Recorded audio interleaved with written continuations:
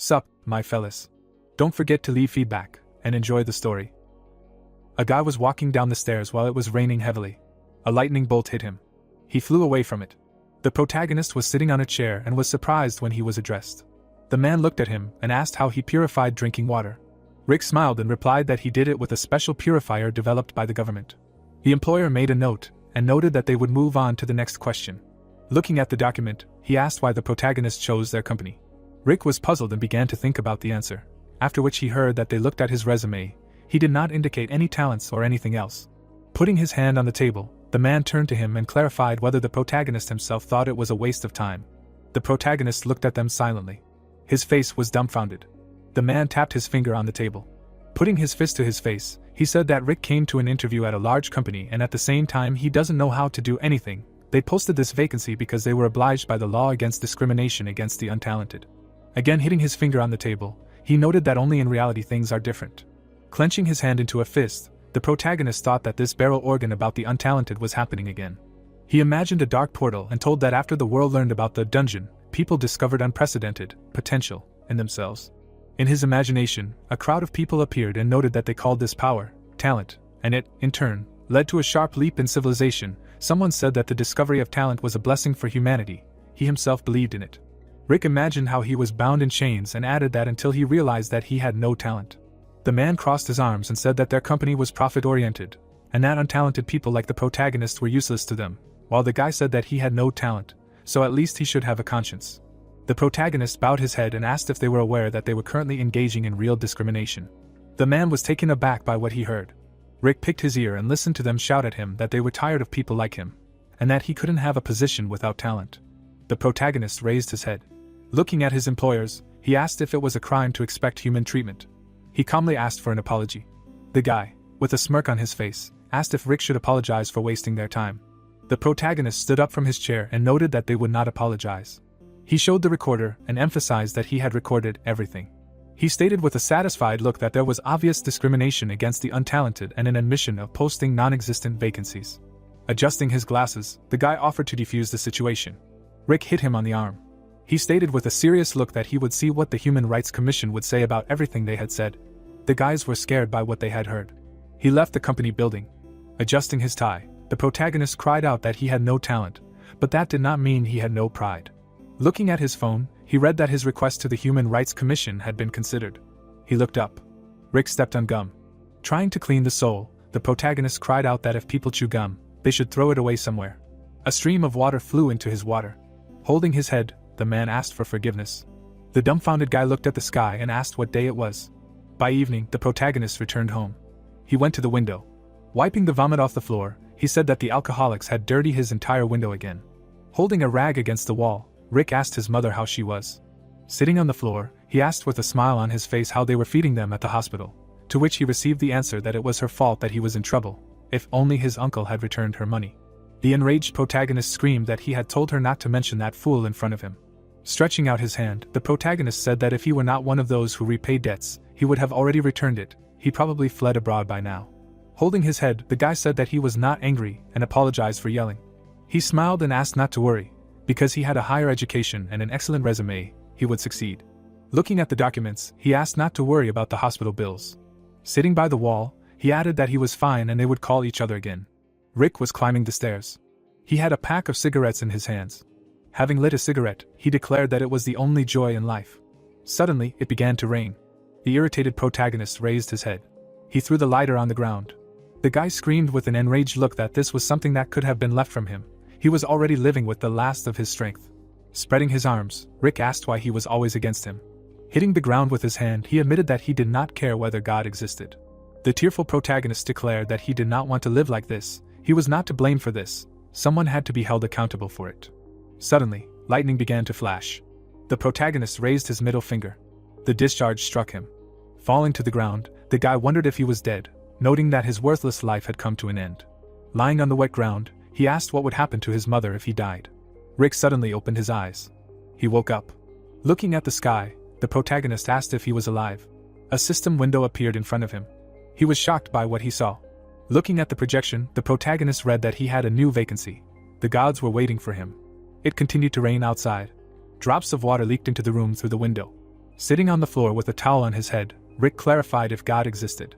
He looked at his phone and thought that he was struck by lightning for insulting God, although he was not even sure of his existence.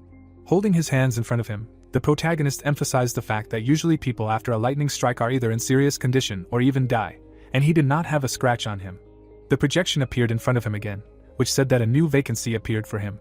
Holding his fist in front of his face, he thought that this was what people with talent usually saw. Rick was taken aback, wondering if the lightning had awakened his talent. Opening his mouth, the protagonist turned to the window. He continued to look at the notification. Frowning, the protagonist asked what it was if not a window and why it looked like a notification for a part-time worker. He was suddenly surprised. Many holograms appeared around him, after which he asked if this was really a part-time job. Rick smiled and said that in real life, what else, his destiny was only a part-time job. He seriously came to the conclusion that he would think positively. He had nothing to lose, so he would grab this opportunity. He waited for the vacancies to load and said that there was even sorting by world. He touched the screen. The dumbfounded protagonist read that he did not have enough godly power. A screen popped up in front of him, saying that divine power was a common name for the power used by gods. Sighing, the protagonist said that he had no talents, there was nowhere for divine power to come from. He thoughtfully began to reason that he did not have a bad feeling, perhaps this was his chance to change his life. Removing his hand from his chin, Rick came to the conclusion that he would do it. Touching the screen, the protagonist began to think about the vacancies of the gods. He was surprised when he saw a job that did not require divine power. In front of him was a message with a job where you need to create a Midgard dungeon. A message popped up, saying that workers are urgently needed to create dungeons. The employer is Thor, divine power is not required, work experience is not required, the work is not difficult if they are hardworking and diligent. Various creatures appeared in his imagination, after which the guy wondered if they were talking about those dungeons that are teeming with monsters. The dumbfounded protagonist asked if the gods had created the dungeons and if he was supposed to believe it. He looked at the line with the salary. Sitting on the floor, Rick asked how much 12 tours would be in his money. He touched the screen and guessed that the currency of the gods was worth its weight in gold. Smiling, the protagonist said that he would not waste time. A black bird sat on a tree branch. Lightning struck the tree. The protagonist teleported there. He asked with a dumbfounded look where he was. Looking around the area, the protagonist asked how he got there. Frightened, Rick added that he had never seen anything like this in his life. The monster crept up behind him. He suddenly turned around. The monster rushed at him. The dog opened its mouth and began to growl loudly. He was suddenly grabbed by the head. The man stood in front of him. He asked with a satisfied look where the monster's manners were. The stranger turned his gaze. Looking at the main character, he asked if this was new. Smiling, the stranger introduced himself as the son of Odin, the god of thunder and lightning Thor. He touched the protagonist's shoulder and assumed that he himself knew who he was. Thor began to drag Rick, saying that he had a lot of things to do, so they would talk on the go. Looking at the man's face, the protagonist thought that he was a big guy with a shaggy beard. Looking down, he wondered if it was Mjolnir. The dumbfounded guy mentally asked if it was really Thor. Stretching out his hand, the man assumed that the protagonist was one of the gods of the East. Frowning, Rick asked if Thor thought he was a god. Looking at the other people, the protagonist thought that they were also gods. He no longer knew who they were, but they were definitely not people. The guy, with a serious look, came to the conclusion that he was the only person there.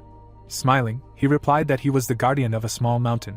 Thor laughed and heard of such things. He usually helps people in trouble. The man looked at him closely and said that the guy was very imbued with human culture. The frightened protagonist paid attention to his clothes. He was walking next to the god of thunder and answered that he often descended into the world of people to find out how he could help. Rick was taken aback by the question of whether he was okay with it. Thor, with glowing eyes, emphasized the fact that his job now was to create places where people suffered. Looking down, the guy said that he was not against such work. Climbing the stairs, Thor asked the guy if he had heard of the Minotaur's labyrinth, to which he received a positive answer. He said with a smirk on his face that then he would quickly understand what was what. The guy's gaze fell on a bright light. Birds flew over him. Pointing his hand at the construction site, Thor said that the Minotaur's labyrinth was taken as a basis for this dungeon.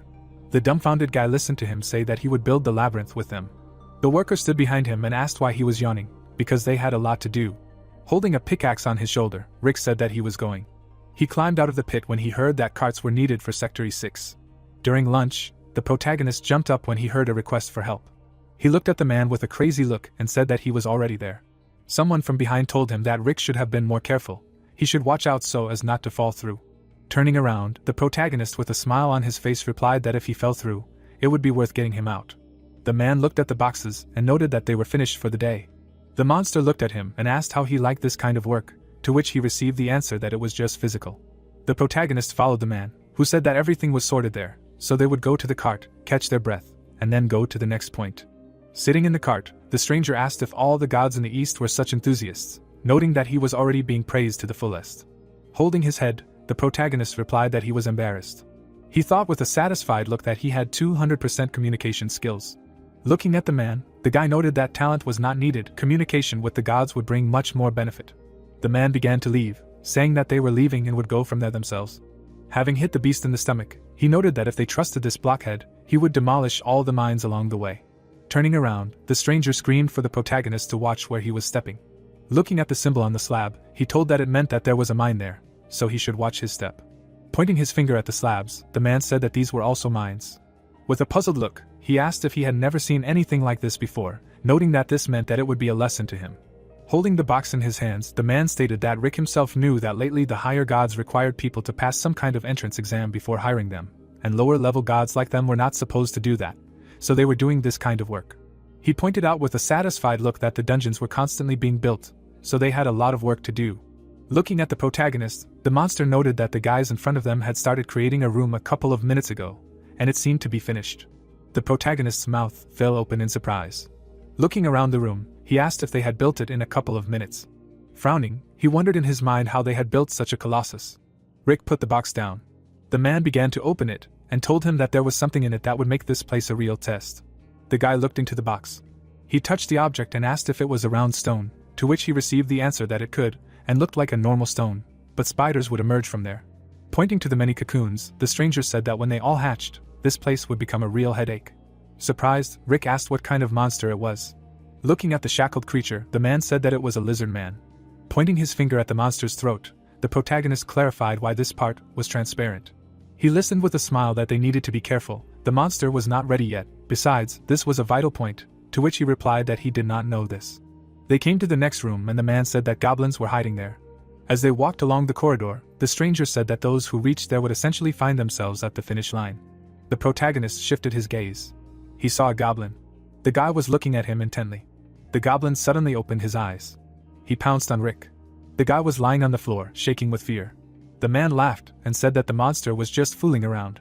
Looking at the goblin, he added that when the construction was finished, it would be a completely different matter. Goblins are very smart creatures, so it is difficult to deal with them. Frowning, the protagonist agreed with these words. They approached the gate. Looking at the door, the man said that the final boss was there. The protagonist's gaze fell on the bull's head. Thor came there and called out to Rick. The guy bowed, saying that the work was going well thanks to his efforts. Holding his chin, the god of thunder clarified whether they had already quartered all the monsters. The man stretched out his hand and said that only the very last one remained. Raising his hammer above his head, Thor said that in that case the workday was over. The dumbfounded protagonist asked what the hammer was for. The god, with a smile on his face, cried out that Rick should tell him next time what kind of dungeons they had in the east. He hit the protagonist. The guy returned to his apartment. He was lying on the floor and covering himself with his hands. The dumbfounded guy said that it was a farewell to work, and he had already thought that Thor was going to punish him for lying, that he was not a man. Looking at the calluses on his hand, he noticed that it was all real. Tears came to his eyes while the protagonist said that it was not a dream or a hallucination, but a real awakening. Ecstatic Rick cried out that he really woke up. A message popped up that his salary was credited to his account. The protagonist was shocked by this. He touched the projection with a trembling hand. The surprised guy waited for the god's store to load and clarified what all this was. An image of a spear appeared in front of him. The protagonist turned his attention to the armor of the Nemean lion. He looked with interest at Freya's necklace, which allows you to move between worlds. The surprised protagonist said that this is really a god's store. He imagined the cards with the powers of the gods and wondered if he could buy all of them. He was shocked. Rick imagined himself surrounded by people and noted that then he could become a god in a human body. The fan blew on him. The guy turned it off. The protagonist said with a smile on his face that there had been changes in his life. He looked at the red projection with a sad look. Looking away, the protagonist said that he expected this. Looking at the screen, he said that the cheapest item cost 70,000 tors, which was very expensive. Exploring the store, Rick asked what he could buy. The dumbfounded guy came across a list of talents. He noted with a surprised look that he could buy a talent.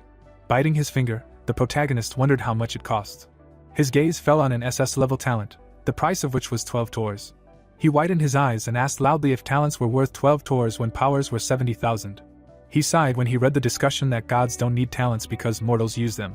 The furious protagonist yelled that they were too greedy because it wasn't just a talent, it was an SS-level talent for free. Tapping the screen, he selected the swordsmanship talent. Holding his chin, the guy emphasized the fact that he liked to play with the sword as a child. He exhaled, saying that there was no need to think about it and buy it. A bright aura enveloped him when he read that the swordsmanship talent was successfully acquired. Looking at his hands, the protagonist wondered if he succeeded. Clenching his hand into a fist, Rick stated that he worked hard to get at least an F-level talent and got it so easily. He imagined a box of gold when he read that he was getting a gift of the same level as his purchase. Closing his mouth, the enthusiastic guy asked if they would give him anything else of the SS level. Touching the screen, he chose a talent for fighting as a gift. The joyful protagonist began to shout that he could now use both fencing and fighting. He suddenly felt sick. Everything went blurry in his eyes. The guy began to fall. He looked at his hand. Frowning, Rick thought that his whole body hurt. While he was lying on the floor and suffering from pain, a message popped up that his body was being strengthened to use talents. Veins appeared on his body, after which the system said that it was increasing the volume of his lungs and muscle strength. He lost consciousness. The protagonist imagined his mother in front of him. She said with a smile on her face that she was very sorry. It was because of her that he would have problems. The guy suddenly woke up. Getting up from the floor, he noted that he had dreamed of his mother. The guy got scared and asked if it was all a dream. Stunned, Rick shouted for a window to appear. He read that he had 2 talents and the position of a lower-level god. The puzzled guy noted that because of this he was able to work in the dungeons. Sighing, the protagonist said that the once untalented now god, life is an unpredictable thing. His mother called him. The happy guy said that he had good news, and Kate asked him not to come to the hospital under any circumstances. The puzzled protagonist again listened to the request not to come under any circumstances and not to worry about her. Having risen to his feet, he heard how the doctor asked if this was Mrs. Kate's guardian, to which he received a positive answer. Rick was taken aback when he was told that the situation was serious. A dungeon had appeared near the hospital. They tried to reach him, but the phone was unavailable. The protagonist's phone was lying on the floor. The guy, looking dumbfounded, ran to help his mother. Beads of sweat were running down his face. A helicopter was flying over the buildings. The military gathered on the street. The reporter held the microphone in front of her and said that they had arrived at the scene. As the viewers could see, there were signs of a dungeon everywhere. The man held the loudspeaker in front of his mouth and shouted that people were not allowed in there. Everyone should move away. A taxi pulled up there. The protagonist got out of the car. His gaze fell on the crowd of people. Frowning, the protagonist asked what was going on. Using the skill, concentration, he focused on the soldier. The man was waving his hand. Looking at him, Rick wondered if he could see his face from afar so well. He turned his attention to the people who were discussing that the government was calling all hunters. The soldiers were saying with a serious look that they needed hunters with 8 stars, because this time the dungeon was especially dangerous. The protagonist heard the words of every person around him. Holding his head, he wondered if this was concentration or if it was the talents he bought earlier. The protagonist looked anxiously into the crowd and decided that there was no time to think, he had to get to the hospital. Making his way through the crowd of people, pushing them aside, he turned to the soldier with a megaphone and said that his mother was there and he had to go through, to which he replied that it was impossible. There were signs that they were dealing with a labyrinth and could not miss him. Rick frowned and looked at him and thought about the labyrinth. He looked at the clouds covered with lightning. The soldier turned around, and the protagonist anxiously leaned over and looked at the sky. Rick watched as an energy flow appeared from the cloud directly into the crowd of people who were running away in fear. He bared his teeth and barely made his way through the huge crowd of people running in fear. He fell, holding the ground with his hands and bowing his head among the rubble. Rick put his fist to his chin and opened one eye and asked what was happening. The protagonist looked forward in fear. A huge portal appeared in the middle of the city. He was scared and looked in surprise. The portal became clearer, it was surrounded by runes, and a city was visible inside. Rick looked at it in surprise and shouted that this was the dungeon he was building. The construction of the dungeon was in full swing. Holding the pickaxe on his shoulder, the guy thought that the view from there was mind-blowing. He sighed, noting that he had not understood until now. The dumbfounded protagonist asked what was going on. Looking at the portal, he emphasized the fact that he had no idea what he would see there.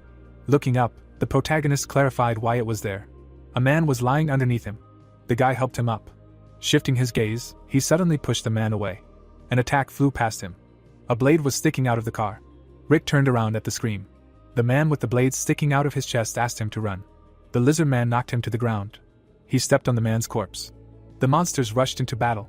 The soldier waved his hand and shouted that everyone should open fire. Bullets were flying at the monsters. The protagonist hid behind an overturned car from the shots. The lizard man rushed at him.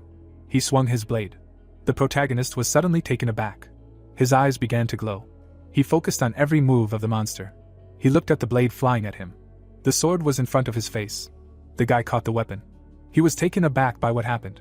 The dumbfounded protagonist began to look around. Rick suddenly turned his gaze. The monster was preparing to throw the blade at the man. The man closed his eyes in fear. Looking at him, the guy frowned. He suddenly got to his feet. The protagonist knocked the monster to the ground. The surprised soldiers shouted that they should hold off on fire, because there was a civilian there. The lizard men surrounded the protagonist. He was shaking with fear and thought that he had acted on emotions, but now he did not know what to do. The monster pounced on him. Suddenly, concentration was activated and he dodged the attack. A smile appeared on his face. The protagonist turned around and noticed that another monster was running to attack. Standing between two lizard men, Rick wondered what the concentration skill was, as if he had drunk 100 cups of coffee. He looked closely at the movements of the monsters. The guy rushed into battle. The protagonist swung his fist. A notification popped up that the talent for battle had been activated, after which he launched a series of attacks at the lizard man. The monster flew away from the protagonist. Its eyes were shining brightly. Rick noticed more opponents and emphasized that there were 2 left. The monster swung its blade. The protagonist dodged the attack. He suddenly shifted his gaze. Swinging his leg, he hit the lizard man on the head. The monster was running at him from behind. The blade left a mark on the asphalt. The protagonist turned his attention to it. He dodged a powerful attack. The monster looked up, taken aback. Rick jumped over it. The guy pressed the enemy into the ground. The military were shocked by what they saw and said that it was impossible. Looking at the protagonist, they began to discuss that he had just taken out a lizard man with his bare hands. The man stepped forward. He looked at the protagonist with a smile on his face and asked what guild he was from. The stranger approached him and said that his face was unfamiliar to him, but he was good. Extending his hand, he introduced himself as Felix, from the Sandgun Guild. Rick shook his hand and said that he was working alone. Pointing his finger back, Felix said that they had come to clear the dungeon and invited him to come with them. Looking at the portal, Rick thought that he was no longer an ordinary person. Looking at the hospital building, he noted that if he did not stop the monsters now, they would continue to appear. Clenching his hand into a fist, the protagonist came to the conclusion that this was a trivial matter. He set out with a serious expression along with a group of hunters. They found themselves in a dungeon. The guy touched the wall. Opening a secret door, he noted that they needed to go there. Felix exchanged glances with his subordinate. Looking at the guy's dagger, the protagonist thought that he was glad that he remembered all the passages, all thanks to the fact that he had walked along them hundreds of times. The man turned around when the guy asked him to wait. The protagonist, with a serious expression, said that he would lead from there. The stranger, with an angry expression, was indignant that this was nonsense. He had no idea where Rick had come from, but he should know his place. Standing in front of the corridor, the protagonist said that there were traps and mines further on. That's why he was talking. Felix laughed and replied that he was grateful for the concern, but he thought that the advanced group had already taken care of everything. Picking up a stone from the floor, the protagonist clarified whether this was true. He threw the stone into the corridor. A multitude of blades emerged from the floor and crushed the cobblestone. Looking at the multitude of blades, the central character emphasized that he was sure that the advanced group had not yet been there. Touching a plate on the floor, he said that this one was activated under pressure, and the swords were cast from a special alloy. They would pierce most armor like some kind of foam. Everything is simple, but much more dangerous than they think. Rick was taken aback when they asked him how he knew all this and thought that they should not know that he helped build it. The main character was sweating and answered that it was a company secret. The guys began to follow him. The protagonist suddenly stopped. He took a torch from the wall. Looking back, the guy said that it would be even more dangerous further on. Moving along the cave, he held the torch above his head. The hunters were scared. They saw a spider symbol on the gate. The stranger crushed the spider and wished him death. He frowned and noted that he had gotten his entire boot dirty. Looking at his comrade, the guy said that the web that was everywhere there, not only their connection, but also traps, it was easier to burn everything. Rick, with a smirk on his face, heard the guys behind him discussing that they did not know if they could trust him, because he could be a spy from another guild who was trying to disrupt their operation. He looked around the corner. Looking around the room, the protagonist thought that he had unloaded a bunch of spider eggs in this room. Holding a lighter in his hands, the protagonist noted that he knew where they were hiding, but there was no point in complicating things. He just needed to burn everything there. The hunters brought torches to the web, saying that they would burn everything there and continue. A message popped up that concentration had been activated. Frowning, Rick heard the man asking for help. He grabbed the hunter by the shoulder and ordered him to stop. The guy with the glowing eyes said that they couldn't handle it with fire, because there was a person there. Felix walked in front of his subordinates and said that signs of survivors had been found in the stone chamber. and that their priority now was to save people. Frowning, he said that as soon as they entered, they needed to line up in a defensive position, because they didn't know what condition the survivors were in, so they should refrain from long-range attacks. Looking at Rick, the guild leader said that he didn't know how exactly, but this young man knew where the survivors were, and the support group would act under his command. Taken aback, the protagonist wondered if Felix had appointed him as a commander, but he had never done anything like that. The girl walked past her comrades. She looked at the protagonist and turned to him. Rick turned his attention to the girl, who extended her hand and said that thanks to him, they had gotten to this place without touching a single mine, and that they were counting on him. The guy stood in front of her and was surprised. Shaking her hand, the protagonist replied that they would do everything possible, but the problem was that the stranger stood in front of him and asked him not to worry, because he could just tell them where the survivors were, they would figure out the rest, it would be easier for everyone.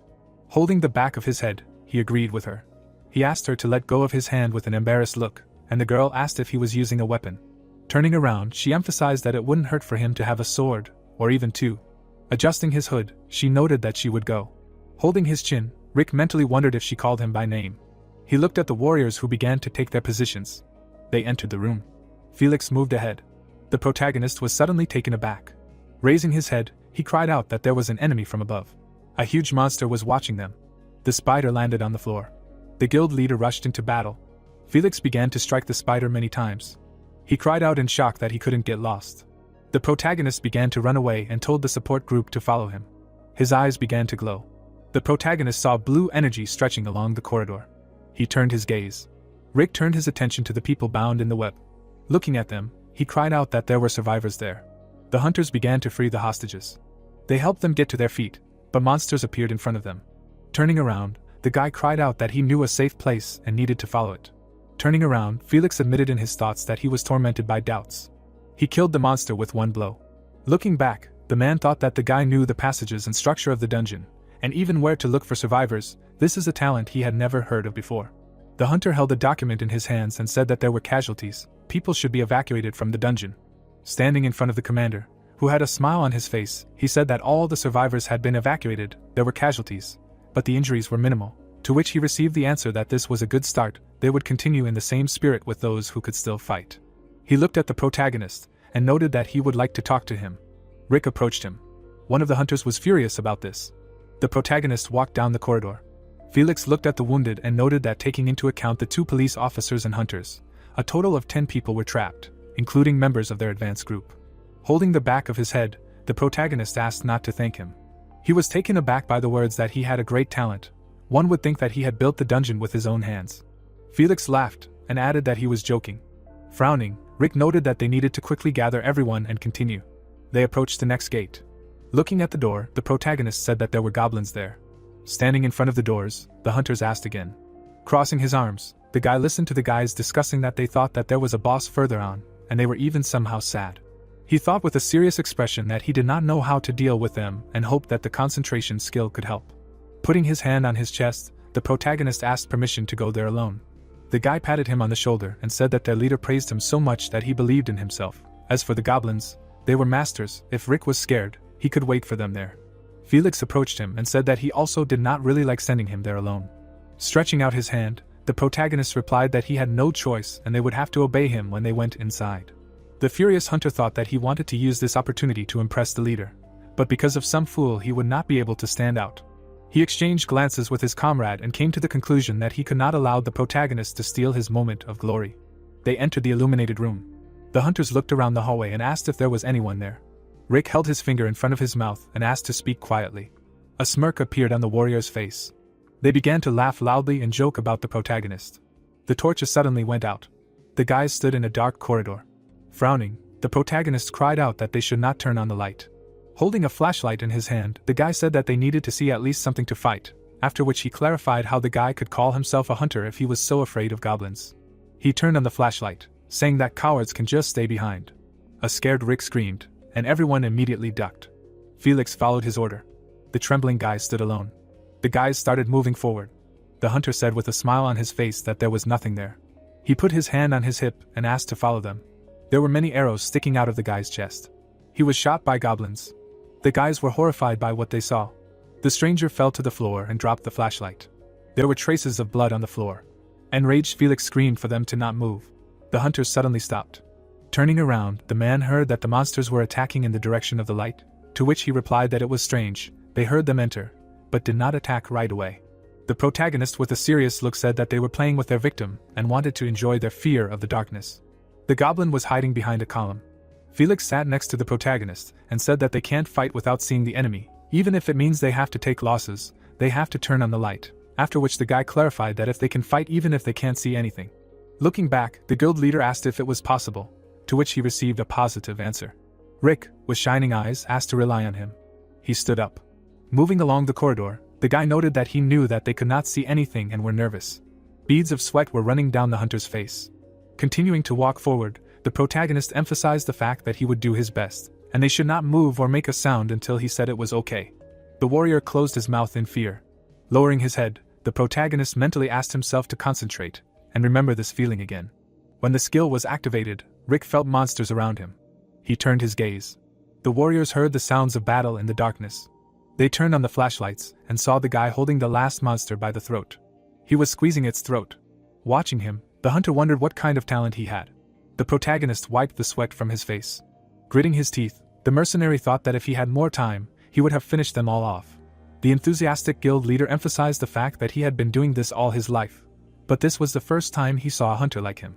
Smiling, Rick replied that he was just lucky and suggested to continue. They were standing in front of the gate. Looking at it, the guy said that they were at the end of the labyrinth. Steam was coming out of the monster's mouth. The door was opened, light appeared from there. Two silhouettes were standing near them. Opening his mouth, he asked a question, maybe he was hiding somewhere? Raising his upper lip, he denies because the man was in front of them. There is a fire burning in the pot. The man is still burning in the pot. The door opened a little, where the light was coming from. A monster is standing on the stairs. His eyes were red, it was the master of the dungeon. Frowning, Felix says that this is a worthy opponent. The monster opens its mouth, there was a decoration in its nose. Looking in the other direction, it says that Kyle is not going to attack first and they have time to come up with a plan, as well as survey the area. A screen appears that the sacrifice for the Minotaur has been activated and 5 candidates are needed. His eyes fell apart, and he does not understand what kind of stupidity this is. Standing with his back to the main character, he says that the attack team will be divided into 2 groups. Rick puts his hand to his face and thinks that there must be a hint on how to get through without problems, and it is good to find information. Turning his head, he asks to wait. Opening his mouth, he says that he has a solution to bypass the boss. Frowning, he asks, seriously? Not far from them, someone squeezes his hand. Grinning his teeth, the guy says that the fool is stealing his opportunities. Then he moves away from them, because he cannot look at this. Kurt stands near the column and looks at the monster. Taking a crossbow in his hands, the man thinks that plans are for weaklings and does not intend to obey them. He points the weapon at the monster and says that you need to shoot once. Then he wants to step on the slab to get closer. A smile appears on his face. The protagonist turns his head. The man sees a guy near the column and shouts to stop. Smiling, the guy realizes that it is that fool again. Opening his mouth, Kurt says that he just wants to take the entire reward. The guy takes a weapon in his hands to destroy the enemy. The floor begins to glow near his foot. A danger screen appears, because they got into the boss room of the labyrinth, and the fools of the scapegoats will be chosen automatically. There are stones on the floor. Open-mouthed, he asks a question, what is this? 2 guys also move. The man in the hood says that we need to go to help. He brings his hand to his face. His eyes look up. Felix is standing next to him and asks a question, what did he do? Looking up, the guy says that now is not the time to sort things out. A monster is standing next to them. His eyes were angry and red. The guy raises his head and screams. The protagonist closes his eyes. The man grabs his head from such a noise. Kurt is sitting on the floor and making sounds. Circles appear around him. Knocking on them, he asks to let him out. Suddenly, the monster breaks the floor around him with his hoof. The guy bares his teeth from this. Kyle makes a blow, but the man took his comrade. Then the guys stop on the floor. Holding a weapon in his hands, he shouts for everyone to take positions and remain calm. He runs at the enemy and says to act according to the plan with all their might and let them line up while he distracts. The monster swings at him. He runs away from the blow. We see how they jumped from the floor. Flying into the air, he says that he will get it now. Kurt runs at him and makes a blow. The guy raises his hand and says that the battle has begun, as the leader expected. Opening his mouth, he realizes that the blow is on a completely different level. His pupils dilated because he thinks. His eyes turned black and he cursed. Standing next to the monster, the guy asks a question, is he kidding? Frowning, he felt like he slapped a piece of iron, and not leather. Opening his mouth, he screams for him to look. A blow flew at him. He jumps off the floor. An attack flies past him. Felix runs further with a weapon in his hands. Opening his mouth, he says that the monster cannot turn around. The guy holds his shoulder, which is bleeding. Kyle holds a weapon in his hand. Opening his mouth, he asks the fighters to surround him. The man with the cloak runs at him. He jumps off the floor. He stands behind him and is asked to find out weak points. The protagonist stands behind and the man thinks that he is definitely experienced, since he showed up in the dungeon. The monster turned to him, and we see a purple aura. There was a circle drawn on his chest. A blue aura is approaching Rick. The hand of the man holding the weapon was also in it. His pupil begins to move sharply. Thor is standing behind the monster, because this is his power. Opening his mouth, Felix says that the guy is planning something. Then the guys run to him. Opening his mouth, he asks to stop, because it is dangerous. The man turned his head and said that he can handle it. Seeing his face more clearly, he swears. In his hand is a weapon. The protagonist attacks the monster. He bares his teeth, sweat is pouring off him. His head was turned from the blow. His eyes became even more red. A blue aura appears near him. Then there was light near Rick, because it was too late. We see a blue explosion. Someone is holding on to the barrier with trembling hands and could not believe it. Kyle is holding the weapon, because the leader is defeated. The guys look at each other, and cannot understand that there is no way to get around the shield. We see his hands, because the bull is making every effort and there is not even a scratch. The main character is lying on the floor and thinking that he has been through so much in his life, even having received a talent. Everything leads only to death. He has a weapon in his hand. He opens his mouth. Smiling, he laughs, because there are some things he has not tried. Having risen, he says that such a death will ruin the plans. The bull straightened his hand with the weapon. An aura appears near his hand, because how much one must endure and suffer. He holds a sword. There was smoke near him. The bull's eyes suddenly lit up. In the sword we see his reflection, and he asks to get ready, because he will not give up without a fight. A screen appears that the talent for the sword is activated. They are standing next to each other. Felix is lying on the ground and thinks that his axe cannot even scratch the enemy. Blood is flowing from his mouth. He wanted to scream, but it did not work. A monster is standing next to Rick. We see a yellow line. The guy opens one eye in shock. The guys are standing near the barrier. The monster's eyes widened. Someone was walking on the floor. There was a barrier near them. Suddenly, a horn fell to the floor. He looks into the distance, and at first it seemed to him that this was just a game, but now he understands that he really owns a sword. Suddenly, the main character strikes, because it is within his power. Looking at the weapon, he thinks that he already feels it as a part of himself. A smile formed on his face, because this is his talent. The enemy turns and bares his teeth. Then the guy stomps his foot. We see how he runs at the guy. Rick turns to him. Kyle attacks him. His pupils sharply decreased. Something went wrong. His hand was attacked and blood flowed from it. The enemy hit the floor with his fist. With his mouth open, the man says that this is impossible. Rick holds the sword, because he is a master swordsman. We see his eyes. He stands near the monster. His look was serious. Kyle bares his teeth, because his skin is tough. Clutching his head, he says that they were madmen and will die here. Felix turns his head and thinks that his consecutive strikes can be equal to the technique of the best swordsman of the East. Frowning, the guy understands that the guy has talent. There were fragments on the sword and that was the problem. Grinning, Rick thinks that the sword is bad because of several swings.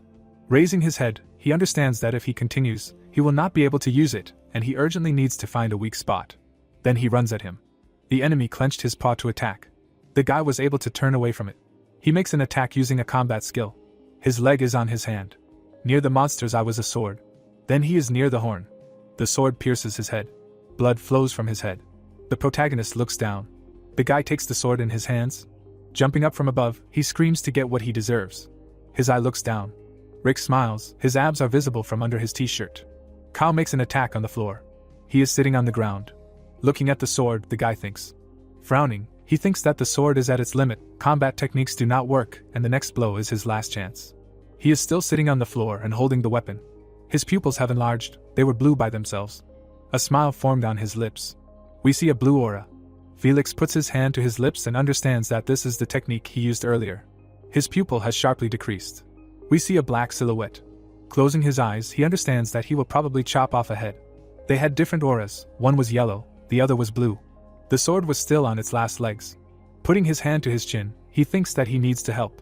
Then the guy remembers his word. Kurt is still sitting on the floor when he was called.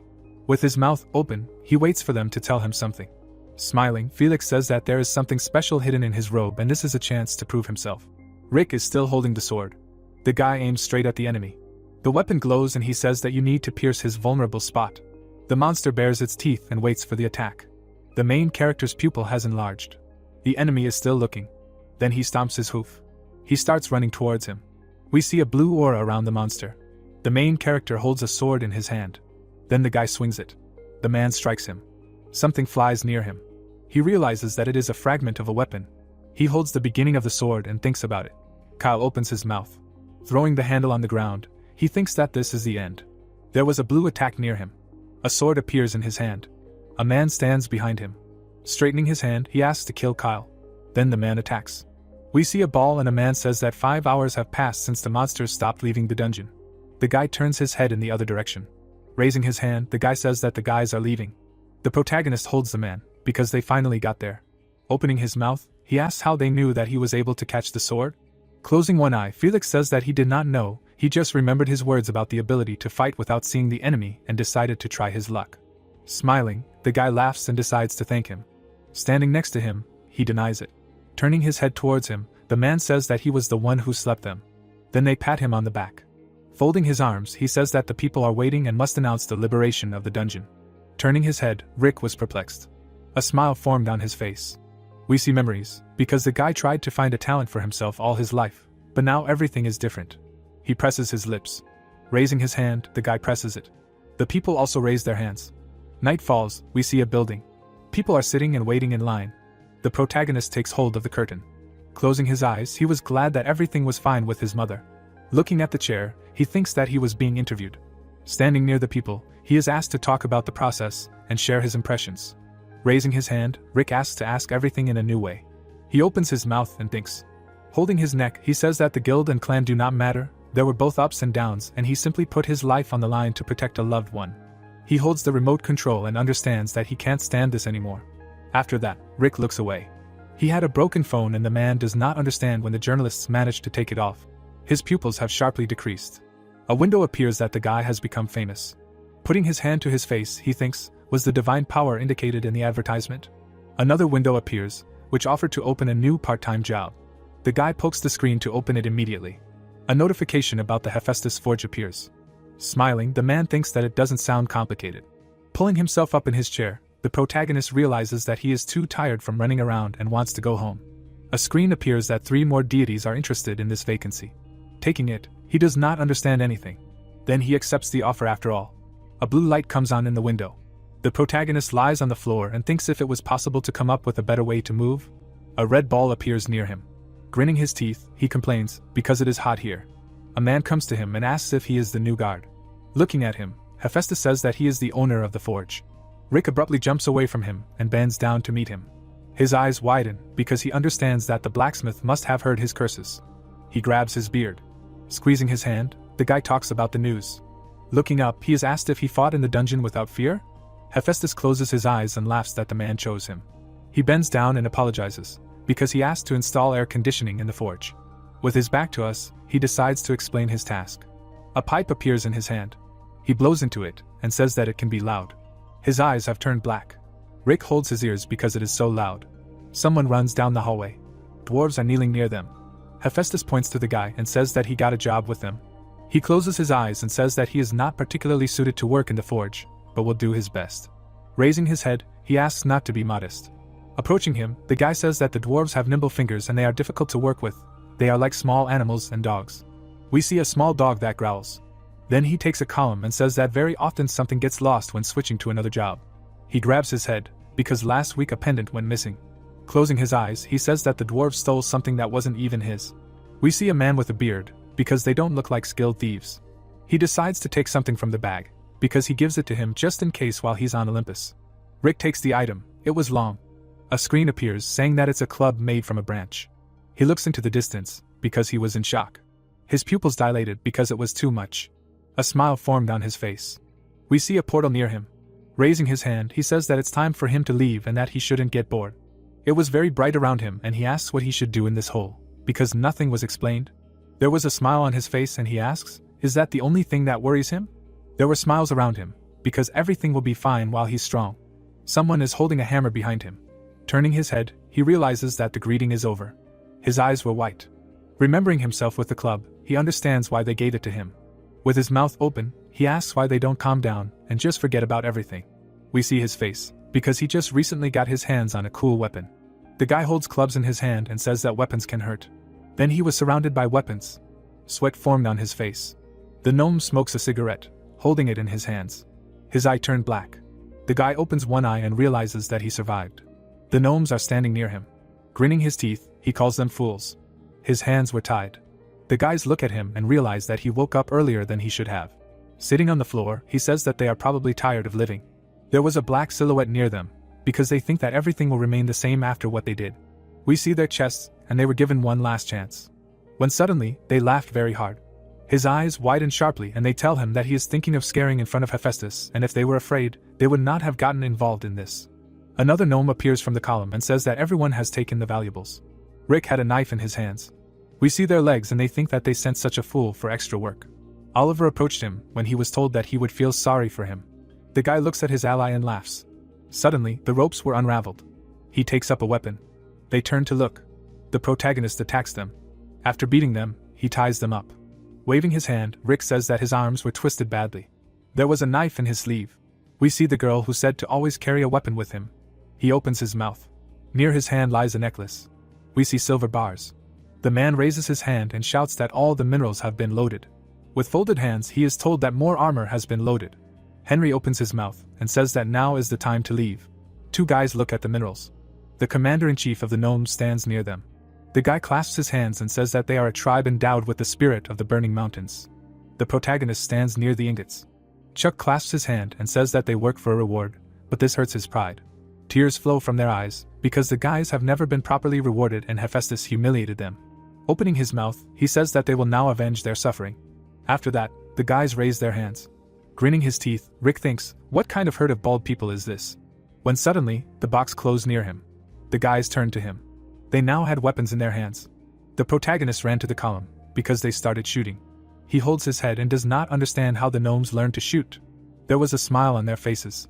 Chuck looks at the column, because he needs to go out already. He smokes and understands that apparently the peepers died. He raises his head, releasing smoke. The guy opens his mouth and they say that from now on they will clean out the forge entirely. He sits and is told that he will be given a choice. Chuck smokes and says that he can help them loot the place and will become an accomplice. He purses his lips and is told that there is a second option, that he will return, pretending that nothing happened. The guy squeezes his hand and is asked to think about it, because he would be a fool if he agreed to a few cents, which he calls a reward. We see the guys who were talking about the god of the mountains. Grinning his teeth, he thinks that he will not be able to take such part-time jobs in the future. Suddenly, they tied him up, because they did not have iron for the work and decided to take him. The guys smoke, because they had to fight them. Tears flow from his eyes, because he thought that this would be just a cool part-time job. Chuck smokes a cigarette, and an idea comes to him. He raises his hands and is told that he made the right choice. His look was serious. The man still holds the cigarette, and is asked if they are not partners of Hephaestus. Opening his mouth, he asks why go so far, what if they find out? The guys look in one direction and they are told that he is the 12th god of Olympus, and they can anger him. Raising his finger, the main character calls them fools. Suddenly, a bullet flew past him. Henry holds a gun and asks him to close his mouth, to watch his language. The guy grabs his head and trembles. He continues to shoot at him. Chuck clenches his hands and goes to him, because it is time to take him out of the world. He sits on the floor and they tell him that he knows nothing. He smokes from cigarettes and decides to tell him something. His eyes widen and they tell him that Hephaestus is not a craftsman or a master, but just trash. The guy looked and was silent. Raising his head, he is told that Hephaestus is trash. The boys work, because then a man came and said that the sword is magnificent. He raises a finger and offers to work with him, becoming his slaves. Rick opens his mouth and asks a question, were they forced to serve? They sit and play cards, because they were initially told that they do not need to pay for using the workshop and can do whatever they need in their free time, except for working 6 hours on weekdays, but did not notice how their own souls of craftsmen were torn to pieces. He raises his hands and screams that all this should belong to them and Hephaestus just planned it all. His pupils shrink from such words. He grabs his head and says that when he realized this, there were no more dwarves here filled with the spiritual power of the craft. The guy clasps his hands near the crowd and says that they were going to carry out well-deserved revenge. Rick opens his mouth and says that he understands their feelings. He asks again, frowning. There was a drop of sweat on his face and he says that the one who wanted to destroy everything because of jealousy of the achievements of others is trash. His eyes turn black. Raising his hand, the guy asks him again. Standing up, he asks to stop. Open-mouthed, he asks to listen to him. He holds a cigarette in his lips and they tell him that they will just become thieves. The guy frowns, because the great craftsmen were famous warriors. Holding a club in his hand, he says that there is another way to restore justice, and this is a weapon made by Hephaestus. They hold a gun and they are told to forget about these toys and fight him with the one made. Open-mouthed, he asks to beat the warrior, and this will be a way to repay. Chuck looks down and remains silent. Grinning, Henry asks how dare someone who is on the verge of death joke with them? The man raises his hands when a gun is pointed at him. Tears are streaming from his eyes. Smoking a cigarette, he asks about the escape. Raising his hand, he says that he is good with words. Tears are still streaming from his eyes. Standing with his back to us, the guy says that he will fight. The guy takes a stick in his hands. His eyes widened, because he will be beaten for his statements. He puts his hand on the floor and decides to grind the bones into powder. Then Chuck stomps his foot on the floor. In his hand was a hammer. Frowning, he allows it to parry the blow. Grinning his teeth, the main character is silent. Then he jumps from the attack. Widening his eyes, he calls it madness. He looks in the other direction. Not far from him, a column was falling. We see that it has completely collapsed. The guy throws the cigarette butt on the floor and says that he looks surprised. He still had a hammer in his hand. Frowning, the man asks about the chance. He takes the club, because he hopes that he will not be surprised. Then he runs towards him. A blow flies past him. He holds a stick in his hand. Chuck strikes the floor. A guy appears behind him. He strikes again. Rick is below with a club. Looking in his direction, he is surprised. The protagonist opens his mouth. He runs up to him and says that it is too early to be shocked. With their mouths open, the guys call the captain. The guy sees a trace of a boot on his shoulder. Smiling, he says that this is ridiculous. Then he moves away from him. Straightening his arm, he says that he was kicked with a boot for the first time. Holding onto the hammer, he calls him a chatterbox and that he knows his limits. Looking into the distance, he asks how he figured it out. Frowning, Chuck says that he has never heard or seen anyone use such a blunt weapon. There is a monster near him. Taking hold of his shirt, he says, when was the last time his heart beat so hard? Henry widened his eyes, because the guy is equal to the boss. His gaze was serious, and they ask him for forgiveness. We see the object, because they will take into account its strength. He holds a hammer, because he wants to apply all his power. Raising his hand, he offers to try. Chuck runs at him. Baring his teeth, he swings. The guy is standing not far from him. We see how Rick was able to hold his blow. The club passed over his weapon. Then he jumped up behind him. The blow passed near him. Chuck takes the hammer in his hands. There was a smile on their faces. The guys are watching this fight. Their eyes widened, because their hearts were beating hard.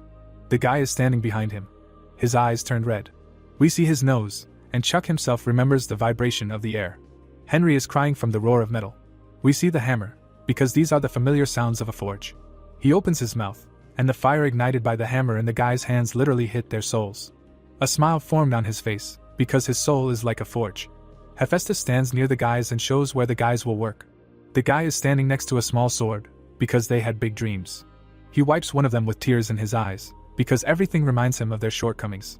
We see their memories, because it's a pathetic story. Everything that happened after his promotion is just a waste of time. Rick was able to knock the hammer away from him. Tears are streaming from his eyes. He closes them, because this is his failure. A light appears near him. He puts his hand on the club. It turns out that Hephaestus has arrived, asking him to stop. Rick's eyes widen sharply, because everything went to hell just because he went out for a while. Chuck also watches and is told that he initially thought he was in the wrong house. His mouth agape, he asks to tell us what happened. The column was destroyed and the stones were lying on the ground.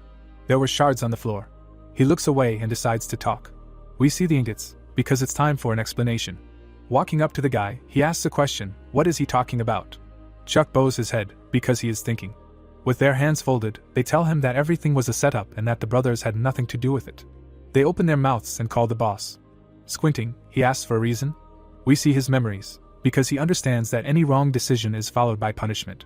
They were without their coats and his brothers did nothing wrong, they only swore oaths of allegiance to the captain. Opening his mouth, the guy wanted to talk about the theft. The protagonist puts his hand on him and interrupts. Clutching his head, he asks to forgive him for the mess. His eyes widened and they tell him that the dwarf captain was only following orders. Smiling, he asks how he can explain this. With his mouth open, he decides to tell. In his hand is a necklace. Having given it, he returns the missing item. His eyes widened. Chuck remembered that he gave the necklace to the guy. Sweat runs down his face, because if everything comes to light, many will suffer. Rick closes his eyes and says that Chuck helped him and his errand took up all his time. So he sent the captain to the warehouse to check on the items in storage. The guy opens his mouth in shock. Henry and his friend were surprised. He holds his knee when asked if it was true. His eye is red and he thinks about what to say. Hephaestus squints his eye. The guy had a drop on his face. He opens his mouth and laughs because he didn't care because he took great care of the forge. The guy exhales and says that he is flattered. Then they put a hand on him. They smile and call him a great guy. He closed his eyes and understood why the man liked him. He opens his mouth and thanks him. Chuck reaches for the hammer. Looking away, he was worried that the guys had lost all motivation. We see the weapon, because the sound of the hammer hitting was heard even in Olympus. The man takes it in his hands. Chuck looks up, looking at it. They hand him a hammer and say that it is the best weapon ever made. Tears flow from his eyes and he is told that his work was supervised. The other guys are also crying and they are offered to continue working. Opening their mouths, they call Rick. His hand was in the portal and he says that hiring him was the best decision, because not only did he cope with the work in the workshop, but also helped in the search for the necklace. We see a chest that they ask to accept. Holding him by the shoulder, he says to accept a small gift as a token of gratitude. Tears flow from his mouth, because this is possible and there is a special reward that is given for passing SS levels. The guy takes it and they tell him that it would be impolite to refuse. Opening it, Rick says that he will gladly accept it. He looks down and is surprised. There was some kind of animal. Hephaestus takes it and asks to take a closer look. It turns out that it was Charlie the fox. Taking it in his arms, he asks, does he need it? He says words to the animal. The little fox closes his eyes. Suddenly, we see a sword. Rick was shocked by this. Open-mouthed, he asks if he can transform into a sword. Narrowing his eyes, Hephaestus says that it is not just a sword. We see different weapons, because it does not matter, a sword, a spear or a scythe, this is the essence of the weapon, it can take the form of any existing weapon and is approximately the same size. The fox was on his hand, because this animal is precious. Charlie exhales, and Hephaestus says that this is a shame. Leaving him, he says that if he does not need it, he will give it to the dwarfs. Putting his hands to his face, the main character asks how he dares to refuse a gift from such a gentleman. Raising his finger, he says that the failure to refuse was out of politeness. After that, he strokes the pet, because he wants to take care of it. Taking it in his arms, Rick calls it cutie. Charlie sticks out his tongue. The guy was white and fluffy. He starts licking his cheek. A hand approaches the animal. A circle is created to change the owner. Charlie runs along it. Raising his finger, Hephaestus says that everything worked and he still has a few little things. A portal appears near him. Holding a huge bag behind his back, he says goodbye to it. Someone appears behind him. It was Chuck, who asks why he helped them, because they wanted to kill him. With his mouth open, he asks again. We remember the guy, or rather his past. He was in the rain and clenched his hands. He stands all in chains. The man cries, holding a sword in his hand. Then the guy smokes a cigarette. Chuck becomes angry and screams. His pupils became smaller, because they helped him because of the past. Smiling, he asks a question, don't we live in this world to help each other? His eyes look the other way. We see Hephaestus's back, because he guessed everything, but decided to leave everything as is. The man stands near the portal and they ask for forgiveness. We see his black beard. Leaning over, he says that Rick took care of their tribe and let him accept gratitude. A smile formed on his face. The guy also smiles, because he was happy. It was night in the city. The guy is holding a bag in his hand. The light is on in some windows of the building. There was an inscription on the roof, because it's time to earn some money. The man is holding a glass. He was 37 years old. From a young age he worked in the field as a manager for hunters. Last week he was promoted to general manager in the largest agency in the country. There was a red liquid in the glass.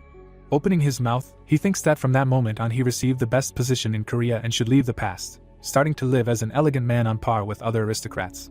Harry straightens his tie, because it was terrible.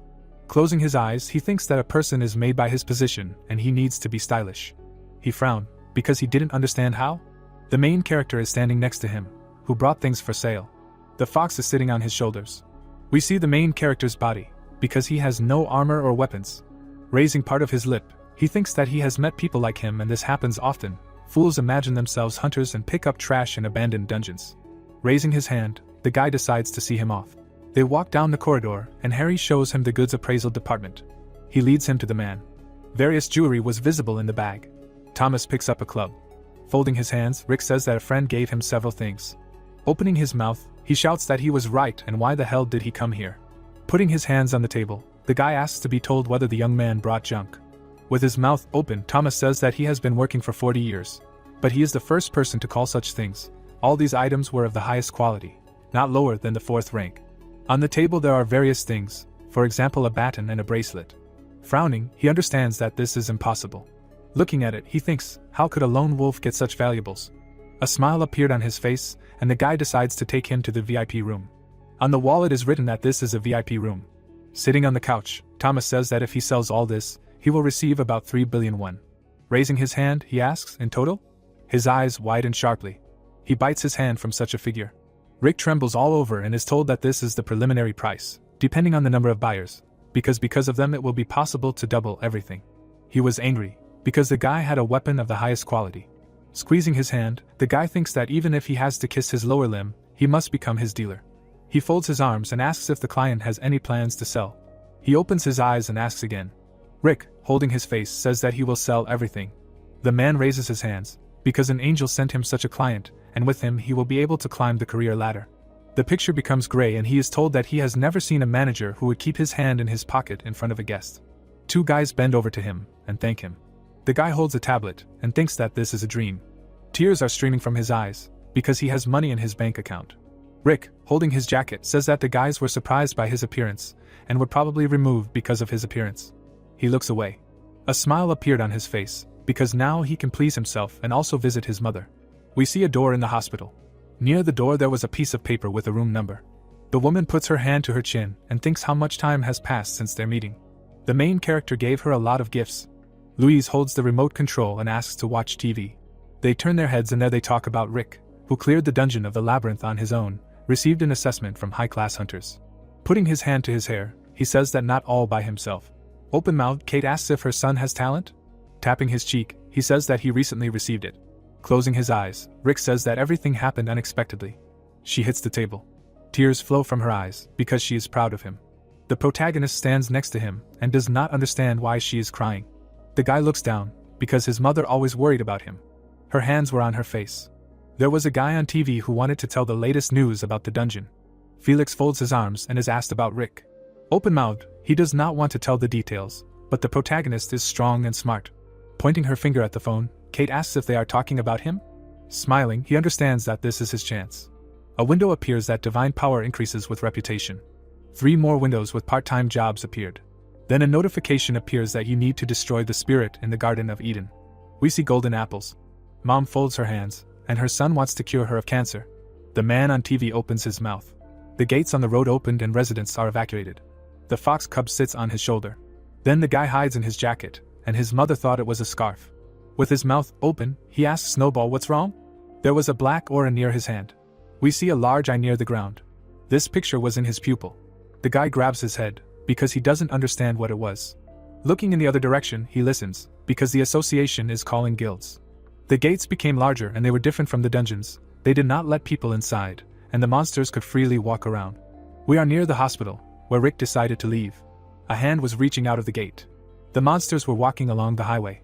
The guys are holding swords and saying that the third wave is approaching. Someone is walking on the ground. Birds are flying near the trees. Standing near the cliff, the guy asks a question, is there a gate here? People were fighting monsters below. Their eyes are glowing and they decided to start. A weapon was stuck into a goblin. Looking to the side, the knight asked that this wave was over. Stretching his hand to the side, the guy shouted that they would take a rest until the next one arrived. Journalists had already gathered here, so he should not rest too obviously. The young man turned his head. He looked up in bewilderment. A man was standing on a ledge. He heard what it was and what was there. The hero grinned, and someone asked what it was. Rushing forward, the knight turned to the commander. Gritting his teeth, the man asked who allowed him to leave the formation. Did he not hear that there were journalists everywhere? Raising his hand up, the guy replied that it was not the matter, let him look up, to which he asked again. The protagonist looked down, and heard what looked like a civilian had come through there. With his eyes wide open, the commander asked what was going on in the cordoned-off area, to which the guy replied that it looked like that. Suddenly, the man grabbed the knight by the face. Gritting his teeth tightly, he asked what was going on with him standing there. Stretching his hand forward, the commander shouted for him to go and take him away, to which the young man responded approvingly. The man looked away, hearing what looked like a civilian. Raising his hand, the young man said that but he had heard that the commander was a real professional this time, to which the girl replied that but judging by the fact that he had not even been able to control civilian access to the cordoned-off area. Smiling, he added that he thought someone had helped him get this position, and the girl said that it would make a great story. Rushing forward, the commander exclaimed. Stopping, he said that he was already burning because his comrades went underground, and he was the only one here cleaning everything up. The man activated the wind race skill and added that it would be better for him to get promoted to 4 stars as soon as possible. Suddenly, he jumped up. The hero looked at him in amazement. Raising his head, the protagonist exclaimed. The man took a step forward. Putting his hand to his face, he asked what and why he was doing this.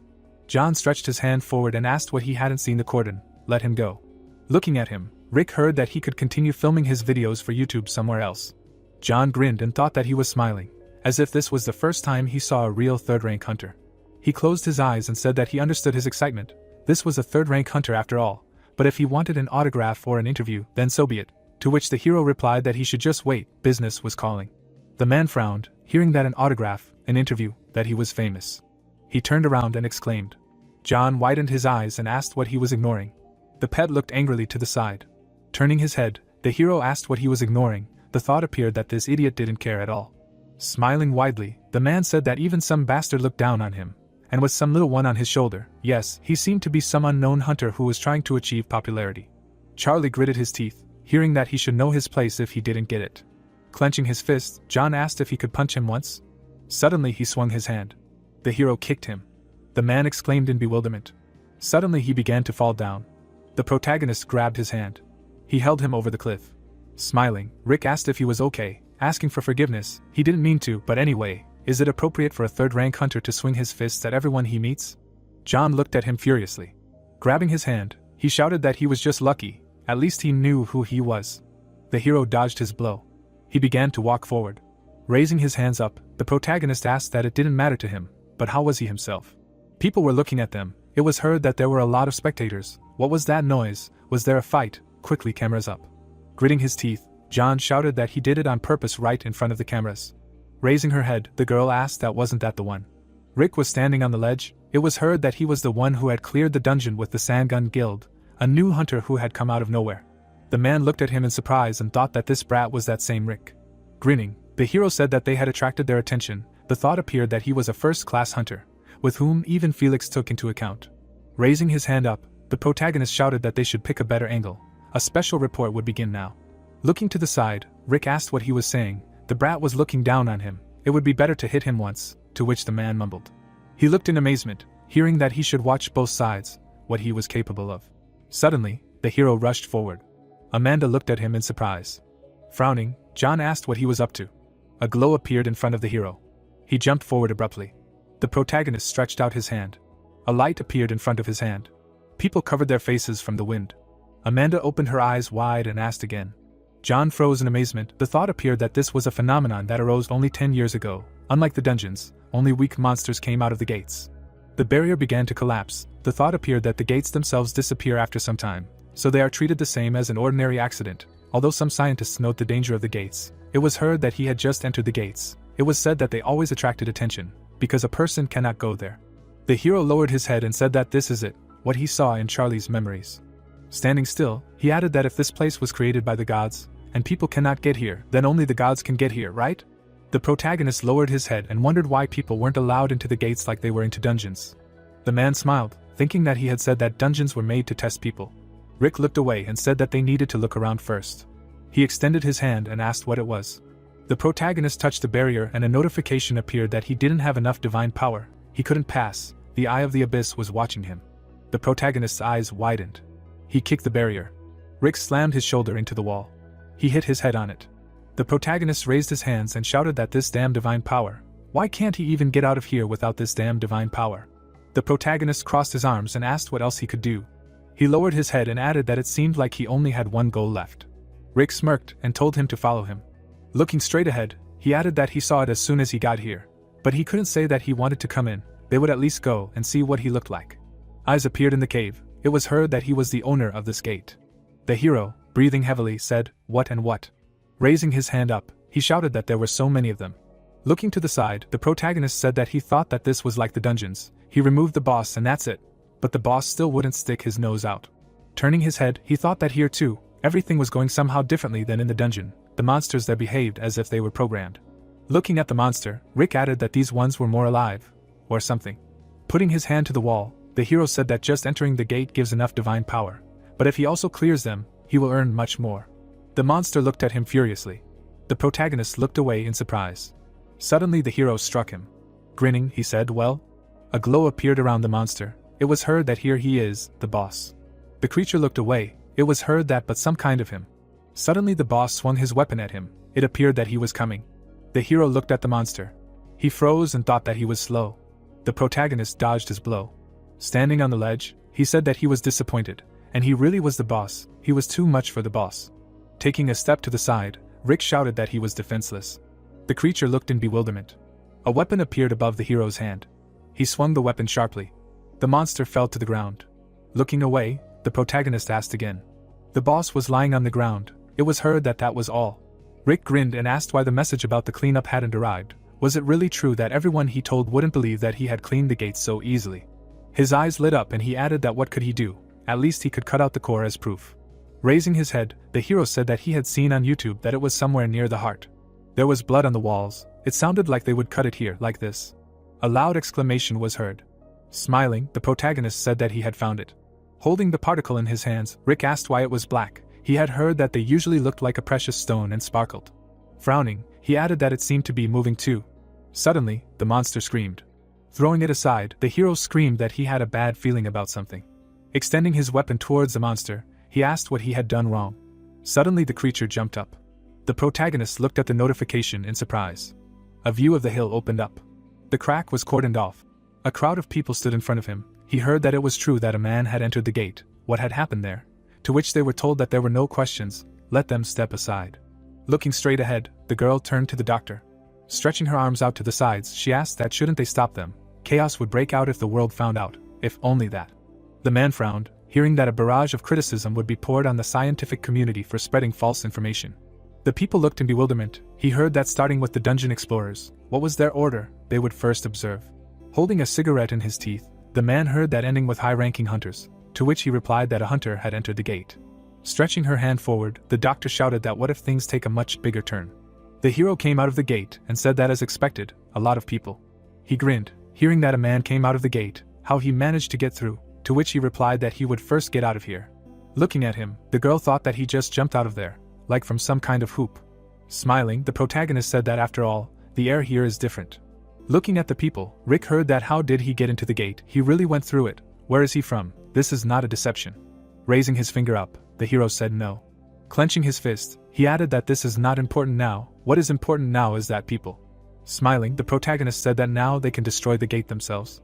He closed his eyes, listening to the fact that destroying, even going there is already a miracle. What is he talking about? How can you destroy them? Does this mean that the gate can be cleared the same way as the dungeons? Let him tell a little more detail, to which he thought that was an excellent reaction.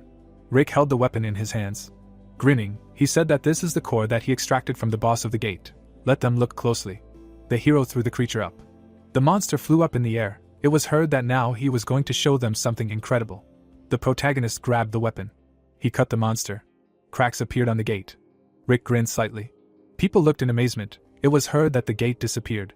Closing his eyes, the hero thought how cool he was. Holding the shard in her hands, the girl said that she thought that she had seen everything in her life while she was experimenting with the gate. The shards flew in the air. It was heard that but this is a sight.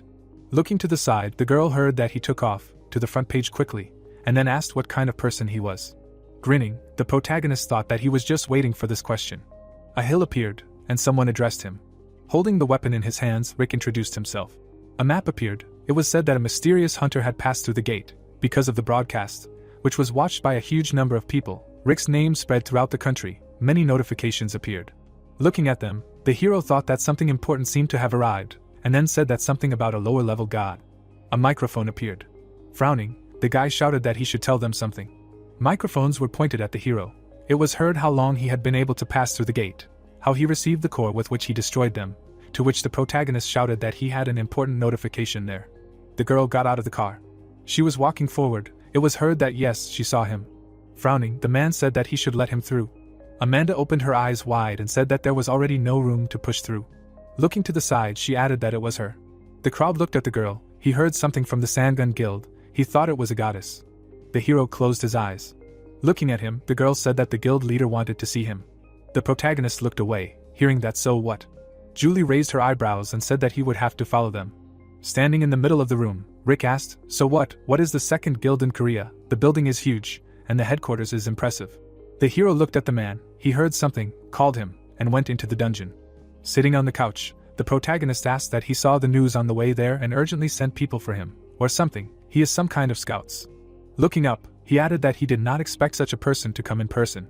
The girl walked forward. The thought occurred to Julie that she would become the youngest head of the guild, and she had paved the way to this position herself. There were only 3 7th-rank hunters in the country, including her. She looked straight ahead. It was said that in their time, when hunters were like uncut dogs, she had gained recognition from the whole world. Everyone knew her in Korea, the star of all stars. Looking to the side, the hero asked that otherwise she would not have been able to get him out of that chaos. Yes. Grinning, he added that on the contrary, this was good, because he wanted to calmly check something. Suddenly a notification appeared in front of him. Several messages appeared. Smiling, the protagonist said that titles are like Thor, the god of thunder and lightning, or Ares, the god of war. You must definitely choose the coolest one. Stretching his hand forward, he added what he should choose. Rick's eyes widened. He shouted that these are them, the titles of the gods. A notification appeared. The hero shuddered in surprise and shouted, "What kind of gods have such titles for?" The protagonist swatted a fly, and it sounded like the god of fly swatters. Don't make them laugh. Rick's eyes widened and he shouted that he would definitely find a decent title. The hero grinned and said that he had. The title God of Swords appeared, and it sounded like this was a good title. The protagonist raised his eyebrows and said that the God of Swords suited his talent. He pressed a button and added that it was great, he was choosing it. Rick looked at the notifications in amazement. A glow appeared on his body. The hero's eyes widened. He extended his hand forward. The protagonist took a step forward. A glow appeared behind the door. Rick was breathing heavily, and notifications appeared that they were congratulating him. He had become the God of Swords. The hero closed his eyes and said that he barely found a normal one. The protagonist was lying on the floor. It was heard that, by the way, he had passed out when he received the talent. He clenched his teeth tightly. A notification appeared that he should choose the power of the God of Swords. Many messages appeared above the hero. Rick, opening his eyes wide, asked that he would finally be able to use the powers of the gods. He froze in surprise. A notification appeared. It was heard that here too about divine power. There would be no worries. He was not buying some expensive thing in the god's store. All this would become his. He only had to increase the level of his divine power, right? Stretching his hand forward, the hero said that it was not the most spectacular of the starting abilities, of course. Holding his hand in front of the notification, he added that the first power. The protagonist clicked on the notification and shouted that intuition would take it. The hero's profile appeared. Rick smiled and said that now his profile was like that of a real god. A notification appeared. It was heard that he also had skills. They should be tested later. The hero looked away in surprise. Turning his head, he asked what it was. Having risen, the protagonist said that he could not have returned from the underwater dungeon so quickly, and who else could have come for him then? Rick took hold of the door handle. The girl was standing behind the door. It was heard that someone was there. The hero looked away in surprise. Standing in front of the girl, the protagonist thought that it was Julie. Looking at him, the girl asked that she could see him for a minute. Raising his eyebrows, Rick asked that something had happened. Lowering her head, Julie said that she could see him for a minute. Holding the card in her hands, she added that the leader had given it to him. Crossing her arms, Julie said that this was a pass to the guild. Now he could use all the amenities and training rooms. Frowning, the hero thought that Felix really decided to take him. The protagonist closed his eyes and thanked her. Raising his eyebrows, he asked again. They stood in front of each other in silence. Frowning, the protagonist thought it was awkward. She was always so taciturn. The girl looked down, thinking that something strange was coming from her. Smiling, Rick said that he would go then. The pet's eyes lit up. Suddenly, he jumped up. Opening his eyes wide, the hero asked again. Charlie jumped on Julie. The protagonist froze in surprise. Stretching his hand forward, he said that he was asking for forgiveness. She usually did not behave like this. Hugging the pet, the girl said that everything was fine, a cute animal. Rick looked surprised when he heard that she could feed it, to which he responded approvingly. Julie put her hand in her pocket. She closed her eyes. Frowning, the hero thought that he did not bat an eye at the hospital food. Why did he like Julie so much? Looking straight ahead, he added that she was weak to pretty girls, and that Julie had given him anything at all. The girl looked away, hearing that she had given her some seeds. The pet closed his eyes, and it was heard that it was like a dietary supplement, that nuts were good for your health. The protagonist looked at Charlie. Standing in front of him, Julie said that she was glad to meet him. Looking at the pet, she said that they would see each other again. The doors began to close.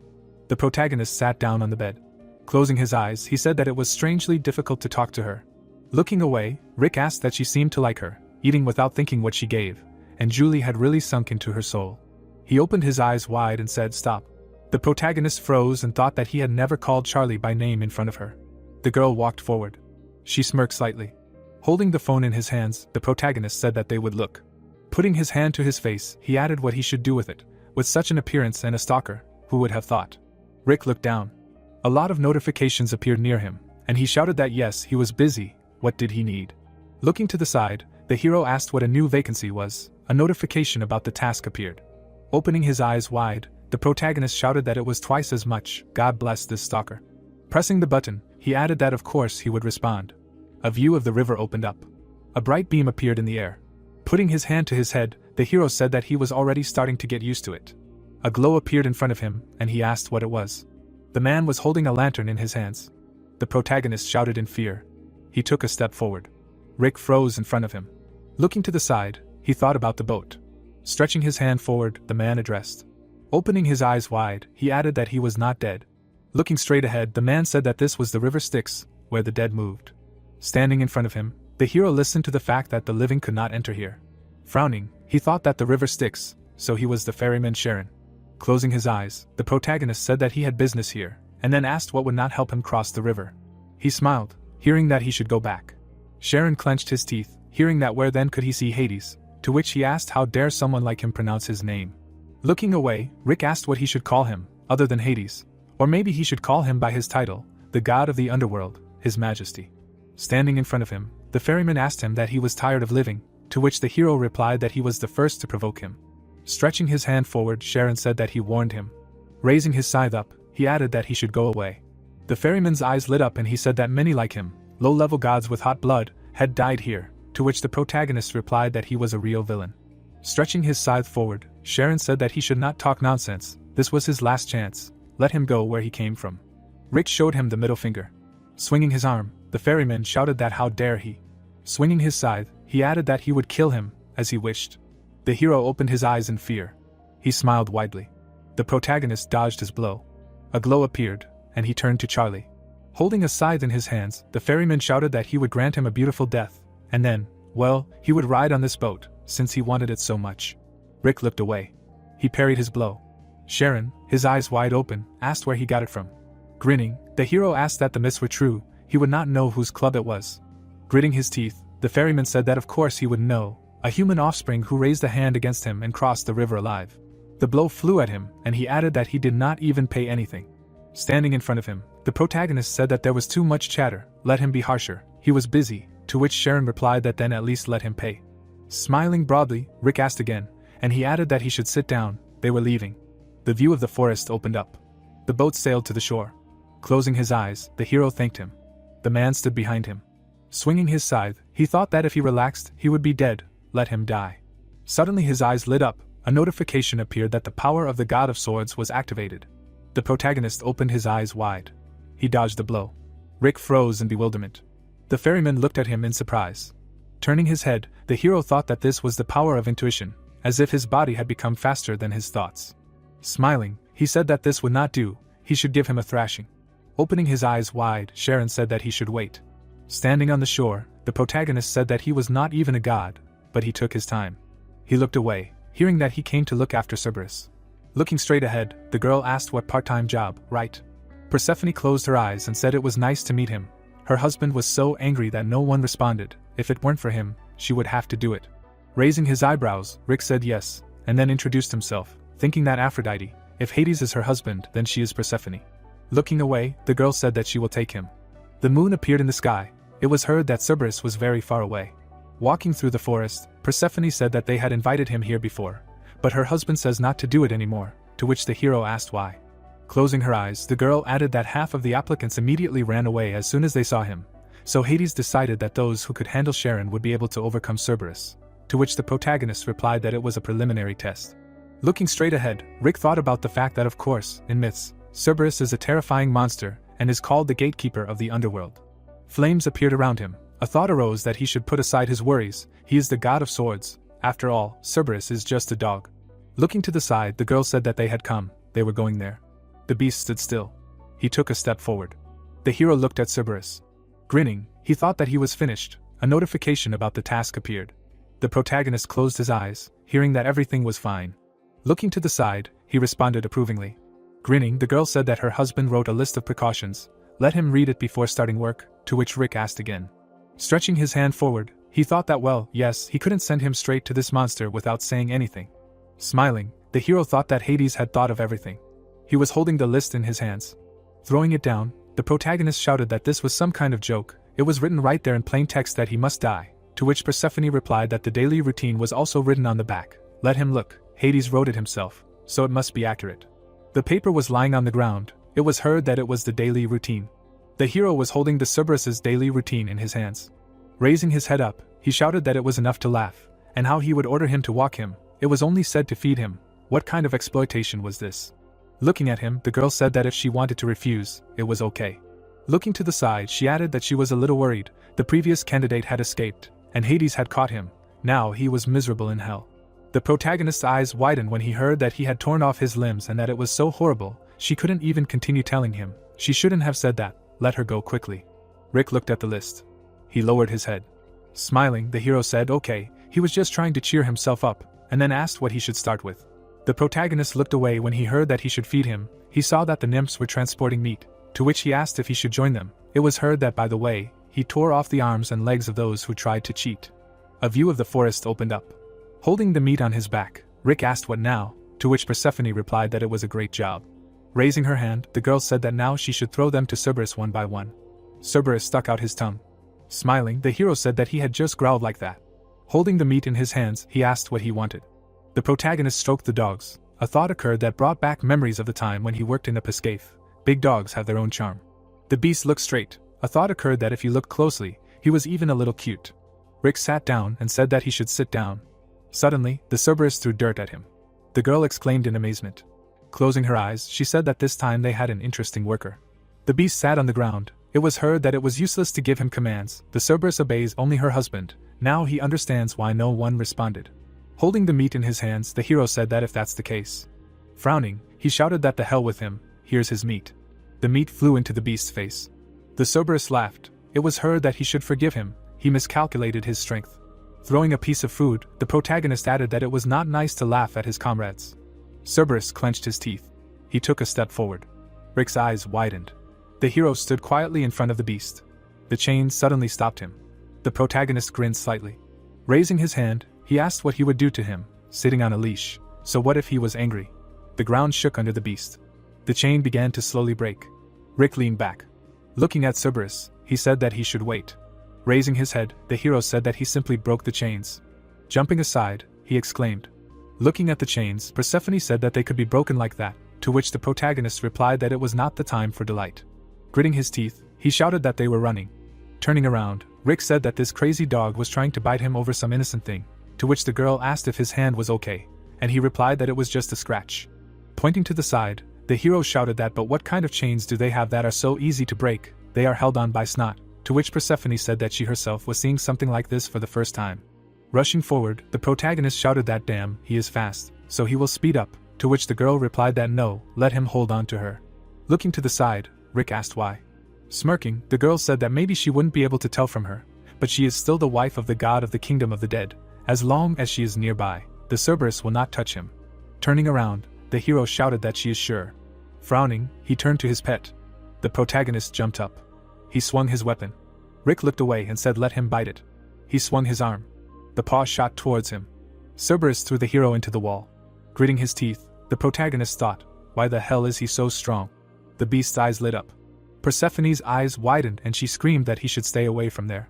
Sitting on the ground, Rick heard that if he fell into the river, they would catch him and eat him right away, to which he thought, damn, everything is like a fog, he can't hear what she is saying. Raising her eyebrows, the girl thought that it seems like he can't hear her. What should she do? She stretched out her hand forward and screamed that it was enough. The beast's eyes widened, hearing that he should listen to her. The monster suddenly rushed forward. Sitting in front of the monster, the hero thought, damn, he came to feed the dog, but in the end he himself became its food. Grinning, he said, screw it. The protagonist jumped to the side. Falling into the river, he shouted that he was not going to die like this. The girl put her hands to her face. A dark river appeared. Falling into the water, the hero thought, why is it so cold? He can't even move a finger. Looking straight ahead, he added that he is dying. The protagonist frowned. A thought arose that he was falling asleep. He opened his eyes wide. It was said that everything that happened to him. A bright beam hit him. A thought arose, that and the part-time jobs on which he worked so hard. People rushed forward.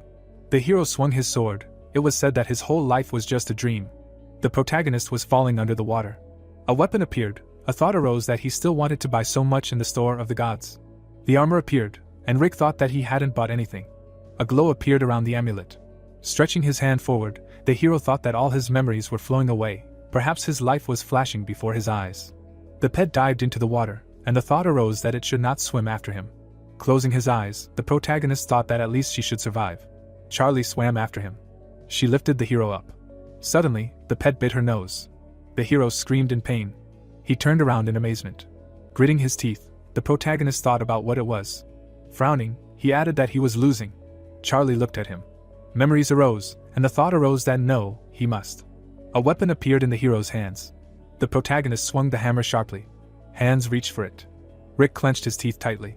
Suddenly he struck. The hero swam upward. Putting his hand to his face, he thought he couldn't breathe. The protagonist waved his arms. Water appeared in the river. Bubbles appeared on it. Rick abruptly swam out of the water. Gritting his teeth, he shouted that he had crawled out of the next world. The hero looked straight ahead. Suddenly, the Cerberus opened its mouth wide. The protagonist opened his eyes in fear. The beast bit him. Rick rolled his eyes and wheezed. Suddenly, he looked in bewilderment. A notification appeared about immunity to all physical attacks. With his eyes wide open, the hero asked what the hell. Looking at the notifications, he added that the effect was the river Styx. The girl stood in front of the child. It was said that the one who plunged into the river Styx would become an invincible warrior. The child appeared. The thought arose that the goddess Thetis had lowered hers into it. Only the child's heels, by which she held him, did not get wet. A warrior appeared. It was said that this is how the tale of the Achilles heel begins. Looking down, the hero thought stop. He was soaked from head to toe. The girl screamed in fear. The thought appeared, which meant that now he was invincible. Grabbing the hero by the hand, she turned. Persephone tugged at his legs, screaming that he was alive. Let him go. Suddenly, the protagonist fell to the ground. Rushing forward, the girl asked if he was okay. Rick was lying on the ground. It was heard that he was covered in drool. Looking to the side, he asked how she could say that about a man who had just escaped death, to which Persephone replied that she was asking for forgiveness. It burst out. Looking at the hero, the girl asked if he was okay. The hero lowered his head. Hearing that how he survived, he fell into the Styx, to which he replied that he took and climbed out. Standing in front of him, Persephone asked what he had just gotten out of there, to which the protagonist replied that yes, he had simply swung his hammer, and she said that she had never heard of anything like that. Rick silently looked ahead. Suddenly, the Cerberus struck him. He froze in bewilderment. Lying on the ground, the hero asked what wasn't boring him. The beast grabbed his hand. It seemed that he was too strong for him. And what was this? It didn't even prick. The girl's eyes widened and she thought that it was impossible for a lower-level god to survive a Cerberus bite. Let him not say that it was a blessing of immortality. Grinning, the protagonist said that he had given him food. He himself did not eat, so they would take a walk. A notification about the river Styx appeared. Rick stood in front of the Cerberus. The monster clenched his teeth tightly. Grinning, the hero asked, what does he know? That it is useless, and still growls. Will continue, no walk for him. Cerberus froze in surprise. He looked down. The beast suddenly turned around. Looking at him, the protagonist thought that it worked in the Pescave. After all, he is different from ordinary dogs. Cerberus held the chain in his mouth. Rick looked at him. The beast stuck out his tongue. It was heard that oh no, the same dog. Holding the chain in his hands, the hero said that like this. Looking at him, the girl turned. Closing her eyes, she said that Cerberus had not been walked for a long time. Let him walk as slowly as possible. Looking to the side, the protagonist replied that he understood. Let him not worry. In the Pescave they called him the puppy president. Wide-eyed, he added that so it was a trifle. Suddenly Rick flew away after the chain. He clenched his teeth tightly. The hero hit a stone.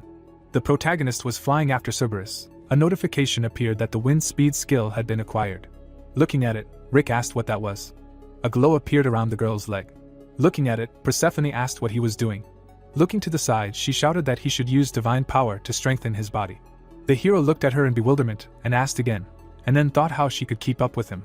Frowning, Persephone shouted that she said that he should strengthen his body with divine power. Cerberus was too strong. The protagonist opened his eyes in surprise, hearing that why didn't he use divine power? A notification appeared, an idea appeared that he should use it, and isn't this a stat? It can be used. Looking at the girl, Rick asked what and how to do it, to which the girl replied that he should just not say that he doesn't know how to use divine power. She looked at him in confusion, hearing that, well, yeah. Looking at the hero, Persephone shouted that it couldn't be, in what sense, to which the hero replied that, honestly, He had no idea. Gritting his teeth, he added that he was still planning on running for a long time. Rushing forward, the girl said that he should remember what it felt like to use his power. Looking away, the protagonist shouted that he didn't understand her. Frowning, he thought about what it felt like to use his power. The man's eyes lit up, a thought appeared that, well, in the battle with Sharon, it activated on its own, he didn't even notice. Rick opened his eyes wide. He dodged the blow. Opening her eyes wide, the girl said that he should remember the image. Imagine that she was like water spreading over his body and controlling it. Closing his eyes, the hero thought that the image, to control the water. The protagonist opened his eyes slightly. He grabbed the chain. Rick slid along the ground. Cerberus looked straight ahead. The hero stopped him. Gritting his teeth, he asked that he really stopped. Standing behind him, Persephone said that great, that's how it's done, let him focus the divine power on the part of the body he wants to strengthen. The beast looked away. The hero's leg slipped, and he said that he was pulling. Gritting his teeth, the protagonist exclaimed. He held the chain in his hands. Rick's eyes widened, thinking that he needed to focus the divine power. Cerberus flew up. It was heard that he should be a good boy. The girl froze in amazement. The beast fell to the ground. Looking away, the hero said that they had enough walking for today, they were going back. Cerberus looked angrily. It was heard that he was going to resist. Smiling, the protagonist said that well, then they will do it the hard way. Rick dragged Cerberus along with him. The girl put her hand to her face. Looking at him, Persephone said that it was the first time he used divine power, and he was doing so well. She smirked and added that it seemed like they had a great worker this time. Looking away, the hero thought that it was strange somehow, she was strong enough, so why didn't she intervene? Even he, a low-level god, could stop him. The girl turned her head, hearing that he could ask a question, to which she responded approvingly. Looking at her, the protagonist asked why she didn't approach the Cerberus. Raising her head, Persephone heard that he was sure that she could easily handle him. She lowered her head down. Taking her hand, the girl said that it was because of the restrictions. Looking at her, Rick asked again. The monster looked furiously. It was heard that Cerberus guards the underworld, does not allow countless lost souls to return to the mortal world, and also stops those who try to look at them out of curiosity. The hero looked in surprise, hearing that she is one of them. Persephone froze, hearing that one of those who wants to return. A view of the forest opened up. The protagonist walked forward.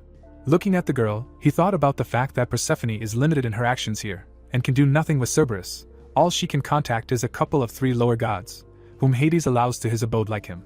Putting his hand to his face, Rick added that it was true, because according to mythology, Hades kidnapped Persephone and imprisoned her in the underworld because he was enchanted by her beauty. He thought it was nonsense, but it turned out to be true.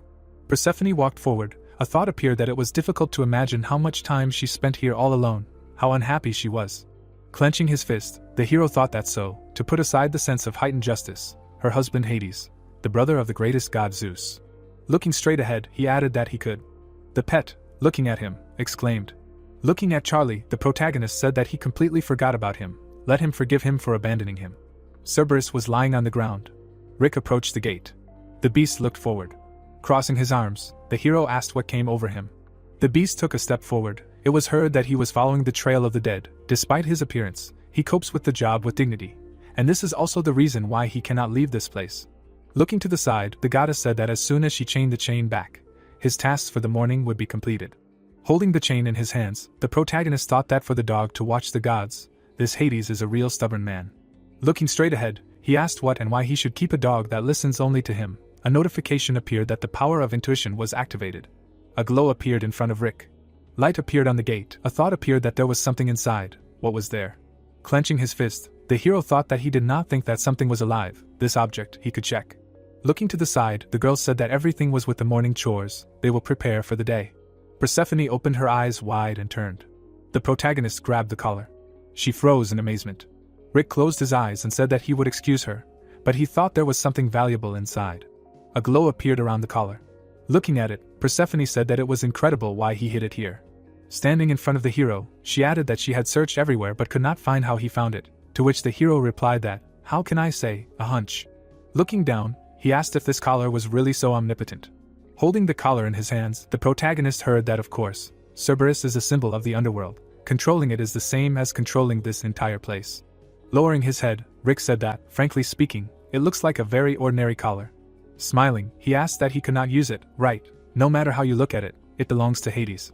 The girl put her hand to her face. Persephone slightly opened her mouth. The hero smiled when he heard that it didn't matter, to which he asked again. The goddess held out her hand and said that it wasn't her who found it and gave it to him, and her husband sometimes told her to look for it. She smirked and added that he said he would let her try to train the Cerberus if she could actually find it.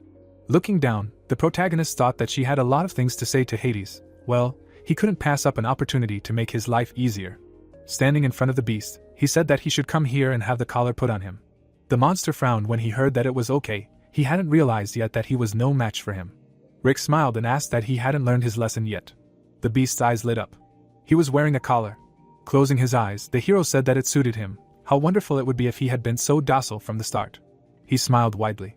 Stretching his hand forward, the protagonist shouted that he chose him. The beast crouched on command. Then he lay down. Cerberus suddenly somersaulted. Looking at him, Rick shouted that it really worked. Now he saw that there was something cute about him too. Putting his hands in his pockets, he said that this was for biting him and dragging him along the ground. He would sit in the corner and think about his behavior until he said that it was enough. Smiling widely, the hero thought that at this rate this job would really be very easy. Raising his hands, he laughed. The girl touched his shoulder and turned. Looking to the side, the protagonist asked what she saw. This dog can't do anything. Suddenly, the goddess cast a spell. Rick turned, his eyes wide open. He was kneeling. The hero looked away, hearing that her husband had given Cerberus 2 orders. Looking down, Persephone said that the first was to watch the dead who were trying to escape from the underworld, and the second. Looking at the hero, she added that she was to watch her. The protagonist slowly closed his eyes, thinking that he was getting sleepy. Looking away, the goddess wished him sweet dreams. A glow appeared around her. The girl walked forward. Lying on the ground, Rick thought that for sure, for Hades the most important thing is not the underworld. Closing his eyes, he added that hell, he can't. The hero slightly opened his eyes. The pet was looking at him. Lying on the ground, the protagonist turned. Suddenly, his eyes widened. Rick suddenly stood up and asked what he had passed out. Looking away, he added that where was Persephone? The hero was sitting on the ground. Sweat was pouring down his face. The protagonist's eyes widened and he thought he was finished. Looking straight ahead, he asked what and how long he had been sleeping. A notification about the river Styx appeared. It was heard that thank God, not so long. Rushing forward, Rick shouted that he was leaving. Let him guard the gates. Running forward, he thought about how Persephone could not leave the underworld before because of Cerberus. Looking at the forest, the hero thought that if it became known that she had escaped because of him, Hades would beat the crap out of him. Turning his head, the protagonist asked how far she had gone. He must find her and take her back as soon as possible. A notification appeared. The thought arose that for sure, he had received a new skill. A glow was flying around the hero's leg. 2 messages appeared. Rick's eyes widened. He ran forward rapidly. Turning around, the hero said that how fast. Sitting on the ground, he added that he would try to activate the skill while using divine power. Suddenly, the protagonist jumped up. He was flying over the forest. Rick opened his eyes in amazement. The girl was standing on the boat. Looking at her, the hero said that there she was. The boat was floating forward. Persephone was standing on it. Looking to the side, she asked what that was. Lowering her head, the girl added that she had run over a rock or something. Suddenly, she shuddered in fear. Looking at her, the hero asked why she was in a hurry. The forest appeared. He heard that she had told him that even the dead were not allowed to cross the river Styx. Opening his eyes wide, the protagonist shouted that how would she explain this to him, to which the goddess replied that she should forgive her, she just really wanted to see her mother. Rick shuddered in amazement. Looking at her, he said that but she planned. Winking, the girl said that she should not worry. Her husband will return only in 2 days. By the way, this is a secret, but he is the first one who caught her. Frowning, the hero thought that this is not the first time she has done this. Suddenly, the boat hit a rock. A crack appeared on it. Looking to the side, the protagonist exclaimed. He lowered his head. A thought appeared that he did not think that the boat would withstand. A notification appeared that the effect of the river Styx. The remaining time is 15 seconds. The boat stood in place. A thought appeared that it seemed that they had no choice. Rick put his hand to his face. Suddenly he jumped into the water. The hero emerged from the water. He touched the boat. Pushing the boat, the protagonist shouted that come what may, let him hold on tight. They went out on the shore. The goddess and Rick were standing in the middle of the forest. Closing her eyes, the girl said how wonderful. Looking away, she heard that she would promise him something, to which Persephone asked again. Frowning, the hero said that he should promise that they would return immediately after he saw his mother. The goddess winked and said that he was worrying too much. She had said that she had never been caught before. Taking his hand, she heard that he was definitely doomed if she was caught, to which Persephone replied that everything would be fine, since he was so worried, maybe he would come with her. The sun was shining brightly. Turning around, the girl said that she was coming here, to which the protagonist thought that, and why all the Greek gods lived in caves. Smiling, she turned to her mother. Demeter looked at her in surprise. Getting up, she asked what was going on, to which Persephone replied that it was her. With wide eyes, the woman asked if it was really her, to which the goddess responded approvingly. They closed their eyes. Looking at them, the hero thought that he was here like a fifth leg for a dog. The protagonist looked away in surprise. Flowers lay near his foot. A plant appeared. It was said that amidst the earth withered from Demeter's grief for her daughter. When she was in the underworld, if we talk about their world, then we can say that winter began. The goddess looked surprised. Hearing that he remembered here, he had business, he needed to go. Looking at the hero, she asked that he would not follow her, to which the protagonist replied that they would meet by the river at 8. Rick turned around, hearing his name. Grinning, Persephone thanked him. A view of the dark sky opened up. Standing by the boat, the hero said that it was good, everything was ready. Holding the phone in his hands, he added that she should already be here. The man touched the flower. Turning around, the protagonist said that here it is. Suddenly, he froze in amazement. Holding the flower in his hands, the guy said that this means that a burr has come to him for a part-time job. A notification appeared that the intuition skill was activated. Rick opened his eyes wide. It was said that he would die. Looking at the plant, the guy asked where his wife Persephone was. The hero opened his eyes in fear and thought that he was shaking all over from just the words. Could it really be Hades? Why was he already here? Standing in front of him, the god asked that he swallowed his tongue. Looking down, he added that he did not understand how someone like him could find the Cerberus collar and help Persephone escape. The protagonist froze in place. Stretching his hand forward, Hades said that it did not matter, let him die. Rick opened his eyes wide. His gaze froze in place. The hero flinched and heard what he was doing. Frowning, the goddess shouted that why was she killing an innocent person? Turning around, Hades asked where she was. Taking a step forward, the goddess said that yes, he himself constantly told the workers to try to find the collar. Stretching his hand forward, she added that he found it, as he wished, so why was he angry? Closing his eyes, the guy said that it was fine. But running away without saying a word was not enough. Crossing her arms, Persephone said that she just went away for a while, saw her mother and came back. She turned away, hearing that but she should at least say, to which the goddess replied that she needed to tell him every little thing, holding her for a child. Looking at them, the hero thought that she pressed Hades.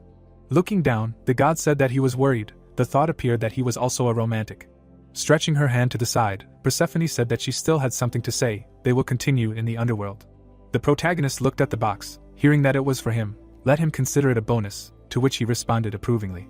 Looking at the girl, Hades asked what keeps him alive. By the way, what is in it? To which the goddess replied that he did an excellent job with all his duties, so she gives him a gift. Rick looked at her in surprise. The girl grinned and said that she would take care of the payment, so he shouldn't send a complaint to the system and shouldn't wander around here anymore. A bright beam appeared in the middle of the forest. Smoke appeared in the room. Rolling his eyes, the hero asked what and how many times he had almost died at his part-time job. Holding the box in his hands, he said okay. Untying the bow, the protagonist said that she said it was a bonus, but he took it without thinking about what was inside. Rick looked at the glow in amazement. The box contained the forbidden fruit and a golden apple. Frowning, the hero asked again, and then thought, what does that mean? Mom can do it with his help. Looking to the side, the protagonist asked what but can people eat the fruits of the gods?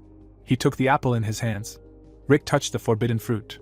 Looking at it, he thought that it was the forbidden fruit, and he really should eat it. A building appeared, miracles were heard. Sitting on a chair, the doctor said that all her cancer cells had disappeared, to which the woman asked if it was true. Adjusting his glasses, he replied that yes, but there was no explanation for this in modern medicine. Kate put her hands to her face and asked how such a miracle could happen, to which the hero replied that he had told her. Only happiness lay ahead. The protagonist hugged his mother. A thought appeared that the golden apple had worked. Closing his eyes, he thought that it was good that he had not peeled the skin, otherwise the whole effect would have disappeared. Smiling, Rick said that the doctors say that she is ready to be discharged, they will go home. They approached a taxi. The hero opened the car door.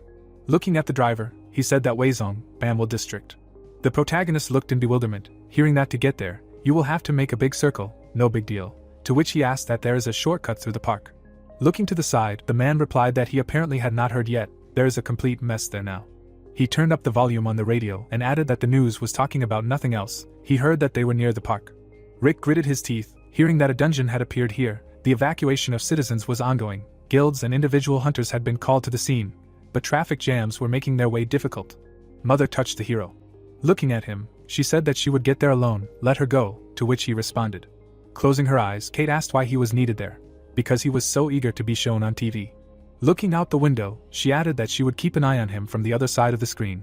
Let him be careful, to which the hero replied that he should not worry. A view of the city opened up.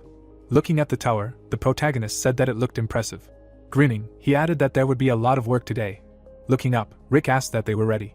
Rick calls the system window and reasons that he should first look into the God's store. He looks at his balance and realizes that he hasn't received his salary yet. Rick pressed a button and launched the update.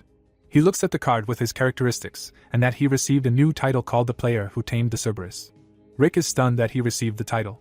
He reads the description of it, that he is the dog of all dogs and that he was the one who was able to tame the charismatic guardian of the gates of the underworld, and that he is generally the master of dogs. Rick is indignant that he is the new master of dogs. Someone shouts that Rick is where he is standing. The guy waves it off, saying that he confused him with someone else. Julie walks indifferently while a bunch of people ask her to comment on the current situation. Another one that there is nothing special in this dungeon, for example in a labyrinth dungeon, and clarifies what is the reason for her being here in such a case. Rick looks nervously and realizes that they were not talking to him, but to that girl. Julie turns and replies that his guild is trying to squeeze out the maximum as usual, and while she is asked to say something else, she asks that she not give any interviews. Rick is perplexed while the journalist begs her some more, to which he notes that she is stupidly ignoring everyone. He pulls up his hood and notes that he does not have time for such trifles and that his goal is to catch up with her. The girl walks ahead, while someone asks if they are hiding deep, to which he receives a positive answer with the explanation that he assumes that they are planning to arrange a surprise attack on them. The people in cloaks are talking, while one is indignant about what kind of a surprise attack there could be from a hound and clarifies whether it is not just a bunch of huge dogs. The man nudges the second with his elbow and asks again what they are talking about, because he should have seen himself. Was it not he who was bitten that time? The second one angrily shouts, asking if he saw this picture. Julie raises her hand and asks for silence. The first one leans towards the second one's ear and asks if they are loud, to which the second one notes that he is right, because he is talking nonsense. Jimmy looks at the girl and asks her. He watches her go and does not understand what happened, because she usually behaves differently. Julie goes forward, and he reasons that she is of course not particularly talkative at normal times, but she usually does not get angry because of such nonsense. The guy peers into the corridor and assumes that she noticed something. The torch is burning. The people in cloaks are looking forward. Julie lowers her face and explains that they are coming. The hound looks displeased. Several more are standing on all fours. The people from the guild are taken aback. The second one screams in fear that he did not tell them that there would be something like this. Jimmy grits his teeth, thinking that they are facing deadly hounds, and explains that the slightest bite from them, through poisonous fangs, leads to death in 10 minutes. The hound drools and the guy panics, because they are very poisonous. The saliva flows into bright puddles. Julie takes the dagger, saying that they have received some problematic guys. She goes at them alone and says that those who are not strong in close combat should step back. The girl points the blade at them and orders the others to follow her. Someone impersonates her. Jimmy asks displeasedly why they are still fooling around. The guy in the mask justifies himself by saying that it was not them just now. He points his finger forward and explains that the voice is coming from behind the hounds. Someone comes out and calls the hounds to come to him. Rick stands calmly next to the hounds. Jimmy is shocked and asks himself how he could have tamed them. They are deadly hounds. Rick strokes one on the head, while Jimmy realizes that this man is a humanoid monster, or that he is a monstrous man, and that they do not yet know who exactly their enemy is, and notes that both listed options are worse. The guy runs forward and calls the commander to stand behind him. The redhead is angrily calling Rick to show himself to them. Jimmy points his sword and asks him who he is, if he is a monster in human form, or a man in a monster's skin. Rick steps out of the shadows and asks if he wants to put his sword down. The guy smirks and says that his hound is scared of the sword. Jimmy is horrified to see that he is a man. Julie is standing in front of the hound. Rick is stunned. He runs towards her and uses the speed of the wind. Rick reaches out to her. Jimmy grits his teeth and knows that things are very bad. Someone grabs the girl by the shoulder and calls out to her. Rick prepares his fist to punch. The guy hits the hound and scolds it for not biting. Rick looks at the sign about the title and that the effects of the title have been activated, and that he now has 32 dogs with him. Jimmy looks at him in confusion and asks if he was going to attack the commander. Julie turned around. Rick turned around too. The guy is holding her bracelet. Rick looks at her with a smile and notices that they met again. The brunette looks at the bracelet and understands that he couldn't make a mistake and that Persephone has exactly the same one. Rick sullenly asks where she got this attribute from. The girl indifferently noted that this guy is a lot of trouble and that there are too many spectators for this. Rick is perplexed why she said this. Julie looks at him and explains that it is somehow straightforward on his part. Rick gets up from his knee, saying that everything is not right. He holds her hand and continues that this is not what everyone around thought, and calls to stop making a photo shoot out of this. Jimmy takes another photo. Rick shouts that everything is wrong. The guy frowns and sends a signal. The dog receives the signal of the new owner. The green-eyed man looks at them and gives the command to everyone to sit. The brunette smiles and continues that the first 10 should investigate the territory, and the rest should help them. The guy and the hounds are preparing to begin the operation. The hounds rushed into the corridor. The dog runs. He smelled a red crystal. Jimmy turned around at the barking. Rick pets his pet and praises him, asking him to put down a rock. Jimmy is confused by what is happening. The red-haired guy looks at the dogs and wonders if he is sleeping. Julie looks down. She comes up to Rick and says that he has an amazing ability and asks where he got it from. The guy looks at him in shock and asks himself if it is even considered that abilities are given to people at birth. The girl crossed her arms over her chest and the guy continues that she does not understand how she knew that he got this ability somewhere. The brunette turns away and replies that he did not get it, but was born with it, and remembers that he has a question for her about her bracelet. The girl does not understand what it is for. The guy looks at him and asks who it belongs to. The brunette looks at him questioningly and answers positively, asking why she would wear a bracelet that is not hers. Rick seriously asks where she bought it. He starts to get angry and insists on asking her where she bought it. Rick frowns and realizes that there can be no doubt in his guess. He looks at the attribute and realizes that it is a unique antique design. Rick thinks about the blonde and realizes that this thing is identical to the friendship bracelet that she once told him about. Rick stares at him in bewilderment and does not understand why this girl has the same bracelet. Rick frowns and notes that he previously thought that this girl was just a strange stalker and asks her why she is silent. Julie is confused by the question of who or what she is. Rick is taken aback by the answer that she bought the bracelet on the internet, and Rick uses the ability of the forbidden fruit. Julie claims that she bought it on the internet, and Rick's ability confirms that her intentions are close to good. The girl looks at her bracelet and continues that if he liked it so much, she can give him a link, to which the forbidden fruit also confirms that the girl is not lying. 1959. Rick doesn't understand what's going on at all. The brunette hesitates and asks if it's true because he was just about to buy one for himself. The guy pretends to love this bracelet, and the guys feel sick. The brunette is embarrassed because gossip has started about whether everyone has heard that he loves women's bracelets, and the second one doesn't understand whether he just came up to them for business or because he liked her bracelet. The guy coughs nervously, thinking that he's completely out of his mind going on such trips and understands that now everyone will stupidly think that he's a pervert. Rick looks awkwardly and understands that his image has just died. Rick imagines a rocket and continues that if that's the case, then he can just shift their attention to something else. Because if he's going to die in the eyes of others, then only with this girl, and asks how she found out Snow White's name. Did she really punch him somewhere? Julie raises her finger and asks again, but immediately realizes what he means and replies that she simply heard this fact from others. Rick is taken aback, because she continues that someone near the gate told him to go and call him Snow White. The guy is horrified by the sign that her intentions are close to good. They both stand awkwardly. Rick looks slyly and does not understand why she is not lying.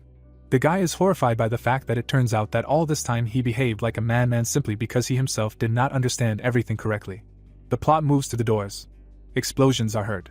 The creature walks and calls out to everyone who stepped on its territory to come over, because they themselves brought themselves to certain death. The entity frowns and understands that this is so stupid and that death will atone for their crimes. Rick punches him in the face. He angrily orders him to shut up. Jimmy is taken aback that the guy so easily beats the boss of the dungeon. Rick tries to catch his breath, and he notices that Rick dealt with the boss alone. The guy looks at him madly. He puts his hand on his shoulder and begs him to keep the fact that he was with them in this dungeon a secret. He smiles awkwardly and adds that everything he said earlier is also a secret and clarifies whether they agreed, to which he nervously agrees and that he will pass this on to everyone else. Rick recruits the man in the mask. Julie looks thoughtfully at the bracelet. The crowd looks at the tower. Julie walks ahead while people shout that they are leaving and call out to Julie to come to them. Rick tries to hide in the crowd while the journalists ask her to tell them something about clearing the dungeon and clarifies whether everything was as easy as always. The guy emerges from the crowd while the girl replies that she, as a responsible person, notes that she is very glad that as a result of the plan, no one from her squad was hurt. Rick looks out from under his hat and thinks that he didn't know, but suddenly he got talent and became a hunter. He looks at the building and continues that if he wants to work as a hunter in his country, then he must pass the official hunter test like everyone else to qualify. And since hunters are only those people who have many abilities and great power, then guilds must control them, and it turns out that a person can thus get any information about a hunter with a simple search on the site. Rick introduces himself and continues that since he is not an official hunter, he cannot deny the fact that he invaded the dungeon and the gate illegally. The guy reads the comments. He adjusts his cap and reasons that if public opinion worsens again because of something like this, then his godly powers may actually decrease and that he will leave this matter to Julie and quickly get out of here. The guy bumps into someone and asks for forgiveness and the opportunity to pass. The blonde guy asks if he is Rick and that it is really him. Rick is taken aback. The blonde guy loudly notes that it is Rick in front of him. The blonde guy lifts his glasses and asks who is this worthless thing crawling around here and why. People ask each other if they heard that Rick is here. The guy is standing in the center, and someone is perplexed why the second one called Rick untalented, and then remembers that when he himself watched the news, he did not seem untalented to him. Rick frowns and thinks that he really wants to know who this guy is. The guy puts his hand on his shoulder and asks if he will even greet him after so much time. Tyler smirks and asks if he has grown up, to which Rick realizes that he is that same bully. The brunette remembers that in front of him is the person who ruined his entire school years and that he is just a scoundrel from a rich family. Rick remembers himself beaten and the thought at that moment that it is quite possible that the world is not ruled by gods. Tyler in sweatpants mocks Rick while he realizes that they are exactly like this with full pockets. Rick grabs his wrist and points out that everything is different now and that everything has changed over time. Rick looks at him with a smile saying that he hasn't changed at all and asks him if he still allows himself to carry rough things, and all just because he comes from a rich family. Tyler is taken aback while he thinks that he is going to surpass them, and the blonde asks again what he said to him. The blonde snatches his wrist out of his hands with a laugh and remarks that he is a little freak and asks if he has gained confidence only after becoming a little more famous. Tyler poked him in the visor and points out that if he judges by what he saw on the news, then he cleared out some dungeon with labyrinths and clarifies if he destroyed something like a gate there. The blonde smiles because he realizes that something in all of this doesn't add up. Tyler takes his cap off and yells that he, a worthless thing, has no talents and that he should at least come up with something more interesting for himself. The people are taken aback by the fact that he asks again if he cleared the dungeon or destroyed the gate, because it is extremely funny. Because how can someone like that do something like that? Rick looks around nervously, and the man asks if the second one heard that Rick cleared the dungeon is actually a lie, and the second one reasons that if you think about it, is it true that he did not find him on the hunter's website earlier? Does it mean that it is true that he has no talents? The brunette gets angry and realizes that he is causing him a lot of trouble. Julie comes. She hits the blonde. The guys turn to look at her. Julie hands him the cap and asks him to take it. Tyler looks out and asks what business she has with him, if she is defending him, because he is a piece of trash with no talent. The girl looks at him and explains that just because someone has no talent, it does not make them trash and asks if he can even take responsibility for his words. Rick watches awkwardly while he swears that does she even know who he is, because unlike her, he knows him very well and that he is just an idiot and convinces everyone that he is untalented. Julie looks at him slyly. Julie gets angry. Rick does not understand what she wants from him. She lowers her eyelids and the guy assumes that she wants him to prove himself. The guy goes forward and realizes that it is quite easy to do. He jumps higher. Tyler looks in horror. The blonde looks down and screams that it is impossible for him to have talent, because he is just an untalented piece of trash. Rick scratches his ear and thinks that chatting with him is a big waste of time to nowhere. He turns around and notices that he is leaving, to which the other asks him where he is going. Rick reasons that he realized something after meeting an old friend. The guy turns off the alarm and continues that he needs to get his hunter qualification as soon as possible. He ties his shoelaces and continues that, fortunately, he heard that the test will be held on the island. The guy goes to the car. Rick looks inside and continues that he thought that he would get there quietly and calmly himself. Julie looks out and asks if he is going to the hunter test and calls him to get in the car. The sun is shining brightly. Rick gets out saying that he got there in comfort and thanks her. Some bird is looking at the island. A bunch of people have gathered while Rick reasons that these are lands for testing hunters. Julie is cuddling his pet while the guy is perplexed why she came all this way with him. She looks at the fox and asks her how the future successor of her guild can be so careless, to which she receives in response that she is free today. Rick walks up to her and asks why she suddenly started talking to him informally, to which she asks if he is Tyler's age, because then it turns out that they are also age mates, and invites him to become friends with her. Rick sees that her intentions are close to good. Rick, perplexed, agrees and asks permission to ask one more question. The loudspeaker behind him announces that number 1117 must proceed to the area to take the physical training exam. The girl holds the pet, and the guy says that it's his turn and that he'll be right back, but until then he asks her to keep an eye on him. Rick is tense and thinks that he knew she'd get mad about this. She feeds him, while he continues that she's not doing anything suspicious other than feeding his pet seeds and that all her intentions are close to good, so he shouldn't have any problems with her. The loudspeaker insists that it's time for his test. Rick looks at his watch and hears that all the contestants should take notice that they can only use the equipment they've provided for the test. The guy does a squat and he continues that they should start by strengthening their lower body. The guy grits his teeth while someone tells him that he has an increased difficulty and maximum setting, and he knows what, he hasn't even moved from his spot yet. Rick lifts the barbell and wonders if they really call this just a fitness test. Tyler laughs and says that's why he should know his place. Rick sees a sign stating that the subject's intentions are close to evil. Tyler continues that the barbell weighs a ton and that a normal person can't lift it, until Rick recognizes the voice and realizes who it is. The man in dark glasses says that he advises him to hurry up, because he himself knows that he will be automatically disqualified if he cannot do it even once, to which Rick finally realized who is talking to him. Rick sighs and says that initially he just wanted to calmly get his license and leave, but now he cannot afford such luxury. The guy tenses his legs. Tyler smiles and insists that trash like him should not stick his head out of his own corner. Rick grits his teeth and lifts it, while someone rates his lower body strength as a level 6. The brunette pulls a dumbbell with one hand and gets a level 6 in the upper limb. Rick drags something on his belt and gets a level 6 for basic strength. The brunette beats groundhogs and gets a level 6 for speed. Tyler is horrified to realize that he is seeing the impossible. He grabs someone by the collar. He angrily insists that he stop what is happening right now, to which the horrified man apologizes and explains that they will only be able to stop him if he makes a mistake. The guy is warming up his wrists, while the bespectacled man shouts asking if he thinks what is happening looks like a mistake and whether he thinks that this can make any sense at all. The guy is exhausted, while the loudspeaker announces that Rick has passed the basic suitability test and that they are summing up the results, that all his characteristics are rated at level 6, except for flexibility, which is at level 4, that his main strength is level 5, as is his agility, and that is all from him, and they call him to proceed to the next room for testing. The bird looks at the roofless building. The man spread his arms and said that he wanted to sincerely congratulate everyone as future hunters on the fact that they all successfully completed the first test. He smiles and continues that this time they will be tested on the quality that is necessary to become a hunter, namely teamwork. People gathered in groups. While he continues that they are all allowed to use only the equipment provided and urges them all to remember one thing, that even if they kill a monster from other groups, it will not affect the results of their own team. Rick stands with a sword and looks at the creatures. It screams at him. The creature is about to jump. The people are taken aback. The amphibian screams at everyone.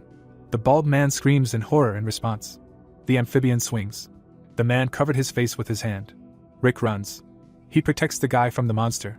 Rick turns around and asks if he can stand up. The brunette puts the sword aside, saying that he will stand in that direction. The brunette is about to strike. The amphibian flies away. The monsters lie in a heap, dead. Rick turns around at the scream. The girls were swept away by the creature. Rick is preparing to go to their aid. Amphibians evolve into raw material for sushi. The girl looks on in horror and asks what happened. Rick stands by the corpses. While they are perplexed how Rick killed them all by himself, and that thanks to him they all easily passed this test. Tyler stands and watches from above. He clenches his teeth. The guy takes out a bottle. The creature drinks. Her eyes fill with anger. Rick sees a sign stating that intent to kill him was detected. The fish screams. Rick blocks the blow. The amphibian throws him back. Rick stops with his sword. The girl is taken aback by the fact that one of the creatures is still conscious. The amphibian looks back madly. It runs. The amphibian grabs the girl by the face. The monster slams her head into the floor. The bald guy screams in horror. The amphibian gets hit. It gets angry. Rick, horrified, denies what is happening. The voiceover notes that all the participants except Rick failed the test. Tyler raises his glasses, saying that he will not be able to score a single point without his teammates, and clarifies if he still wants to continue the test. The blonde smiles and points out that he already told him that he should only play at his level. Rick shakes with anger and remembers that he knew something was wrong. He looks at the creatures and thinks that he did this only to set him up. Rick turns his head. Tyler crouched down and asks where he was going and if he was going to give up. The blonde notes that all this is pointless without his teammates. Rick shines his eye and tells him to shut up. The brunette prepares to attack and notes that he will definitely do it. He delivers a slash, saying that he will definitely pass this test and become a great hunter no matter what. The brunette opens his mouth. The creatures each receive a lethal blow. Rick scrapes the floor with his sword and notes that he is all finished. He walks near the corpses and continues that even if he cannot get points for teamwork, he can still get his individual ones and clarifies if he is right, because he thinks he earned 200 out of the 100 required points. Rick turns around and asks if he's right. The instructor and Tyler are shocked. The man awkwardly summarizes the second test. The loudspeaker makes an urgent announcement that everyone in the testing room should take shelter in the nearest shelter because a huge tsunami has been spotted near the island and is moving in that direction. A message came on telling everyone in the testing room to evacuate immediately as the hero looked up.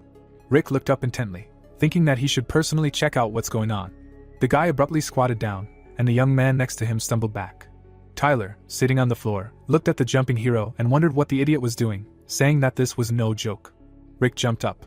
The young man heard something and turned around. The wall behind him collapsed, and water rushed in. The guy was stunned, wondering what a huge wave was.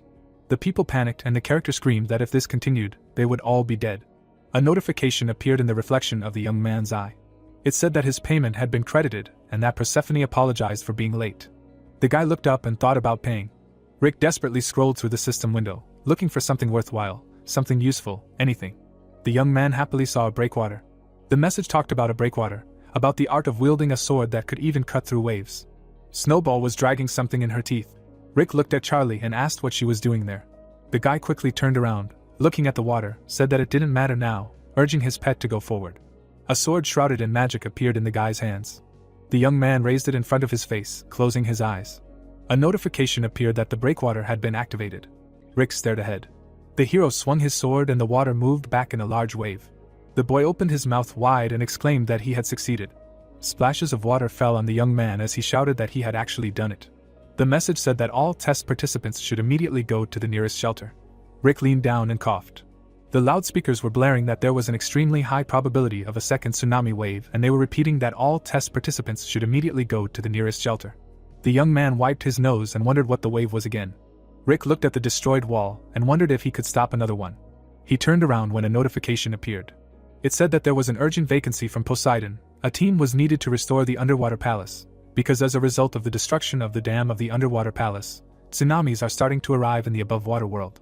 The message said it was a matter of utmost importance, and the boy thought about how the tsunamis had started to arrive in their world and wondered if the gods were to blame for all of this, and if the notification was to be believed, the tsunamis would stop until the repairs were complete.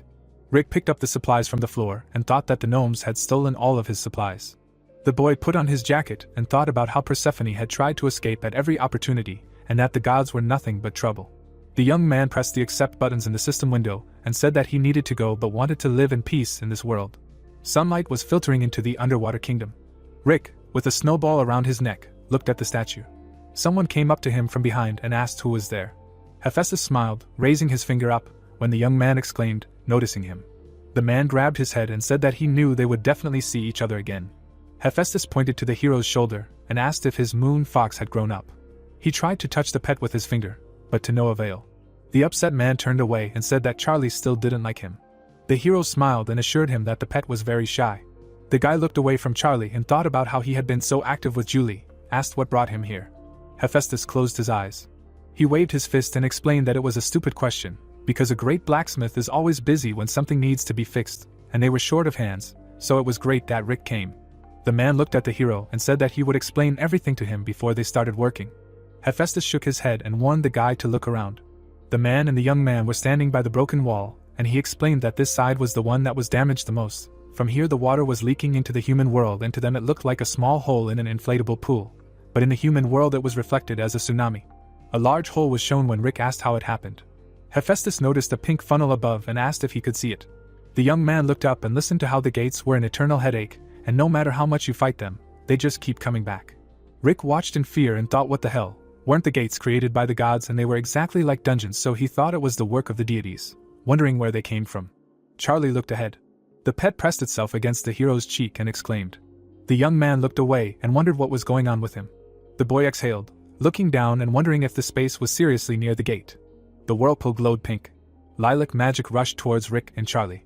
He made a face and screamed about damning the divine world and wanting to go on vacation. Hephaestus looked away and exclaimed that he would take care of it, offering to hold on to something strong, and if he fell into the gate, he would be finished. Charlie unhooked himself from Rick's shoulder. The hero screamed, watching as his pet went into the gate. Energy enveloped Hephaestus as he spread his arms out to the sides.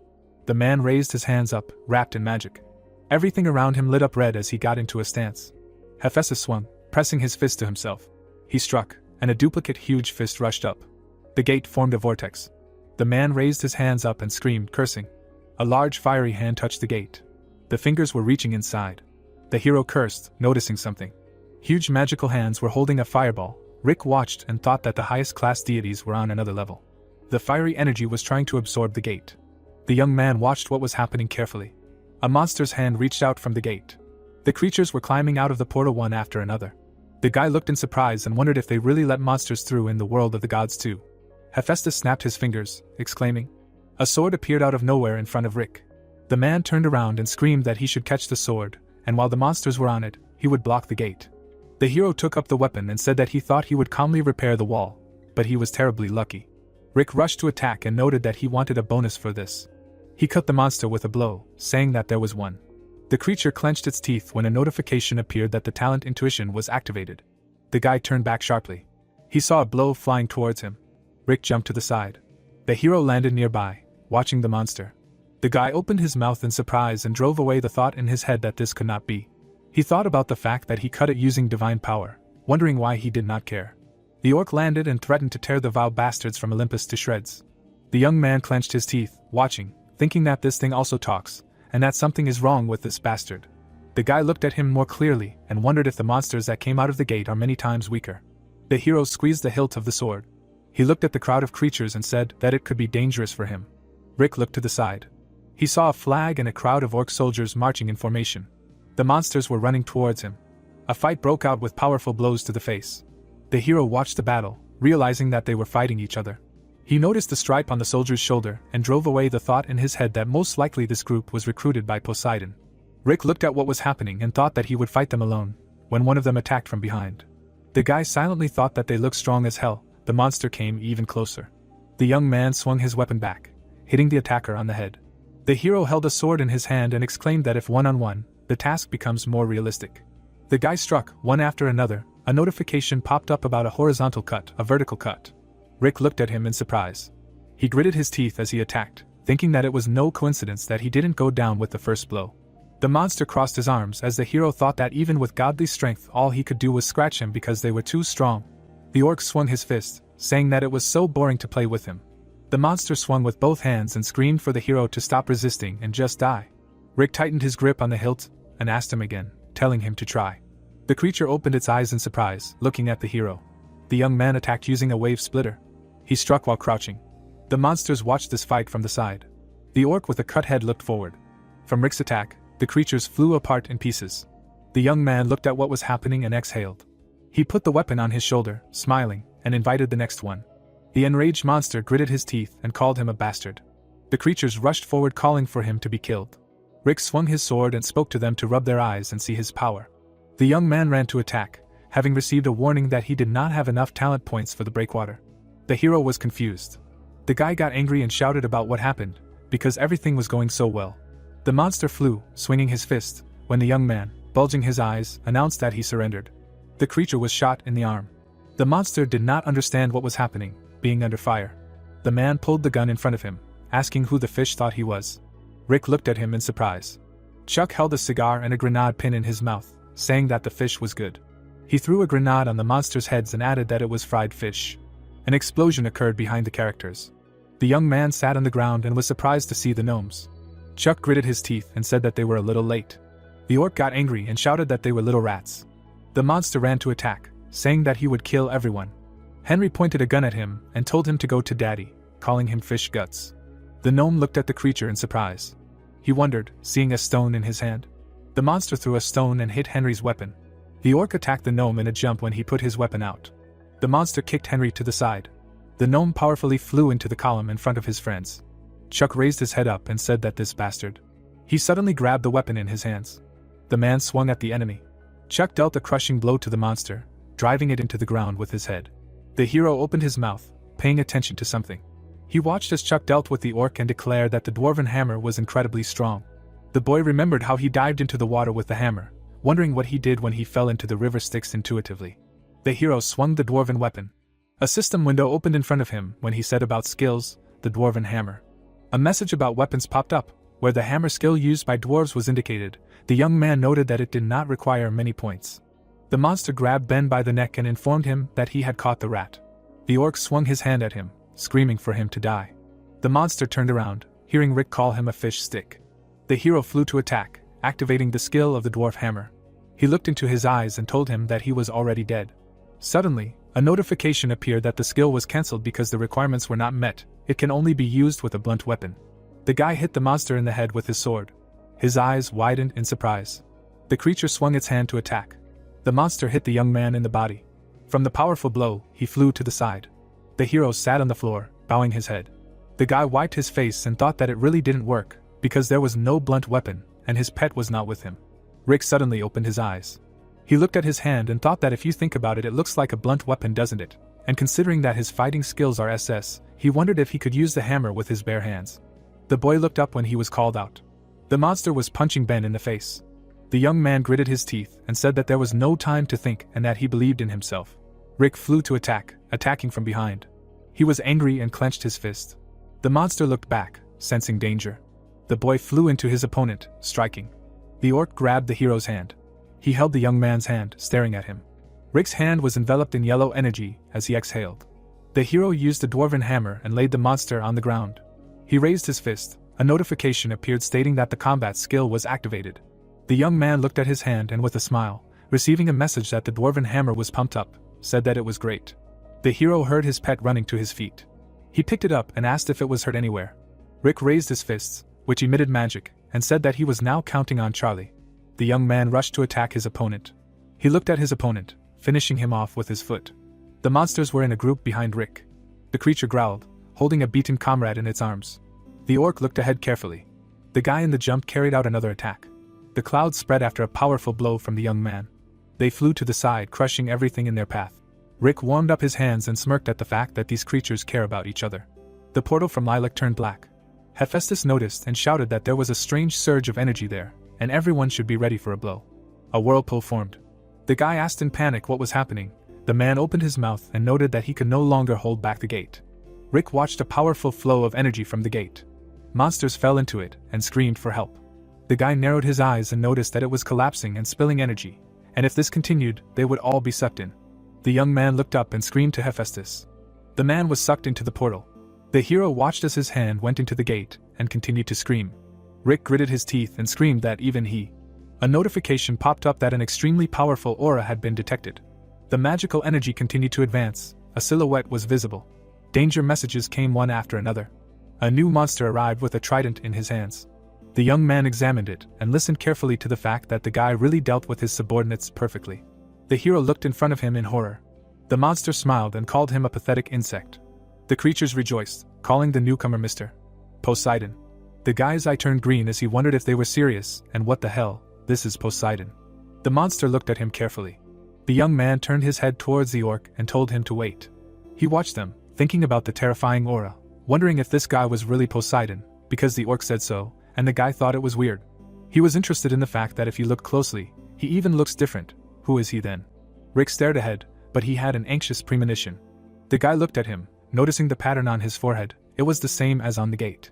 The young man clenched his fist and thought that no matter what anyone said, his instincts were screaming that he was dangerous. The monster grinned and noted that he had scattered his subordinates well. The trident emitted purple energy, forming an energy ball. The guy suddenly screamed that something was approaching.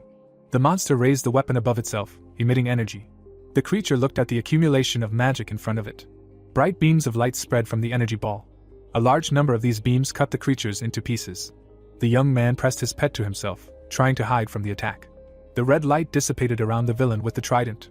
He put his hand to his face and laughed, calling them insignificant pieces of trash. The monster smiled frighteningly, looking through his palm. He threw his head up and laughed. Rick gritted his teeth and thought about what his intuition was telling him. The hero looked back and drove away the thought in his head that he would definitely not be able to defeat such a monster. The creature emitted red light from its eyes. The monster smiled, noticing that one piece of shit survived. He held the trident out to the side and a large amount of energy rushed forward. The guy and Charlie dodged the beam of magic. Rick gritted his teeth and thought that he was finished. The hero pushed off the ground and realized that he could use wind speed. A notification popped up about activating wind speed. The guy tensed up and ran away from it, thinking about doing it as quickly as possible. The monster grinned, watching what was happening. It suddenly appeared in front of the young man's face and asked where he was going. The creature brought the trident to the guy's face and said that this Olympic scum should die faster. The young man's pupil narrowed when he cursed. There was a powerful explosion with a release of energy. The wall was destroyed behind Rick. The monster smiled and said that Neptune was just a fake. The hero, sitting on his knees, looked at the stranger in surprise. He grabbed the monster by the trident and asked him if he really thought he could hold him, Poseidon, for long. Neptune got angry and shouted at him not to say that because he was a god too. A fist flew at the monster's head. Poseidon hit Neptune and shouted at the bastard to shut up. The monster looked at his opponent in horror and heard him ask if he realized that he had stolen his name too. The god gritted his teeth and said how dare he slander him so pathetically. Neptune grabbed his hair. The monster pulled his head back and told him to take it back. Poseidon gritted his teeth in pain and said that it was unfair to grab his hair. The young man looked in amazement and thought that this was the first time he had seen the battle of the higher gods. The gods fought, shouting that it was time to end this and attack. Rick watched the scene and thought about how they were fighting like children. Poseidon, gritting his teeth, looked into his opponent's eyes and said that he was just a fake, and no matter what happens next, but today he will erase him from the face of the earth. Neptune, grabbed by the hair, laughed at the fact that this was empty talk, asking if this was not his 78th failed attempt. Poseidon smiled and said why he hired a cool god today. The characters looked up at the gate, when the god stated that it was time. The young man turned and wondered about the god that Poseidon personally hired, thinking about how strong he was. Hephaestus pushed the gate apart with his hands, smiling, and said that the monster was using an knowingly losing tactic in battle. The man walked through the portal, while Rick thought about the return of Hephaestus. He was angry, his eyes wide open, and wondered if the monster could defeat him. Hephaestus landed and told the hero that they were all dead. The young man, hearing that the man's whole body ached after such a long battle, wondered if he could do it. Hephaestus smiled and said that he was counting on them. The other heroes jumped out of the portal, and Rick watched this. He opened his eyes wide and wondered. The guy looked at the characters who arrived and saw Julie in front of him. The magic item cracked. The girl extended her hand, from which pieces of something destroyed fell. Neptune turned towards her. He looked closely and shouted about his gate. Dead creatures lay on the ground, when Neptune said that it was not enough for her to kill his subordinates. The monster rushed to attack, shouting that she still dared to touch his precious gate. The young man was screaming in panic about Julie's technique. Neptune shot a powerful beam of energy in her direction, telling her what she thought of herself. The girl calmly looked at the approaching danger as they shouted at her to leave. A beam of energy appeared in front of the girl. She grabbed a knife. Julie rushed forward, attacking her opponent. Peace was visible in her eyes. The girl landed a lot of blows, landing on her knee. Neptune noticed her nearby. He tried to reach her with his hand while she was not looking. Julie turned around abruptly. Rick, holding a sword in his hands, defended himself, standing between them. He smiled, looking at him, and thought about how the body moved on its own thanks to pumped-up intuition. The monster clenched his teeth, calling him a small bug. He swung his weapon and spoke about the hero accepting death. The hand pulled the guy back. Julie pulled Rick, throwing him aside from the blow. The enraged warrior ran towards the monster. He swung his big fist. The fighter approached the enemy from the side, but he noticed him. A magic circle appeared above Neptune when he called them all creatures. The wizard in the hat cast a spell, holding a staff in his hand. The guy fell back, watching as a large blue flash appeared in front of him and the girl. She stood with her back turned and asked why the hero was getting involved so thoughtlessly. The young man was upset, asking about something that he couldn't even help. Julie, wrapped in magic, turned around and asked what he thought. Could this be called help? The guy frowned and, looking at her, thought that she was so smug, but he couldn't bring himself to be sarcastic, because she was right. The girl looked forward and said that he had become faster. The monster leaned forward, and she noted that Neptune was extremely unstable now. He opened his mouth and looked down. Rick's eyes widened, thinking about her words that he had become faster, arguing about who she was. Julie noticed that there were so many questions on his face. She threw the bottle and said that she would talk to him after the fight. Let him take it. The guy grabbed the test tube in his hands. A notification appeared that there was not enough information and the data may not be accurate. You need to use this potion. It temporarily increases divine power. The hero squeezed the bottle in his hand when she told him to drink it and remember. The girl looked into his eyes and said that he was the one who should kill Neptune. Rick was stunned by what he heard and asked again. She rushed to run forward, saying that she believed in the guy. The young man sat on his knees, looking after her, shouting for her to wait and explain at least something so that he would understand. Rick grabbed his head, exclaiming that the girl would drive him crazy. He opened his mouth in surprise and thought about what the hell was going on. Julie jumped to attack the enemy. She dealt many blows to the monster and, after, squatted down. The girl took aim and hit the villain in the leg. The warrior from the side jumped to attack at that moment. His fist flew straight into Neptune's face. There was a flash of energy from a powerful blow. The fighter lowered his hand. He was standing next to the prone body of the monster. The wizard rushed forward, making a leap. He stood next to Neptune's head. The monster's hand moved. Neptune grabbed the wizard. The fighter abruptly grabbed the monster by the body. Neptune pressed the wizard to the ground with a blow. He grabbed the warrior's head. The monster knocked the fighter out by force. The young man watched what was happening and thought that this could not be happening.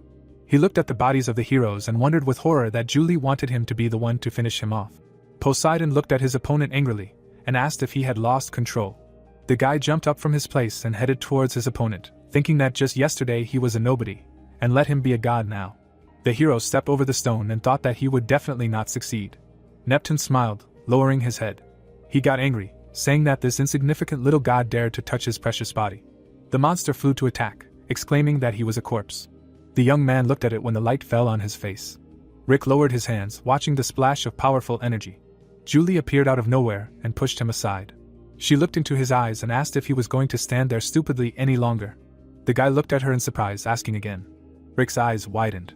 A pink spherical flame flared up in front of the guy's face. Julie's hair moved in the wind. The girl extended her hand to the guy. She slightly opened her mouth and asked why the guy froze in place. Julie fell to the floor. Neptune put his foot on the girl's body. The god smiled widely and said that it was stupid, because the girl could have escaped and survived. The protagonist raised his eyebrows high. Neptune asked the girl if she believed that saving Rick would somehow help their situation. The guy did not understand why she did it. Julie slightly raised her head and said that it was obvious. She was lying under the enemy's foot and said that he underestimated his enemy. The girl lowered her eyebrows and told Neptune that he would eventually die at the hands of the one he underestimated and despised. The god's hair rose in streams of air. The guy opened his mouth wide and asked the girl what she was saying, and added that he had no chance against this monster. Julie smiled and said that she believed in the guy. Rick's hair covered his wide-open eyes. A sign appeared, notifying that the target's intentions were close to good.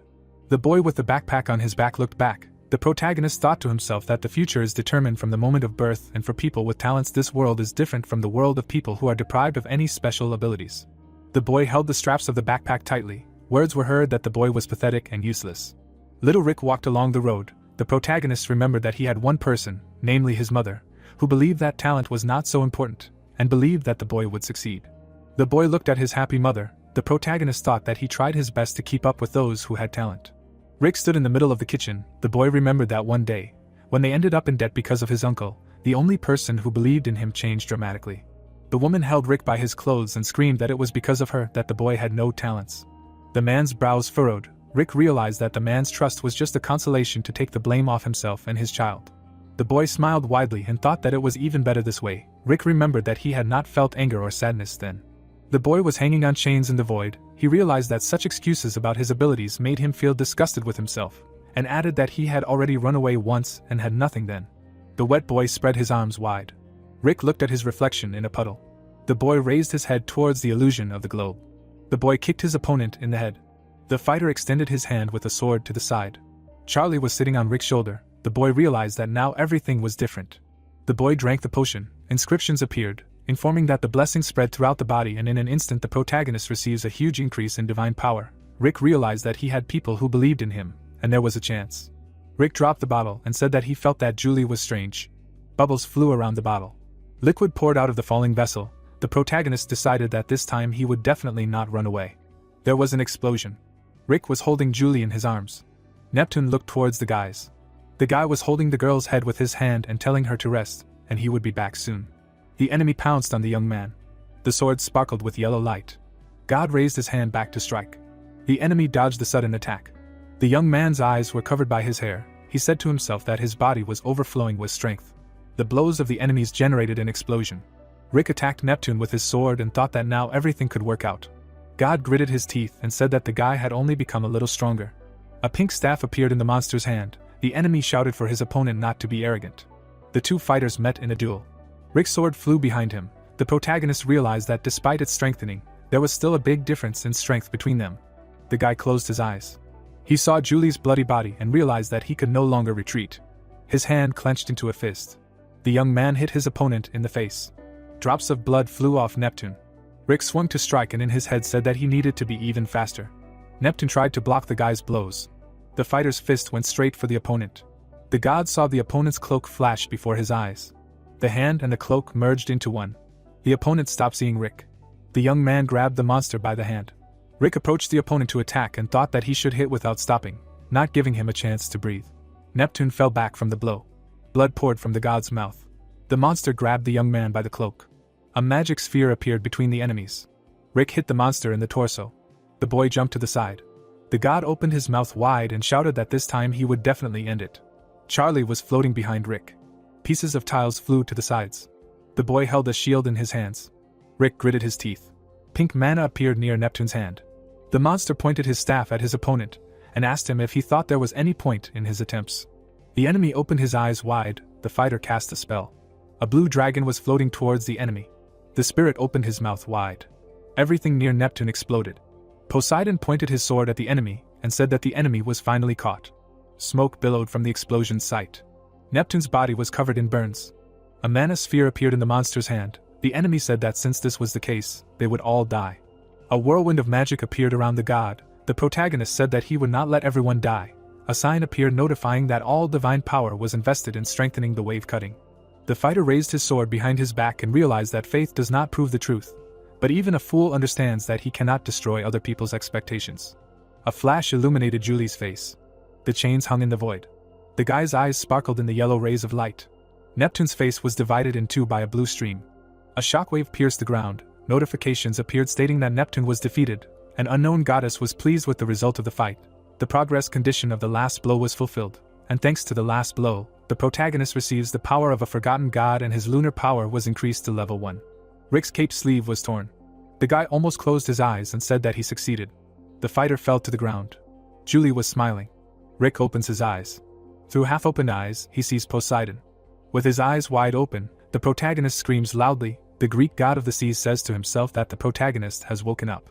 The protagonist's hands are tied with chains. Poseidon says that his wounds have been healed, and his clothes have returned to their previous state. Throwing one leg over the other, the god of the seas thanks the protagonist for defeating Neptune, but asks his permission to ask one question.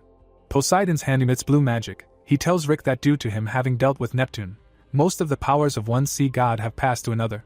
A magic ball levitates above the hand of the water god. He continues to say that due to the final blow, part of the dead god's power has passed to the protagonist. Thanks to this power, it is possible to establish order in the world, but it is also possible to arrange chaos. A notification about the activation of intuition, a feeling of malice, the emanating from the target of neutral.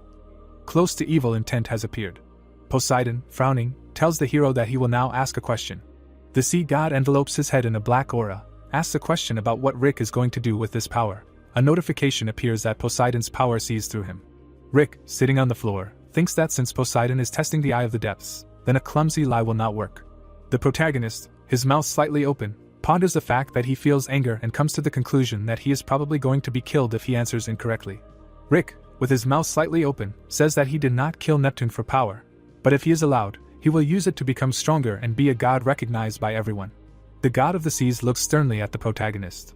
Poseidon lowers his eyes, repeats Rick's words and mentally says as if he is looking at his former self. Rick looks ahead with his green eyes. The Greek god of the sea smiles, believing that his captive is sincere, and he also noticed that it was as if he was looking into the soul of a newborn god. Poseidon, rising from his throne, joyfully tells Rick that he is sincere and pure, and adds that having destroyed the cursed gate and having met such an intelligent god, there is no reason not to celebrate today. Waving his hand to the side, the god of the sea shouts that today he will throw a grand party. A bearded old man, holding a glass in his hand, is chatting with his companion. The girl is drinking purple liquid from the glass. Rick, with Charlie on his shoulder, is walking towards Julie.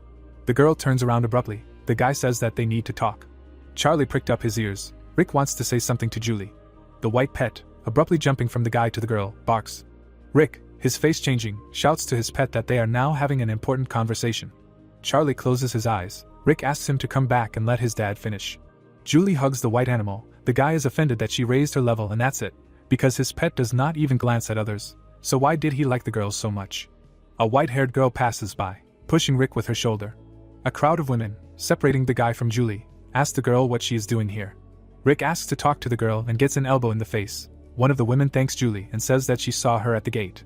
The guy angrily shouts that he was the first to talk to Julie. Poseidon, grabbing Rick by the shoulder, is happy that he finally found him. Joyful Poseidon, dragging the guy away, says that they need to talk a little before the end of the work, but Rick refuses. Julie laughs at the guy, says that he is brave and she likes him, and offers to work together. Rick opens his eyes and mouth wide. The girl opens the blue interface table, explaining to the guy that they met quite early, but she would like to definitely succeed in this life. The girl's profile contains her data. The phrase that the girl is the god of samsara, the god of rebirth, and she has been reborn 1,869 times is highlighted in the table. An island surrounded by rocks is visible. The protagonist is told that he tried hard and successfully passed all the tests. Rick holds a document in his hand. He is congratulated on receiving a hunter's license. The hero is happy that he received a license and immediately became a 6-star hunter.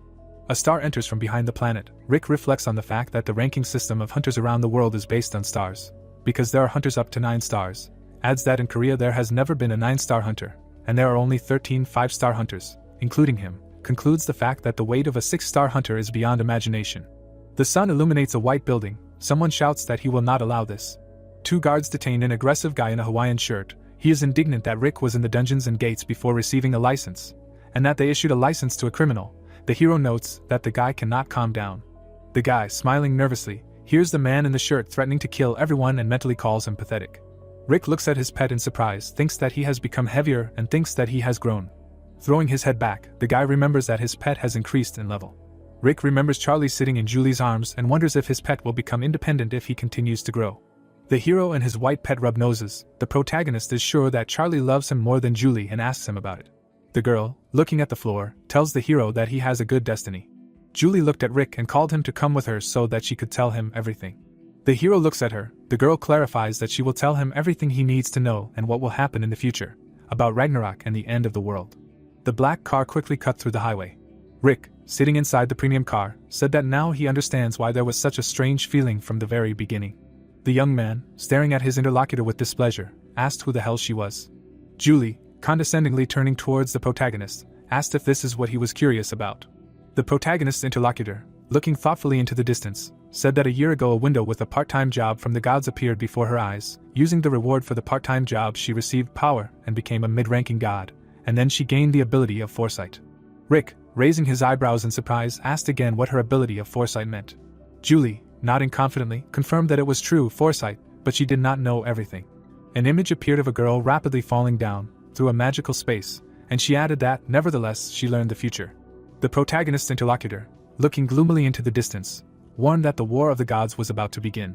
Julie, looking thoughtfully into the distance, explained that sometimes the names of the gods differ from myth to myth, like Zeus and Jupiter, Poseidon and Neptune, Eros and Cupid.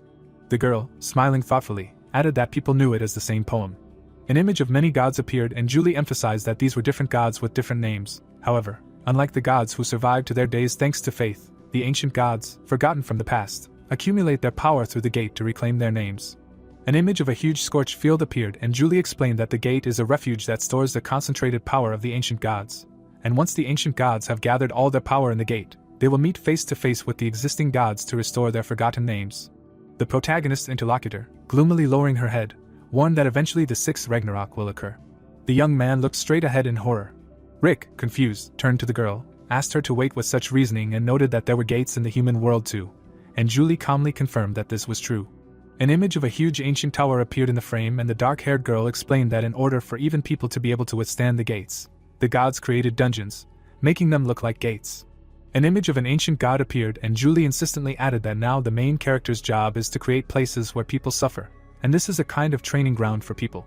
The protagonist, gritting his teeth in shock, asked again what a training ground meant. A man appeared in the image, brutally killing people, and Rick, stunned, asked his interlocutor how many people died.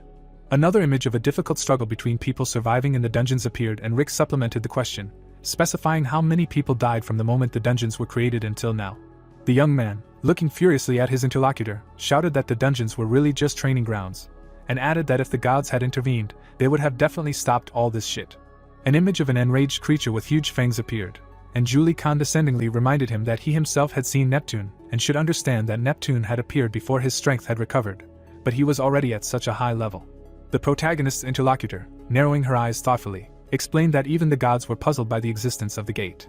An image of many magic chains appeared, and Julie gloomily warned that the more the forgotten gods gained strength, the harder it would be to block the gate, because the gods were already trying their best to protect their own world.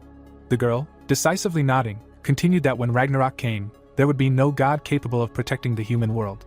A black car flew down the mountainside road at high speed. An image of people in the subway appeared, and Julie confidently explained that people who did not know this terrifying fact considered the danger of the gate to be analogous to a car accident. The young man looked at the public news on his phone, which said that this year, citizens were outraged by the traffic restrictions on the roads since the gates had already appeared 15 times in this period of time. Julie, with her hand concentratedly gripping the steering wheel of the car, assumed that if someone like Neptune ever appeared in the city, everything around would be destroyed in an instant. The protagonist looked straight ahead in horror. Rick, widening his eyes in shock, thought that now everything fits together like a puzzle. An image of the protagonist sitting on the floor appeared, and Rick thought in amazement that talents and skills similar to the power of the gods, such as the god of swords or the god of Bola, were created along with the dungeons. An image of someone placing a hand on the mask of a black dog appeared. An image of his conversation with one of the characters appeared and Rick thought in confusion that everything was happening just like in the game. There were some magical stones and objects falling from monsters. An image of gods appeared, pointing their fingers at a huge tower, and Julie firmly concluded that this was the last gift that the gods give to people. The young man, angrily clenching his fists, exclaimed what this ultimately means, should people really survive on their own, and asked his interlocutor how they should then block the gates that even the gods cannot cope with. The protagonist's interlocutor, mysteriously looking in the rearview mirror, promised that she would help, and assured him that he could do it, because in the future, which she saw, he protected the world from countless armies of gates. The girl turned to face her interlocutor, surprised by such news. Julie, decisively switching the gearbox, continued that she would do everything possible to help him with this. The heroine calmly stopped the car and announced that they had arrived at their destination, and Rick asked in surprise if they had already arrived. The protagonist awkwardly opened the door of his car and said hesitantly that he hadn't even noticed how they had arrived. Rick bowed his head in gratitude and thanked the girl for giving him a ride. The young man opened his eyes in shock. A sign in the middle of a wide street excitedly announced that an urgent presentation of Rick's new 6-star hunter would take place there. One of the reporters quickly turned towards the protagonist and shouted that the protagonist was already here, ordering his comrades to quickly get ready. The reporter persistently moved his microphone right to Rick's face and asked him to give them a short interview before the presentation, while Rick looked around in confusion and asked the girl if she was sure they had come to the right place, since it looked like they had come to the wrong one. Julie's black car quickly drove away from the scene and the young man angrily shouted after her, "So that's what kind of help she meant." The system suddenly flashed, notifying that the protagonist's fame was rising, his divine power was increasing, while Rick, retreating in panic, shouted at the girl to quickly return back. A month later, an image of a night city appeared and the reporter enthusiastically announced that a 6-star hunter named Rick had cleared as many as 3 dungeons in 1 month, and added that all the dungeons were successfully cleared without losses. The young man picked up the TV remote control from the coffee table. An image of a figure standing on a high cliff appeared and Rick thought intently. As the person who cleared the most dungeons this month, he made hundreds of billions of profits just from magic stones, items, and dungeon byproducts. The protagonist, frowning darkly, thought that great popularity does not bring anything good and added that all this is necessary only to increase divine power. Rick, cheerfully throwing his head up, thought that these reporters are too intrusive. The young man, raising his eyebrows in surprise, thought about his cat. The guy, calmly looking at Snow White, thought that she also formed her own fan club. Rick, grinning enviously, thought that without doing anything, she becomes popular. It's even enviable. The protagonist sat down on the couch and Julie firmly said that then he just needs to try harder. The girl, tiredly standing in the doorway of a large studio, added that because this fame will soon become his strength. Rick warily turned his head towards the interlocutor, and Julie warned him that the upcoming battle will be much more difficult.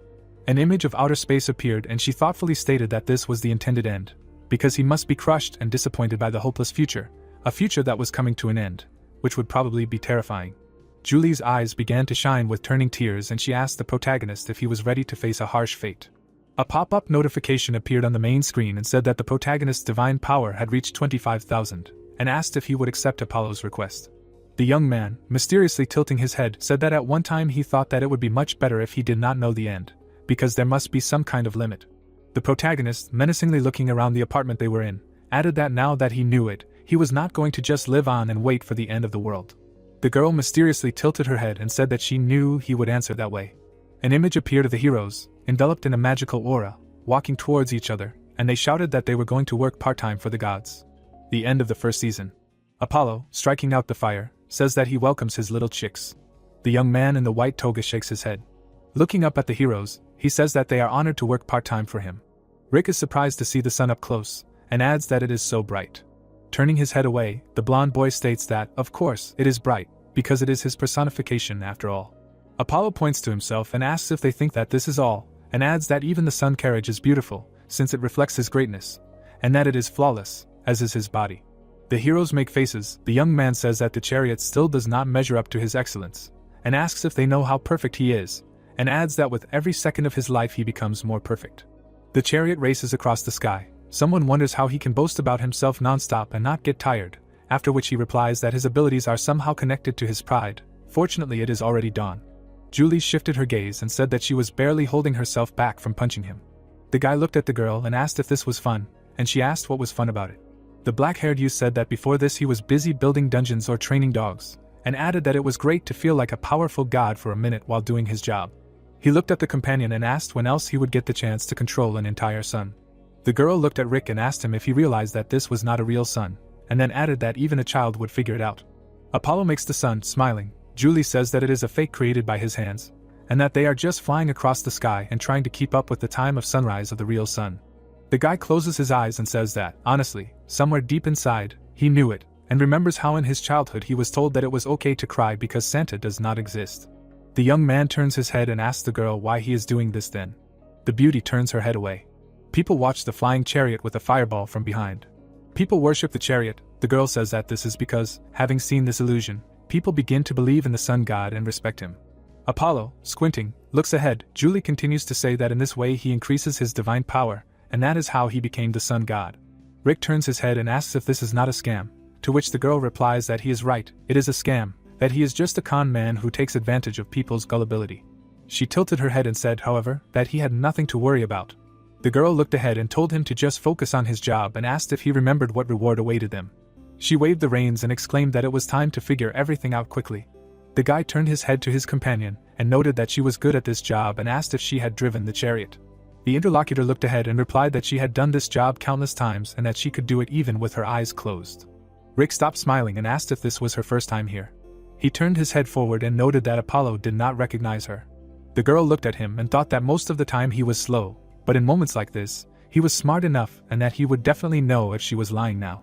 She closed her eyes and said that of course he did not remember her, since he only thought about himself. A paw on fire appears from the side. The girl continues to say that even though she often works there, he does not remember her. A pack of wolves runs through the air. They attack the chariot. The guy stares into the distance. A notification appears that the intuition ability is activated. The wolves begin to gnaw the sun. Rick beats with the reins and screams what these scoundrels are up to. The horse jerks its head up. Julie turns around and says that she has not met solar wolves on this path before. The guy looks at them in shock and says that solar wolves look the same as hellhounds. A notification appears that the dog master ability is activated. The girl looks at them and says that she can handle them, and let the guy take the reins, to which he objects that he will do it himself. Julie looks at him and screams that this task is beyond him, because if he touches the fur of a solar wolf, it will burn his flesh to the bone. The boy forms a sword and says that in order to become as strong as the prophecy, he must be able to handle such tasks. He jumps. The boy turns around and says that moreover, he has already thought of everything. Rick launches an airstream. The wolf looks at the approaching projectile. He dodges the beam. The boy lands on the wolf. The boy raises the sword and tells the wolf to watch him win. The boy swings the sword towards the enemies. The wolf looks up. The boy jumps. The boy puts his hand on the wolf's head. The hand smolders. Rick frowns and thinks that even though he brushed away the flames, they still burn. A notification appears that the Neptune's force ability has been activated. Now he is protected by the blessing of the waves, after which the boy looks at his hand and thinks what kind of Neptune's force is this, and continues that because of the blessing of the waves it no longer burns, and that he can handle it now. A notification appears that the ability Dog Master has been activated, after which he strikes the dog's head. The guy smirks and says that there is one more left.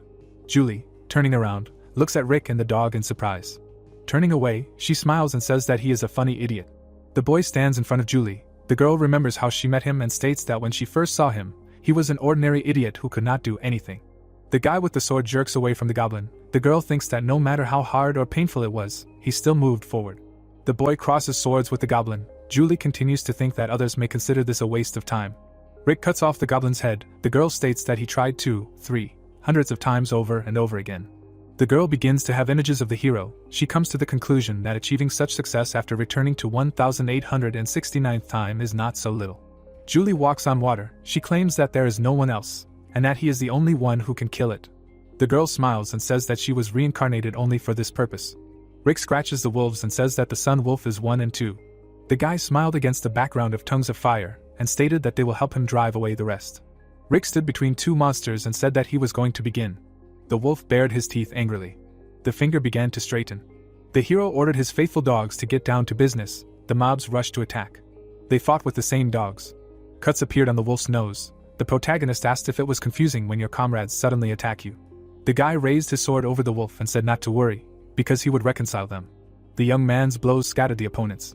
He landed on the monster's back. The system notified about the activation of the special ability of the dog master. He jumped between the dogs and exclaimed that the second one was caught. The notification said that the number of dogs following him was 40.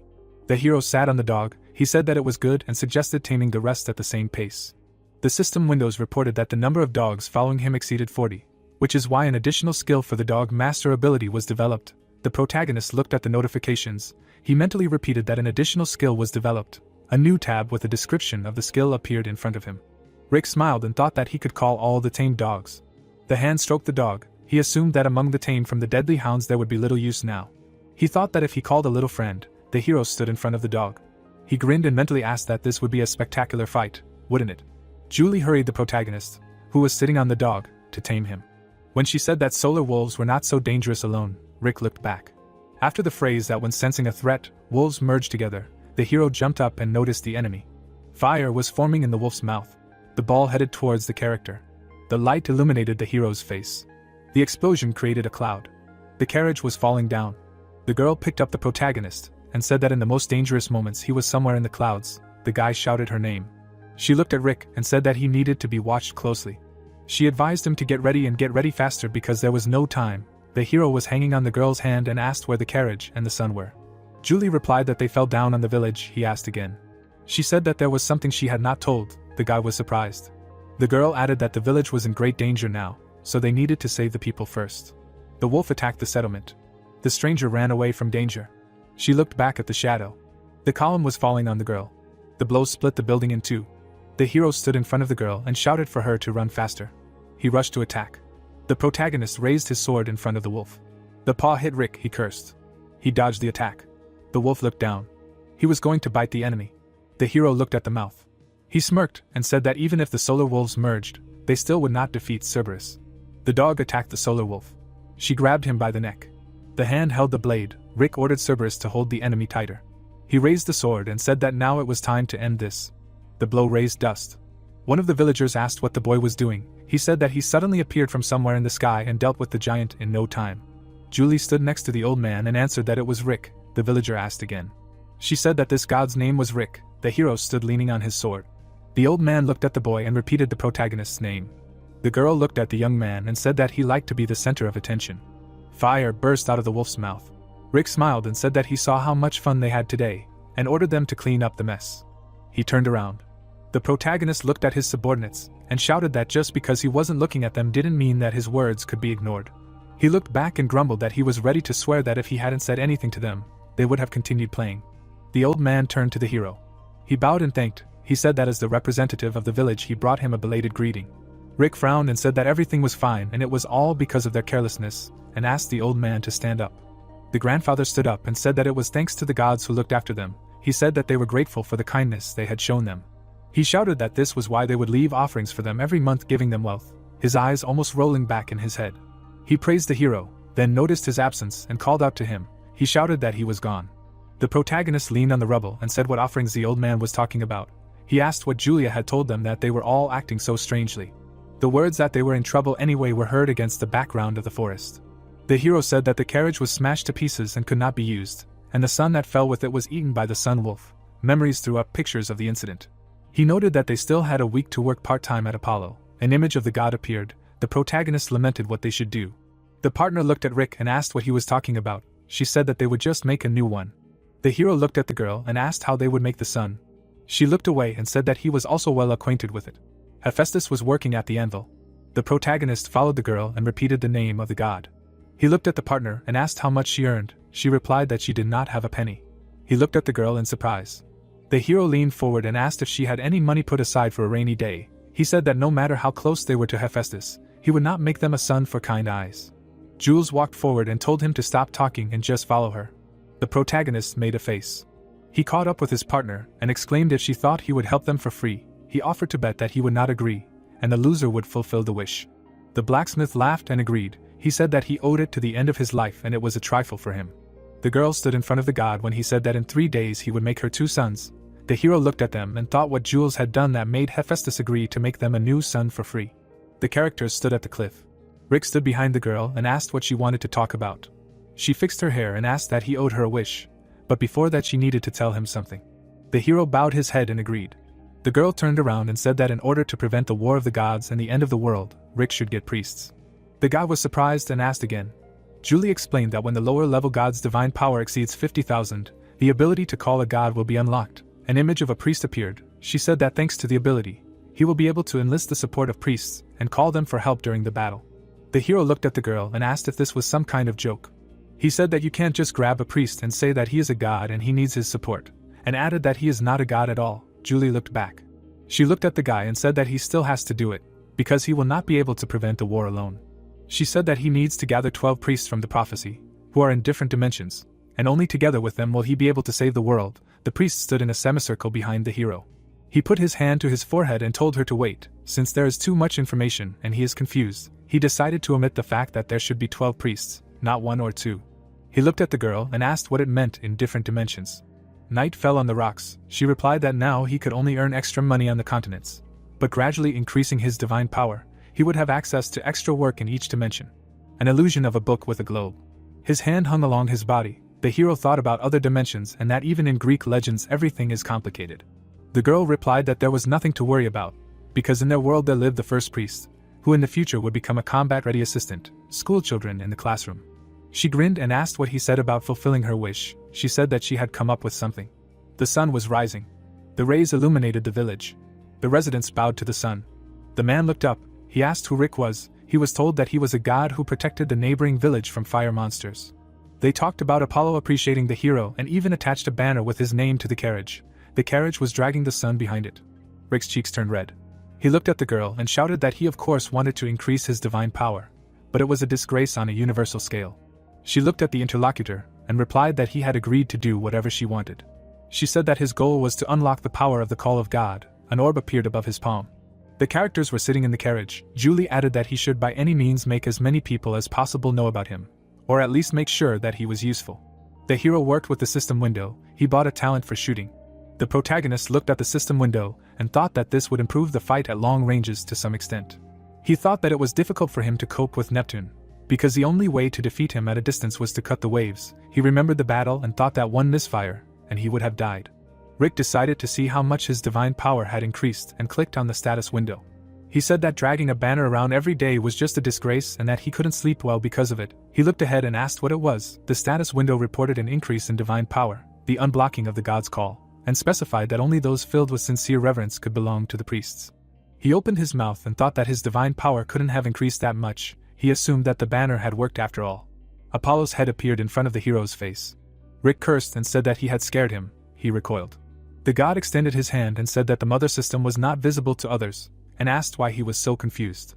The protagonist took the hand, thought that he was talking about the system window, and answered in the affirmative. The man looked at the young man and asked him if anything special had happened. The characters stood opposite each other. The hero replied that they were attacked by solar wolves, but they had coped, the god exclaimed. He raised his palm to his face and asked if the protagonist was talking about those capricious wolf cubs, after which he thanked him for his work. He put his hands on his hips and said that in this case, in addition to his salary, he would give him a small bonus. The mother system reported that Apollo's ability of self-healing had been accessed. The god pointed his hand at the protagonist. The protagonist looked at his palm and repeated the name of the new ability. The man laughed and answered affirmatively. He said that this ability could only be obtained from him at a part-time job. The fox peeked over his shoulder. Apollo said that people were lining up to get this ability. The hero stroked Snowball and asked if she was awake. He asked her to help him a little. The palm lay on the fox's head. He barked. The pet turned into a knife.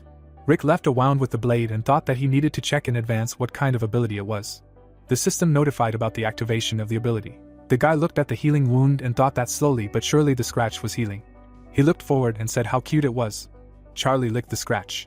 The hero smiled and asked if the pet was apologizing to him like that. Apollo looked at the fox and asked what a spiritual being it was that turned into a weapon. He said that it was very rare. He looked at the protagonist and asked if he could tame. Rick stroked the pet and said that he had tamed several. He looked at the other guy and asked why he was asking. Apollo crossed his arms and said that he had been bothered by something lately, and that he was feeling uneasy because he didn't know how to deal with them. He rubbed his chin and said that he was getting tired of his son being eaten all the time. He raised his eyebrows and said that if only he could tame the sun wolves. The god thought that he had heard that no god had tamed them yet. Rick called for more subordinates. Apollo looked at the hero with the wolves and thought that a lower-level god had done something that no god had been able to do. The god looked at the protagonist with his pets and asked if he would tell him how he tamed the sun wolves, to which Rick replied that he didn't know. He raised a finger and said that he had a condition, and that was learning archery.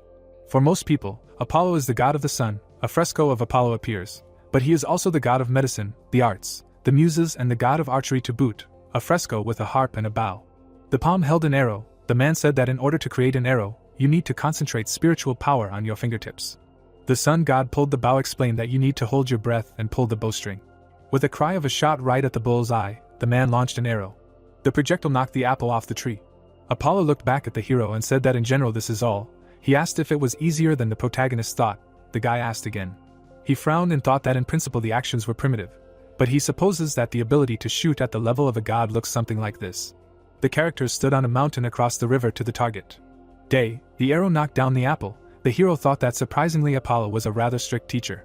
Another arrow hit the fruit. The protagonist thought that a month had passed since he started practicing the basics of archery in the world of the gods. He stood with a bow in his hand. Rick lowered the weapon and said that he now knew exactly what archery was. He thought that until now he had been honing his skills with the help of videos. The video window was paused. He remembered the gnomes and monsters, thought that either he copied the movements of the gnomes or monsters from the palace of the Dragon King. The protagonist wiped his forehead with his hand and thought that as expected, learning the techniques of the gods themselves is a completely different matter. He imagined two warriors and suggested that if he combines talents with the teachings of the gods, he will reach a new level. Rick straightened his jacket. Julie said that it was time to return to the world of people. The hero looked back. She was holding a fox in her hands and said that there was not much time left before the meeting with the first priest. He looked at the girl and agreed. He asked where Apollo was and said he wanted to say goodbye to him before leaving. She said he was playing with the sun wolf like crazy. In his imagination the god was clapping for the dancing wolf. The hero looked at Julie and asked how many people he had made friends with. He raised a finger and said that when he worked part-time at a dog cafe he learned a few things. He said that any dog can be trained with treats. She said that thank the gods it worked, otherwise everything could have turned out badly. The protagonist waved his hand and told her to let it go, because it worked. The girl followed the hero and told him to think before he acted. She claimed that someday it would end badly. Rick looked back and said that she was worrying too much, because he had improved his godly powers, gained abilities, learned techniques, and everything was working out for the best. Night, the moonlight reflecting off the river. Hades stood by the window and said that it turned out to be true. His subordinate leaned over and confirmed. He said that he checked several times, and that apparently the Cerberus was summoned into this world without permission a month ago. God looked out the window and said that it was brave. The glass burst. Hades asked who dared to touch the Cerberus, the symbol of the underworld. He looked away and said that whoever it was, he would get it from under the ground. The grate melted. The man said that the offender would find out what the price was for daring to insult him, the god of the underworld. Guild building day. System messages about leveling up appeared. Targets lay on the floor. Another notification appeared. The blow cut the log. The hero looked back at the girl and said that of course he was glad to train here and all that, but she was sure that the priest would come. Julie looked at her phone and suggested waiting a little longer. The protagonist looked back at the targets and said that it had been a month since he had been swinging a sword here alone, and added that the longer he trained alone, the slower his mastery of divine powers grew. He suggested finishing up his part-time job, hesitated and asked the girl if she was even listening. Julie was drinking coffee and answered that she had found it. He looked at the girl leaving and asked what she had found. She answered that she had found a part-time job, told him to wait here and that she would be there soon. The hero asked again, clarified that she had been looking for a part-time job without him, and shouted that he would go with her. She looked back and answered negatively, told him to stay here. The protagonist frowned and asked where she was going. He clarified that she wanted to take all the work for herself. Julie answered that she had some things to do and it would take a long time to explain. The foot stepped on the floor. The hero was angry and shouted that no one had shown up for a whole week, and how could he wait when he didn't know the moment the priest would appear. He said that he'd rather work than sit here. The stranger grinned and suggested that because he was born in a poor family, part-time jobs were in his blood. The hero looked around and thought that this annoying voice belonged to a friend. Tyler smiled and said that he behaved like a starving beast. When he really had to, he asked if the protagonist would agree to any part-time job. Rick asked the name of the interlocutor. The guy approached the hero and said that he knew. He added that in this world, those who have no talent have to hide in part-time jobs. The hero bowed his head and asked if he was tired of saying the same thing, after which he clarified what he was doing in the guild. He perked up and suggested that he was his mentor. He mentally prayed that this was not so. Tyler smirked and asked what he was doing here if he didn't know anything. He looked down and said that there was a dog trainer's competition. He looked at the fox and asked what he was going to do with this useless cat. The guy showed the dog and said that there was enough of this beauty in the German dungeon, and he had the blood of hellhounds in his veins. He added that the hero should have got something like that to hope for victory. Tyler slapped the protagonist on the shoulder and told him to go get a part-time job and stay out of the way. He added that today was an important day and there was no time to be distracted by losers. Rick looked away and muttered about the dog trainer's competition. The host asked to welcome contestant number 9 named Tyler. The audience was buzzing. He said that he earned 39 points, and this was a historical record. The character was standing in the arena with a pet. He smirked and thought that it was great that the dog was good for something. The guy looked at the man in the audience and thought that this was his chance to show his father what he was worth. He thought that he would now see that his son was very good. Charles stood in the crowd. He was the leader of the leading guild of Korea, Iris. Tyler decided that he would prove that he was a worthy heir.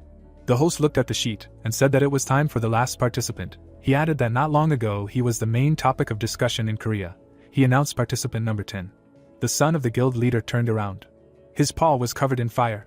The host turned to Rick and said that it was time to evaluate his training skills. He stood in the arena with a solar wolf. The jury sat at the table and talked. The host said that it seemed that the rest did not have a chance. Tyler frowned and cursed the hero. Rick put his hand on the shoulder of the 9th participant. He passed by and asked if this was the first time. The protagonist said he was good but not good enough. The sun wolf laid his paw on the opponent. The hero asked if the guy thought he could win with such a pathetic animal. Tyler grinned and told him to stop mocking. He grabbed his opponent by the jacket and asked why he was always in his way. Charles stood next to the rivals and addressed his son with words to learn how to lose. He asked if he had also gone crazy. The son looked back at his father and said that everything was wrong. The man told him to shut up until he pushed him away on an exchange somewhere far away. He looked at the hero and said that his son lost his temper and asked for forgiveness for his behavior. The protagonist nodded and answered that it was not necessary and everything was fine. He thought that he would never have thought that he would meet him here, Charles, the head of the best guild in Korea. The man smiled. He put his hand on the hero's shoulder and said that they had not seen each other for a long time, and the guy had matured a lot since their meeting. Rick reciprocated. Tyler's veins bulged. His father said that the hero could not worry about him, and that he was wrong and realized it. With a scream, the vase fell to the floor. The guy was breathing heavily. He grabbed his head and screamed that his father always chooses someone who doesn't have a drop of his blood. His pupils narrowed and he said that the hero always ruins everything. The stranger was playing the console and asked why he was so angry. He asked who had gotten him this time. The guy was sitting in the device. Tyler looked around and asked where he had disappeared to. The young man answered that he was playing and that the inventory was ending today. He was looking at the console screen. He was insulted and asked if he had traded everything for games. Tyler frowned and thought that he could do whatever he wanted, since he was his father's favorite and that they were all the same. He looked down and thought that he should hold on. The guy grinned and thought that such people would tear each other to pieces anyway. Evening, guild building. The protagonist walked next to Julie and said that Tyler's face should have been seen, and that he looked like the end of the world was coming. He grinned and added that it was unforgettable. The girl froze. She looked back and said that there he was. The hero asked again and looked at the notification. It warned of mortal danger. The stranger approached the characters and turned to Rick, after which he clarified his name.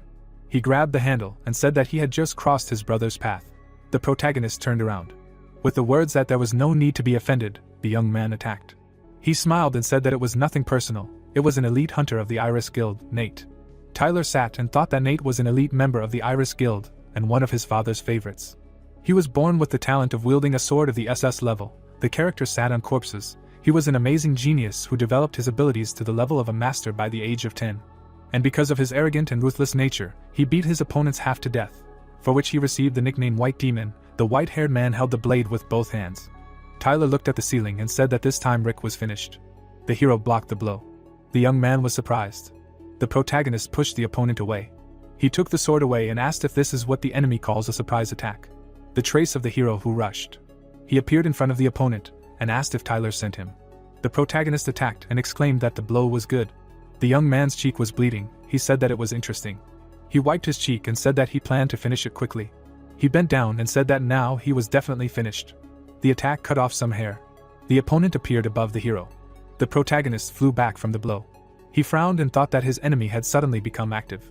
The white-haired man appeared in front of Rick. He looked at him and asked which hand to cut off first, the right or the left. The hero frowned and thought that it would be difficult to fulfill even the first condition. The girl looked at the hero and said that the first condition was to instill awe in the enemy. She glanced sideways and added that there were many ways, but the easiest was to show overwhelming superiority in strength. The white-haired man frowned and shouted that he would gut the hero. The foot hit the ground. Nate wounded the protagonist. Rick looked back and cursed. He thought how he could instill fear and surpass in strength someone who wielded a sword better than him, the god of swords. The young man swung his blade. He attacked the protagonist. The hero flew back from the blow. He looked at the enemy and thought that he obviously could not win with one sword, and why should they fight only with swords? Rick's blade flared up. Nate jumped up. The protagonist stopped the attack with his hand. The young man exclaimed. The hero activated the skill and grabbed the sword. God hit the enemy in the face. The force of the attack caused an explosion. The guild building shook. The hero was surprised. The enemy did not fly away. He looked at the enemy and clarified that he did not even move from the spot. Nate looked at the protagonist and told him to shut up. He was indignant that the swordsman used his fists. The hero smirked and said that there are things that cannot be achieved with just a sword. After saying that he was still too green to understand this, Nate became embarrassed and said that he simply lost his vigilance. Rick grinned and replied that he would definitely not lose his vigilance now and offered to continue. The enemy asked again. He looked at the hero and asked him to wait, after which he screamed, "Rick's house, Knight." The leg twitched. The hero said that he left a note asking him to come to him if he was upset, and clarified whether he would eventually come. He was in the apartment with Julie. He said that he had beaten him up pretty badly, and remembered Nate lying on the floor. The girl looked at the protagonist and said that she didn't know how he was, but she was sure that if it was Nate, he would definitely show up, since his ego had been hurt. Rick exhaled and said that he thought this was even more tiring than the part-time job. He frowned and said that he needed to fulfill all 3 conditions.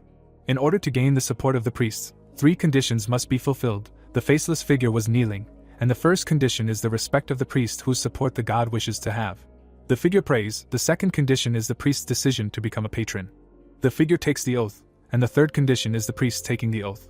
The hero grabbed his head and asked why this procedure was so difficult. The girl answered him that for this reason it is often impossible to use the call of the gods, even if it is unlocked. The protagonist asked if she could use the call. Since she was a mid-level god, he clarified that she should have been able to use this power for a long time, and added that it was not that she lacked the ability. She flinched. Julie looked out the window and replied that due to circumstances she could not use the call of the gods. The hero asked what these circumstances were. She continued to look out the window and remained silent. Rick looked at the girl and thought that he could not ask anymore. She replied that it was too long to tell. Her hand froze at the handle. The hero exclaimed if she was serious. Her palm clenched into a fist. The protagonist looked up and assumed that he had come. He asked what was going on and offered to come in and not stand there like a statue. Nate flinched. He told him to shut his mouth and say that he would ask one question. The hero was sitting on the couch. Nate turned around and asked who his interlocutor was, a fighter or a swordsman. He was standing behind the door when the hero, who was sitting by the TV, answered that he could be both a fighter and a swordsman. Nate kicked the door down and said that it was nonsense, and that there couldn't be a genius who was good at 2 things at once. He approached the protagonist and asked him if he chose fencing or martial arts. Rick smirked and said that if he didn't believe him, he could fight him one more time. The guy recoiled and said that he didn't come to fight. He looked away and added that he wanted to know and analyze the reasons for his defeat. The hero asked if he really didn't know them. He stood up and said that the reasons for his defeat.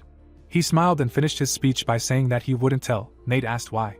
The protagonist looked at the guy and said that he didn't really want to reveal the secret about his weaknesses to a rude guy like him. Rick grinned and said that if he wanted to know so badly, then so be it. He laughed and said that he should tell his older brother Rick to take him as an apprentice. The veins bulged on Nate's face. Nate's face was serious. He turned away from Rick and cried out that it would be better to die than to say such a thing. The irritated guy thought that the protagonist wanted him to call him older brother. He introduced Tyler and emphasized that he had been calling this fool older brother for 10 years, and calling someone he met for the first time that way was unthinkable. Taking a step forward, the protagonist noted that he was sorry that Nate was just leaving. With a calm face, he added that he wanted to teach him all the intricacies he could have pumped up decently. Looking at the guy, Rick thought that because of his pride, Nate decided to give up after the defeat. He watched him closely and reasoned that the guy himself understood this. The skill of a swordsman and martial arts make an incredibly powerful combination. This will help him become stronger. The swordsman began to move his finger. He bit his lip, looking embarrassed. Nate winced and called the protagonist Big Brother. Rick smirked and asked again what he was called.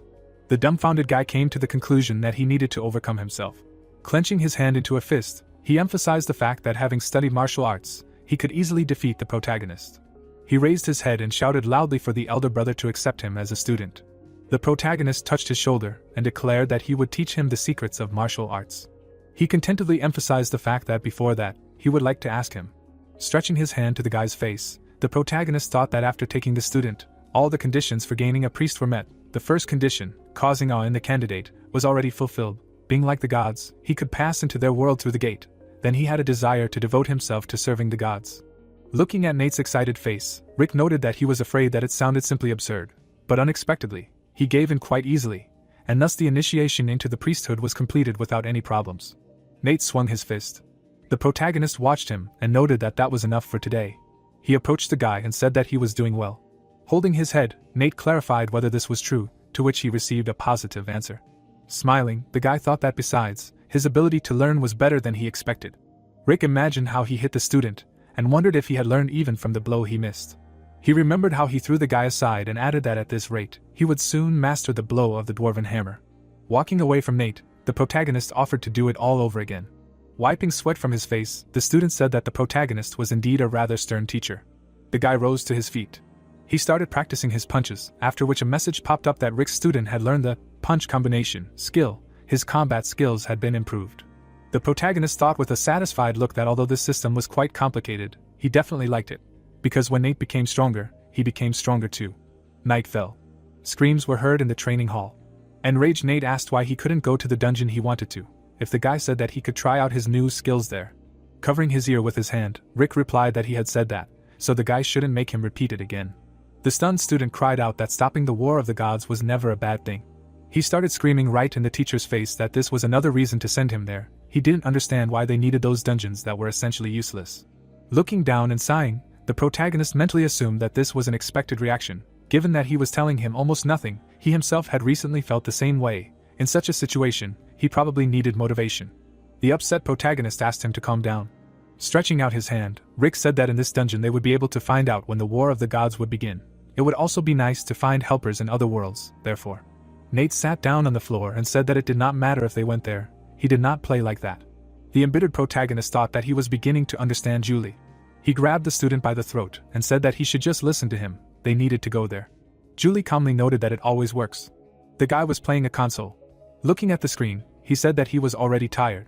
Lying on the couch, Nate said that he hoped that everything was okay with them. Shifting his gaze, he emphasized that he was still considered a priest, so maybe he should go. He threw the console on the floor and screamed that he didn't need to worry about such things. He would get paid well for that dungeon. He looked at the magic circle and noticed that the more he thought about it, the more it pissed him off. The angry guy added that Rick didn't even understand what he had gone through for this.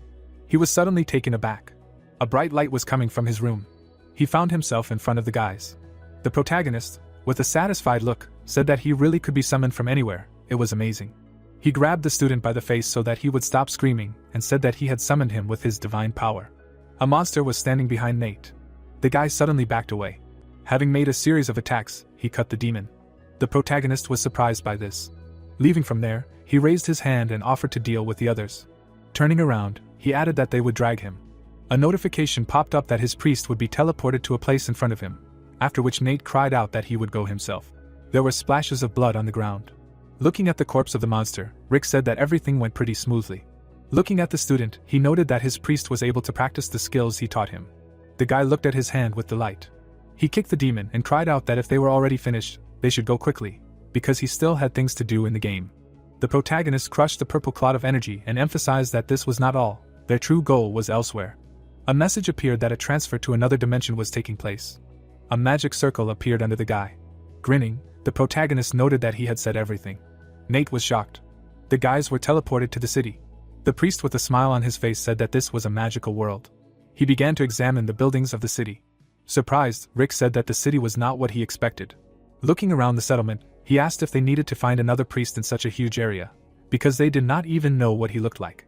Looking up, Julie asked not to worry, because it was not that difficult. Looking at the projection, which depicted the girl, Julie noted that it was her. The protagonist opened his mouth in surprise and asked if such a famous person could become his priest.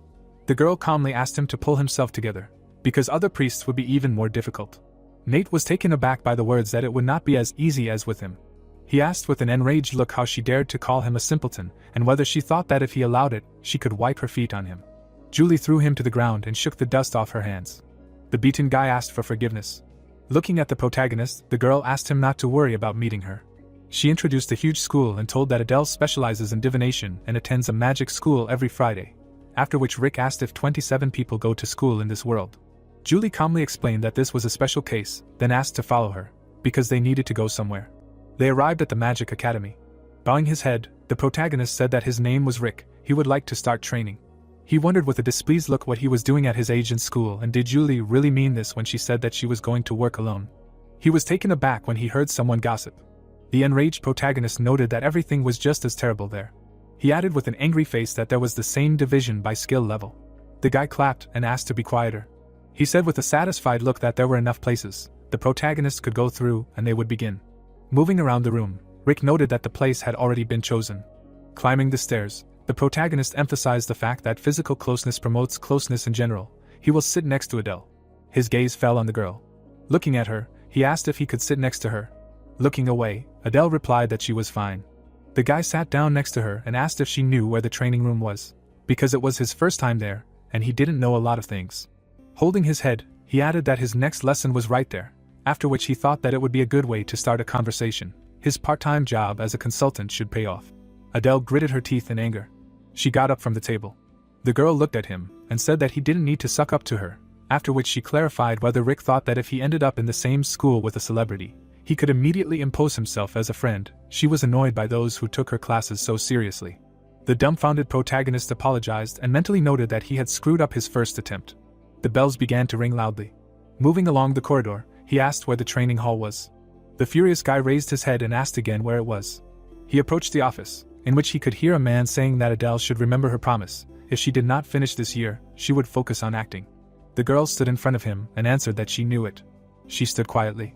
Hiding around the corner, Rick continued to eavesdrop that Adele should not be stubborn, because she understood that at this rate the level of mana would continue to fall. The teacher imagined fire and asked to feel the flows of mana and draw a flame in her mind.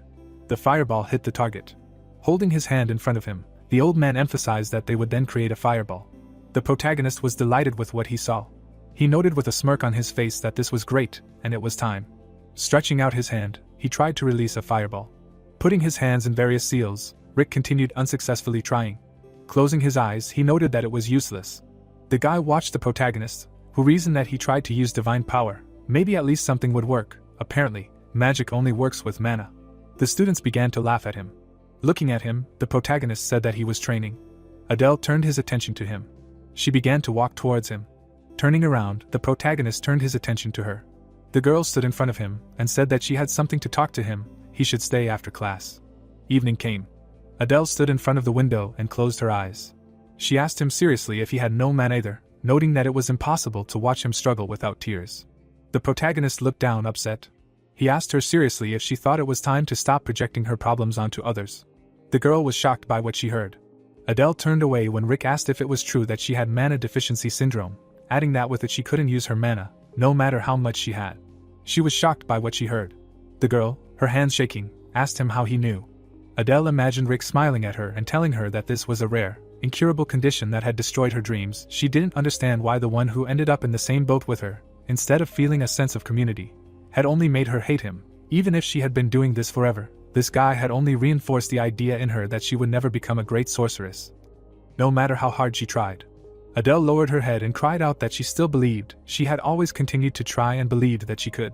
She imagined the guy standing in front of her and telling her that she should just do what she was good at. Covering her face with her hands, the girl said that she was telling him all this. She was truly pathetic. She was taken aback when Rick said that he would help her start using magic. He asked with a satisfied look if she would agree to help him in return. A dumbfounded Adele screamed, saying that no matter how hard she tried, it was all in vain. She did not understand how someone like the protagonist could help her. Extending a finger, the protagonist asked to give him a week. He calmly emphasized the fact that he would show her that he could use magic. Frowning, Adele asked him to stop talking nonsense. He was not even able to use basic magic. Looking at the window, Rick offered to check it out. Julie stood in front of him and said that he would learn magic in a week. Closing her eyes, she asked why he blurted that out. Looking away, the protagonist replied that he knew it was stupid, but he had no choice. She would not communicate with him anymore. The girl thoughtfully noted in her thoughts that she thought that this was a good way to get Adele's attention, because she was sincerely interested in magic. In any case, saying something like that was stupid. Holding the back of his head, the guy asked if that statement was a prophecy. Looking down, Julie began to reason that magical abilities are not easy to come by. It takes a long time to accumulate mana and learn how to use it. Even in his past life it took him 3 months.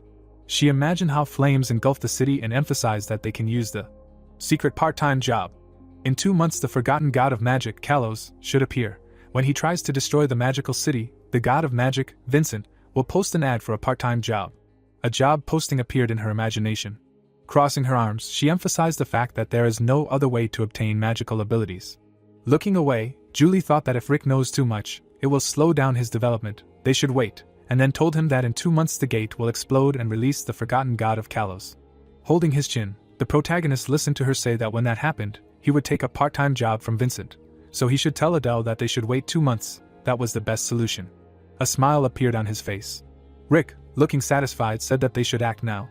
Closing his eyes, the protagonist asked not to worry, because he had everything under control. Extending his finger, the protagonist asked if she was saying that when the city was in danger, Vincent would post an ad for a part-time job, noting that they themselves would act as monsters, and he would post an ad for a part-time job now. Julie was shocked by what she heard. She stared at him. Imagining the city, she mentally noted that the magical world was very complex and confusing. Before its revival, everything went on as before. Smiling, she wondered how the protagonist could suggest anything different. She closed her eyes and replied that the plan was too complicated. If he was careless, he could die. Rick replied with a satisfied expression that it was no problem. He pointed his finger at her and said that she would be a fighter. After all, she was the strongest of them. The girl grabbed his finger. They arrived at Vincent's temple, near which many magicians had gathered. The guy said with a serious expression that there were more people there than he thought. He would hide there, and they would create a commotion. Nate was scared. He cried out with an enraged expression that Rick had said that he had fought with a god, and now he had decided to hide, to which he received the answer that no one had spoken of a battle, because they just needed to create a little fuss. The protagonist said with a mad expression that if the priest contradicted him, he could choose between dying there or dying at his hand. Nate went out to the square. The guy pulled out his staff and asked who dared to enter there. The protagonist's irritated student replied that he was just a slave, not a priest. Concentrating the fiery energy in his staff, the magician screamed that if Nate took another step, they would incinerate him. Gritting his teeth, he noticed that the two were simply mocking him. He rushed into battle. The dumbfounded magician screamed to start firing at him. A powerful stream of energy was approaching the priest. Swinging his katana, the guy cut through the flames. He screamed with an enraged look that he was a great snow-white cloud. When he mastered martial arts, they would bow before him. Nate rushed into battle. Notifications popped up that the protagonist's young priest had received the skill, Fire Destroyer. The study of fire resistance had begun. The skill, Fire Destroyer, had been studied. Rick thought with a satisfied look that if Nate could create a new skill, then he was definitely a genius. A clot of mana gathered in his hand, after which the protagonist assumed that the finishing touches remained. He summoned fire wolves and asked them not to kill anyone, just to play a little. The stunned magicians cried out that monsters had attacked the temple. The sorcerer tried to close himself off from the wolves with a barrier. Julie appeared next to him. He began to hit the guys on the back of the head so that they would lose consciousness. The magician fell to the ground. Looking back, Julie noted that it was faster than she thought. Squatting, Nate asked if that was all. He poked the guy with his sword and clarified if the security there was too weak. The protagonist calmly said that after what they had done, he should show up. Sitting on the ground, he asked when Vincent would arrive. Adjusting his sleeve, the stranger asked what Rick had forgotten there. Turning around, the guy asked who he was. Vincent, with a serious look, said that he had asked the question first. Having risen to his feet, the protagonist thought that he needed to behave calmly. If they wanted to finish him off, he would already be dead. Perhaps Vincent just had not yet understood the situation. The guy listened to him attentively. Smiling, the protagonist said that someone had attacked the temple, and he wanted to check who these madmen were. This happens so rarely. They are both gods, and he thinks it is interesting for both of them. The stranger with a serious look suggested that Rick underestimated him. He grabbed the guy by the face and said that the temple was attacked today, but for some reason he decided that they were equal. Closing his eyes, the protagonist replied that this was not so. Vincent's eyes began to glow brightly. The guy began to smile. Putting his hand on the protagonist's shoulder, the magician asked him to get up, because he was scared. With a smile on his face, he said that he was rude and apologized for such disrespect. A puzzled Rick listened to Vincent simply check if he was telling the truth. He did not feel any threat from him, so the main character is a god, whose existence he had not even heard of. Julie watched them. The magician looked back and asked if terrible monsters had appeared from the gate. A dumbfounded Nate asked what was wrong with him and whether the girl thought Vincent looked dangerous. He adjusted his collar. Julie suddenly jumped up, destroying the ground beneath her. She dragged the priest with her. Looking at the sky, the sorcerer said that they had escaped. They couldn't be caught at such a speed. Looking at him, Rick thought that he didn't think he would give chase. Touching the screen, he noted that in any case, he shouldn't let his guard down. If the sorcerer chased them, he would press this button. A projection about moving between dimensions appeared. Watching Vincent, who had a butterfly sitting on his finger, the protagonist thought that Julie agreed to this plan for several reasons. The first reason is Vincent's personality. He doesn't like battles, but is interested in magic and studying spirits. Standing in front of him, the protagonist said that he is from South Korea. The guy said with a thoughtful look that he had never heard of such a place. There was another god who came from a place called America, and he did not know if it was in the right dimension, after which Rick thought that someone from America came through the window between dimensions just like he and Julie did. The sorcerer looked at him and said that he would like to ask him for a favor. The surprised guy asked about the favor. Smiling, he noted that if it was about suppressing the gate, then he was ready to help. Closing his eyes, Vincent said that the main character sounded reliable, but that was not what he was talking about. Putting his finger to the butterfly, he stated that starting with the monsters at the gate, even a small insect has its own circumstances. Looking at the destroyed building, the sorcerer said that the temple can be restored. If he sees them again, he just needs to scare them a little and send them back. Smiling, Vincent emphasized that in fact, they have a miserable life. Sighing, the protagonist thought that now he understood why the magician was losing even with such a powerful divine power.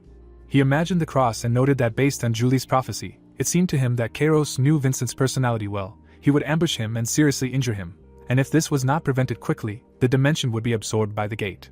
Releasing the butterfly, the magician said that his request was to merge with people and teach them magic. The monsters crawling out of the gate were like the flapping of a butterfly's wings for him. Images of people shrouded in a red aura appeared in his mind, and he said that for people these flappings were like a destructive storm. If the monsters from the gate were as strong as the previous ones, people would never cope with them. The upset guy said that he would go himself, but he needed to restore the temple. Looking at the wounded guys, he added that he would send his priests, but now they were unconscious. Rick was taken aback by the words that Vincent would thank him because he would have to teach people magic. He would make it easier to use magical power. Putting his hand on his chest, the protagonist cried out that he agreed, because he was an expert in this matter. People gathered in the backyard of the academy. The guys with a smile on their faces discussed that they had not seen that talentless guy for a long time. They closed their eyes and assumed that the protagonist realized that he had no talent and he left. They were sorry, because it was funny to see his sad face when he could not use magic. Crossing his arms, the guy cried out for them to shut up. Adele's face was upset. She turned away and thought that this was why she did not go to the set. Rick came there and asked if classes had already started. The students looked at him and began to laugh. The man's face was furious. He clenched his teeth. He happily noted that the protagonist had arrived. He shouldn't apologize for being late, because he should apologize for not picking him up personally. The students were shocked by what they heard. He pointed at the guy and said that he was the most valuable high priest of the great Vincent, who would teach them magic. There was a smile on the protagonist's face. Looking at the guys, Rick asked what was wrong with their faces and whether he was the only one who missed them. The stranger, looking displeased, asked what the professor was talking about. Pointing his finger at the protagonist, the priest cried out that everyone knew that he had no mana, and that he got into this school through connections. Looking at the professor's furious face, the protagonist asked him to calm down. The guy began to remove the glove from his hand with his teeth. He threw it at Rick, declaring that he would take care of it. The guy held out his hand and said that he would prove that the protagonist had no right to teach them and demanded a magic duel. The protagonist frowned. He stood in front of the sorcerer. The guy smiled and said that he would let him attack first. The sorcerer was furious. He created a powerful cloud of fiery energy. Rick held out his hand and began to absorb the magic. His opponent was shocked by what he saw. Holding the sphere of fire in his finger, the protagonist asked if it was his turn. He held out his finger and asked to be sure to block it. He remembered standing behind Vincent, who said that using high-level magic at the very beginning was difficult, regardless of talent, so he would share part of his power. The protagonist released a powerful stream of flame. The students were shocked by what they saw. The priest opened his mouth in surprise. He began to cry and screamed that he was wrong. The protagonist waved his hand. The stream of flame suddenly changed its direction. A powerful explosion was heard in the sky. Rick approached his opponent. With a smirk on his face, he asked to tell all the guys with sour mugs that from now on this mediocrity will be teaching them. Adele watched the girl standing in front of the protagonist, and saying how much she admired him. She noted with a surprised look that the main character really could do it. Hitting the table, she loudly asked if he was joking and asking to comply with these conditions. The stunned protagonist asked to calm down first. Looking at Nate, he mentally assumed that this was a normal reaction. Putting his hands in front of him, the guy said that the girl needed to calm down and listen to him. He would slowly explain everything. Sitting opposite, Adele closed her eyes. Rick listened with a satisfied look, saying that she did not like all the conditions. The embittered girl asked if she should always come to him when she called and if she needed to be a loyal dog. Frowning, the protagonist exclaimed that it would be like work for her. Closing his eyes, he noted that he would not call her in vain anyway. They just needed her power to stop the disaster that would happen in the future. Imagining the flows of mana, he said that for the upcoming battle, he would do his best to help her cure the lack of mana so that she could master magic. Taken aback, Adele asked again if he would cure the lack of mana. The protagonist stated with a satisfied look that there was no way yet, but he would do his best. Slamming his hand on the table, the girl emphasized the fact that this was a pure scam. If these were empty words, she too could call herself a magic god. Beads of sweat ran down the protagonist's face. The guy looked at Julie and asked if there was a way to fix the lack of mana right now, to which he received a negative answer. Looking at him, Julie thought that Rick had mastered magic so quickly and had come so far, But Adele was something else when it came to convictions. Looking at her, the girl noted that the weakness of the superstar, who envied no one, was only one: the lack of mana. Crossing her arms, she asked to give her time. Suddenly, the furniture began to shake. The guys were taken aback by this. Rick turned around. A stream of red energy flew out of the portal. The guys looked out the window. The surprised girl noted that this could not be. There was still a month left. She did not know why Kairos was already. The monsters were in the city. The girl saw a powerful beam. She asked with a dumbfounded look what was happening. The frightened protagonist asked what Kairos. She said that there was still a lot of time before his arrival.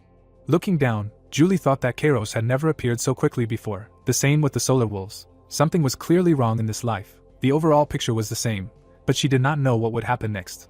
Yellow energy hovered behind her. Turning around, the girl asked why the protagonist took out his sword and whether he had completely lost his mind. She looked at his back and shouted that Kairos was on a completely different level compared to the unstable Neptune. If they went against the prophecy now, it was unknown how it would come back to haunt them.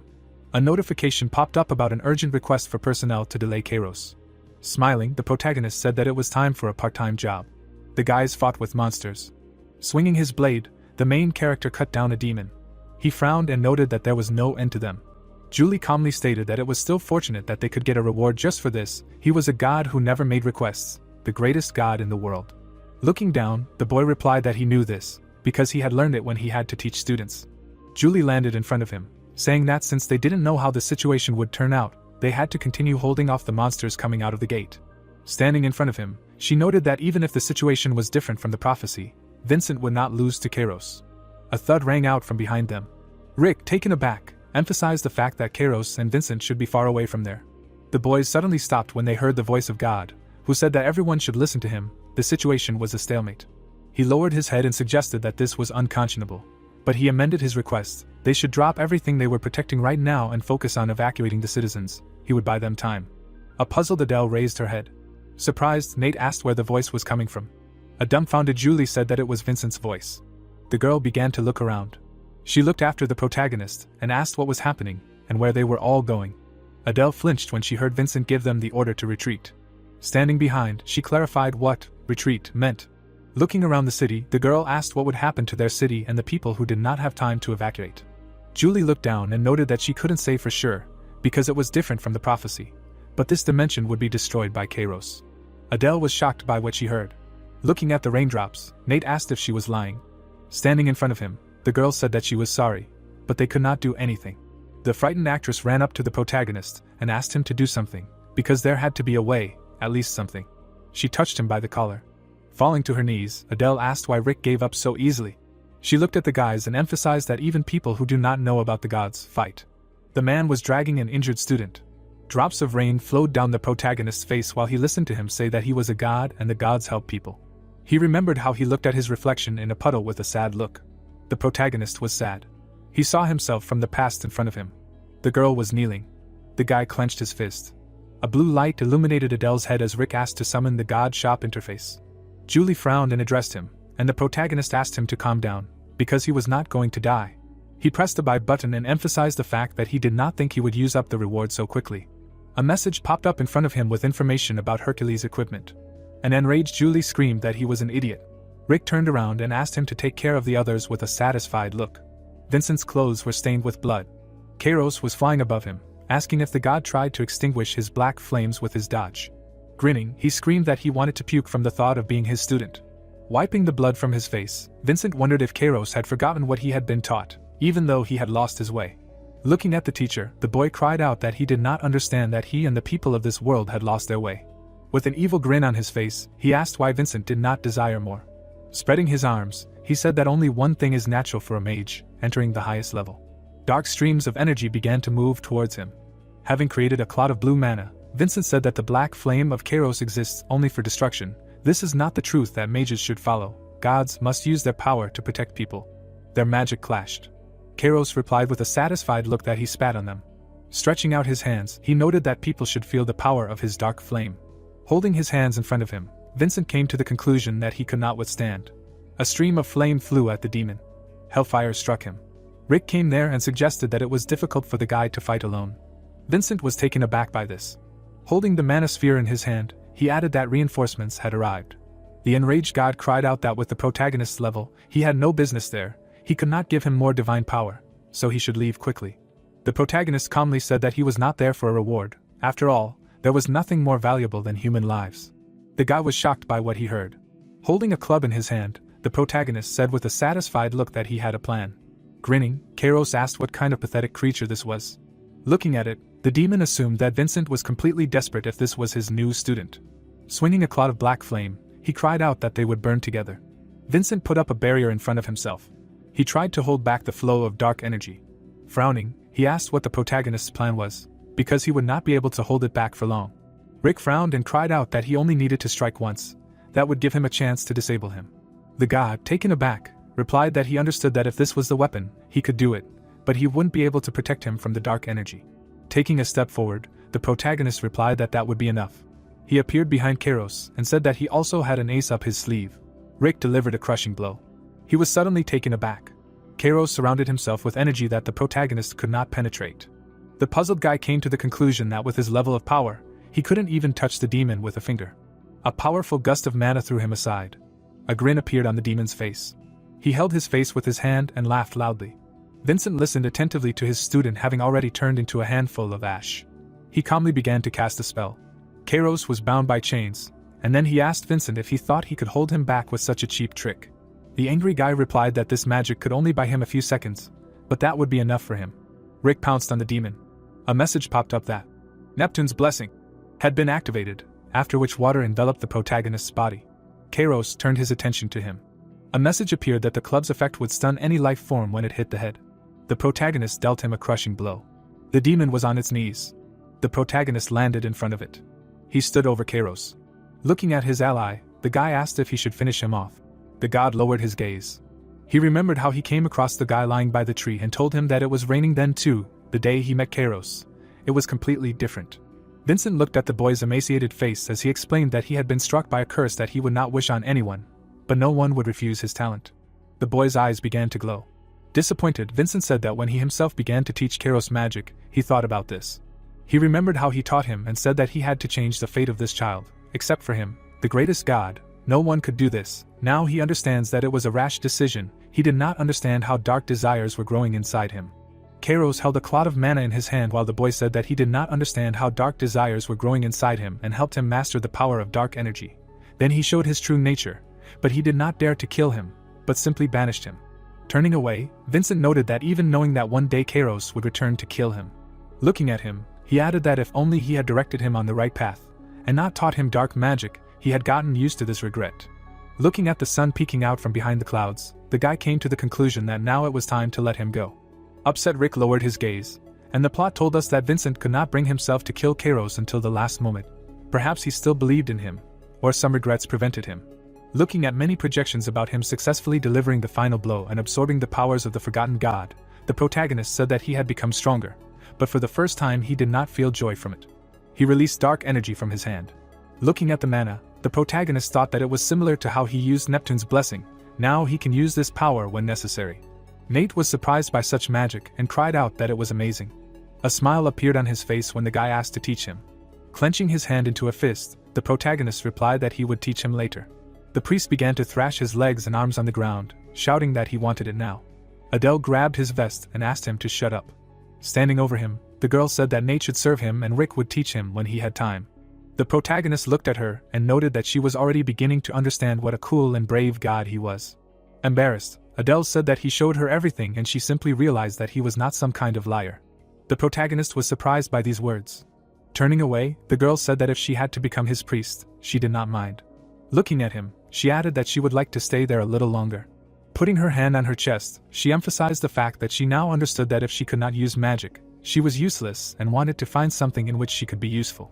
Vincent, with a smile on his face, said that he could help with something. Adele bowed to him and listened that it was time to return the god she believed in. He was glad that he could help him. Rick hid his comrades behind his back. Julie looked at the protagonist and said that there was no need for that. God had already forgotten about that little nuisance. Everything was fine now and they wouldn't have to look for a cure for mana deficiency syndrome. Looking at Adele's happy face, Julie added that she would be more useful there. Holding Nate's head, the protagonist asked them to leave before they were caught. They teleported. Rick was suddenly taken aback. The ground beneath his feet was destroyed. The destroyed city was engulfed in flames. A monster in the form of an eye with wings was flying right across the sky and screaming loudly. Suddenly, a huge tiger monster attacked him, biting off his wing. Noticing this, Rick put his hand straight in front of him and, not understanding what was happening, used the howl skill. Standing right in the middle of the street, which was teeming with all sorts of monsters on all sides, the boy asked if there was really a dungeon breakthrough nearby and where the hunters and soldiers were. A moment later, a huge snake rushed straight towards the protagonist. Suddenly, Julie appeared out of nowhere and destroyed the monster. Then she landed on the ground right next to Rick. Puzzled, the girl with blue eyes noted that everything was happening much faster, and he asked what she was talking about. With a sad expression on her face, Julie explained that this was not a dungeon breakthrough, but a gate rupture. Looking menacingly to the side after hearing this, the boy thought that this gate rupture was at least at the level of rank C, and if so, everything was very bad. Looking at the gentleman standing behind her, the girl with blue eyes declared that everything was correct, and this meant that the forgotten gods were becoming stronger there. Dumbfounded, lowering his gaze downwards, the protagonist said that this could not be, because he only found 2 priests. With a serious look, Julie asked him not to worry, because she did not feel the presence of forgotten gods, well, just now. At that very moment, a helicopter appeared right in the sky. Upon seeing it, the guys immediately raised their heads up. Rick looked straight at the helicopter, which was approaching him. Suddenly, a man with glasses looked out from there, asking what he, Rick, Julie and Nate were, and explained that they were from the Control Bureau, so he asked to follow them. Immediately after this, the story moves to the tall building of the Gate Bureau. Sitting right at the conference table, the guys listen to a certain man say that he thinks they know why they gathered them there today. A man with a scar on his face looked menacingly straight ahead, declaring that 12 gates had simultaneously ruptured in the city, and civilian casualties had reached a record level. Looking directly at the rest of the people in the meeting, he would ask what the hunters in charge of the region had said, explaining that most were unavailable or late in responding. At this point, Iris's hunter, Sam, would straighten his tie, saying that he was sorry to hear that from his boss. Then the man with the glasses would hang his head, stating that it was unprecedented for so many gates to be torn down at once, and ask what the Bureau had been doing all this time. Sam would then add that they believed there was no threat, so they sat back until it came to this, and the man with the scar on his face would point out that they were now passing the buck to them. Suddenly, someone slammed their hand down on the table. It was Charles, who stood up from his seat and told the two to stop. Staring straight ahead, the white-robed old man concluded that they were not there to argue over who was right and who was wrong, and instead, it was time to take measures to prevent such situations from happening again in the future. Charles then went on to say that no matter why the hunters were there, they should not turn a blind eye to their country facing a disaster, but 12 out of 18 hunters were late today while the people there were feeling guilty. Adjusting his glasses, Sam stated that this was true. Taking a confident step forward, the white-robed old man stated that he had a proposal. Slamming his hand directly onto the map, Charles proposed that all the hunters present there join forces and begin a large-scale operation to suppress the gate. Hearing this, the other hunters were overjoyed and voted for the idea, noting that since it was Iris's guild's proposal, there was no reason to refuse. At this time, Rick looked straight ahead with displeasure, thinking that they all didn't care about the authorities, and this guild clearly had fans. Abruptly getting up from his seat, the boy announced that if all their discussions boiled down to suppressing monsters, then he would act independently. Walking right past him, Charles asked if he could find out the reason for his independence. Menacingly looking to the side, the protagonist said that he was the only one who could enter the gate. Imagining in his head a huge portal that appeared right above the city, Rick reasoned that this was only a temporary measure, and if the attack that happened in the magical world happened there, none of these people would be able to stop it, and the only answer was to end the war between the gods, which was the cause of all this. After he said this, Sam slammed his fist right on the table with displeasure, calling him an arrogant bastard. Watching the boy leave, the man with glasses told the guild leader not to pay attention to him, and he seemed to be proud of being a 6-star hunter, but in reality, he was just a child who thought he was special. At this time, someone ran down the hallway at a high speed. It was a man in a business suit, who suddenly opened the doors to the room, saying that they were in trouble. He then announced that the gate at the airport had been breached, and the protagonist, who heard this, was very surprised. At the same time, the others also looked straight at him in shock. Imagining the ruins of the current airport in his head, the informant stated that the entire area had been destroyed, and the damage was unpredictable. Hearing all this, Rick was very scared, thinking that such destruction could be the work of a forgotten god. Looking at the people who had lit up in the room with him, the boy reasoned that they could have handled this before, since there was a powerful god nearby, but with their current strength, they had no chance of winning. Suddenly, someone touched him. Looking to the side, the protagonist saw that it was Julie, and asked what she needed, and she answered that he needed to calm down. Staring forward with a serious look, the girl with blue eyes declared that there was no reason to worry, since there was not a forgotten god at the airport. Looking to the side in surprise, Rick saw a notification from the system that the subject's intentions were close to good. Immediately after that, the boy smiled widely. A moment later, the protagonist asked the boss, who was looking straight ahead in surprise, if a 6-star hunter could request a plane, and he did not understand why this was so sudden. Immediately after Rick suggested dealing with this gate, the story moves to a huge portal located right above the city. At this time, there was a dent from a strong impact right on the ground. The airport, which had recently been bustling with life, was completely destroyed. There were monsters in every corner, already fighting themselves. Rick passed by a battle between several monsters for food. The boy confidently looked straight ahead, thinking that he had spent a lot of divine power to summon the Cerberus, but he needed to finish it quickly and return to training. The protagonist did not pay attention to the explosion behind him, and he was wondering how things were going with the lack of mana in Adele Sharon. When someone appeared right behind him, Rick reasoned that he needed to prepare well before leaving. A moment later, the boy was very stunned, seeing a notification from the system that intuition was activated. Then the protagonist abruptly turned around. When something suddenly appeared right in front of him, Rick thought that someone was watching him. Immediately after that, Julie jumped out right in front of him. The boy was very surprised when he saw her. The orange-haired demon used his dark purple energy and asked the girl not to interfere. Looking straight at him menacingly, Julie asked Baron what he was doing. Looking straight ahead menacingly, the orange-haired demon asked her what she really thought. Nothing would happen if she stole the pet from the master of the underworld, and explained that there would be no second chance, so she should step aside, because if she interfered, she would die along with him. Hearing this, Julie brought her dagger right to the throat of her acquaintance. Coldly looking straight at him, the girl with blue eyes asked if he could do it. Then she would add that he was the one who had to go and give him one last chance, and the Baron, as if turning into dark purple energy, would remark that she had made a stupid choice, and who would have thought that she would protect an idiot who summoned a spirit from the underworld. He then told the lower-level god to enjoy his freedom, because in the end Hades would take his despicable life, and Rick, who heard this, was very scared. Immediately after that, the orange-haired demon would evaporate in his own energy, saying that he would look forward to his punishment in the underworld. Immediately after this narration, the stories moved to the training room. Standing right above Nate, who was lying on the ground, the boy would declare that this was all for today. Then he would add that for some reason he had been slow lately, while the boy with blue eyes would stare straight at the floor. A moment later, the protagonist student would ask if he knew how many hours they had been training today, explaining that they had been doing it for 17 hours already, having started at 5 a.m., and Rick, clutching his head, could not believe that time had flown by so quickly. Then the kid would remark that he had things to do, so he was leaving, and asked him to clean up after himself and leave, while Nate, looking straight ahead with displeasure, asked if he had really shifted everything onto him and was going somewhere again. Heading straight for the exit of the training room, the protagonist would declare that he needed to destroy the gate, so he could not even think about following him, because he was already tired of hearing from everywhere that he was connected to Iris. A moment later, Rick would slam the door, while his students silently watched this. Nate, rolling his eyes in displeasure, did not understand what had happened at the airport, why they were all so wound up. Getting up straight from the floor, the guy with blue eyes said that he was asking him, but he just ignored him and did not see his face at all, so he just went to play home. At that very moment, the protagonist student imagined the image of his evil teacher, who asked if he had cleaned up after himself. Immediately after that, Nate began to sweep the training room. The guy with blue eyes skillfully wielding a broom said that he was going to do it not because he was afraid of him, but because this was also part of the training.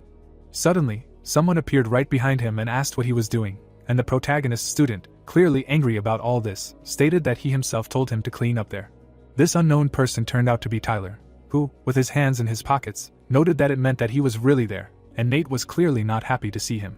The guy with glasses looked straight ahead with displeasure and asked why he had never even set foot in the guild before, but now for some reason he was cleaning there, and was this how members of a noble family acted? Because it was impossible, because his father valued him very much. Hearing his words, the guy with blue eyes grinned, saying that he thought it was something serious, and these little things did not bother him. Immediately after that, the protagonist student asked him not to tell him what to do anymore, because he would be on his side, and Tyler, angry at his words, called him an idiot. Menacingly looking straight at him, the guy with glasses declared that he had told him to humiliate Rick, and asked why he was following him, and Nate answered that he knew nothing, and repeated that he would be with his brother. Hearing this, Tyler was even more angry and asked if he really called him brother, stating that he had been with him for 10 years, but had never called him that. A moment later he grabbed his friend right by the hand. The guy with glasses led him with a displeased expression right behind him and asked him to stop this shit and follow him, because his father ordered him to take part in the destruction of the gate, which he did not agree with.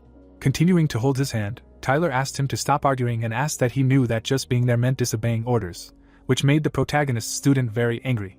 At the same moment, the guy with glasses looked back in confusion, asking what he just said. Menacingly looking straight ahead, Nate asked him to let him go. Suddenly, Tyler heard someone say right behind him to look at him. Watching Rick directly on the big screen where the news was shown, someone was asking if this was an artifact that was on a completely different level.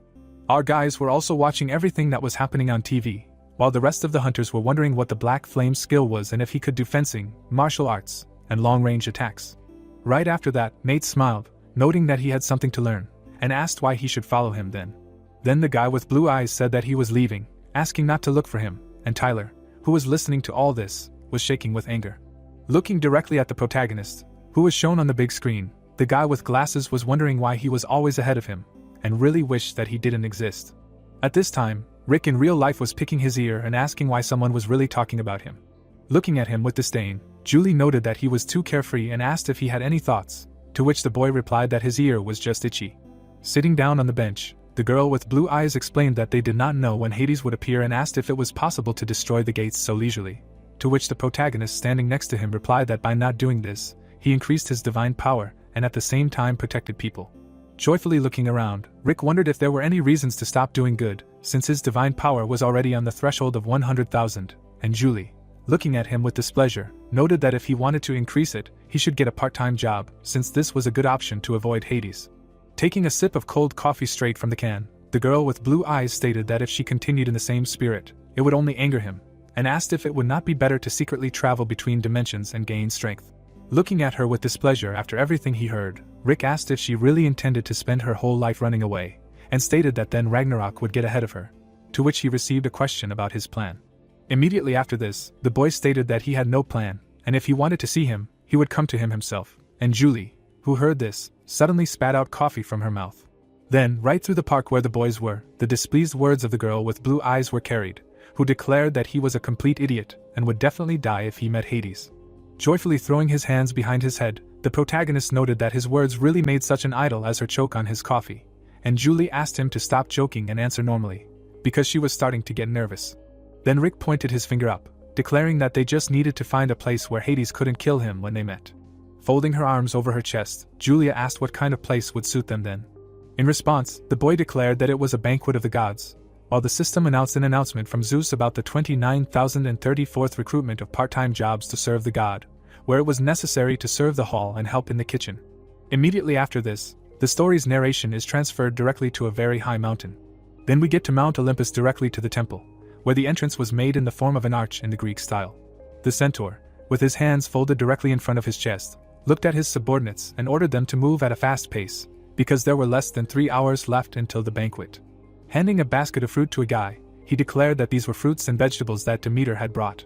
When the centaur said that they needed to put all their efforts into the preparations, he gave the basket of food to the girl.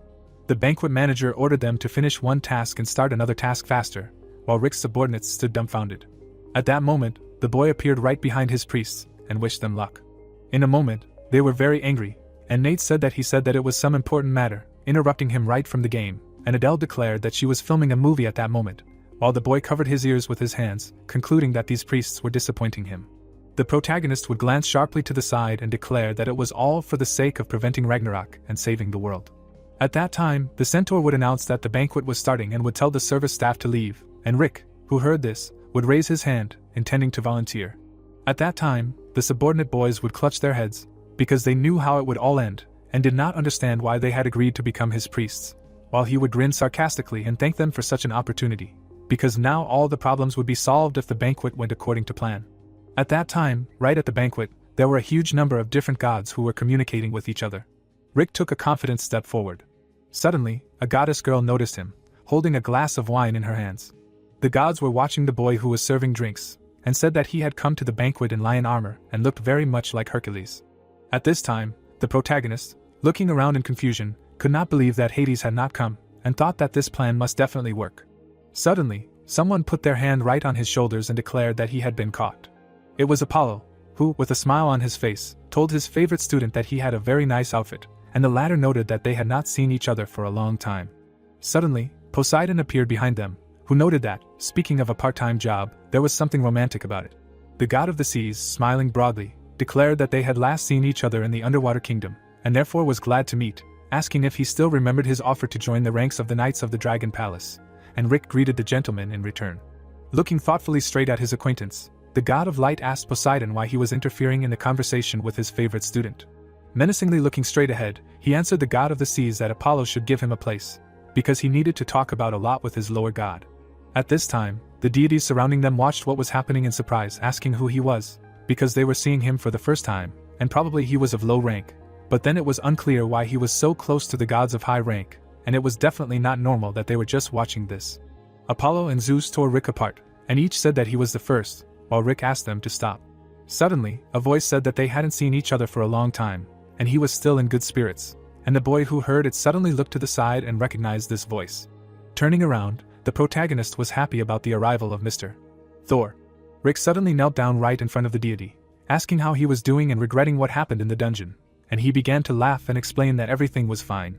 Suddenly, a man emitting dark purple energy approached them and said that it seemed that he was apologizing for the wrong reason. The man in black robes pointed his finger straight ahead, calling him a rat who found himself a place to die. Looking straight at him in fear, the protagonist realized that it was Hades. Holding his hand straight out in front of him, the Lord of the Dead said that he didn't know what he was thinking when he came there, even though he had saved him from unnecessary trouble, so he would accept his miserable life. Immediately after that, Rick was enveloped in his dark purple energy, and couldn't do anything at all. A moment later, the boy began to choke from lack of air. Then Thor abruptly lowered Hades' hand down. Menacingly looking straight ahead, the red-haired deity asked that the strong could attack the weak. Waving his hand, the Lord of the Dead asked that he was really a child of Asgard, and declared that Olympus was there, so he should not poke his nose into other people's business. Grinning maliciously upon hearing this, Thor declared that the supreme master of this banquet, as well as all of Olympus, was Zeus. A moment later, the two released their internal energy. Immediately after this, the other gods at the banquet covered themselves with their hands, shouting that the main gods were fighting, so they had to run. At that very moment, a trident was thrust into the wall right between the two gods. It belonged to Poseidon, who looked straight ahead with a threatening expression and asked them to stop, asking why they needed bloodshed on such a day. Then the god with red hair broke the ground under his foot, saying that this was complete nonsense, because Hades was trying to intimidate and kill the weak.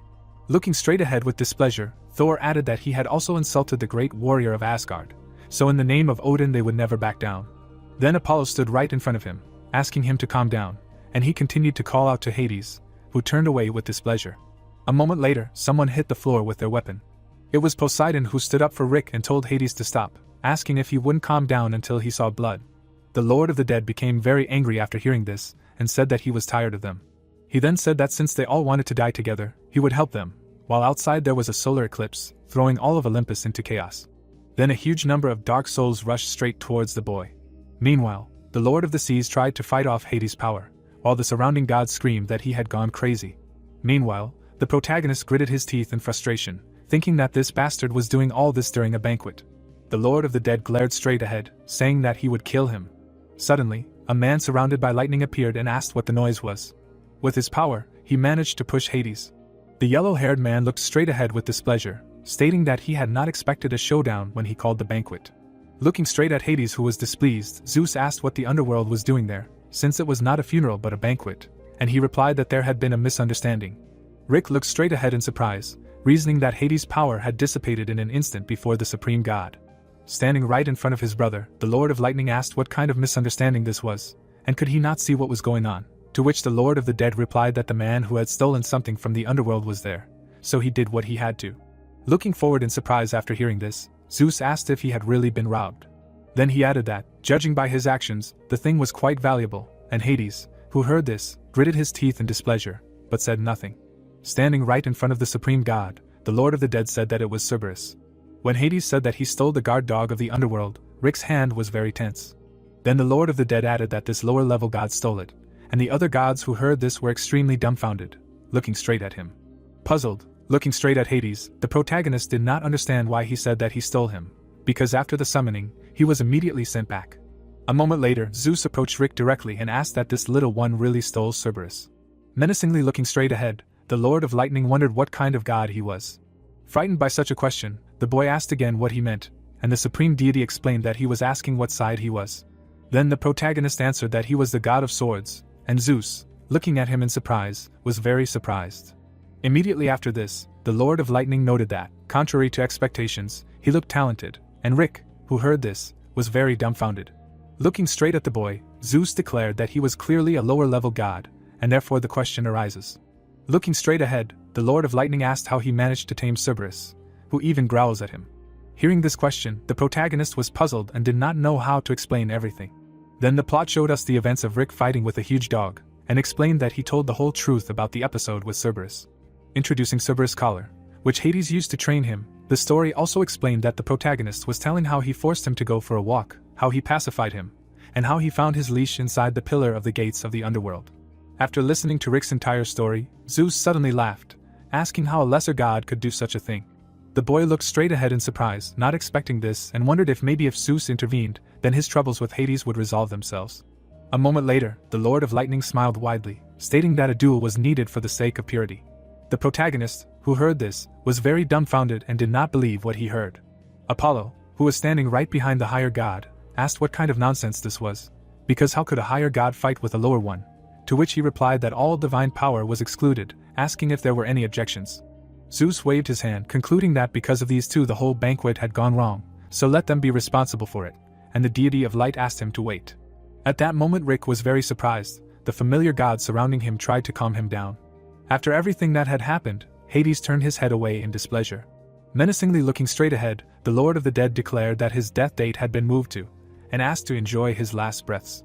At that time the boy seemed to be crying from despair, arguing that he could use some resistance to blows now.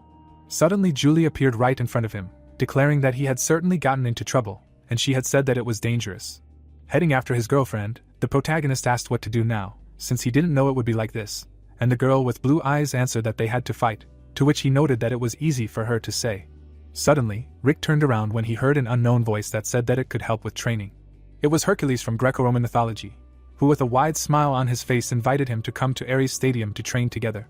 Immediately after this narration, the story moves to the dilapidated Colosseum to Ares' training ground. Moving his hand to the side, the red-haired hero explained that this was the training ground of the god of war, and he could train there for the next month. Looking happily straight at him after hearing this, Rick thanked him, noting that he didn't think he would help with this.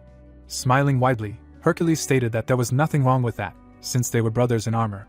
Smiling back at him, the boy thought that they said he was the greatest hero of Greek mythology, an otaku Hercules in armor, and he must have taken a liking to him because of the similar armor. Suddenly, the protagonist noticed something right to the side. Watching the unknown people fighting in front, Rick asked who was fighting. Thinking that they had very good fighting skills, Rick continued to watch the battle unfold. A moment later, the man fell right to the ground.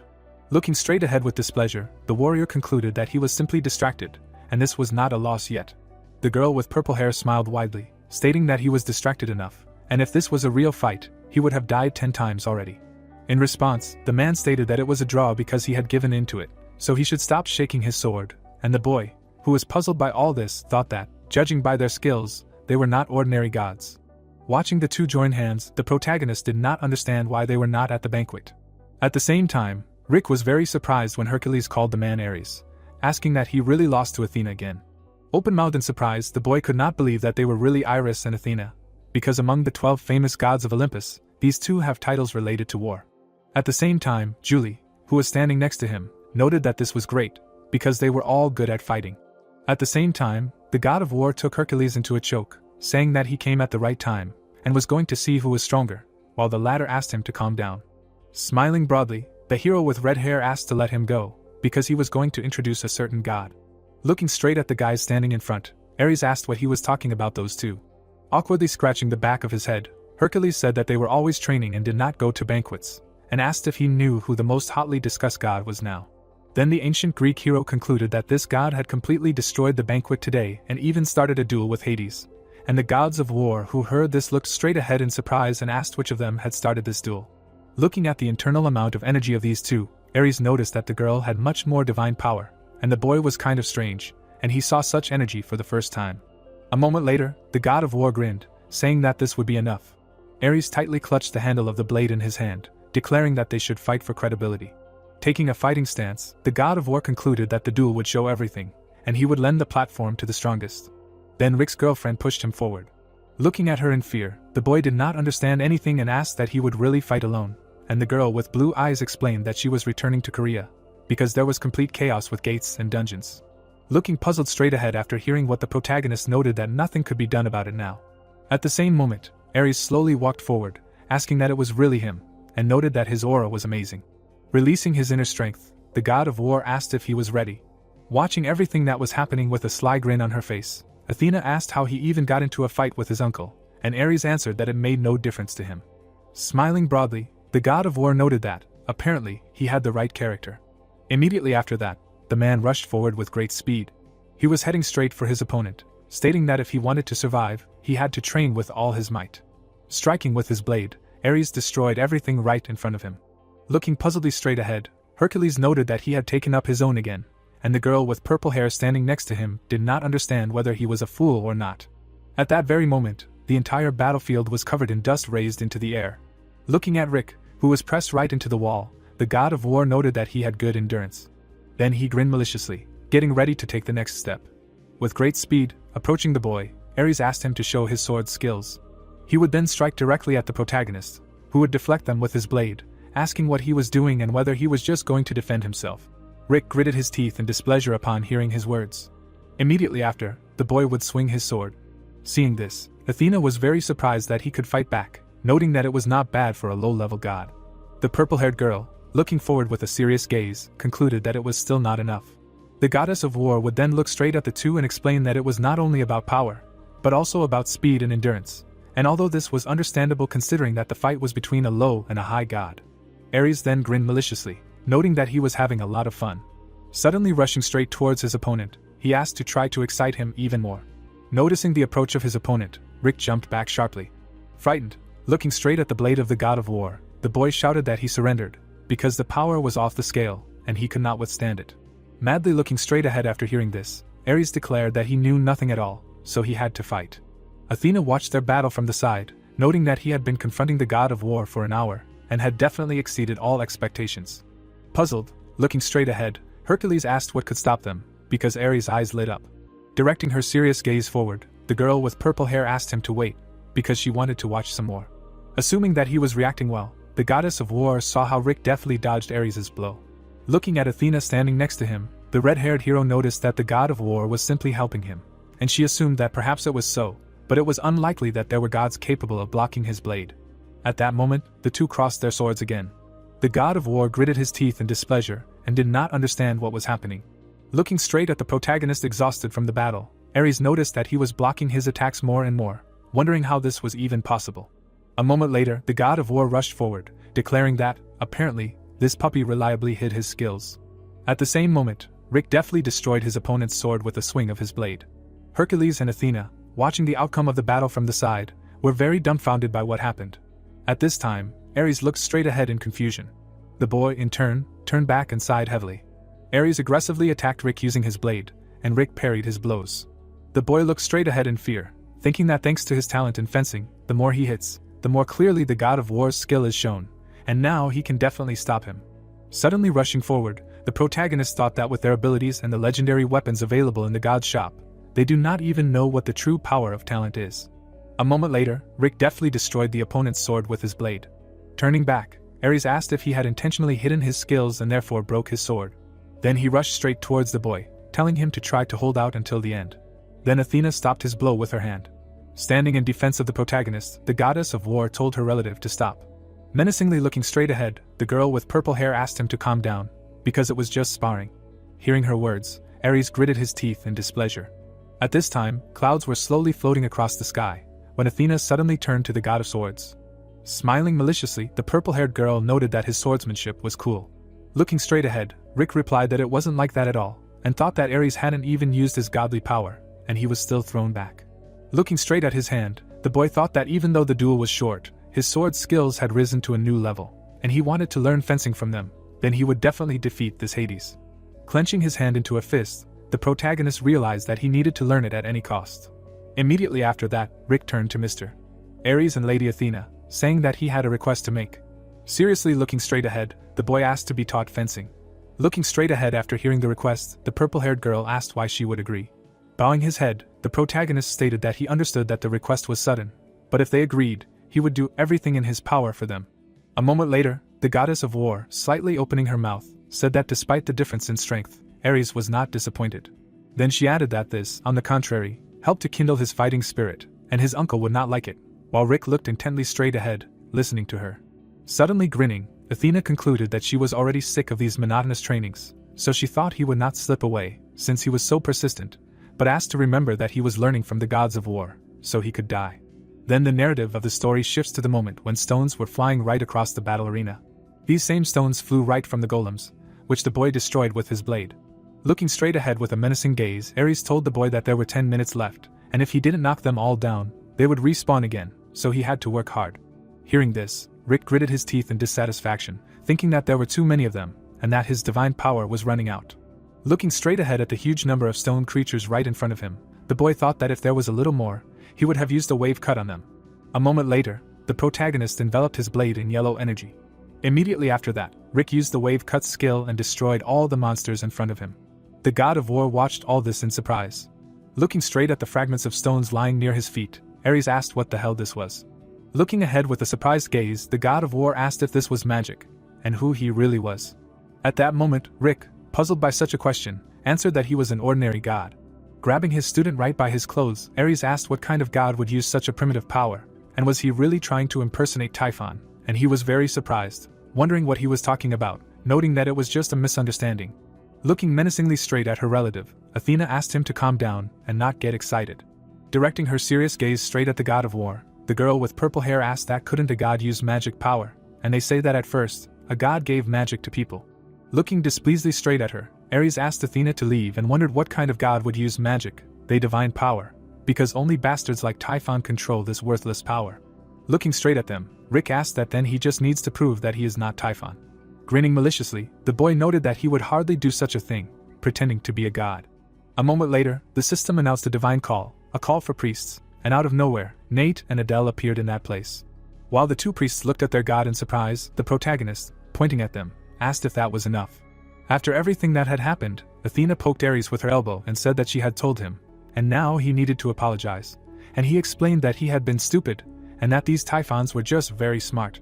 A moment later, Adele, with a displeased expression on her face, asked if he was really laughing at her, and said that he himself had said that he would cure her if she became a priest. But in fact he was forcing her to work as a serf, and was interested in when he would cure her lack of mana, while Rick asked her to calm down and not to embarrass herself in front of such important people, ordering Nate to calm her down. Looking interestedly straight at his subordinates, Hercules asked if these were really priests who were friends with the god, and noted that this was something new, and the boy did not understand why he was looking at them like that. At the same time, Athena, with a smile on her face, noted that she should have said something about the priests earlier, because their power was closely connected with the power of the god. Looking at the god of war standing behind her, the girl with purple hair declared that if he trained with these guys, his efficiency would skyrocket, and he concluded that since there were 3 of them, the number of monsters should be tripled. Hearing this, Adele, dumbfounded, asked about the monsters, and a frightened Nate realized that he had probably screwed up. Then the priests asked who these people were and what was going on, and Rick was sweating with fear, asking for their forgiveness. At that moment, Athena snapped her fingers. Immediately after that, she summoned iron golems that surrounded the boys and said that they should try their best to survive the next month, while the sounds of indignation were heard right around the area. Then the narrative of the story is transferred a month later from the training of Ares, Athena and Hercules with Rick right to the half-ruined Colosseum. Coming right to the fighting arena, Julie noted that this day is already today. Seriously looking straight ahead, the girl with blue eyes noted that she was talking about the fight with Hades. Looking straight at the boy, who was sitting on a mountain of rubble, his girlfriend asked if he could handle it. Self-confidently looking straight at her, he declared that she had nothing to worry about, because he would never lose. The narrative of the story is transferred to the moment the fight between the student and Hades begins. The Lord of the Dead kept his hands in his pockets, asking if he really hadn't run away, and remarked that if he had, he would have pursued him to the death. But as a compliment to his courage, he wouldn't be too cruel. Hearing his words, the boy looked straight ahead menacingly. Then the angel flapped her wing, about to say something. Flying right above the two, she called herself Nike and explained that she would conduct a sacred battle between the two gods. Summoning an unknown magical symbol in her hand, the green-haired girl noted that, as was already known, the use of divine power was forbidden in this duel. Raising a laurel wreath right above the protagonist's head, Nike said that he would seal her for a time. Then she did the same with Hades, explaining that the duel would continue until one of the parties fell. When the goddess of victory wished them good luck, Rick tightly gripped the hilt of his blade. Then, the boy confidently took a step forward. A moment later, the system notified the use of the wind race skill, and the protagonist rushed towards Hades with great speed. With a deft swing of his blade, he managed to cut the enemy in half. Looking back, Rick thought that the training in the gladiator arena was paying off, and all sword skills had risen to rank A or higher, so the Lord of the Dead was finished. A moment later, the boy was greatly taken aback when Hades asked what kind of tricks this was. At that moment, the Lord of the Dead struck right at the enemy's neck. Pulling his bloody hand away from the enemy, Hades wondered if this was all his skill, and for this he was called the God of Swords. Menacingly looking straight ahead, the Lord of the Dead was about to send him to the underworld. Immediately after that, he pushed off sharply with his foot straight from the ground. Hades delivered several blows directly to his opponent, and he tried to dodge them. At this time, the god, who was right in the stands, was very surprised, noting that this was the end, although at first he held up well, and the man standing next to him noted that he still would not be able to defeat the superior without making mistakes. At the same moment, Ares, who was standing right behind them, declared that it seemed so at first glance, and he would never lose, and they asked whether he really came for this banality, and whether he really overheated in the sun. Directing his serious gaze forward, the god of war asked what was wrong with that, because he was just watching his student, and the other gods, hearing this, could not believe that such a bully like him took a student for himself. Continuing to watch the progress of the battle from the stands, Ares answered that it happened that way, so he was also curious. He wanted to see what this boy would show this time, when suddenly Hades brought his hands right to Rick again. Looking straight ahead seriously, the boy thought that he had gotten used to Hades' movements, but he didn't understand what kind of feelings these were. Staring forward with a menacing gaze, the protagonist realized that there was something else. At that moment, the Lord of the Dead exclaimed in displeasure that he was finished. Leaping right above his opponents, Hades wished for his death.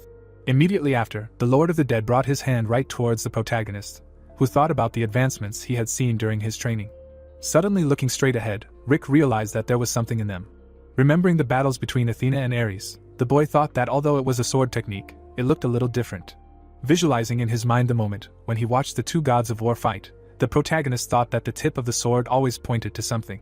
Imagining the gift of the god of war, who destroys everything right in front of him, Rick realized that it was the same place. Remembering how he fought directly against Ares, the boy suddenly activated the skill, the technique of the intangible sword. A moment later, the protagonist was right behind Hades, leaving only a green mark behind his blade. After the damage he received, the Lord of the Dead was very surprised. Then he fell right to his knees. The gods watching everything from the stands were very dumbfounded. At that moment, the sun brightly illuminated the image of Rick, who was right in the arena. Then Zeus began to laugh, saying that he had not had so much fun for a long time. Approaching the boy directly, the god of lightning declared that he was officially invited to the banquet, and offered to have fun properly. Joyfully looking right at him after hearing this, Rick thanked him for such an opportunity and thought that last time he was there as a service staff, and now he received the right to come as a god, and this is something new. At that moment, Hades rose from the ground and asked Zeus who he was inviting and since when he could attend the banquet without making mistakes, stating that he should at least be at an average level, and the highest god asked why he was so categorical. Then the Lord of the Dead asked if he was really going to break the oath on the river Styx, and Zeus, who heard this, was very displeased. Noticing his brother's reaction, Hades grinned smugly. At that moment, a system notification window appeared right in front of Rick. It contained a notification with congratulations that all the gods of Olympus learned his name, and the boy reading this news suddenly smiled. Immediately after this narration, the story is transferred to the banquet of the gods. The protagonist was standing right next to the table with food and drinks. Looking straight ahead with a tired expression on his face, Rick noticed that he had overindulged in something. Suddenly, a girl with long hair peeked out from right around the corner, distracting Rick. Innocently adjusting her hair, Persephone noted that they had not seen each other, and the boy who saw her was very surprised.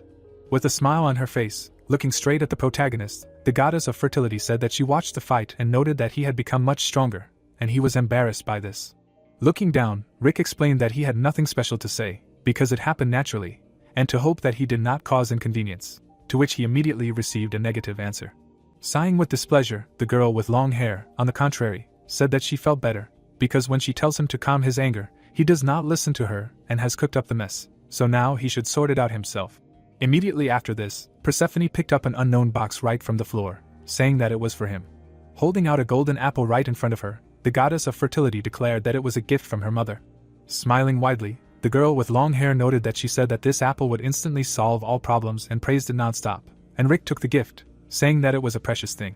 Then the words of farewell from the two echoed throughout the banquet hall. Taking a step forward, the girl said that she saw that he liked the banquet. Turning back, the boy said that Julie had come just in time, and an ad for a part-time job had appeared in the morning. Immediately after that, the protagonist offered to go now, and the girl with blue eyes, looking straight ahead in surprise, asked why so suddenly. Then she noted that he was invited to the banquet, and wondered if he would find the key to solving Adele's mana problem there, and Rick grinned maliciously, declaring that he had also thought about it. Showing his girlfriend the golden apple, which surprised her greatly, the boy explained that now everything has changed. Then the protagonist called Sharon, who was standing in front. Rick continued to pronounce her name, when suddenly the girl looked back in surprise. At that very moment, she began to be sucked straight into the magic portal. A moment later, Adele appeared right in front of the boy and asked with displeasure if he had really gone completely crazy, calling her when she was right in front of him. Immediately after that, the protagonist shut her mouth with the golden apple. After biting off a small piece, the girl asked if he was completely crazy, and wondered what it was. A moment later, several system notification windows appeared, notifying that his priest was receiving the golden apple and now the lack of mana was extracted. Looking at herself in surprise, Adele noticed that she felt sleepy and warm, and wondered what this unfamiliar feeling was. At that moment, Rick, with a wide smile on his face, explained that this was mana returning to her body, and congratulated her on her recovery. Then he said the name of the sorceress Adele, and she looked straight ahead, dumbfounded. Adele created a magic ball right in her hand. The girl watched in surprise as she concentrated her magic and finally understood what mana was. Joyfully looking straight at her, Rick asked how she felt. Looking at her hands, enveloped in an unknown force, Adele answered that it was wonderful. Pressing her hands right to her chest, the sorceress declared that all her life she wanted to see this little flame in her hands. Suddenly bursting into tears, Adele concluded that her dream had become reality, and she had nothing to repay him with. At that very moment, Julie stood right between them, saying that it was not the time to say such things yet.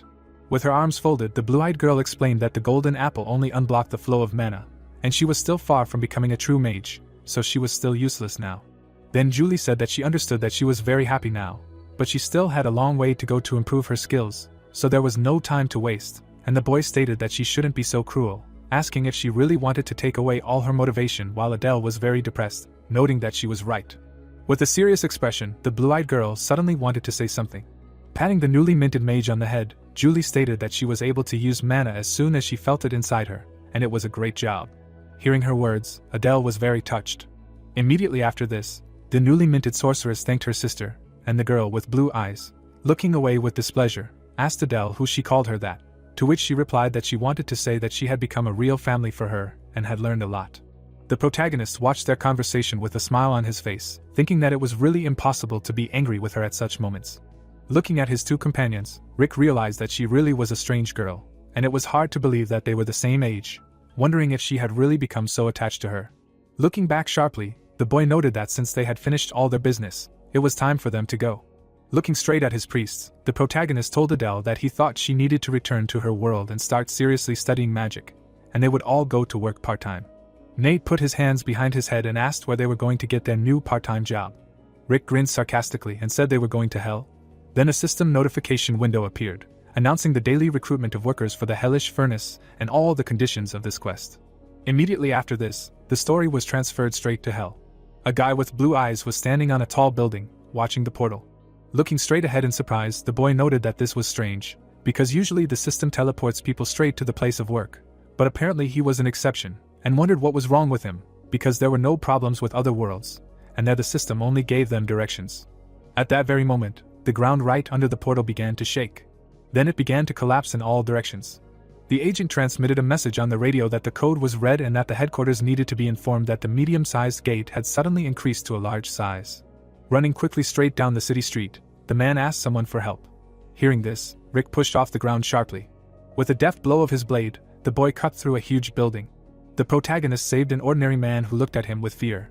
Looking at the saved guy, Rick told him to leave quickly, and he thanked him. Coming closer to the huge portal to another dimension, the boy noted that this was the gate to hell. Stretching his hand towards them, the protagonist told them to go quickly, before they were interrupted. When the guys were right on the other side of the portal, the system notified that they had passed through the gate. Rick looked straight ahead in confusion and read the notifications from the system that they had arrived at their destination, and was surprised, because he thought that this was the gate to hell. Looking at the dark mountains on all sides, the boy thought that it turns out that these gates led to hell, and therefore, the forgotten gods are not primo inside them, but in hell itself. At that moment, a huge monster appeared right behind the protagonist. It was a giant worm, which opened its mouth wide to swallow Rick. A moment later, someone was destroying the monster with their blade. It was Julie, who was using a blue blade and noting that everything needed to be cleared out, so they couldn't get distracted. Right after that, Rick saw several more of the same worms right in front of him. Grinning maliciously, the boy agreed with the proposal, saying that there was no need to waste time on nonsense, but rather to do more important things. Slowly walking forward, the protagonist noted that this was great, and they had finished with all the monsters. Then Rick made his way through the corpses of the monsters he had destroyed. Menacingly looking straight ahead, the boy concluded that there was only one left. Looking straight at the unknown purple barrier, the protagonist was going to find out what was on the other side of it. Touching this barrier directly, Rick noted that in all the cities he had been to, there was such a wall. A moment later, the boy began to use his divine power, saying that not long ago, he did not have enough ability to overcome it.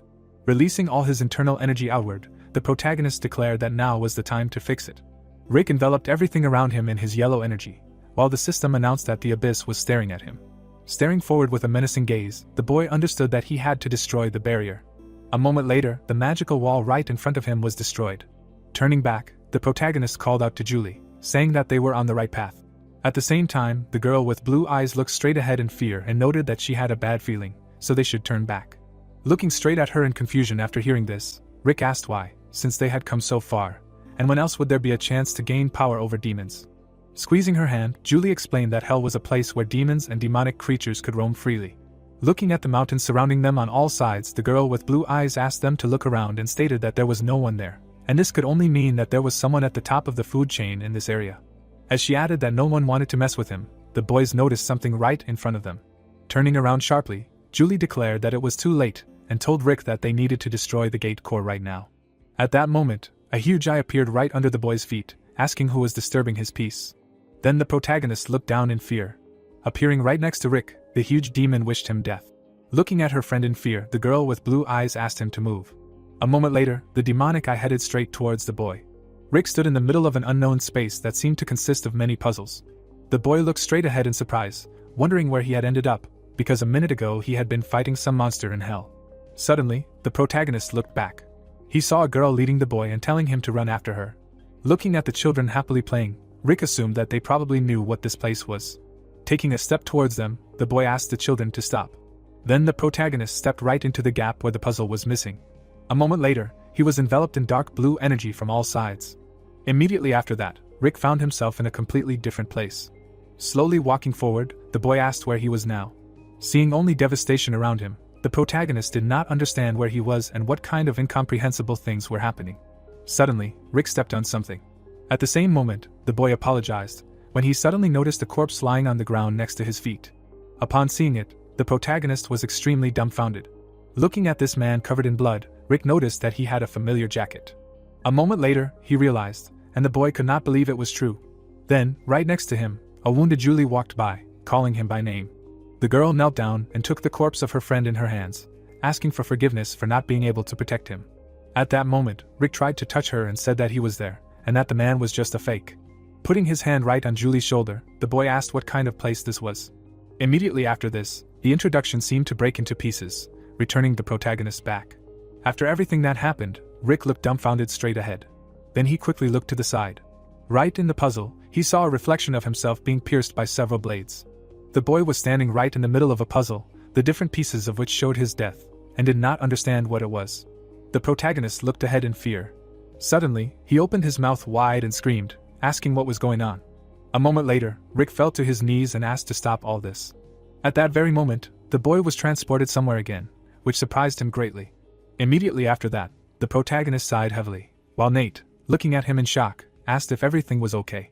The boy with blue eyes looked warily at his teacher, while he explained that everything was fine and he just needed a minute.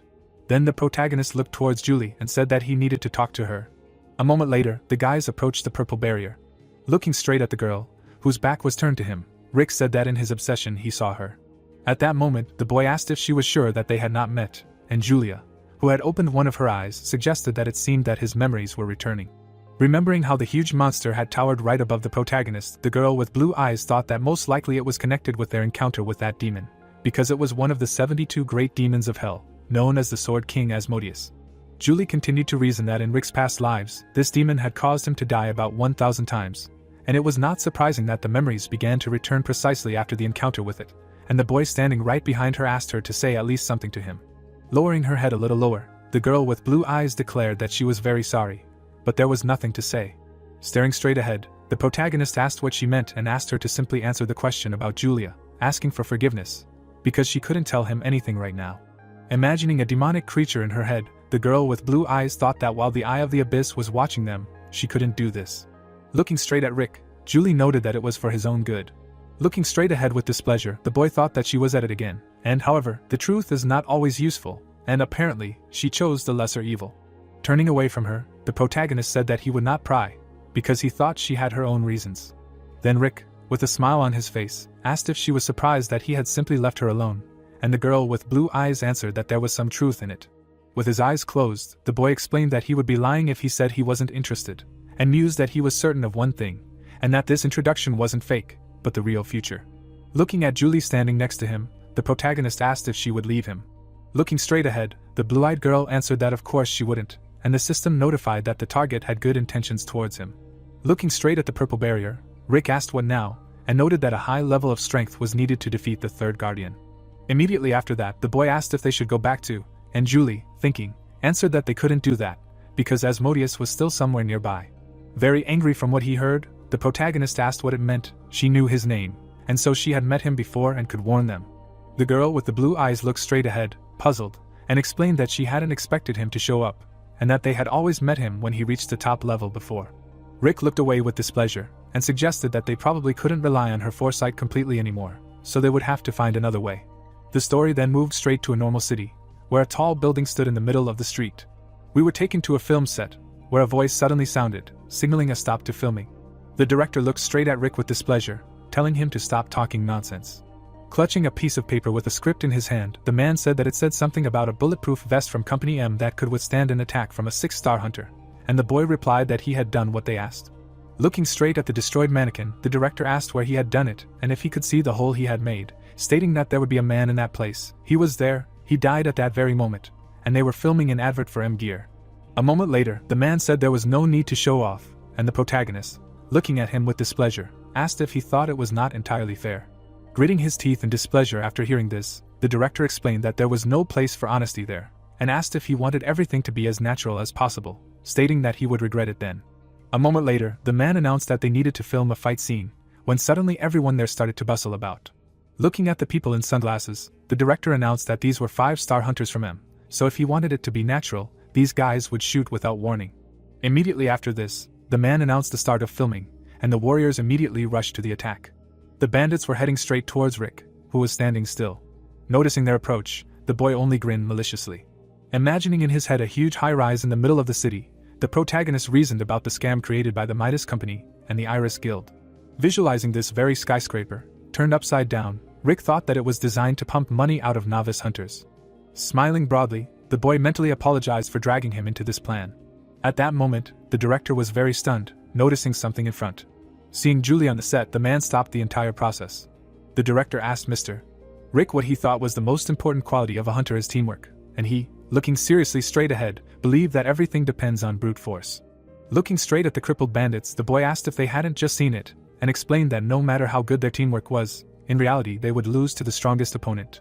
The protagonist then stated that since they were hunters protecting citizens, it was logical to first improve themselves and then take up teamwork, while the director, who was listening to all this, clutched his head. Waving his hand smugly, Rick noted that it was useless to say that training and teamwork in a company was cool, and only hunters who could be strong alone, without relying on companies or guilds, would be able to protect both citizens and the country. At this time, more and more journalists lined up around, while one of them said that he would listen to his extremely personal opinion. After some time, the clouds stopped floating in the sky like before. Immediately after this, Rick walked straight out of the building where the filming took place. The old man standing at the exit remarked that it was an impressive interview from the hunter. Bowing to him, the stranger apologized for introducing himself late and said that he currently worked as the manager of the Karelian branch of the Midas Company, and their chairman would like to meet him, if he did not mind. A moment later, the story moved to a huge building standing in the middle of the city, which was the headquarters of the Midas Company. The blond man smiled broadly, saying that it was a great honor for him, and after all, they talk about him so much in the United States, since he was the first and only one to enter the gate. Smiling back at him, Rick noted that he spoke Korean very well and asked why he wanted to meet with him.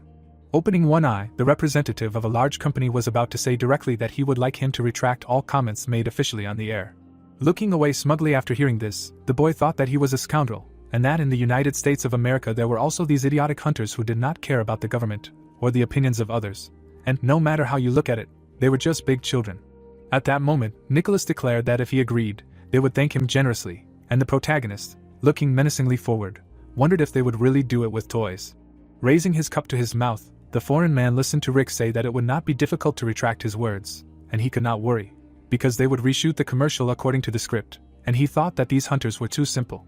Sitting directly in front of his partner, the boy said that there was a certain weapon that he was looking at, and it was a sword from England, the roots of which go deep into the past. While drinking tea from his mug, the company representative asked what kind of weapon it was, thinking that there were tens of thousands of 5-star weapons and above, and he only needed one. Then the protagonist said that it was called Excalibur, and Nicholas, who heard this, suddenly choked. A moment later, he was very surprised, and Rick, smiling widely, looked straight ahead, noting that he had said that he would reward him generously, and wondered if Excalibur was too difficult. Imagining a blade wrapped in energy in his head, the boy thought that Excalibur was the strongest sword that existed on Earth, and no one could find it, so there were only rumors about it, and it was an ancient sword of King Arthur, which was given to him by legend, so no one had seen it in reality. At the same time, the foreign man was very scared, reasoning that he had simply gone crazy, and he knew that they had Excalibur. Wiping the sweat off his face, the company representative thought that it was unlikely that they had leaked information, so they should probe him, and said that he did not understand at all. Immediately after this, Rick, putting his hands together, declares that he already knows everything, and his condition is Excalibur, so they should think carefully, while Nicholas continued to say that he really does not understand what he is talking about. Staring menacingly forward, the boy said that he needs Excalibur, and what they did to get it. Then the foreign man slammed his hand right on the table, asking him to stop talking nonsense, asking if he himself believed in this nonsense. Stopping him with his hand, the protagonist asked him to be calmer and take his time, and asked to let him just take a look, just 5 minutes. Then he added that if he allows, he will refuse his words, and will also promote the training program, and Nicholas, who heard this, looked down. A moment later, he moved his chair back a little. Getting up from his seat, the foreign man told Rick to leave, because he was out of his mind, and it was impossible to have a dialogue with him. Looking back, the company representative thought that he almost got caught, and he cannot admit that they can do it, even if he knows everything, saying that they cannot give him Excalibur, but are ready to provide another weapon, so if he changes his mind, he should contact them. The narration of the story continued to take place right in a huge city with a lot of high-rise buildings, while Rick asked what to do now. Standing right on the roof of the building, the boy noted that although he assumed that they would not give him up right away, it would be difficult to insist on Excalibur. Sharply looking to the side, Julie said about Excalibur. Then a memory came into her mind of standing right behind her friend and asking him if he really wanted it. The sword had long since disappeared, and him explaining that he thought so too, but when he was drinking at a banquet, he heard something from Thor. Imagining a huge number of dead people in his head, Rick explained that recently, people nicknamed Midas killed countless people in order to get the sword, and fortunately, King Arthur did not see it. The girl with blue eyes looked at the smiling boy, wondering if he really asked for the sword so openly, although it was quite like him. At the same time, the protagonist was stretching his shoulders, saying that he was going to go to the dungeon for now, and Julie, who was standing next to him, was asking why, since they would not bring any benefit to his skills. Looking directly at her after hearing her question, Rick explained that this was why he was there, and asked her to wait for her in the guild. Immediately after this, the story shifts to a month later, when Nicholas angrily slammed his hands right on the table. The foreign man was looking at the news on his tablet, which said that a huge dungeon that was discovered on Jeju Island was conquered this afternoon, and Hunter Rick set an unprecedented record with 0 casualties and conquered a large dungeon in the shortest time. Seeing all this, the company representative gritted his teeth in displeasure. At the same time, the boy was speaking directly on TV, while the host was saying that in just a month he had cleared not only this dungeon, but also those that were known to be almost impossible to pass, using this strategy several times, and asked what he thought was missing in his previous attempts, to which he replied that he relied too much on equipment, but equipment and tactics are meaningless against powerful bosses. Then the protagonist added that he believed that regardless of the number of attackers, the attack could very well be successful if each of the hunters was experienced enough, and the foreign man, who heard this, banged his fist on the table in displeasure. Gritting his teeth in displeasure, the company representative told his subordinate to urgently contact him and say that they accepted the terms, and he obeyed. Menacingly looking straight ahead, Nicholas was going to try to please this man. Then the narrative of the story shifts directly to the huge mountains on which the dense forest grew. The boys went down the stairs into the depths, following Nicholas directly. The foreign man turned around sharply, saying that he was given exactly 5 minutes, as promised. Rick looked admiringly straight ahead, entering an unknown room. The boy and Julie walked further to the mountain of gold. Right on top of this very mountain was the sword Excalibur. Taking a confident step forward, the protagonist stated that he could only hear about it. Looking directly at this blade, Rick saw the system notification window, notifying that this was the legendary Excalibur, and showed its characteristics. Looking at the fox sitting on his shoulder, the boy asked if he could handle it, to which it yapped approvingly. A moment later, Charlie closed his eyes and activated the moon sign on his forehead, while the system notified that the moon forest duplicated Excalibur. At this time, Nicholas, who was outside the room, was trying to find a secret passage in the wall. Smiling happily, the foreign man would say that he had found it. A moment later, the company representative would press directly on the brick in the wall. Immediately after that, Nicholas would start laughing loudly, which Rick would immediately hear, turning around. Then the door to the secret room would close, and the foreign man would ask if they really thought that he would show them the treasure and let them go, and he would explain that even dynamite couldn't break through this door. Looking out from underneath the opening gate, the company representative would explain that there was a seal there, from which they would never be able to get out. A moment later, the door would slam shut completely, while Nicholas would say that they would die of hunger. Rick would grin sarcastically after everything that had happened, noticing that he had been stabbed right in the back. Holding the Excalibur sword in his hands, the boy would offer Charlie to test this thing, and Charlie would yelp approvingly. At this time, the foreign man, turning back, noted that it would be necessary to get rid of the bodies in 3 months. Then, right behind his back, the gate to the secret room began to sparkle. Looking back sharply, the company representative was very dumbfounded. Immediately after that, the sounds of Nicholas's surprise were heard directly from the cave. At that very moment, the entire secret room was destroyed by Rick's strongest blow.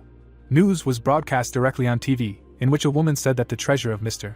Nicholas Jones, the CEO of the Midas Company, had been revealed to the world, and according to the US FBI, he is suspected of violent crimes such as contract killings, drug trafficking and participation in a criminal organization, and the identity of the person who managed to split the earth and reveal the location of the vault has not yet been established. At this time, Rick happily admired Excalibur in his hand, saying that it was simply brilliant. Looking straight at him in surprise, Julie asked him if he was really that happy, to which the boy replied that he still couldn't believe such a cool thing even existed. Then the protagonist asked that Hephaestus had made this too, and wasn't it pointless to say that it was made by people, when suddenly the handle of the front door would tilt down. A moment later, a dumbfounded Nate would enter the office, asking where they had been all this time. Looking menacingly straight at his teacher, the blue-eyed boy would declare that he only saw him on TV, and the latter would be glad that he had come. Suddenly, the protagonist's student was very surprised, noticing something in front of him. Approaching Rick directly, Nate would ask what kind of sword it was. Hitting him with his shoulder, the boy said that it was none of his business and drove him away, and he declared that he should be shown too, since he was a student, and no, they were asking for a lot, since he only wanted to touch him once. Looking directly at him with displeasure, the protagonist asked if he really wanted it that much. Immediately after that, Rick threw it straight towards his student Charlie and told him to catch it and touch it to his heart's content, and he was very surprised by this. Holding the divine fox in his hands, Nate asked if he was joking, and the boy declared that he himself said that he wanted to touch it, so he shouldn't upset Charlie. At that moment, Julie buttoned up her insulated jacket and said to stop joking and get ready to pick up the third guardian.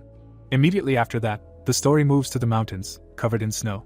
The guys were walking right between huge rocks. Rick was freezing, asking the girl with blue eyes if she was sure she was in the right place. Turning back, Julie said that the third guardian was between the fourth and fifth hollows, and they could make it today if they hurried. Adele sighed with displeasure, asking how one could live in such a cold place, and Nate said that he 100% believed that she was lying. Then the girl with blue eyes with a menacing look asked if they wanted to go back. Then Julie concluded that if they went back, then the world would end, and the guys who heard this were very puzzled, while Rick said that, of course, they would go. At this time, Julie took a confident step forward right through the snow. Stopping right in front of a high mountain, the girl with blue eyes noted that over there was what they needed, and now all that was left was to cross that peak to meet the guardian. Hearing this, the boy with blue eyes ran forward with his hands up, saying that at that very moment Rick saw something amazing in front. Turning back, the protagonist's student said that something was wrong there. A moment later, the guys saw an avalanche heading their way. Very scared, the boy told everyone to step back. Then the guys began to run away from the avalanche at great speed. Seeing some cave in front, the protagonist told them to run there, when suddenly Julie noticed that it was too narrow. Turning the fox right into Excalibur, Rick declared that then it was necessary to destroy it. At this time, the avalanche was already beginning to overtake them. Then the narrative of the story moves to the moment when Julie summoned a small sphere of light with her magic. Raising it up, the girl with blue eyes noted that the cave was covered with snow, and it would only melt in a few days. Then Adele, wiping the sweat from her face, declared that it was finally her turn. Summoning a huge flame above her head, the sorceress concluded that she had not wasted any time either. About to use her fire attack, Adele said that they should see the power of the third circle fire magic of the future Archmage Sharon, when suddenly she failed. Looking straight at her, Julie explained that fire would not work, because the snow would only melt with the help of the sun's light or Niflheim's mana. The sorceress, hearing this, declared that she should have said it right away. At this time, Nate kicked his foot right on the snow that blocked the passage, and said that they could play snowballs, and Rick, watching him, asked not to waste their energy, because who knows how long they would be stuck there. The boy looked straight ahead, puzzled, thinking that even now the forgotten gods would become stronger, and wondered if they would really have to wait there. At that very moment, the divine fox jumped right next to him on the ground. Charlie looked straight ahead with confidence. The protagonist immediately noticed the wagging of his pet's tail and asked what he was doing. Then the divine fox walked right up to the frozen wall and lay down on the ground. Rick squatted right next to him and asked what was going on there. Then the boy listened to the block of ice standing nearby. At that very moment, a crack appeared right on it, while the protagonist asked what that sound was. Immediately after that, the ice collapsed, opening a passage right in front of the student. Noticing this, the boy was very dumbfounded. The protagonist looked straight at the fairy who was flying in front of him. In fact, there were as many as 3 of them, and everyone was very scared of his appearance, calling Loki or his accomplice, and did not know what to do. Rick approached them, asking what kind of crap from a children's book this was, and they loudly screamed that he was eating them now. A moment later, the boy smiled widely, explaining that he was not their enemy. At that moment, Charlie peeked out from right behind him, and the fairies, noticing him, thought that it was a demonic beast. The magical creatures with wings screamed loudly in fear, saying that he was the one who would eat them, because it was a terrible Cerberus. Then they said that an emergency was declared, and Loki had come with his demonic beast to steal Mjolnir, and asked for help, while the protagonist watched them dumbfounded. Rick, looking straight ahead in surprise, asked what they were talking about Mjolnir and Loki. At that moment, someone stepped forward and asked what the noise was. It was Thor, who was looking away menacingly and asking if he hadn't told them to sit quietly until they had regained their strength. Thor touched his beard as he chuckled and exclaimed that this Loki had fooled him again. The protagonist was in front of the red-haired man when Nate asked if it was true and if he was dreaming. Then he laughed and exclaimed that they had an insolent priest there. The protagonist's mouth dropped open, looking ahead as he suggested that the avalanche was Loki's doing and that he was going to keep him locked up. Thor looked away intently as he answered in the affirmative, adding that the bastard was dreaming of creating an army in Niflheim.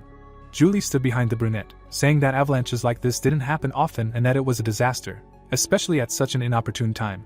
Rick looked at the red-haired man as he asked him why he hadn't come out yet. The bearded god looked away as he replied that he couldn't get out and that the snow of Niflheim was special, so even his hammer couldn't break it. There was a snowdrift in front of the brunette as he thought about how great the hammer was and how since Mjolnir was useless, he would have to sit in a trap and wait for the snow to melt. Thor opened his mouth wide and laughed, wondering why he was so upset, and then asked him not to worry. The little fairies looked displeased when he added that these little ones would take care of their food, so they could just wait it out. The blue-haired creatures gathered in a circle and began to discuss how they had invaded there and wanted to steal their food, and that they were beggars, and also that they themselves had put in a lot of effort to save themselves. The fairies' eyes widened as they were addressed and asked to listen to them. The protagonist looked at the winged creature, who said that they hadn't said anything. Then he asked if there was a way to get out of there. The fairy was shown in profile when she asked why they needed to be told about it, since they had broken in without permission. The protagonist looked down in surprise when Thor told the little creatures to prepare so much food for them that even the table wouldn't hold. Then the guy said that he understood them, and that in that case they would wait it out together, after which he was asked to wait. The fairies formed a circle, looking at each other. When one asked if they would tell him, then another exclaimed that they would die of hunger if they stayed there, then the third said that everything was correct, and that in that case they should kick them out. In front of Rick was a winged creature that agreed with him, saying that they would tell him how to get out, but he had to promise something, or rather, that they would leave there and never come back. The satisfied brunette looked ahead when he answered that he promised. The fairy put her hands on her waist when she answered in agreement. In front of her was a huge snowdrift when she exclaimed that it was dangerous, and that he should move away. The blue-haired little girl swung her fist, clenching it. She hit the pile of snow. The protagonist opened his mouth in surprise, making a corresponding cry. The fairy closed her eyes, standing straight when she asked if they had seen it, and then explained that if you attack with the same ice thing, the snow will crack. She was in front of the protagonist, who answered that he did not even know when they would get out of such and such a crack. Then she asked him again. Next to Rick, who asked her to make a bigger hole, was a blonde who wondered if they would ever get out, since they could pound like that all night. The fairy opened her mouth wide in indignation when she exclaimed that their magic would run out and that the gods had done nothing for them, asking if they should really sacrifice themselves. The brunette's eyes were closed when he reminded her that she had said that they would be able to get out of there. The blue-haired creature looked forward when she advised him to try it himself, having studied the ice attribute attack. Nate and Adele were nearby when the guy asked about what would happen if he used a wave cut like Rick. Then the girl laughed, saying that when it came to magic, one cannot help but mention a great sorceress like her. Thor was stroking his beard, looking ahead as he reminded the little creatures that only their race of Niflheim could handle ice attribute mana. The fairy pointed her finger up as she replied that it was because they, the gods, thought that mana was nonsense and had no intention of studying it. The winged creature stood on the ice in front of them as he asked for a show of hands for those who could use ice attribute mana, adding that water attribute would do as well. The boys stood next to each other, looking ahead as she asked about no one. Then Adele replied that she hadn't learned the water attribute yet, and Nate said that he had no idea how to use magic. Sweat appeared on the fairy's face as she asked what they were talking about, since the water attribute was the foundation of all things. The red-haired man opened his mouth wide and laughed as he told them to calm down, exclaiming that the snow would melt anyway, and then asked about the food.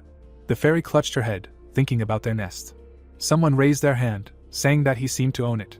The protagonist looked down at his hand as he said that he forgot that it was a mana attribute. Then a system notification appeared, saying that the protection of the forgotten god Neptune had been activated. The blue-haired little girl looked forward in admiration as she exclaimed that it was pure mana and that it would be enough. Small icicles were shown. There were a lot of them under the ceiling. Ice was forming between the protagonist's palms as he was told to slowly connect the mana and use the water attribute energy as bait to lure out the mana of Niflheim. A snowflake appeared in the boy's hand as he thought about how easy it was. Blue energy appeared around Rick as a system notification appeared stating that the principle of the ice attribute had been discovered and that his understanding was at 10%. The fairies looked shocked as they asked if he had already learned the truth. Nate stood behind Adele as he exclaimed that it was very cool to have talent, and the blonde added that it was amazing. The winged creature looked at the ice crystal as he said that it was genius and that he was very talented. The fairy's mouth was wide open as she said that it was not the end and that he needed to practice using these attributes. The protagonist took a step with his sword in his hand as he replied that he did not think so. His green eye was shown up close as he added that he had a premonition. Snow flew in all directions. Someone stepped on a snowdrift. The protagonist looked surprised. A clawed paw was shown. The furry monsters were walking one after another when Rick asked what they were. The white monster was shown up close when the guy wondered who they were and what had happened. Thor was behind the brunette when he exclaimed that Loki had brought those bastards. Julie stopped near the protagonist when she said that she felt the presence of a guardian, then he asked her again. A horde of furry monsters was shown when she added that the king of the frost giants, the Jotuns, was close. The white monsters were shown in profile as the protagonist asked the girl if she was saying that the third priest was one of them. The brunette looked ahead as she answered in the affirmative, adding that the third priest, Etten, was also known as the king of the frost giants. The shaggy giants walked one after another as Julie explained that the creatures had a very strong connection with each other, so their leader could simply be watching them from hiding. Rick's mouth dropped open, looking ahead as he said that even though the third priest wasn't human, he still wondered why he was opposing Thor. The brunette looked at the boy as she answered that Etten would never team up with someone like Loki under normal circumstances, and that he was most likely being controlled by Loki, concluding that the protagonist knew how good he was at it. The protagonist's pupils narrowed as he thought about it, echoing her words. The red-haired man dodged the giant's attacks. Thor opened his mouth and promised his opponent that he would finish him off. The fair-haired youth sat on the edge of a cliff when he asked him to stop hiding and come out for a fair fight. The horned blonde smirked, saying that he was still as stupid as ever. The shaggy giant bared his sharp teeth when the boy turned to him and told him to watch them kill his subjects. Loki raised his hand to his face when he added that he should stop it. The red-haired god was shown in profile when he suggested that they settle things fairly. Thor's pupils narrowed greatly when he began to ask him a question. The man flew back from the blow of the giant. Thor lowered his head forward. He glared ahead. The shaggy giants swung their fists at him. The protagonist had his back turned when he assumed it was Loki and that the guy next to him was the Jotun king, and then said that he should get to work before his comrade killed all the giants. Adele was next to Nate when she asked him not to tell her that he was going to fight him one-on-one, and the blonde guy next to him said that he seemed pretty strong. The protagonist looked back with a smile when he wondered if they were scared, and they asked him again and asked who he thought they were, stuttering that they weren't. Julie looked away when their comrade exclaimed that they would destroy anyone who stood in his way, even Loki himself. Rick had a smile on his face when he praised them, saying that in that case they should move forward. A snowy mountain was shown. The brunette rushed forward, thinking that he didn't know exactly how the opponent controlled Etten, but he guessed that the skill he was using required incredibly strong concentration. A mountain appeared in front of him, as the boy thought that his control would most likely weaken if he was distracted even for a second. The green-eyed protagonist looked straight ahead, as he realized that the problem was that Etten would not let him get to Loki that easily. A huge fist appeared above the protagonist. Rick flew to the side, falling onto the snow. A shaggy giant appeared in front of him. The blonde looked back with a smile, as he warned that this method would not achieve anything. Loki touched the king of the Jotuns, as he told him that he spent a lot of time trying to take control of this guy, and he was the strongest being in Niflheim. The horned blonde narrowed his eyes, looking ahead as he asked what he would say, adding that it seemed like he was a god from another world, and that attacking from behind was not Thor's style. The brunette held his blade in front of him. Loki touched his chin when he realized he was silent, and asked if he was so confident in his powers. The blonde placed his hand on his chest as he said that gods could be so arrogant that it could be their undoing, adding that he forgot to introduce himself, and then told him his name. He wore a white glove as he said that it seemed like their meeting was destined by the heavens, and then asked to let the boy show him something. A glowing orb was shown as he explained that gods often look down on the use of mana, and asked if the boy knew that mana was a gift from above, just like godly powers. A mountain was visible in the distance as the opponent explained that in this icy environment where even Thor's powers were useless, he was able to fully utilize the benefits of using mana. Dark energy appeared in Loki's palm as he exclaimed that he had decided to use the power of mana to its fullest. The green-eyed protagonist's pupils narrowed as he asked him to look at the dark flames that could melt even the snows of Niflheim, and the youth asked if this was the power of mana. The horned blonde smiled as he suggested that he liked it, exclaiming that he had not yet had the opportunity to evaluate it in real combat, and that he was the perfect training object. The protagonist gripped the hilt of the blade as he asked him again. Rick held the sword, shrouded in a dark aura, as he wondered why he did not tell him right away, and a system message appeared saying that the dark flame skill had been activated. Loki looked ahead in shock, asking how this was possible. The brunette appeared in front of him, and swung. Dark energy flew in different directions. Something white was visible through the haze. Blood was pouring out of the giant's wound as the protagonist told the opponent to consider himself lucky that he did not cut off his hand. The protagonist looked ahead in displeasure as he finished speaking. The horned blonde extended his hand to him, asking him to stop and calm down, then he told him to release the guy, saying that if he did, he would let him go wherever he wanted. A worried Loki opened his mouth wide as he agreed, saying that he understood, and then asked him to lower his sword, explaining that he needed to concentrate in order to let go of control.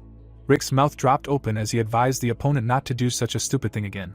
Sweat appeared on the face of the blonde god as he responded in agreement, and asked him not to worry. The face of the Jotun king was shown up close as he addressed him.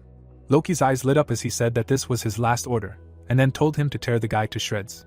Eden swung both paws at the brunette. There was a powerful explosion. The protagonist flew down. He opened his mouth wide as he asked his opponent to stop, warning him that it would be worse for him. The blonde closed his eyes, smiling as he replied that this was incredibly funny, and then told Eden to destroy him and everything he saw. The king of the giants bared his teeth and growled. The protagonist sat on the ice. Rick opened his mouth, looking ahead as he asked the leader of the Jotuns to stop. A furry paw reached out to the guy. The ice cracked from a powerful blow. Julie caught the brunette. Loki fell into the depths of the gorge, laughing loudly. The blonde god looked up in delight as he exclaimed that he should not be underestimated.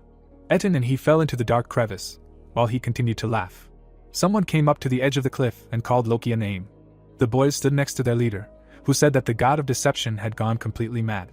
Sweat broke out on Nate's face as he said that you couldn't even see the bottom, and then wondered if the big guy was dead. The blonde's red eye was shown up close as he asked them to wait a bit. The hooded boy turned towards the crevice as he asked what it was. Yellow eyes glowed in the darkness. Something flew out of the ravine in front of the boys. Rick looked up, standing at the very edge. The brunette's scared face was shown up close as he wondered what the hell it was. A huge ice dragon appeared in front of him. Loki raised his hand to his head, smiling as he greeted everyone, saying that he was back. The blonde opened one eye as he offered to continue their conversation. A mark was left in the snow as someone shouted his name. Thor appeared at Loki's side, exclaiming that his pranks had gone too far. The man's gaze darted to the side. The dragon attacked him with a swipe of its tail. The owner stood on the lizard as he called him Rocky and told him to play with Thor. Loki jumped off the dragon. He bent his index finger as he told Rex to come to him. A dark silhouette hovered over the protagonist. The boys stood next to each other as a wave of snow drenched them. The protagonist looked forward in amazement. The ice wolf's face was shown as Loki told him that he was his favorite pet after Rocky. The blonde smiled widely, closing his eyes as he exclaimed that he hadn't been this surprised in 1,000 years and that he didn't think he would meet a god who could use mana. But a genius like him always had a backup plan. The blonde-haired youth was shown in profile as he added that he should not be underestimated and that he hates those who ruin his plans. Rick looked straight ahead as he asked Julie to take everyone away from there, saying that he would deal with him. A dark silhouette rushed past Loki, who ordered the wolf to attack. A huge clawed paw appeared in front of the brunette. Rex bared his sharp teeth, opening his mouth. The huge wolf clenched his teeth in front of his owner, who said that it was for him.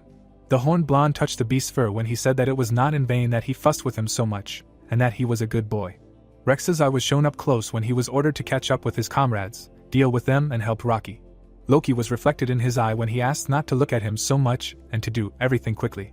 The dark-haired guy opened his mouth and ordered to rip it apart. Then a system notification appeared with the words that thanks to the title of Tamer of Cerberus, the Lord of Dogs, he can subjugate any dog. The shaggy beast hit the snow with his paw. The blonde god was pinned to the ground. The protagonist pushed the white fur away as he said it felt like it was in his mouth. Loki looked back angrily as he asked if the opponent's control ability was stronger than his. The protagonist had a smile on his face as he answered in the affirmative, adding that he had an ace up his sleeve as well and that he better start working on another backup plan or he'll get it again.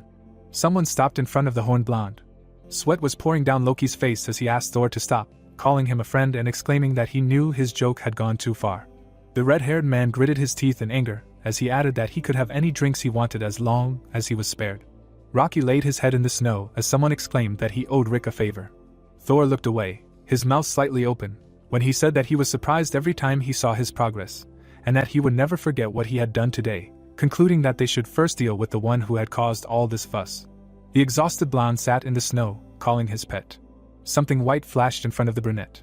The protagonist raised his hand to his forehead when he said that he was not standing on ceremony with Loki at all, although perhaps he was lucky, because if he were in Thor's place, he might not have stayed alive at all. Julie looked ahead intently when she said that they had one problem. The guys stopped at the very edge when she reminded them that Eden was still at the bottom of the abyss. The brunette stood next to the protagonist when she said that they might have to go down, then he asked if she was serious. The hooded man turned to the edge of the cliff when he asked her if she was going to go down there, then exclaimed that she was completely crazy. Nate and Julie exchanged glances when the boy said that he thought he was dead since he fell from such a height, then the girl countered that it was nothing to worry about. A paw with long claws appeared when someone agreed with it. The boys looked to the same side, surprised. Eden opened his mouth slightly, standing in front of them. The giant king looked down carefully when a loud scream was heard. The hooded blonde hid behind Julie when he asked what the hell that was, then ordered him to back off, warning him that they would fight back. Rick looked scared, looking up, when he thought about how they would have to fight him even if he was no longer under Loki's control. The giant's sharp teeth were shown as he addressed the god from another world. Eden was in front of the protagonist as he thanked him for freeing him from that villain's control and destroying the ice dragon. The Jotun king's face was shown up close as he explained that he had been oppressing the inhabitants of this frozen wasteland for millennia. His furry paw was lying on the snow. The smiling protagonist looked confused as he added that in gratitude for this, he would grant him any wish, and the brunette asked him again, wondering if this was true. Eden continued to look down as he answered in the affirmative, warning that there was one condition. A cloudy sky was shown as Rick asked what the condition was. The giant king was in front of the dark-haired boy as he explained that he could grant a wish that did not require leaving Niflheim, as he was obliged to protect all the inhabitants of his kingdom from the dragon. The protagonist turned around, looking back when he asked him again, reminding him that the lizard was dead. Rocky lay behind the protagonist when the giant replied that it was not. Eden closed his eyes when he said that no matter how many times he was killed, sooner or later he always returned, and that he and his subjects were in a state of endless war with him. Rick looked at the furry Eaton when he asked about whether it really meant that he could not be destroyed, and that there was no way to prevent his return. Eden was shown in profile when he looked down, and replied that there was one prophecy. He imagined a dragon with an open mouth when he told that he who possessed the power of shining ice and dark fire, whose energy was so cold that it seemed to be touched by the tongue of the darkest fire, when he appeared, the ice lizard would find his death, and the snowy world would find freedom. The brunette looked ahead with concern as he said that Loki had most likely mastered the dark flame magic. A black aura appeared in the boy's palm as he asked if he really meant something like that by that. Eden looked at the dark fire in shock. The giant and the protagonist were facing each other, as the Jotun exclaimed that he thought that was what the prophecy said, but it was not enough. The giant king's face was shown up close as he explained that the boy did not yet have a circular aura. The protagonist looked ahead carefully as he asked him again. Eden touched his white fur as he said that he understood, but the prophecy said that their savior would not have it when he got there. He stepped on the snow with his clawed paw. The giant king had his back to Riku as he asked him to follow him, explaining that he would take him to someone who could solve this problem. There were many clouds in the sky. The fairy puffed out her cheeks when she asked Eden what had happened. She pointed at the dark-haired boy when she asked why he had brought them, and the brunette greeted her, exclaiming that they hadn't seen each other for a long time. The fairy slapped the giant in the face when he asked if they had already met, answering that he thought that this was the person who would save them, and she asked him again and said that this was nonsense. The blue-haired girl sat on the palm of the giant, who said that few in Niflheim knew how to use mana better than the snow fairies, and that with the help of these little ones, the protagonist would be able to master the technique of the circular aura much faster. The fairy crossed her arms when she asked him again and asked why she should help them, answering that she was actually busy looking for food. Julie was in front of her when she called her a pixie, and she asked her again. The girl handed her a small ball when she explained that it was called a cookie, and then asked if she wanted to try it, then she was asked if it was edible. The fairy took the round cookie when she exclaimed that it smelled delicious. The blue-haired pixie licked the ball. The fairy's pupils narrowed greatly when she wondered if it was really that delicious. The protagonist and Julie watched the flying creature, who asked what it was, guessing that it was the same apple from the legends. There were many cookies on the girl's palms. When she said that she would give them all to the pixie if she helped them, then she was asked again. Snowfall was shown when it was explained that, in short, the circular aura is a technique in which mana is very strongly compressed. The fairy put her hand forward as she exclaimed that in this case, she could create an ice aura, and that this technique was much stronger than a normal mana fist. Sweat appeared on Rick's face as she added that the main difficulty was using the aura of different elements at the same time, and that it was difficult in itself, but in order to use the energy of two opposing elements, a special talent was needed, concluding that it was almost impossible.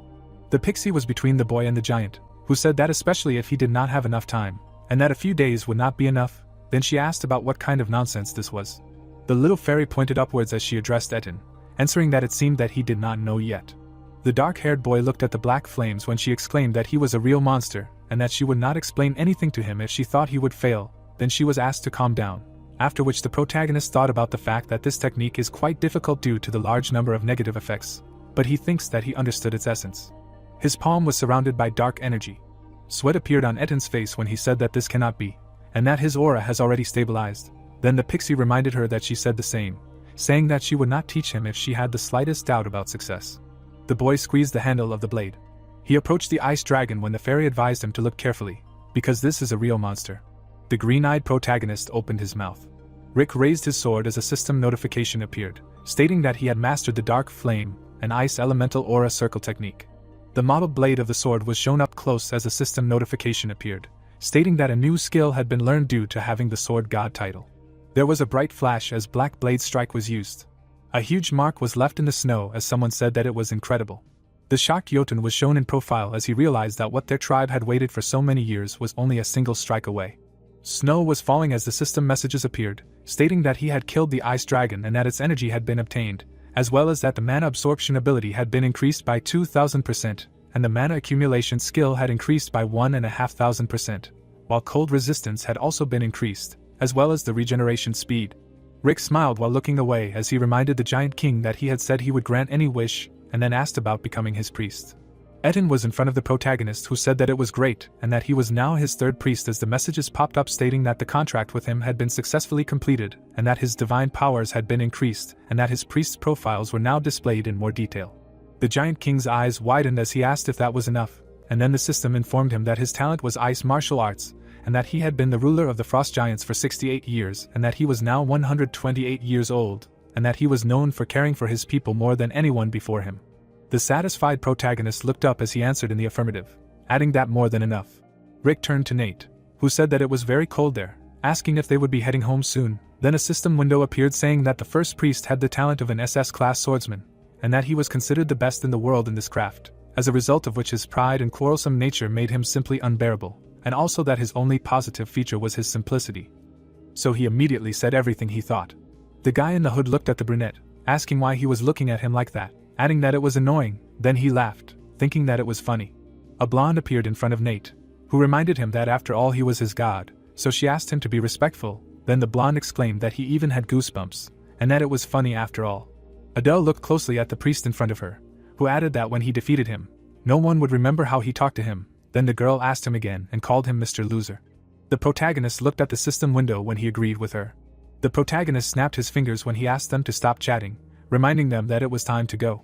A magic circle appeared above the guys. Then the first priest exclaimed that it finally happened. Then the blonde girl asked about where to now, to which Nate replied that it didn't matter, and that the main thing was that it was warm. Rick smiled mysteriously when he said that they were done, and that it was time to check how things were going in the other world. Streams of light rushed to the sky. The wooden monster grabbed the people, then they screamed loudly. The man touched his ear with his fingers when he announced that there was a breakout from the dungeon and that the danger level had been raised from D to A. He was punched in the face when he started asking for help. The guy with glasses stepped on the mustachioed man, asking what he was doing. Tyler gritted his teeth in anger when he exclaimed that he had to kill as many monsters as possible to get the maximum reward, and that if he called for help, they would have to share it. The man covered himself with his hand from the blows when he protested, saying that they couldn't handle it themselves. The guy with glasses opened his mouth, looking away when he reminded the man that it was his job to handle it, which was why he had brought him along. Everything was engulfed in flames. Sweat broke out on Tyler's face when he asked what it meant. A fireball hovered above his palm when the girl exclaimed that it was amazing.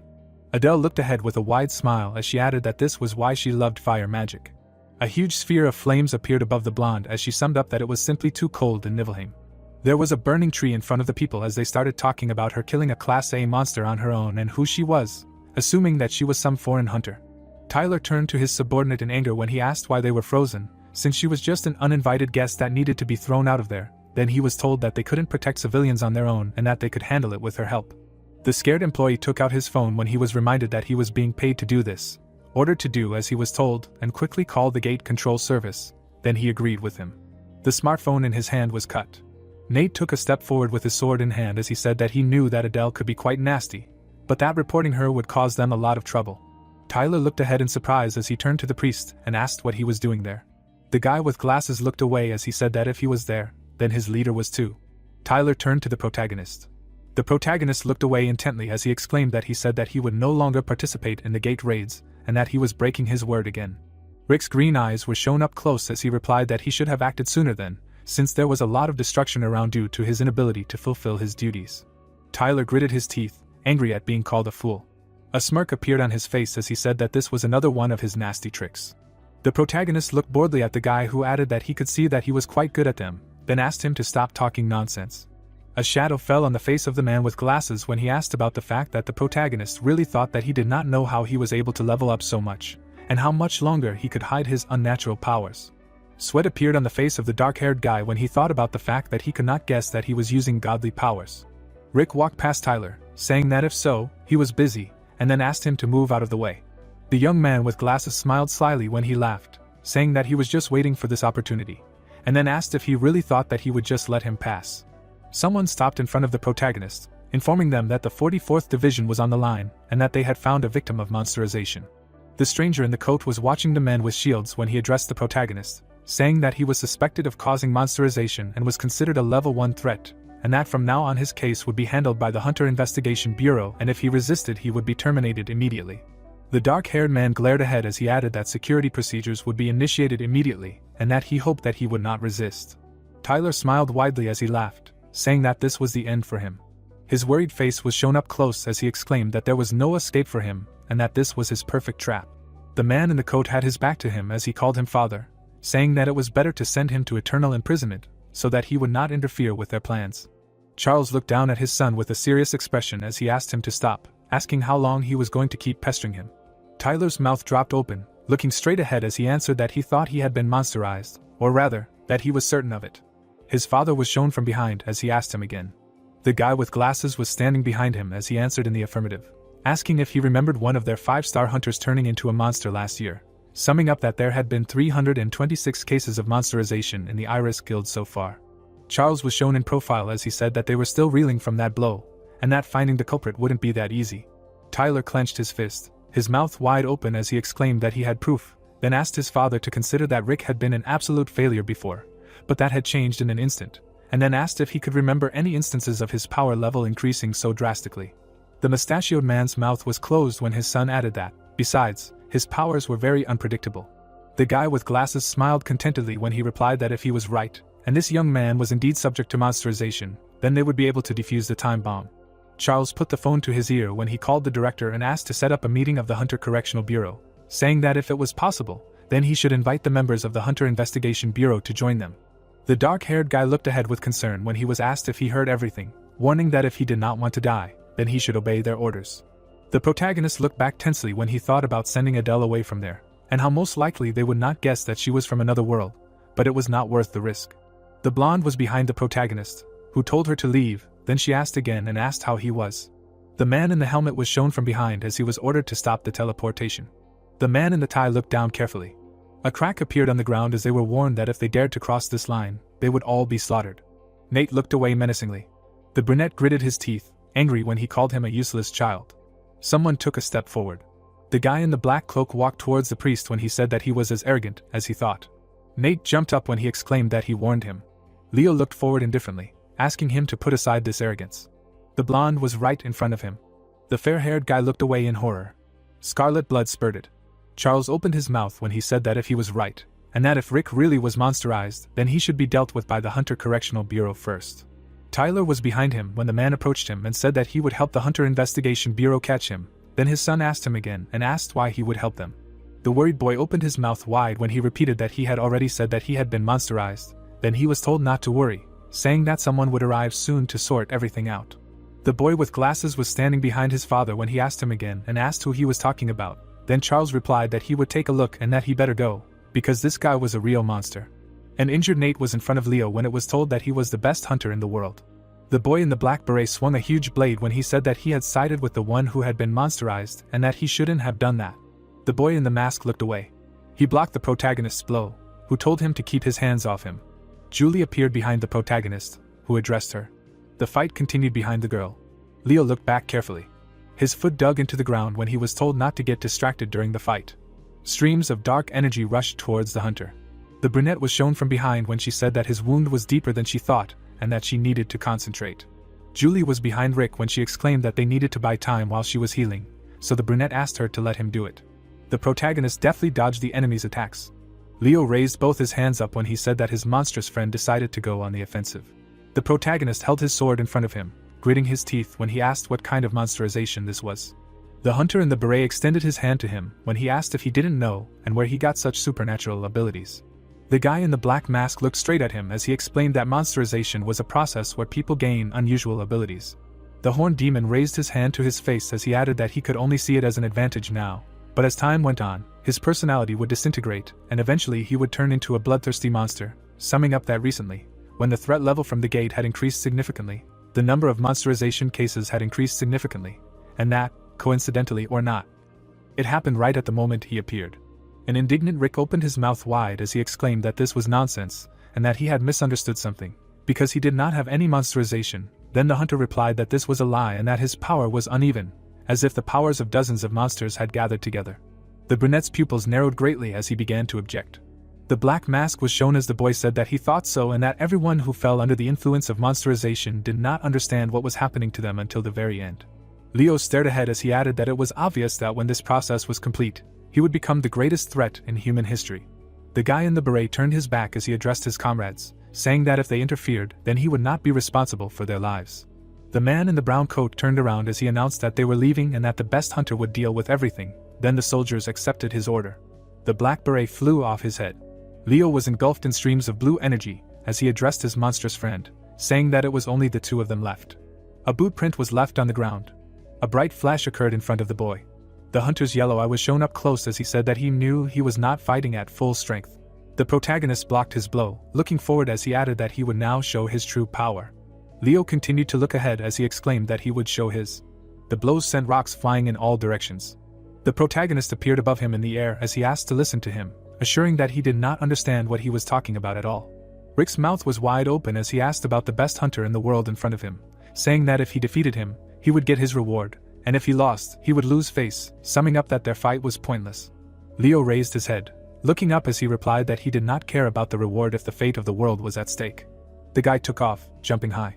The brunette was in front of him as he said again that today was the first time he heard about this monsterization, and that their fight was pointless. The masked hunter was shown in profile as he exclaimed that he had heard this 1,000 times already.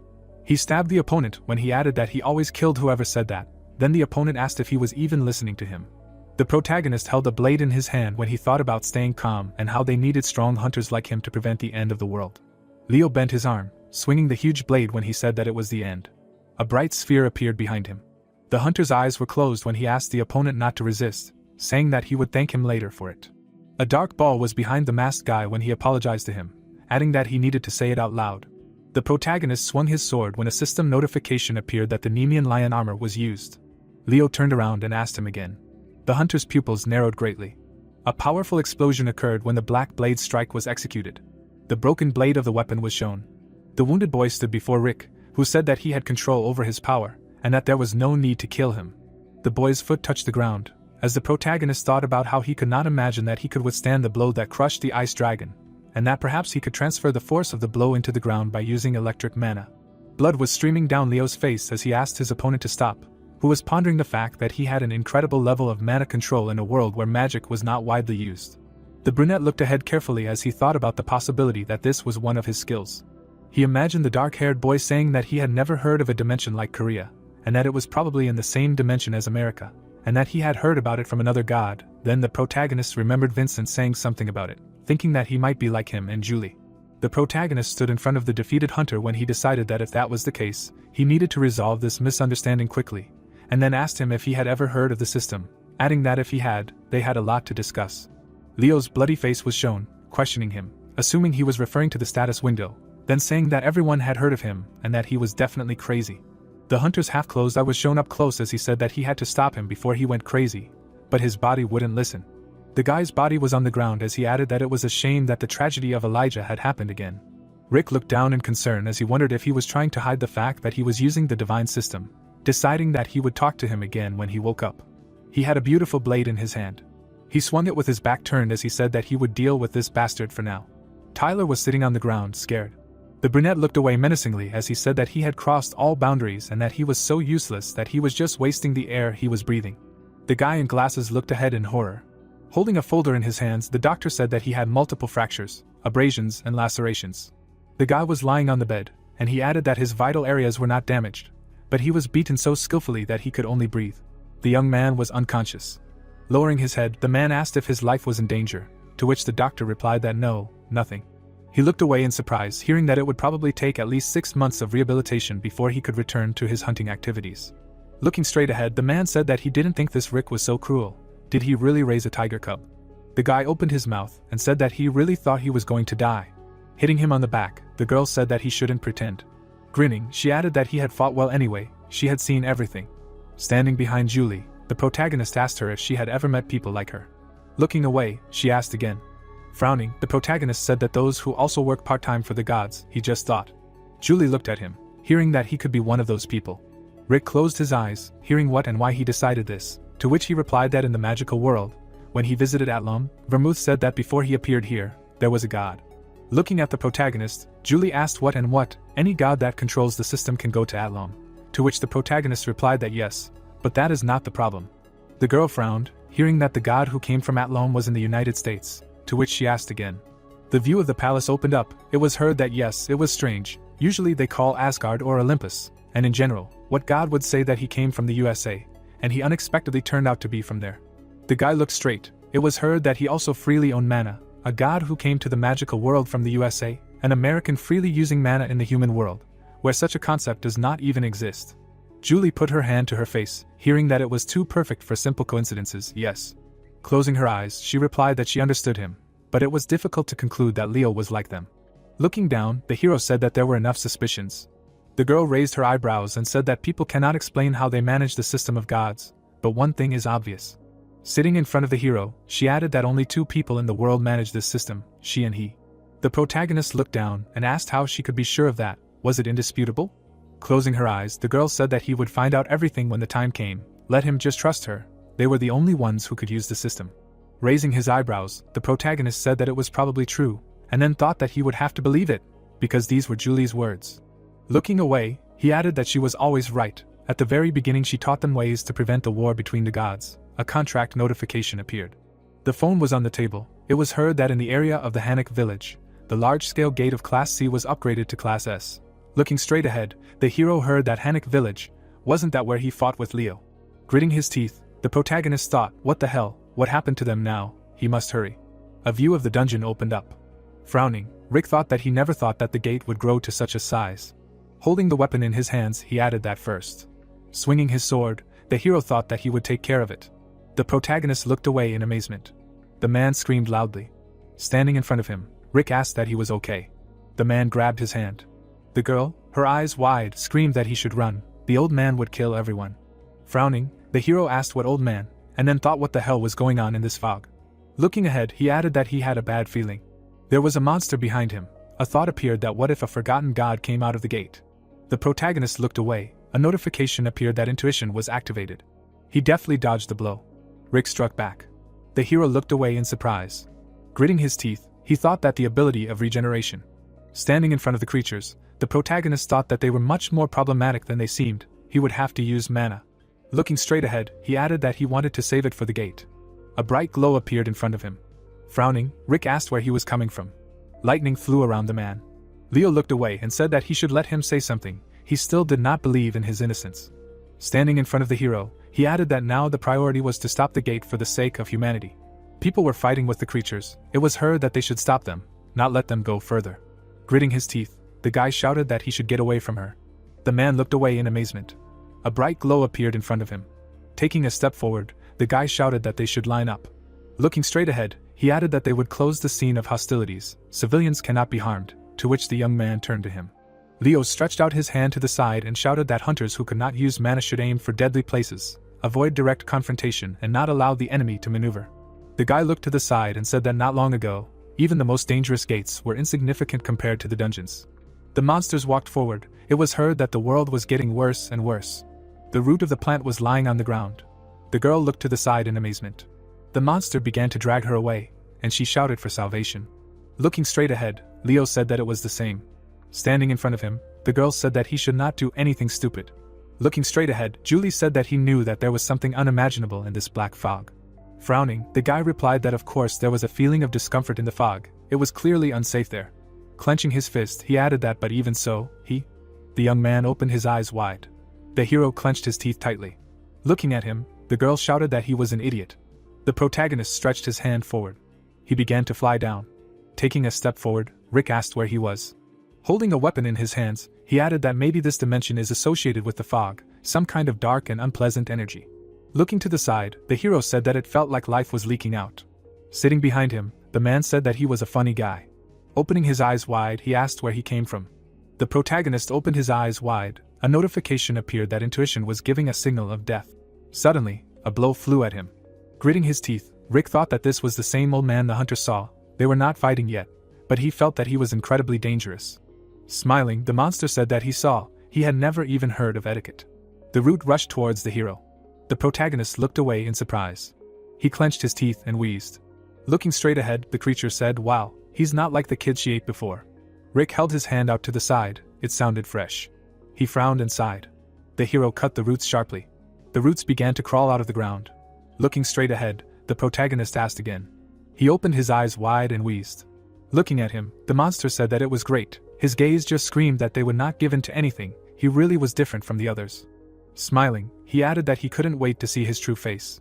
Rick was tied by roots. It was heard that a brave warrior, a child looking for his mother, a widow who had lost her husband, a hunter begging for his life. Smiling, the monster said that they all had amazing faces. Opening his eyes wide, he added that what kind of expression he would have. He was in anticipation. The hero looked in fear, hearing that fear was enveloping him. Agility and physical strength were decreasing, cognitive abilities were falling, to which he thought that this feeling was as if he was standing in front of him again. Standing in front of the hero, the creature said that let him look, he must be very tasty. Opening his eyes wide, Rick thought that this. He froze and added that it was impossible to allow. A notification appeared that his application was accepted. Grinning, the hero said that it was just in time. A message appeared that he was moving to a part-time job. Frowning, the protagonist said that it was good that he had a reservation, and then asked what he thought. He came here without a plan. Stretching his hand forward, the monster said that he was smart. Suddenly, he broke his notification. The hero's gaze froze in place, hearing that he should not even dare to think about escaping. Grabbing his face, the creature said that from the moment he stepped on this earth, death became inseparable from him. He is death, she is the old woman of the underworld. Agatha opened her mouth wide and said that he should show his true face. Grinning, the hero replied that he should not make fun of her. Looking at her, he shouted that he thought he would give up so easily. A notification about using the Hellfire skill appeared. The protagonist looked down. The monster looked at him in amazement. A powerful explosion erupted. Looking straight ahead, the creature asked what it wanted to incinerate them both. Idiot. Rick sat on the ground, listening to what, well, that made it even more interesting. Holding the weapon in his hands, the hero heard what it would feel like to finally give up.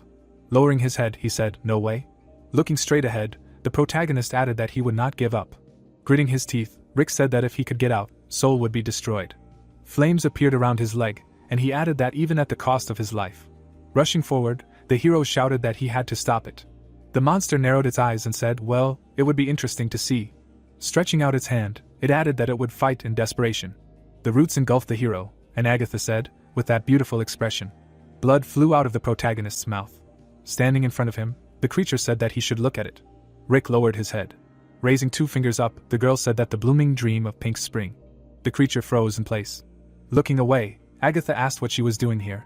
Taking a step forward, the girl said that today's youth are not punctual at all. Smiling, she added that they do not even come to part-time jobs on time. Stretching his arms forward, the monster shouted that it was her again. Why was she ruining everything again? The roots rushed towards the girl. It was her that she said that he should give it. Eva looked away and asked what to give. Closing her eyes, she added that the petals never fall for more than 10 days. Looking down, the girl said that she could not sit here and just watch as she disrupted the normal course of things. The monster looked in amazement. The petals flew towards him. It was her that he should just return to the world of the dead. Agatha's eyes widened and she screamed, how dare she interfere. The girl stood still. She held her hand out to the side and said that was why she shouldn't try to get out. Eva turned her head. The hero was unconscious. She heard that he seemed to have gotten there just in time. Sitting on the ground, Eva said that his wounds were pretty serious. He was pretty battered. She smirked and said that it was time. The girl was holding a plant in her hands. Lying on the ground, the protagonist heard that he should see her. People were running towards him. A view of the building opened up. Lying on the bed, Rick said that his head. Crossing her arms, Julie asked that he was awake. She raised her eyebrows when she heard that he was there, to which she replied that he was in his room. He obviously did something stupid again. Gritting his teeth, the protagonist asked what happened, to which he was told that he was found alone in the fog, unconscious. Julie's eyes widened when she heard that he was alone. And what about that old woman? Looking down, Rick said that she was very strong. He couldn't do anything to her. The monster looked ahead. It was her that the Dark Reaper, a forgotten goddess, comparable in strength to Asmodeus. In her danger she surpasses many of the gods of South Korea. The hero clenched his fist when he heard that it was a miracle that he was able to survive, to which he replied that apparently he overestimated his strength a little. The girl looked surprised when she heard that she was even able to break the window of the part-time job. He couldn't even think of such a thing, to which she asked again. Frowning, she asked what she was able to break. Raising her eyebrows, the protagonist said that she broke his part-time job window, to which Julie asked again. Looking straight ahead, the girl heard that he was also surprised. But was it really that bad, to which she asked what it meant. A glow appeared around the crystal. It was heard that the system was a protocol covering all dimensions. It was created by the Mother Goddess to ensure the harmonious coexistence of all living beings. Sitting in front of the hero, the girl said that she had never heard of such a system failing, to which the hero replied that it was clear. Putting her hand to her face, Julie said that they needed to fix it. But how? Maybe a divine power, to which the protagonist suggested calming down. With her eyes wide open, she added that Hephaestus, the god initiated into all secrets, thought he could help. A notification appeared that Hephaestus was unavailable because he had gone on an urgent trip. Looking at the notification, the girl asked what the thought appeared that sometimes he was so unreliable. A glow appeared around the flower. It was heard that it seemed he had come to his senses. The protagonist looked away, hearing that she had put her thoughts into these flowers, so let him listen to her, to which he asked what it was. The flower was in a vase. It was heard that if he helped him in his flower garden, then he would help with fixing the system window. He thought it was fair, right? Frowning, Rick said that this aura, he felt it before losing consciousness after the attack of the Dark Reaper, to which he was asked what it meant. They looked at the glow in surprise, hearing that he offered to discuss the details in person. Let him be careful, he could still feel weak. A bright light was shining from the windows. The hero walked forward. Rubbing her eyes, the girl asked where she was, to which the protagonist replied that it was the same. Rick looked away, hearing that isn't it beautiful here? Smiling, Eva said that you are welcome to her garden. The hero opened his eyes wide and thought it was a warm feeling, and then said that it was she who was in that fog. The girl closed her eyes and said that she was Eva, greeting him. Looking at her, the protagonist said that he thought so, thank you for, and the guy asked who these little ones were. Rick looked at her in bewilderment, hearing that what other grandmother, what kind of joke is this? Stretching his hand forward, the young man said that he should go play, they are busy here, to which the girl replied that her name is actually Eva. Smiling, she added that but the baby she saved in the morning really grows up very quickly, to which she was told that she got into character. Grabbing the guy by the head, the hero said that he should forgive him. This guy is a little crazy, to which Nate asked that he is completely crazy. Putting her hand to her face, the girl asked that this little girl was a goddess, really, to which the protagonist replied that by the way, this girl was one of his priests. Putting her hand to her face, Eva said that he was from another world. She hadn't noticed him. It seemed that she had grown up too. Standing in front of them, she added that enough greetings, it was time to get to work. Smiling, the goddess said that in this garden there were children who had yet to be born. They needed to water all the flowers. The girl opened her eyes wide and asked why their work wasn't always like this. Closing his eyes, Nate asked where the water was, to which he was told to watch his language. Holding a jug in her hands, the goddess said that nothing, everything was fine. Each of them needed to take a jug and bring water from the top of the mountain. A high hill appeared. It was heard that from this mountain, a house on a ledge appeared, and Eva said that her house was there. A little further they would find Zelkova. Next to it they would be able to get water. The guy asked again, his eyes wide open. An orange sky appeared. A jug appeared. People were lying on the ground. It was heard that they had arrived. Raising his head up, the hero said that he thought watering the flowers would be an easy walk, but then this happened. Sitting on a branch, the goddess said that nothing in this world is simple. Rushing forward, she added that especially if they wanted to fix something as complex as a system window, it was worth sweating for. Looking to the side, Eva said that he should follow her. The starry sky appeared. The man took a step forward. Standing still, the goddess said that watering the garden of souls was a very important task. With her hands she cleansed the souls of children who were soon to be born. This was extremely important for the balance of the circle of reincarnations. Frowning, the protagonist thought about the fact that he did not even understand what she was saying, did not see the connection between fixing the system and carrying jugs of water. Climbing the mountain, the girl said that this was called karma, the sum of all the actions he had committed in life, to which Rick replied that it was clear. Putting her hands on her hips, Eva said that she would hurry. Looking at the pond, the hero said that he thought it was just ordinary water, to which the goddess replied that it meant he had done a good job. Closing her eyes, she said let him go, to which the protagonist asked again. Sitting on the ground, Rick asked what she wanted him to do. Is it definitely safe? It sparkles so brightly. Smiling, the girl said that he was talking too much. Let him go quickly. The hero closed his eyes and exclaimed. Suddenly, his eyes widened. Looking to the side, the protagonist asked that this was also the place where he fought Asmodeus. Getting up, Rick added that this pond led here. A petal was falling down. Looking at it, the hero asked what the flower petals from Eve's garden were doing here. A glow appeared around the petal. A piece of the puzzle appeared in front of the protagonist. They began to gather together. Rick looked at the glow in amazement. The hero stood in front of the goddess. Holding the flower in her hands, Eva said that she had given him enough blessings. Now he was connected to every creature in this world. This flower contained the energy of creatures from 3,000 worlds. The protagonist opened his eyes wide, hearing that he should take it. His gaze froze in place and he exclaimed. Looking straight ahead, Rick asked if he could accept such a beautiful flower. Stroking his head, the girl answered approvingly. Grinning, she said that it was him. Suddenly, the hero abruptly woke up. Looking at him, the goddess asked that he had finally woken up. Raising her eyebrows, she added that how much longer will he lie down? He should get up quickly. Turning around, the protagonist asked what he had just seen. Closing her eyes, Eva replied that she did not know what he was talking about. He should better check the system window. To which Rick replied that for sure, a notification had appeared that new abilities had been discovered. The hero grinned and said that he had also gained new abilities, and a message appeared that he had remembered his past lives. The hero's eyes widened as he thought that past lives, so what he had seen was in his past life.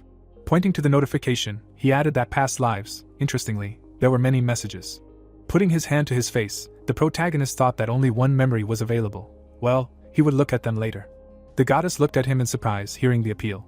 Closing his eyes, the protagonist said that thank you for saving his life, and for fixing the system window, thank you to her. Grinning, Eva said that he had grown up so much. Closing her eyes, she added that she had only done her job. The starry sky appeared, and he heard that they would go. She still needed to give him something else. Holding the cup in his hands, the hero asked what she meant by this tea. The goddess closed her eyes and replied that yes, tea made from herbs that only grow in the afterlife would help him overcome his fear. As the protagonist drank the tea, he thought that it tasted strange. He heard that the nature of the Dark Reaper was very mysterious. But one thing was known, she would never let her victim go. Rick frowned when he heard that he would need more courage when he faced her again, to which he thought that he really felt some kind of power awakening inside him. Looking at his hand, he added that it seemed that it was not enough. Even the thought of facing the Dark Reaper made his soul sink into his heels. The girl drank the tea, and the protagonist asked if he could have more of this tea. Looking away, Eva asked that he was worried that it might not be enough. Well, she could understand. The protagonist lowered his head, hearing that unfortunately, drinking more tea does not increase its effect, to which he replied that it was a pity. Closing her eyes, the girl said that she apologized, that she could not help them anymore, to which Rick replied that everything was fine, she had already helped them a lot. The hero looked to the side, a new job posting appeared. Smiling, he thought that fighting a jellyfish, if this part-time job could increase the level of courage, then this is exactly what he needed. Suddenly, someone grabbed him by the ear, and the protagonist screamed. Looking to the side, he turned to the girl, to which Julie replied that he should stop. Crossing her arms, she said that well, he is an idiot, he wants to blurt out some nonsense again. Rick froze in amazement, listening to what he thought was immortal, thought limbs could just grow back, thought a couple of extra holes in the body would just heal, that he almost died after the battle with the Dark Reaper, did not teach him anything. People opened their eyes in surprise hearing that. Let's say, he doesn't care about himself. But let him think about those who care about him. Apparently he just really wants to get a bonus, he will answer. The hero raised his head, hearing that he should forgive for what, for the fact that he wants to die, or for the fact that he does not want to listen to anyone but himself. Let him answer. Kneeling, he shouted that he was terribly guilty, asking to forgive him. The sky appeared. It was heard that this vacancy was not so bad at all, but only with sufficient training. Looking to the side, Julie said that to fight a jellyfish you need to have 3 things. A glow appeared around the objects. It was said that the first was Hermes' sandals for traveling to the Gorgon Island, the second was an invisibility helmet to get close to the jellyfish unnoticed, the third was a mirror shield to avoid looking the jellyfish in the eye during the battle. The girl closed her eyes, hearing that she could get a mirror shield for some part-time work, and an invisibility helmet was a fairly common thing in the magical world. She could easily get it. Let them leave it to her. Looking to the side, Julie said that as for Hermes' sandals, where they are, there are always not enough people, so you can send someone there. The hero widened his eyes, hearing that he thought he and Nate should go there together. Holding the letter in his hands, the guy shouted that the mail was delayed, and the demon added that they should do it faster. Raising his head, the guy asked how much mail there was, to which the protagonist replied that the divine world is not always what he imagines it to be. He looked surprised to hear that he had finally arrived. Waving his hand, the guy said that he was welcome to the Hermes Postal Service. Winking, he asked that of course he had heard of him, and if not, he would remind him, he was their boss for today.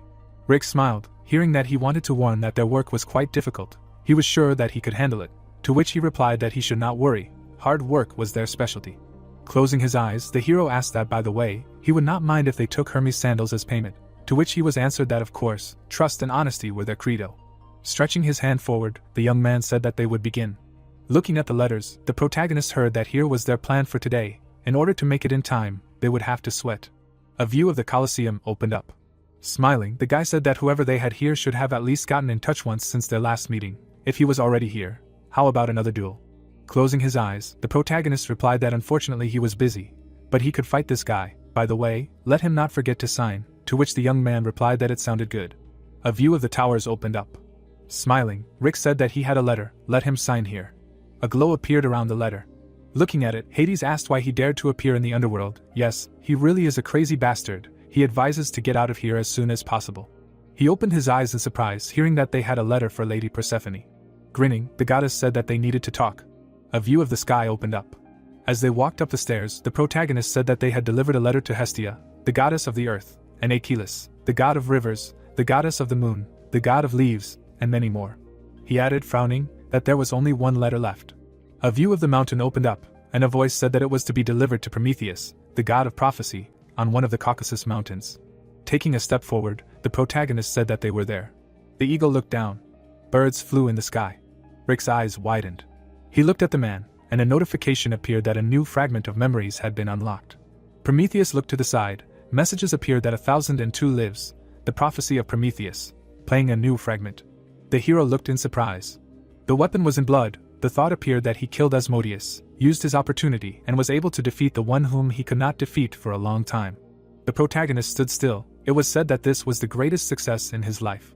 Rick clenched his teeth. He looked straight ahead. Closing his eyes, the hero thought that he still lost. Red particles appeared. The thought appeared that in this life he again could not kill this. But the god of prophecies told him something important. After his body is destroyed, all his memories will be erased. But he had to remember the name.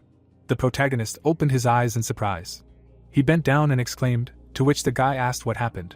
Putting his hand to his face, Rick said that nothing, just a headache, and then thought that in order to kill Asmodeus, whom he could not kill in his 1002nd life. Standing on the mountain, he thought about the prophecy of Prometheus. He needs to understand who Pandora is. Looking at the god, the hero said that he has a letter. Lowering his head, Prometheus replied that he should read it. Holding the letter in his hands, the protagonist said that the descendant of the arrogant Titans, he committed an unforgivable sin and should be kept here forever, until he realizes what he did and stops resisting the will of the Almighty. Lowering his head, the man replied that it was enough. Smiling, he added that there was no need to read further, he had heard it 1,000 times already. Standing in front of him, Rick said what it was. Looking straight ahead, Prometheus said that if this is all, then they are leaving. The hero silently looked at him, listening to him say that he was just an object for his ridicule. The protagonist clenched his fist. A notification appeared that regeneration was activated when used on another creature. The effectiveness is halved. Rick touched the god. The man's eyes widened and he asked what he was doing. The hero smirked and said that he was healing him. The god looked at him in surprise and said that he was doomed. He knew what he was doing, to which the protagonist said that he shouldn't worry, The thought occurred to him that Prometheus, the god of prophecies, did everything for the good of humanity, if the price was eternal pain and humiliation, and no one would appreciate this noble sacrifice. Rick's mouth dropped open and he said at least, and then thought that it should be people who did it. The hero raised his eyebrows and said that it was a pity that this was all he could do for him, he really deserved it. Prometheus looked at him in amazement. Looking at the hero, he asked what kind of crazy god he was, to which the protagonist replied that he just loved people, that's all. The man closed his eyes and said that he was a pretty unusual guy. The protagonist smiled when he heard his name, to which he introduced himself. Frowning, the guy shouted that how much can you talk, if he delivered the letter then they will move from here. Looking straight, Prometheus asked that he does not have divine powers, this is a man, to which Rick replied that yes, this is his priest, he still continues training and helps him. The young man opened his eyes wide, hearing that even in a world where the coexistence of gods and people is possible, it is dangerous for a weak person to be here. He looked furiously and shouted that yes, who did he call weak, to which the hero asked again. The protagonist hit him and replied that he should shut his mouth, and the god asked what he did to him. Looking at the hero, Nate asked why he was hitting him, to which Rick replied that yes, because he was acting like an idiot, he even knows who he was talking to. Prometheus opened his eyes in amazement, hearing that why did he need to know this, let him at least sometimes broaden his horizons, to which he asked that in their days the gods could really communicate with their priests so easily. Looking down, he added that the world had really changed, if she were born now, then perhaps she would be treated the same way. The hero looked at him. The man shuddered, hearing that he meant Pandora. Raising his eyebrows, Prometheus asked how he knew about her, because she lived a very long time ago, her story is quite well known. Grinning, the protagonist answered that almost everyone knows about her, and Nate added that he also heard something about Pandora's box. Looking down, the man asked what Pandora's box, what else managed to happen while he was chained to the rock, to which he was answered that he did not know. The protagonist smiled when he heard that he could tell her anything, to which he replied that he would tell her everything he knew. An image of a girl appeared. It was said that Pandora, she was a human, but had divine beauty. The gods gave her all sorts of talents. She was the wife of Epimetheus, Prometheus' brother, but her curiosity. Black particles flew in the air. The thought appeared that she had caused a terrible catastrophe. At the same time, Prometheus was deeply in love with her. Pursing his lips, the man said that so she ignored his prophecy. Frowning, Rick asked what was going on. This is what he meant by Pandora's prophecy. If he knew anything about it, he would not tell about it, and then thought that the prophecy he heard in his 1,000-second life. Lowering his head, the god asked what was going on. He was helping him because of the prophecy. Looking at him, the hero said that he would be lying if he said that he was not interested, but he did not help him out of selfish motives. Grinning, the man said that he spoke very well, even very well. Raising his head, he added that his flesh had been torn 1,000 times already, and 1,000 times it had grown back. But there was something that was even more painful than that. He knew about the horror that awaited him ahead, and he could not prevent it.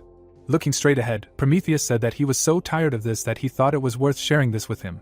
Let him listen to this prophecy. A view of the sky opened up. Raising his hands up, Nate yawned.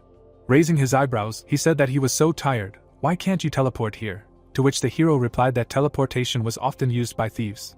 The protagonist held the bag in his hands, thinking that this job was quite tedious. But now he was able to get the sandals of Hermes. He smirked and added that he was also able to unlock some memories and hear the prophecy of Prometheus. Although he could not understand a word, Pandora is not just a character in mythology. The true Pandora's box that will bring chaos to the world has yet to be opened. Looking straight ahead, Rick wondered what this means, but in order to overcome this, he needs Pandora's help. Looking away, he said that he needs to settle some small things, hopes he will not cause trouble. Frowning, the guy asked what he was doing, guarding him. Looking straight ahead, he heard that he was advising him not to anger him. The creature extended his hand forward and asked why he was stealing the mail. He knew they would be punished for it, and the elf added that he should give it here and they would pretend they hadn't seen anything. Ellie put her hands behind her back and said no, she needed the letters now. Why should she return what was already hers? The monster's eyes widened and said that it seemed there would be no peaceful solution. Apparently he was still a young god, so he hoped he wouldn't be offended by him in the future, he warned. Closing his eyes, the young man said that he had seen it, and in the world of people and here everything was the same. The elf looked at him angrily and shouted that he was laughing at him, to which Nate asked again, and he added that he was actually talking to him. The young man raised his eyebrows, hearing that he was going to jump to his death. Let him get out of here, to which he asked again. Grabbing his weapon, the guy said that he was some kind of third-rate thug. The hero turned his head, hearing that it seemed like someone needed to be taught a lesson. Frowning, Nate said okay, he'll go. He froze, hearing that the dog was running away so cowardly. Smiling, the monster said that he should get closer. The creature fell to the floor. Grinning, the guy said that they also call themselves gods. He was the one who spared them. Holding the whistle in his hands, the monster said that well, it wasn't him who started it. Smiling, he added that now he would show him what happens to a person who went against the gods. Suddenly, the creatures gathered around the guy. The monster smiled, hearing why there were so many of them, to which he asked who allowed him to behave like this in the abode of the gods. Nate's eyes widened, saying that well, he was an asshole, and then thought that it seemed like he really had problems. His eyes widened, he asked what to do if Rick found out. Taking him by the head, the hero answered what would happen. He told him not to get into trouble, to which Nate shouted that he should wait a minute. Pointing at the girl, he added that it was not his fault. Let him explain. At first they started arguing, and then they took the girl's things away. Looking at the hero, the guy said that he was not guilty at all, to which the protagonist replied that he was so confident. Stretching his hand forward, the monster shouted that well, stop making noise. Rick parried his blow. Looking at him, the hero said that there were too many eyes around, so they would do it this way. He himself would raise his priest. The elf smiled and replied that no one here cares about anything. The monsters swung their fists, and it was heard that except for the fast delivery of mail. The protagonist sighed, closing his eyes. He swung his weapon sharply. Sitting on the floor, the monster said, oh well. Rick opened his eyes wide, hearing that the swordsman in lion armor, was he really that hooligan Rick, to which he asked again. Looking at the monsters, the hero heard that he remembered exactly. This kid fought with Hades last time. Was this really that impudent god, to which he asked what they were carrying? Frowning, he shouted that who dared to humiliate him like that, to which the girl replied that that was enough. Suddenly dirt flew at him. It was heard that they should quickly bring the one who spread this stupid nickname. The protagonist froze and exclaimed. Looking at the girl, he shouted what she was doing, to which Ellie replied that her packaging was torn because of his sword. What to do?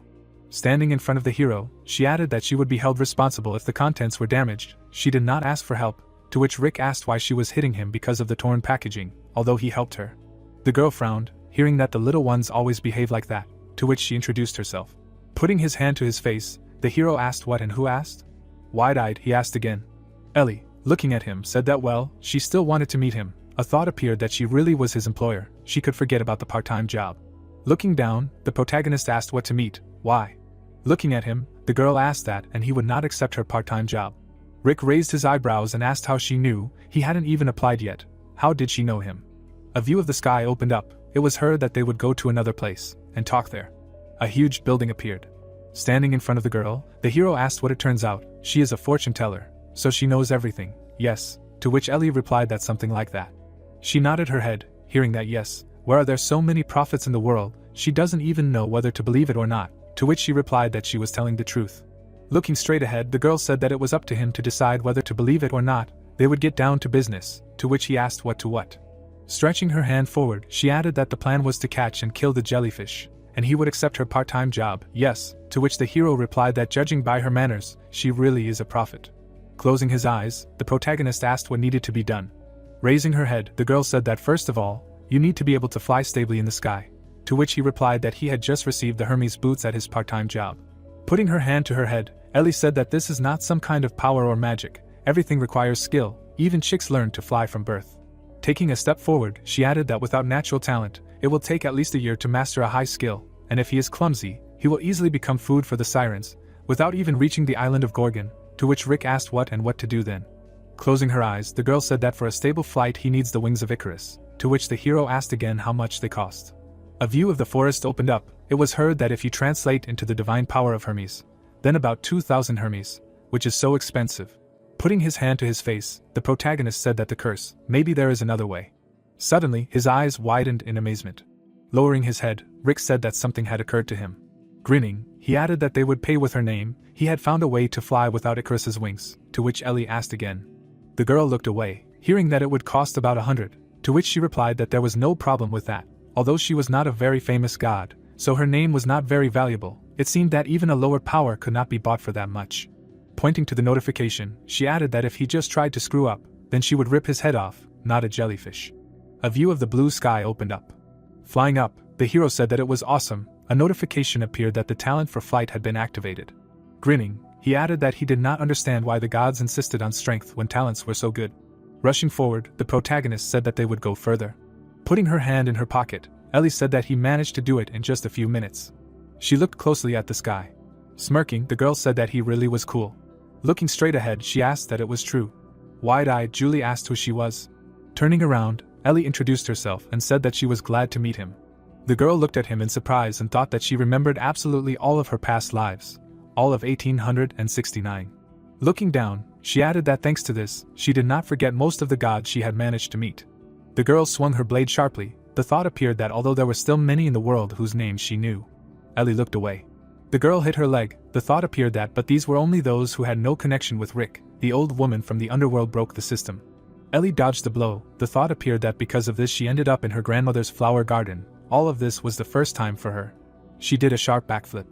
Frowning, the girl thought that the order was different, but in the end she met them. Ellie dodged the blow. The thought appeared that she was different from them, despite the fact that she had the strength to reflect her attacks. Julie rushed towards her and thought that she had never heard not only her name, but even rumors about her. The girl opened her eyes wide. Stretching her hand to the side, Julie thought that besides, she knew that she was a regressor, and then said that no offense. Suddenly, she began to spin around herself. The girls froze, hearing that enough. Something flew between them abruptly. Crouching down, the hero said that they should calm down and talk. The protagonist stood behind the girl. Looking straight ahead, he thought that the atmosphere was heavy. What happened? Julie lowered her head. The thought appeared that he saw her so excited for the first time. Something happened between Ellie and Julie. Looking at the girl, Rick heard that it was time for her to get ready for tomorrow. It was said that she told him when to kill the jellyfish, and then disappeared. Looking away, the hero asked that she was really an evil god.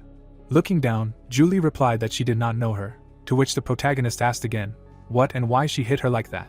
Looking at the girl, the protagonist said that this was not like her, to which she said that she did not know either. Rick's gaze froze in place. Watching Julie, he thought that it was completely out of her style. The first time he saw such an expression on her face, she always looks calm. Opening his mouth, the hero thought that he was interfering in vain. Pursing his lips, he added that okay, he must first do everything in his power, Asmodeus, the old woman from the afterlife and that creature from the future, he must overcome his fear, otherwise he will restrain him again. Frowning, the protagonist said that he knew Ellie was suspicious. But if he didn't increase his fear resistance right away, it would get harder in the future. So he had to work part-time for Ellie. Lowering her head, Julie replied that she knew, and then thought that he was right. Ellie was indeed suspicious. But a view of the sky opened up. A thought arose that she couldn't refuse the part-time job just for this reason, because Ragnarok would begin in 6 months. It was heard that he should forgive her for making her worry. With wide eyes, the hero asked if she was okay. Holding out a finger, the girl replied that she was always okay. He should not worry about her and go about his business. The protagonist looked surprised when he heard that he had been given an invisibility helmet and a mirror shield. Lowering her gaze, Julie said that she was waiting for him from the part-time job. A view of a high-rise building opened up. The girl sat on the bed. Notifications appeared that she knew a god named Ellie, to which Persephone replied that she seemed to have never heard of her. It was heard that she knew it, that Persephone also heard this name for the first time. Julie raised her head up. Looking at the notification, she heard that she was really jealous of him, to which she thought that Persephone did not stop pushing her towards a relationship, no matter what she said. Closing her eyes, she added that even last time, when Rick said that he recognized the friendship bracelet. Lying on the bed, the girl thought about how she pounced so suddenly. She was so nervous. Putting her hand to her face, she added that not even a year has passed. Looking away, the girl thought that it felt like this was lasting forever. Light was shining from the window. A thought appeared that maybe it was all because of the endless repetition of past lives. How many more times will she have to live the same life? The chains appeared. It was said that, to be honest, she was so tired. Again and again she loses her comrades, and the world perishes. The loneliness in this increasingly embraces her, and the pangs of conscience for the fact that she could not save everyone, the worries that she will never break out of this cycle. Gritting her teeth, the girl thought that she wanted to run away. What a heavy burden it was. Lying on the bed, she cried. The thought appeared that she just wanted to live, knowing nothing. The girl closed her eyes. Notifications appeared that the activation of the dragon's power was heartless, suppression of all emotional flows. Tears flowed from her eyes. Lowering her head, Julie thought that she could not waste time on useless emotions. Putting her hand to her face, she added that she must do everything she could. Rick was the only one who could get rid of the Eye of the Abyss and kill it. If she helped him with this time, then. Looking straight ahead, the girl thought that she could die forever. A view of the forest opened up. The man took a step forward. Walking forward, the hero asked what kind of dense and gloomy forest. Frowning, he added that why the hell did they land? They could fly straight to the jellyfish's lair. Why all this unnecessary hassle? The forest appeared. It was heard that it was necessary to hide his presence as much as possible. He was going to immediately notify that he had come for her head. Lowering his head, the protagonist said that at least they would rest, otherwise he would be exhausted before the fight, to which the girl replied that it was enough to simulate. He began to talk. Closing his eyes, Rick said that there was nothing cute about her at all. Suddenly they froze. The girl stood still. The thought appeared that they had been found. They had not yet been noticed. Ellie looked to the side. A notification appeared that a mirror shield and an invisibility helmet were equipped. Suddenly the hero rushed forward. The thought appeared that lightning fast. The girl stood still. The protagonist abruptly swung his weapon. Closing his eyes, he thought that he was sorry. He had no grudges against her. But, taking a step forward, Rick thought that there were circumstances because of which he should finish her off. Looking at him, Ellie shouted that why was he in such a hurry. He looked away, hearing that he should run. It was not a jellyfish, to which the hero replied that she had told him to kill her. Someone raised the jellyfish's head. It was heard that she had shown the gesture of cutting the throat. The protagonist turned around in fear. It was said that the jellyfish had two sisters, immortal monsters, devouring fear. These are snake deities. Rick opened his eyes wide. The thought appeared that they were called the Gorgon sisters. Smiling, the jellyfish asked where such a delicious smell was coming from. Her gaze suddenly froze in place. Gritting her teeth, she asked where it had gone. There was clearly a human smell here. Looking at her, the girl asked what she was making noise about. She yawned and added that she slept so sweetly. Looking at her, the jellyfish said that she should calm down. They were trying to get to them, to which Sophie asked again. Grinning, she added that whoever wants to come here should come to their senses, to which Emma replied that she wasn't lying. Looking away, she asked, "Is that so?" With her eyes wide open, the girl said, "Well, that's why they'll check." Sophie stuck her tongue out and said that she found it. Gritting his teeth, the hero thought that they caught him. A notification appeared that his presence was confirmed, exiting invisibility mode. Taking a step forward, he added that they had to get out. Suddenly, the protagonist rushed forward. A message appeared that the wind race skill was being used. Smiling, the jellyfish asked that it was a guy. The snakes looked angrily. It was heard that sneaking up on ladies was mean, really. The snake suddenly rushed forward, hearing the command. Running forward, Rick wheezed. Suddenly, a fist appeared in front of him. The hero deftly dodged the blow. Smiling, Emma said that he looked delicious. Looking at the tail, the protagonist heard that he should cut it to make it easier to eat. Raising his leg up, he shouted that he should get lost. The protagonist looked away. Holding the weapon in his hands, he shouted that it was a curse. The snakes began to attack him. Rick looked away in amazement. Suddenly, he used the wave/slash skill. The girl stood still. With her eyes wide open, she asked what had cut her in half. The snakes raised their heads up, and it was heard that they were tingling, so exciting. The hero looked in amazement, and thought that the filthy monster had put so much divine power into it, and had done no damage. Sticking out her tongue, Sophie said that she had not felt such pleasure since she became immortal. Standing in front of the hero, she added that he should let her try it again, the feeling of slaughter and murder. Suddenly, the protagonist jumped up. Smiling widely, Emma said that he had been caught. Looking away, Rick thought, "Where the hell is Ellie?" Frowning, he added that he had already used up a lot of divine power during the flight to the island. Gritting his teeth, the hero thought that now there was no other choice. He would have to use the technique of white ice and black flame. Raising his head, the girl sighed. Medusa looked up, hearing the appeal. Smiling, Ellie said that they really were fast. She was late. Yes, by the way, this is not just earth, but real black soil, fertilized with manure to the brim. The protagonist looked at her in fear and asked if it was really her. Looking down, the girl said that well, they will check if the immortals will suffocate. Suddenly the earth fell down. Rick leaned his hand on the ground and cleared his throat. Stretching, the girl said that she was a bit tired, to which the hero replied that she could have warned him about everything. Turning around, Ellie asked what for. Wanted to deceive the enemy. Let him deceive the ally first. Didn't know, he should thank her that he got the least dirt. Taking a step forward, the girl said that he needed to hurry. It would only help for a while, and then they would get out unharmed.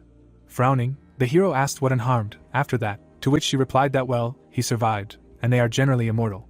Looking straight ahead, Ellie heard that there is an end to everything, to which she replied that that was enough. Let him go and cut off the jellyfish's head. It is much weaker than them, so there should be no problems. Raising his eyebrows, the protagonist asked what and she. Smiling, the girl replied that she would hold them off as long as possible. He does his job, she does hers, and let him not forget about her head, to which Rick replied that right, that is the most important thing, let him wait, soon he will bring her the jellyfish's head. Sitting on a rock, the jellyfish said hello, here you go again. Opening his mouth, the hero thought he found it. Holding the shield in his hands, he added that the girl. Looking at the girl, the protagonist thought that she was a jellyfish. A notification appeared that the mirror shield visualizes what is reflected in the mirror. The girl grinned. The thought appeared that but this is not snake hair. She was sitting on a rock. The thought appeared that she did not even have a tail. Approaching her, Rick thought that his feelings and intuition were silent. She was definitely a real jellyfish. A message appeared that the invisibility helmet hides the owner. Taking a step forward, the hero thought that it did not matter. Swinging the weapon, he added that he was uncomfortable only because she looked like a person. One way or another, this is a monster. The weapon was approaching her. The thought appeared that he would do it with one swing. Suddenly the hero swung the weapon. He stood still, he heard pain. The thought arose that he had missed because of the trembling ground. Why did the snakes crawl out right now? Ellie jumped up. A notification appeared that his presence was confirmed. The invisibility mode was removed. With her eyes wide open, the girl asked who it was. Gritting his teeth, the protagonist thought that he had to deal with her. While she did not understand anything. Closing her eyes, the girl screamed loudly. Rick frowned, hearing that he should forgive, asking not to kill her. The girl began to cry, screaming that she did not know who he was, but asked to spare her. Raising her eyebrows, she begged for mercy. Lowering her head, the hero thought that she was asking for mercy. She would not even resist. Holding the weapon in his hands, he added that he really had to kill her. Standing in front of the girl, the protagonist thought that what was the difference between him and the forgotten gods trying to summon Ragnarok? It was comparable to those scumbags who didn't care whether it was good or evil. The monster opened its eyes wide. The creature smiled evilly. A glow appeared around its hands. Pursing its lips, the hero thought that he was the same. Ellie lowered her head. Smiling widely, the jellyfish said that who would have thought that he would use damned necromancy? And what's the point? Immortal creatures are not like these skulls. Breaking the skull, she added that since she no longer had any talents. Clenching her fist, Emma screamed that it was time to twist her neck. A glow appeared in the air. A flame appeared in front of the girl. Taking a step forward, the hero said that he should forgive him. He was late. Looking at him, Ellie exclaimed. Looking at her, the protagonist heard that why so late? Is it really that hard to kill a jellyfish? Standing in front of them, the girl asked that they killed her sister jellyfish. Gritting her teeth, she added that why no one leaves her alone. Rushing forward, Emma shouted that her innocent youngest, who can't even crush a bug. Stretching her hand forward, Ellie exclaimed. A shadow appeared above the ground. The jellyfish looked at the wall in amazement. Having broken it, Emma shouted that now she will break through this wall and end this. She opened her eyes in amazement. The hero struck her. He looked away in surprise. Smiling, the girl asked that she was already giving up. She opened her eyes wide and added that she was using a club on an immortal creature. Suddenly, the jellyfish fell to the ground. Grinning, the protagonist asked that she only relied on the immortality effect and did not dodge all attacks, then the club was a trifle for her. Sophie looked at him in fear and screamed. Rick looked at the snakes in surprise. He clenched his teeth. The snakes opened their mouths wide, and a thought appeared that nothing affected the snakes, because they were treated like hair, difficult. Frowning, the hero thought that they instantly recovered. Even if they were cut, his endurance could come to an end. An arrow appeared in his hands, and he added that another method was needed. Rays flew at the snakes. Daggers appeared in the air. The protagonist smirked and said that since they had regeneration, he would have the advantage in numbers. He quickly rushed forward. Rick ran towards the jellyfish. She looked at him furiously and shouted for him to go away. The hero's eyes lit up and he replied that it wouldn't work anymore. An explosion thundered in the middle of the forest. The jellyfish was lying on the ground. The protagonist shuddered, hearing that no. Covering her eyes, the girl shouted that it was enough. Looking straight ahead, she added that why was everyone doing this to them? They hadn't done anything wrong. Covering her face with her hands, Ellie asked what the jellyfish was. Rick frowned, hearing that why the jellyfish was alive. Let him finish her off right now. The girl gritted her teeth. A thought appeared. What did he think that? Medusa raised her hand and asked that he was not a cruel person, right? He could have killed her. But he spared her, so let him stop. The thought arose that she ran away alone, but came to save her sisters.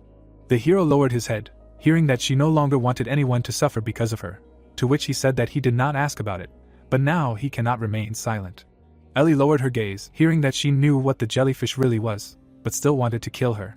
Putting her hand to her face, she asked that is it important now? Rick turned around, hearing that he just had to do what he signed up for. He did not think, take the advance and then immediately refuse. Turning his head, the hero said that it is true, let him ask something. The bird was sitting on the girl's shoulder. It sounded like it was important, so let him answer honestly. The ability to turn anyone she looked at into stone only works on people, to which she replied that no, it works with any creature. She looked away, hearing that then why the bird on her shoulder did not turn into stone. She played with her on the lake, looking her straight in the eyes, to which the jellyfish asked what he was talking about. Chirik chirik. Looking straight, the hero heard that he did not know, she was just taking care of him after she saw him fall from a tree. Being a baby, to which he asked what all that was. The jellyfish stroked the chick and replied that yes, probably. He was so scared that he even bit her finger, even a scar remained. Grinning, Ellie asked what kind of banality, they came here to chat. Standing still, the protagonist heard that it was enough to waste time, he needed to resist fear, let him get rid of her. Holding the club in his hands, Rick replied that okay. Medusa froze in fear, hearing an apology. The girl lowered her head down. People say that Monica is crazy. The woman put her hand to her mouth, and said that last night the girl was making out with Poseidon in the temple of Athena. The girl slightly opened her mouth. People discussed how Monica deftly fooled everyone, and also pretended to be cute. Athena sat on the throne and asked Monica how she dared to commit such an indecent act in her temple. The girl raised her head and replied that she would never do such a thing and was just talking to Mr. Poseidon. The goddess slammed her fist and shouted that she was disgusted by the girl's words and asked what they were whispering about. Tears appeared in the girl's eyes. The girl clenched her teeth and said that Monica irritated her and that she had had enough. Athena extended her hand to the side and said that she would make the girl answer for her vile offense. Monica raised her eyebrows. The goddess said that from now on everyone who looked at the girl's sweet face would turn to stone. The girl's hair covered her round eyes. The woman said that Monica was forbidden to cover her eyes with anything, and if she plucked out her eyeballs, the curse would be transferred to her voice, and if she cut out her tongue, then to her limbs. The girl stretched out her hands to the goddess. Athena said that now Monica would regret her stupidity. The girl begged the woman for mercy. There was grass growing near the house. Monica remembered that she felt hurt and unfair, and asked herself why she had to go through this. The cloak covered Monica's body. Poseidon was glad that the girl was there.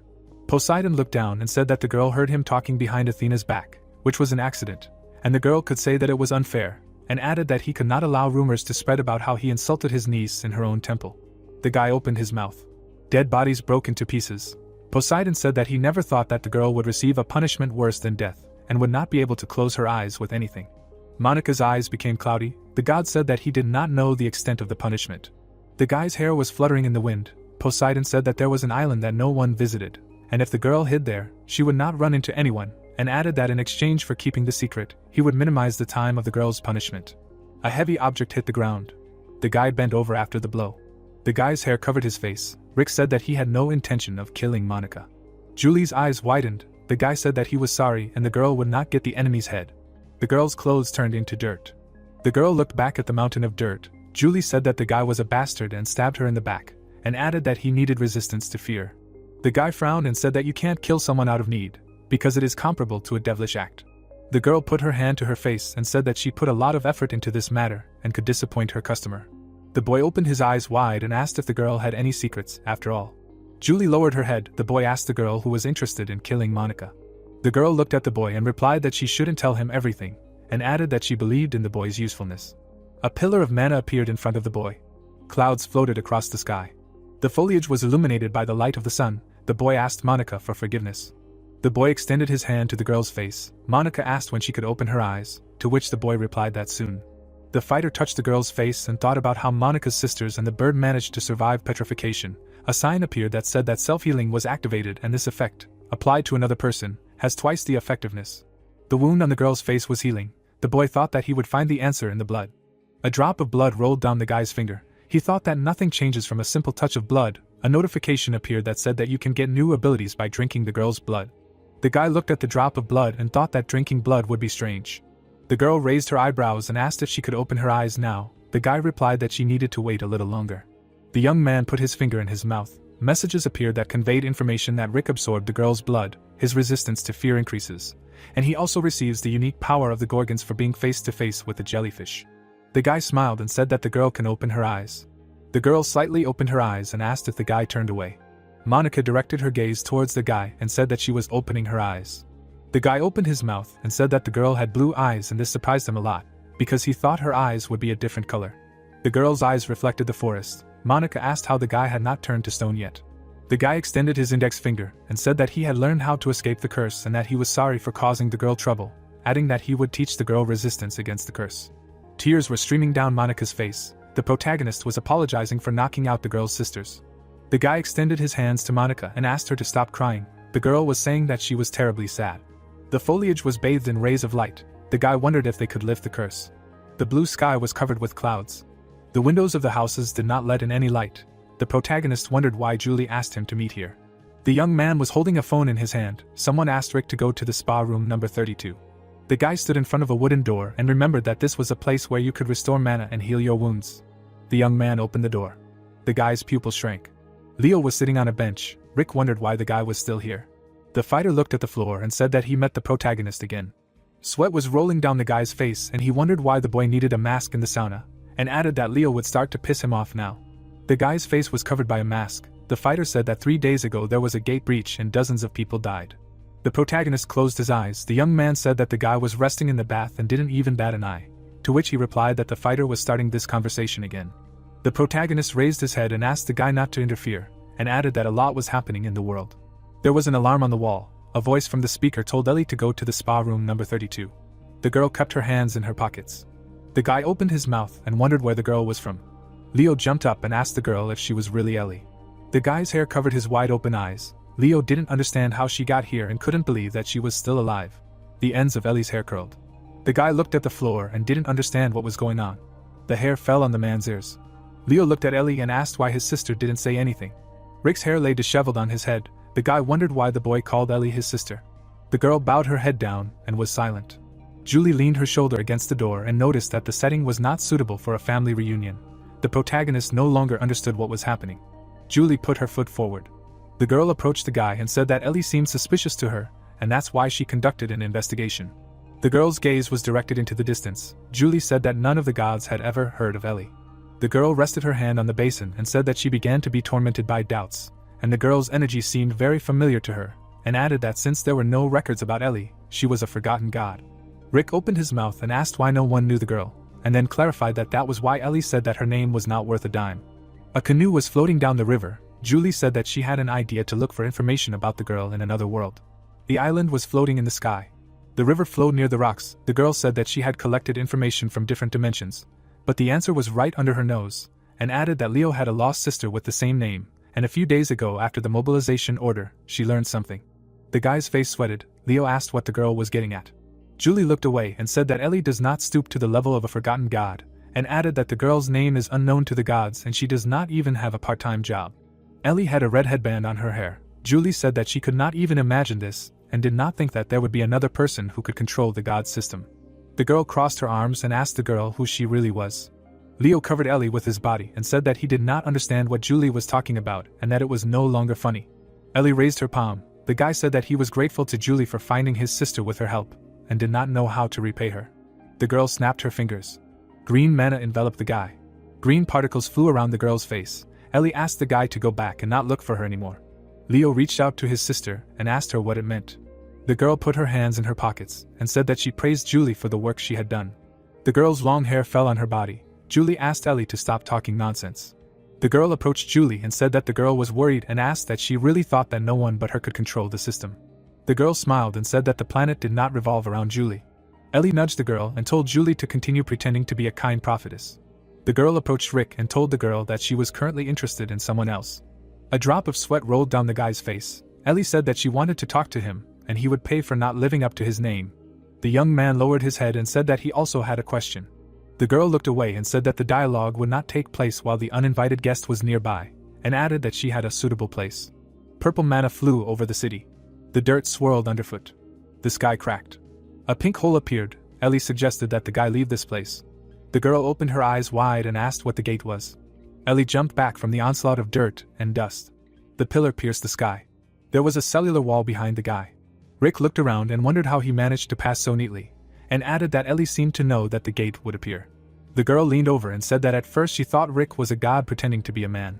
Ellie took the stone in her hand and said that the guy was not just a stone floating down the river, but a real gem, and added that everything had been fine up until this point, but no matter how special the stone was, it would never change the flow of the river.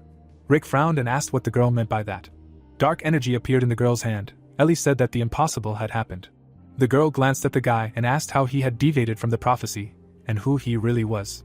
The boy crossed his arms and asked why everyone was talking about the prophecy, and added that he was a simple man, and it so happened that he became a god and he could use the system.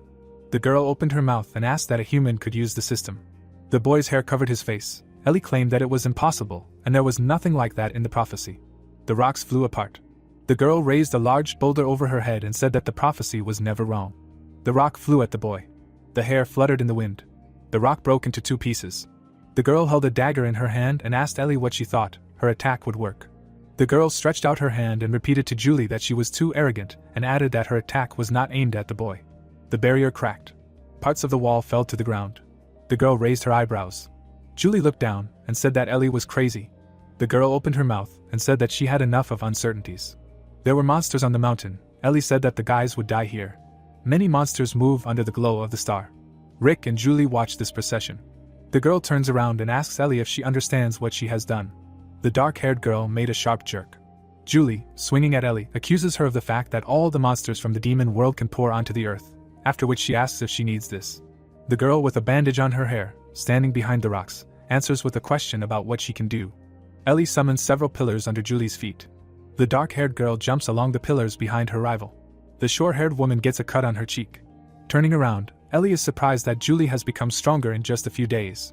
The girl in dark angrily looks at her rival and orders her to shut up and answer her questions, adding that otherwise she will cut her throat. Ellie stands with her back to the heroine and asks her for what purpose. With her mouth slightly open, she says that Julie still doesn't understand. Raising her face and hands, Ellie says that in this situation, even life is a mere bet, and the girl added that the world would not be safe if she died now. Smiling, the short-haired girl suggests that her rival is already familiar with this situation with open gates and barriers, and a great army of demons, and then adds that she has probably already experienced enough of what will happen. Julie, opening her mouth, asks who she is. A warning appears that the dragon's power is fluctuating. Julie, looking forward in fear, asks her rival why she is doing this, because she is also a human and she has a family. Ellie, bowing her head, clarifies what significance this has. The girl, stretching out her hand to the pillar, says that she risked everything for the sake of the world that her master represents. She adds that it is over. Julie falls to her knees. Ellie tells her that she can't decide anything alone. The dark-haired girl, looking ahead in surprise, does not believe what happened. Julie lies on her knees among the ruins of the city. She wonders if she has failed this time too. Ellie calls the pillars onto the lying girl. Tears fall on Julie's legs. She believes that this may be her fate forever. The girl lowered her head. There was a sharp jerk. Ellie covers her face with her hands. The hand makes cracks on the ground. Rick tells Ellie that she is wrong. The guy stands in front of the blue-haired girl and tells her that she is the only one here. Ellie is very surprised. Rick tells her to look around. Julie watches what is happening with tears in her eyes. Rick, angrily looking at the enemy, tells her that everything they have built is not so fragile that it will break from her single attempts. People are fighting monsters. Julie turns around. Rick mentally rejoices that he can try himself as a priest. He adds that he wants to test the recently learned fire magic and that he will prove the strength of the king of the frost giants. The guy, holding out his hand to the girl, turns to her. Rick smiles and tells Julie that he needs her help, because she is the only one who can cope with Ellie while he is looking for the core of the gate. At the end, the guy asks if the girl will help him. The dark-haired girl looks down and thinks about the request. Julie wipes her tears and takes his hand. Rick and the girl hold hands. The dark-haired girl says that the guy can rely on her. Ellie looks at them in surprise. She does not believe that this is possible and asks where the young man came from. Julie, holding the blades in her hands, tells Rick to go look for the core before it's too late. The guy replies that it's time to end this already. Ellie, frowning, shouts at the dark-haired guy not to ignore her. The blue-haired girl, calling a pull to her opponent, curses at Rick. Julie dodges and asks the girl if she can do anything else. Ellie looks at her in surprise. Blood splashes. Ellie is kneeling. The girl with a bandage on her hair coughs up blood. A deep cut is visible on Ellie's neck. Julie points a dagger at the girl and says that she will spare her life on the condition that she reveals her identity and purpose. Ellie smiles and says that Julie is completely stupid, because the girl has already explained to her that life is just a bet. She adds that the dark-haired girl will not be able to kill her now, because everything in this place is under the supervision of her master. The girl, looking at her rival, is going to test her confidence. Ellie, holding her hand on the cut, offers to take a risk. A notification appears that the Eye of the Abyss is watching everything. Julie opens her eyes in fear. Fear also appears on Rick's face. A notification pops up that fear of the Abyss stops all actions. Julie looks at Ellie in fear. She begins to guess that since Ellie owns the power of chaos, this can only mean one thing. Ellie, holding her hand to the cut neck, asks Julie if she is interested in the girl's identity. The blue-haired girl emits dark magic. She states the facts that she is the 100th child of the beginning and the chosen one of the goddess of the earth, and adds that she is also a prophet chosen by chaos. A huge pink eye hovers in the sky above Julie. Ellie continues to say that she is the one who will destroy the world and bring salvation to chaos. Dark magic envelopes the girl's hand. She does not stop talking about the evil that Julie is trying to kill so much. Ellie, standing in the midst of dark magic in a new guise, finishes the sentence that it is she. Julie, wide-eyed, is surprised by her rival's appearance. The two girls stand opposite each other. The dark-haired girl asks Ellie why she continues to serve the god of chaos if she knows who he is, adds that he is the god of destruction, absorbing entire dimensions, and ends with a question about how one can serve such a crazy god. Ellie, looking down, replies that she does not care, because he is the only one who approved of her. The girl's outstretched leg rests on the heel. She convinces the dark-haired girl that today she will leave here. Ellie turns away from Julie and tells her that the brighter the light, the blacker the shadow, and then adds that the darkness of the abyss will lead to the happy land of Tartarus. Ellie, turning around, tells the girl that from now on it will not be easy, because she learned the trick that Julie was hiding. Rick looks at the aura of darkness in fear. Ellie, having disappeared, leaves Julie alone. The girl steps forward against the cracked wall. Julie looks up and says they need to get out of there faster. Rick looks to the left and says it was too hard this time. He looks at the gate and says they couldn't even destroy it. Nate throws a rock at the gate and yells that he was on a raid. The boy with brown hair tells him to calm down. Adele stands near the broken wall and asks what kind of army of monsters that is, adding that there would have been a terrible disaster if the barrier hadn't been restored. Rick puts his hand on the boy with ash hair and says they're great, adding that Sharon's magic has improved significantly, then asks if she can now be called an archmage, to which the girl replies that she's not that cool, and the boy in the vest notes that it's almost there. The boy with green eyes looks down, thinking that the fire has already been put out, but nothing is over yet. The guy, saddened, continues to think that the inability to detect the core may be related to Ellie, and mentally asks if it could be a coincidence that the gate opened at such a strange time. The girl asks the boy if he is jealous that she was more active, to which he replies so that she does not irritate him. Rick calls Julie's name, to which she turns away and tells him to follow her.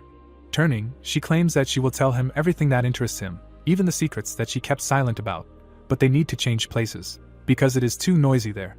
The helicopter flies up to the purple gate. Its blades cut the air. It freezes in one place.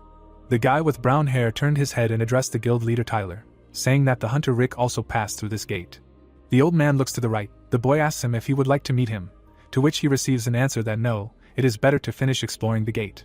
Rick is standing by the wall. Tyler states that he will see him when everything is perfectly ready. The sun's rays illuminate the green tree. Rick is standing next to Julie and asks her not to hide anything anymore, as Ellie did. The guy looks at his interlocutor and tells her to tell him everything she knows, and clarifies that she should tell him about the relationship between her and Ellie. What is the child of the beginning that she spoke about? The girl stretches out her hand forward. She holds a leaf of the tree in her palm and says that the child of the beginning, then clarifies that the beginning is the lives that were created by the goddess of the earth. Images of individuals of different races appear. Julie says that in addition to people, there are giants, demons and elves, that they all have seeds of the family, the purest souls, and that the children of the beginning are 100 creatures with such a soul, and adds that the firstborn child went through 1,860 lives, being reborn again and again to prevent Ragnarok. Rick looks at the girl in shock and asks if that's true. Ellie looks at him and says yes, the first child of the beginning, who regressed 1869 times, is her. The guy scratches the back of his head and notes that he had his suspicions, but he didn't think he was that close. The girl turns to him and asks if he noticed that she is a regressor, to which the boy replies that they have been walking together for 2 years. An image of a city appears. The guy says that she always missed the mark with the prophecies, but strangely enough, the girl adapted to another dimension so quickly, as if this was not the first time. An image of snowy mountains appears. Rick looks at Julie and states that he thought that she might be a regressor, and adds that she has a reason for deliberately hiding it. The girl lowers her gaze. She stands in front of a giant eye and says that the reason she tried to hide it from him is the eye of the abyss.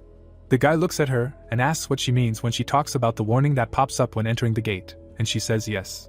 A huge eye looks at the ground. Julie says that it is he who will create the gate and later summon Ragnarok. He is a minion of chaos and part of it, and adds that if the truth is revealed that she is a regressor, then there is a high probability that chaos will be able to stop her transformation, which she has hidden for so long. Ellie stands in a stream of dark energy. Julie said that she has not revealed her secret yet. The girl turned around and said that she has no idea how Ellie knows about her. The beauty looked down and stated that it is very likely that Chaos has long found out about everything. Her face tensed, and she stated that this may be her last chance. The guy smiled and asked the girl what her next plan is. Rick looked at Julie and said that they still have to protect their people, and added that, in the end, nothing changes. The girl smiles. She raises her hand and states that with him, all her worries turn into trifles. The guy catches the blue vial. The youth looked at it and asked what it is. The guy drinks the liquid and says that he drank it when he fought Neptune, being a lesser god. Rick removes his hand and states that he remembers it. He looks down and asks what it is. That information about it is still limited. A notification appears, saying that the water temporarily restores divine power. The guy looks ahead. The girl says that this is a secret weapon to fight chaos, to which the boy asks if he can use something so valuable. The girl looks at him and claims that she prepared it for him in the first place, and adds that now they are not able to choose between means and methods. A purple field appears. Julie says that the barrier they put up is a temporary measure. There are no problems with low-level monsters, but the forgotten gods can no longer be stopped, and added that Ragnarok can begin in a month. Rick scratches the back of his head and says that he did not think that everything would happen so quickly. The guy snaps his fingers and says that she needs to gather the remaining priests as soon as possible. A notification appears that a part-time job has been found loading and unloading packages in a pyramid. Someone says that we need to get ready. The pyramids are in the desert. Rick looks at them and says that he has not done delivery for a long time. The cloaked boy's mouth twists in displeasure, and he says that another newbie has arrived. The red-eyed boy stands there complaining that he is dead busy and that all he comes across are newbies. He turns his head away and says that he has some advice to leave as soon as possible if he is going to work reluctantly for money. Rick looks at him and asks if he is talking about him. The red-eyed boy asks if there is anyone else here. He pauses in surprise and looks at his interlocutor. The boy stands there and asks what a mid-level god is doing here. The hooded boy turns his head and asks that he is not allowed, and is told that he did not mean that. The interlocutor puts his hand behind his head and claims that only low-level gods come there, which is why he was surprised, to which he is asked why that is. The red-eyed boy raises his finger and explains that they treat people like slaves here and give them discarded packages as a reward, adding that the low-level gods are grateful for that too. He looks back at his group and says that sometimes there are expensive weapons or rare abilities among such packages, and that all the lower-level gods, including him, are waiting for such a jackpot. The young man looks at the hero and says that the salary is paid on a distribution type, so the more you deliver, the higher the probability of winning, and the guy replies that he, a mid-level god, must spend his powers there. The red-eyed youth smiles and asks if that is bad, because there will be no losses anyway, and asks to call him Pappy. Rick puts his hand on the interlocutor's shoulder and says that they must survive by helping each other. The guy in the hood looked at him and said that before that he would like to ask him for a favor. Aviel, looking thoughtfully at the interlocutor, asked what favor he was talking about. Rick, fascinated by the ancient pyramid, suggested that he let him take care of the deliveries inside the pyramid. Aviel, looking at his interlocutor in confusion, replied that experienced guys were handling the delivery, to which the protagonist replied that he knew about it. The protagonist's friend, leaning anxiously toward his interlocutor, asked if he could handle it, because if an accident happened, all the responsibility would fall on him, and his friend irritably shouted that he was frozen there. The guy, calmly turning his head back, politely asked him to wait a minute. Rick, persistently looking into the eyes of his friend, asked what his answer would be. Aviel's friend, from afar, exclaimed that he should stop wagging his tongue, to which he replied that he was already on his way, and grimacing with displeasure, declared that he agreed to the protagonist's proposal. The guy, looking fascinated at the huge pyramid, explained that first they needed to unload those parcels. Rick, wide-eyed and surprised at what he saw, asked if this was really all from Hermes' mail, to which the guy replied that it was very confusing inside, everything came here, was sorted, and then delivered.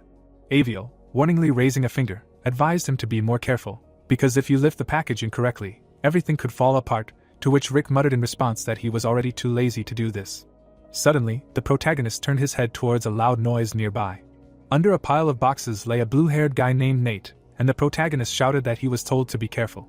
Nate, furiously raising his head from the ground, asked why he always shifted all the responsibility onto him, and added why he always had to slog through such incredibly hard work.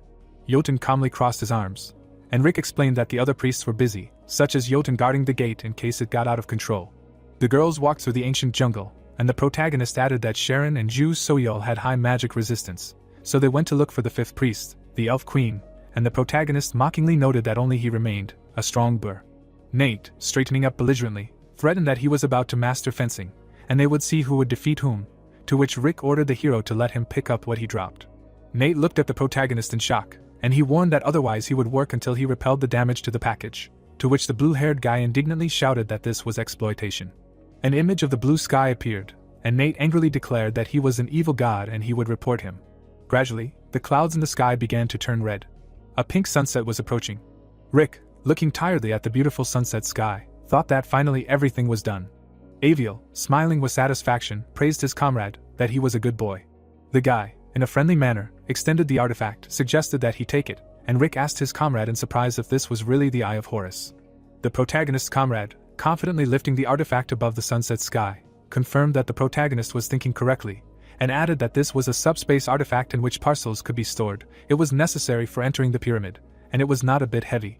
Aviel, frowning with concern, asked if everything would be okay if he gave it to him, to which the protagonist calmly assured that of course, because everyone needs to rest sometime. The protagonist confidently squeezed the artifact in the shape of the Star of David in his hand. Magic rays pulled all the boxes inside the artifact. The protagonist stepped forward cheerfully and suggested moving forward. Clouds covered the purple sky. A yellowish sunset broke through this cloud barrier. The girl was climbing a huge staircase straight into the pyramid, and the protagonist thought that while the Greek gods live on Olympus, the Egyptians live in this pyramid.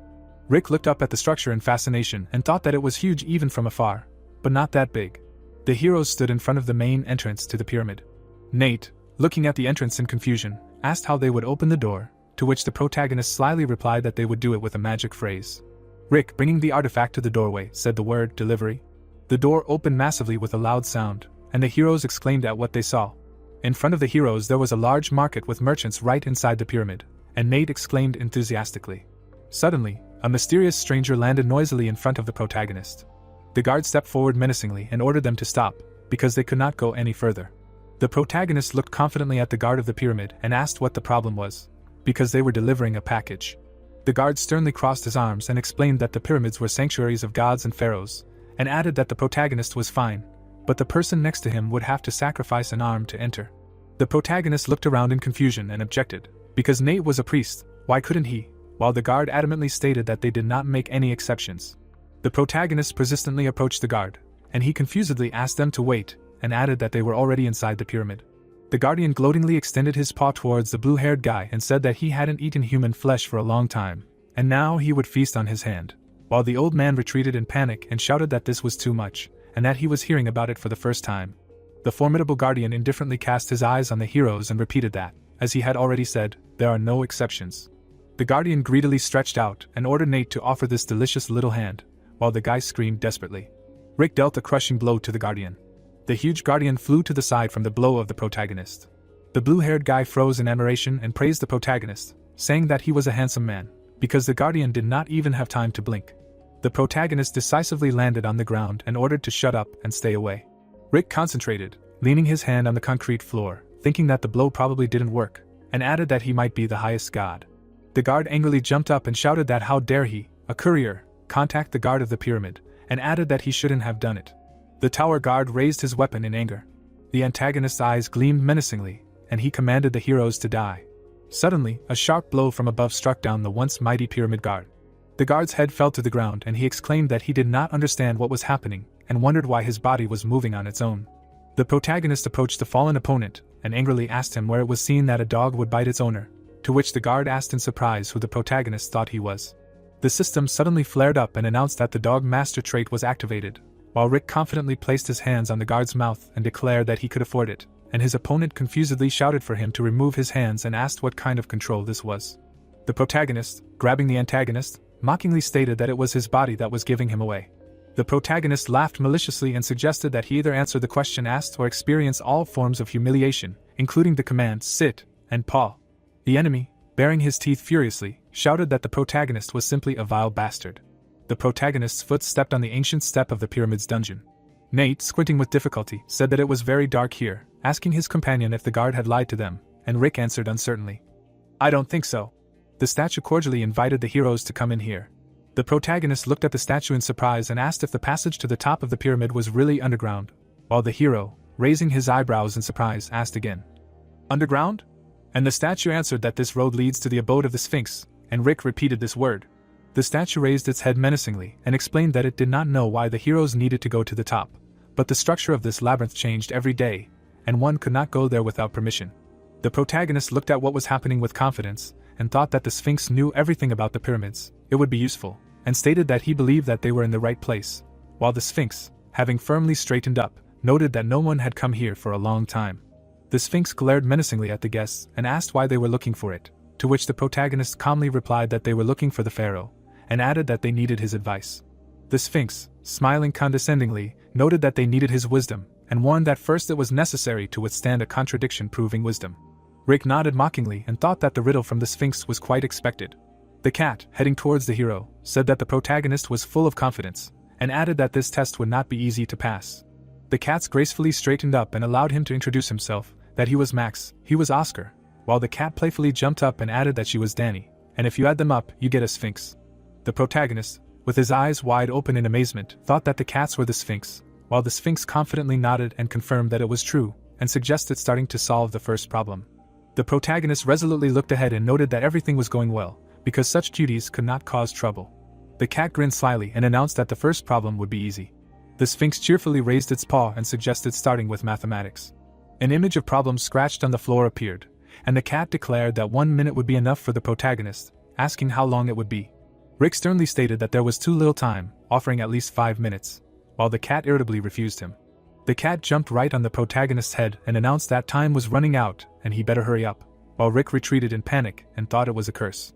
The Sphinx growled furiously and warned that if he couldn't solve it, he knew what would happen to them. Rick frowned in concentration and thought that the feeling that was ringing in his head was ringing and added that the level was similar to Hephaestus. The protagonist sweated terribly over solving the examples and thought that he would have run away if everything hadn't gone according to plan, but now he would have to solve it. The protagonist looked at the examples intently and thought that he had no time to think at all. Papyrus persistently sent a message and asked where they were delayed, because there were already so many complaints that deliveries weren't coming. At this time, Rick looked irritably at the screen that popped up in front of him and exclaimed that he had found the time, because he was actually trying to concentrate here, and now he couldn't see the task because of this message. The protagonist stared thoughtfully at the message and thought that he had heard this name somewhere. The one-eyed cat looked at the protagonist, and he wondered if this was really what he thought, to which the cat noted that he was hesitating, because there were 5 seconds left. The cats deliberately lined up one above the other and began to count, 3 seconds, 4 seconds, 2 seconds, and added that they were about to have a treat. Rick confidently straightened up and answered that the correct answer would be 846. The cat, his eyes widening in surprise, exclaimed that this was correct. Rick nodded with satisfaction and thought that who would have thought, because Pappy is Papyrus, the god of mathematics, and added that he did not look smart at all. The protagonist firmly stood up and said that he had answered their question, and ordered them to tell him the answers, while the cat meowed in disappointment. The cat jumped up excitedly and announced that the next task was coming, while the protagonist stepped back in shock and exclaimed, "What was this all about?"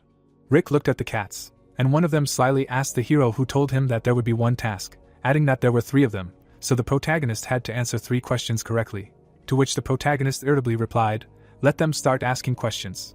The Sphinx jumped up playfully and exclaimed that this was more fun. The Sphinx cheerfully raised its paw and announced that the second task was beginning.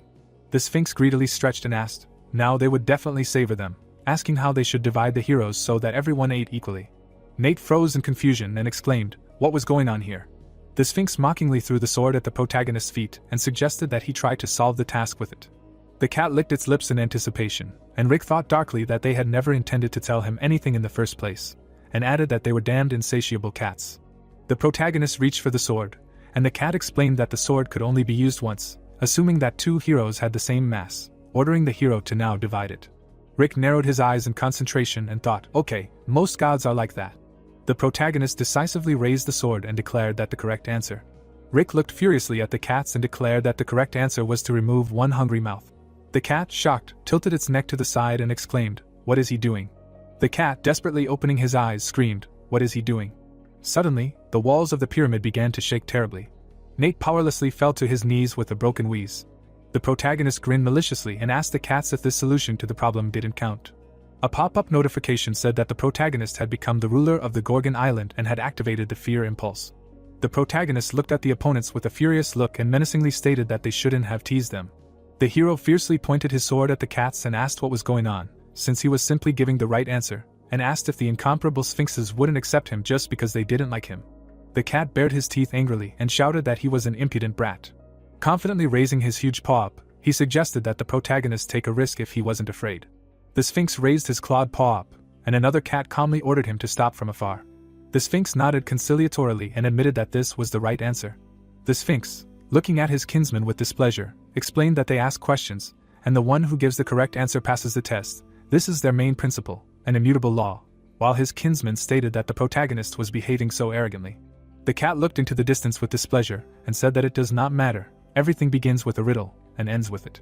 The protagonist grinned maliciously, and the Sphinx stated that for the first time they had a provocateur who was not afraid of intimidation, adding that it was simply truly amazing, to which the hero replied that it was not worth praising. The Sphinx, soaring into the air, noted that Rick had incredible wit and provocation, stating that he impressed him, while the protagonist awkwardly thanked the Sphinx. The Sphinx, lowering his head melancholically, remembered that in ancient times there were many like him, all of them fearlessly betting their fate on their own answer, regardless of the outcome, and added that his ardor made him sad. Rick stood in the middle of the room, and the Sphinx announced the last question. An angel with white wings appeared over one of the protagonist's shoulders, and the Sphinx declared that on one side of the protagonist there would be an angel who would listen to him unconditionally. A demon appeared over the other shoulder, and the cat added that the hero would have a devil on his other side who would twist everything he said. The hero looked forward in surprise, and the Sphinx asked him what he would say in one sentence if he wanted to go to heaven, and stated that he was giving Rick only one chance, to which the hero thought that an angel and a devil, he had heard about this before. An image of the protagonist appeared, crying in the dark. The hooded guy approached the protagonist and asked him why he was crying here. A tearful Rick lowered his hand and ordered the hooded guy to get away from him and not to pretend to care about a talentless person like him. The guy leaned over mysteriously and asked the protagonist if he really thought he was unimportant. The protagonist turned to the interlocutor, and he thoughtfully asked if the protagonist had heard the phrase that a chance comes to those who are ready, while Rick irritably exclaimed that anyone could say such a thing, and ordered not to fool him. Rick wiped the tears from his face, and the guy in the hood enthusiastically advised not to give up. No matter what, there are definitely things in the world that he is capable of, while Rick, squinting incredulously, asked how he should know. The guy in the hood nodded in a friendly manner, and said that the same thing happened to him. The guy raised his finger up and suggested that the protagonist make him answer one question, and he will tell him about his amazing experience, and asked if he knows who angels and demons are. The protagonist stumbled and thought that he could not guess the correct answer until he left, and added that he had lived all the time thinking that he definitely needed to find the key to the solution, and when he found out the answer, he understood the reason why he, the untalented, was needed. Rick resolutely put his palm to his chest and thought that he would definitely protect this land on which his dear people breathe. It was he who must cope with this, since he awakened as a god. The hero confidently looked at his opponents and said his answer, "Be it an angel or a devil, take him to where he is," adding that here is his answer. The cat calmly looked at the protagonist. The Sphinx, admiringly widening his eyes, said that it was excellent. A green portal appeared behind the protagonist, and the cat added that Rick said that he was looking for the pharaoh, and now he would open the door leading to the royal palace for him. Nate frowned in concern and asked if they had fooled them again, while Rick stepped forward cheerfully and exclaimed, "Great!" The Sphinx stood up straight and assured them that the riddle was absolute, adding that the heroes could rest assured. The heroes stepped into the portal together. The cat looked insistently at the portal and explained that the pharaoh's space was beyond the top of the pyramid, ordering Rick to be careful, although he should succeed, while another Sphinx maliciously warned that there would be no bones left of them if they went in there. The heroes entered the green portal together. Nate looked around in surprise and asked if this was really the top floor. At the same time, a guy from the crowd stepped forward menacingly and ordered the heroes to stop, calling Rick an evil god. The guard stepped forward menacingly and stated that he had been warned that some impudent person would come here, and added that they would not tolerate violence anymore. The protagonist looked at the enemy in surprise and shouted for him to wait, because this was just some kind of misunderstanding. The guy angrily summoned a magical aura above himself and ordered the protagonist to shut up. The guard raised his hand threateningly and declared that he would no longer fall for the persuasion of the gods. The guy resolutely straightened up and exclaimed that how shameless they were to exploit us with their shameless deceptions, while the protagonist confusedly asked himself what was going on and thought that, by the way, this was divine power. Rick squinted in surprise and thought that the pharaoh was a man, and asked himself how he controlled divine power. The guard desperately looked at the protagonist and shouted that he was even ready to lose his life. He was tired of sitting idly by. He would stop this arrogance. Rick insistently approached and repeated what he had already said. There was a misunderstanding. Suddenly, the door behind the protagonist opened slightly. The system suddenly flashed and notified that intuition was activated. Extreme danger was detected. Rick froze warily and thought that there was someone behind the door, and asked himself what this eerie feeling was. The protagonist stared at the door in fear and thought that it looked like Hades, a high-level god, while Nate worriedly asked the protagonist what was happening to him. Rick brought his hand to his comrade's face and told him to go back. The system methodically displayed and announced that the dimensional shift of the priest Nate was being called to the Earth dimension. Rick resolutely looked at the screen and thought that he also needed to leave quickly. The system instantly updated and reported that there was a dimensional shift, a lack of divine power, and the hero thought in horror what the lack could mean.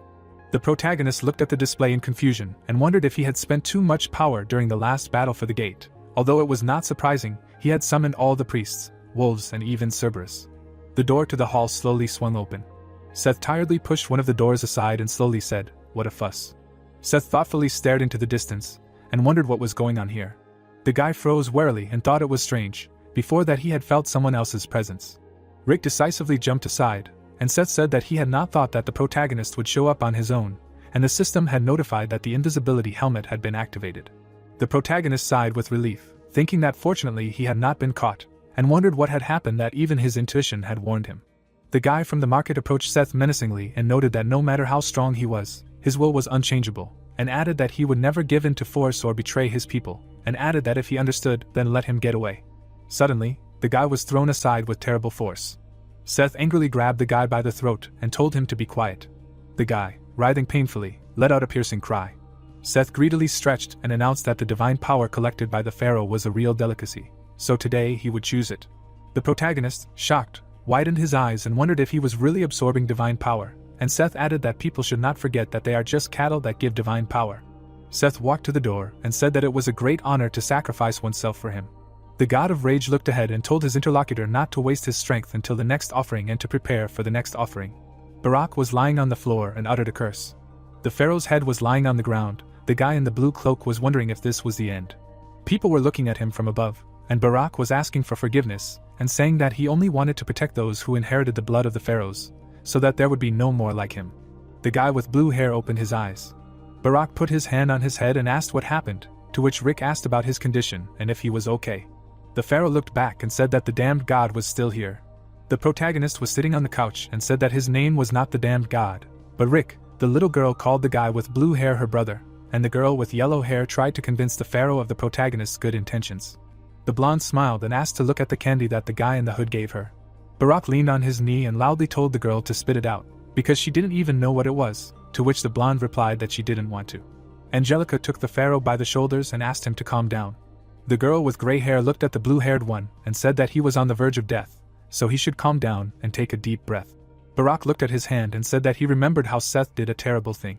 The girl stared in front of herself and said that the pharaoh almost died after absorbing divine power, and that she herself did not believe in a miracle at first. Rick bowed before the blue-haired one. Angelica said that it was the protagonist who saved Barak while everyone else was powerless.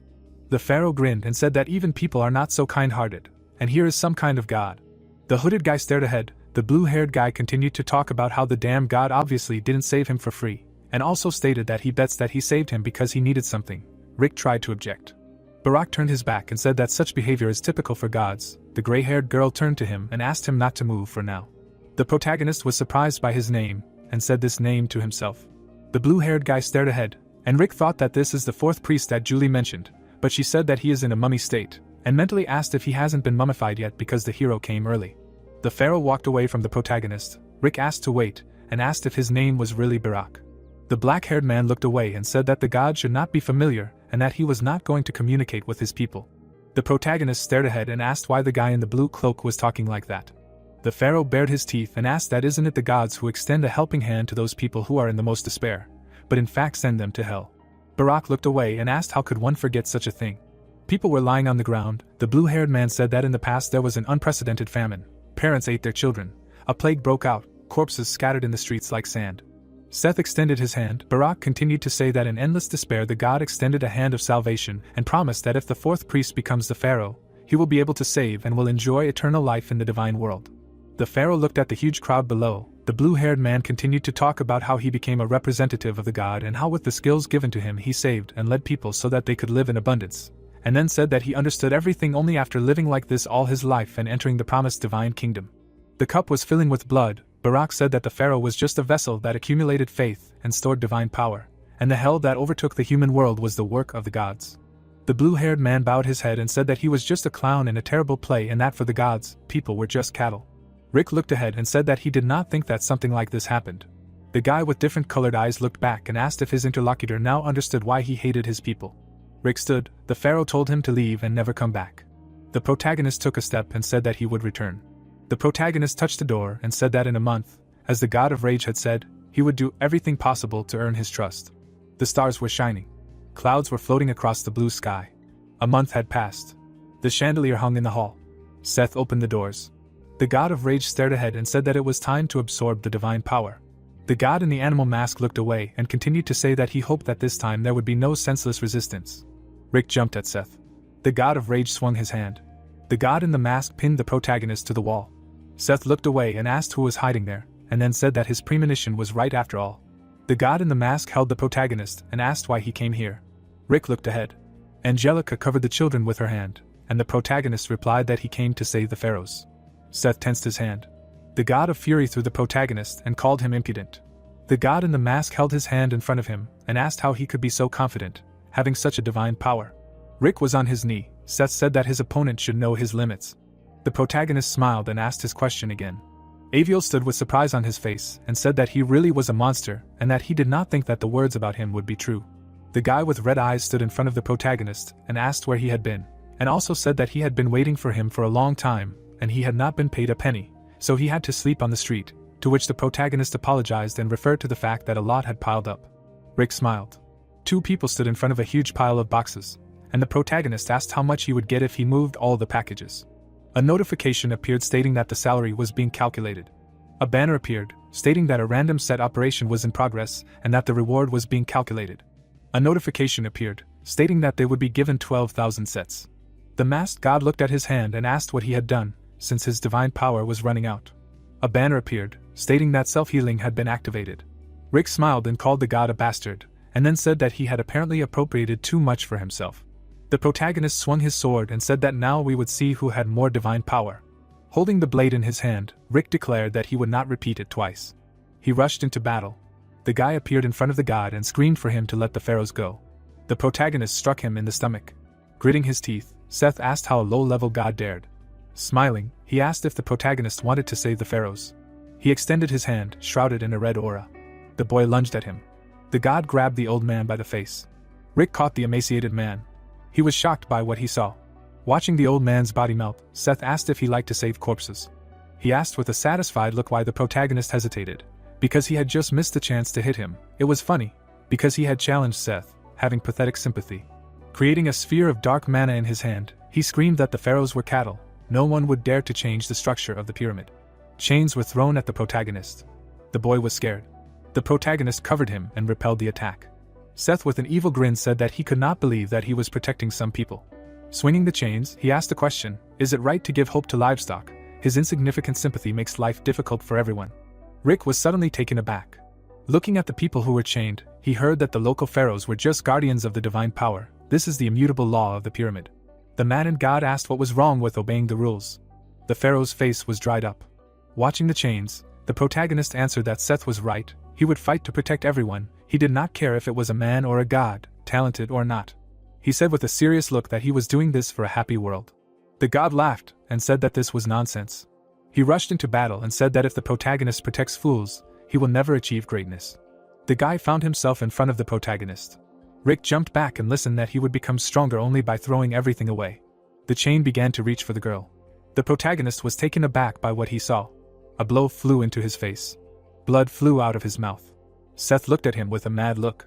He began to attack the boy and asked how he could be distracted by these worthless people. The protagonist frowned in pain. The boy was watching the battle. He turned around at the voice that asked how long he would stand there and watch. Angelica touched Barak's back and asked him to take her divine power. Barak hit her hand and asked what she was doing. Smiling, the girl said that she knew him. She began to crumble with words that she did not have much left, not only her, but also the others. The old man touched his shoulder. He noted with a satisfied look that everything was fine. They had lived long enough. It was thanks to Barak that he could still stand there. The pharaoh stood behind him and spoke words of encouragement. The tearful boy asked to forgive him. Barak clenched his hand into a fist and said that he was so weak that he could not protect them. Angelica touched his face and told him not to cry. She noted with satisfaction that she had created a new kingdom, enjoying its glory and wealth, and having endured thousands of years of suffering, she had learned true love. A tearful Barak listened as she told him that she had seen all the joys of life and was now ready to go. All their past regrets should dissipate in laughter, and their happiness would return to him after his bitter tears. She began to disappear. The pharaohs turned to sand. A cloud of dust rose. Rick tried to get to his feet.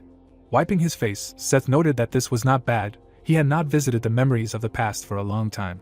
A red aura enveloped his hand, after which he noted that now the end had come. The main character must die and disappear from his sight. Barak rushed into battle and declared that Seth would be the one to die. A powerful blow was heard. The pyramid shook from it. Smoke rose from the destruction. God was in the pit. Frowning, the pharaoh asked how it felt to fall from the top of the pyramid, which he was so proud of. Frowning, the god asked how dare he. There was a terrifying energy around him. Lowering his head, the protagonist emphasized the fact that he could not believe that he hid such power. Barak said with a serious expression that it was over. This place would become his grave. Seth made a fist. He clenched his teeth and declared that because of one pharaoh, the pyramid would be stained with blood today. He would grind them all into sand.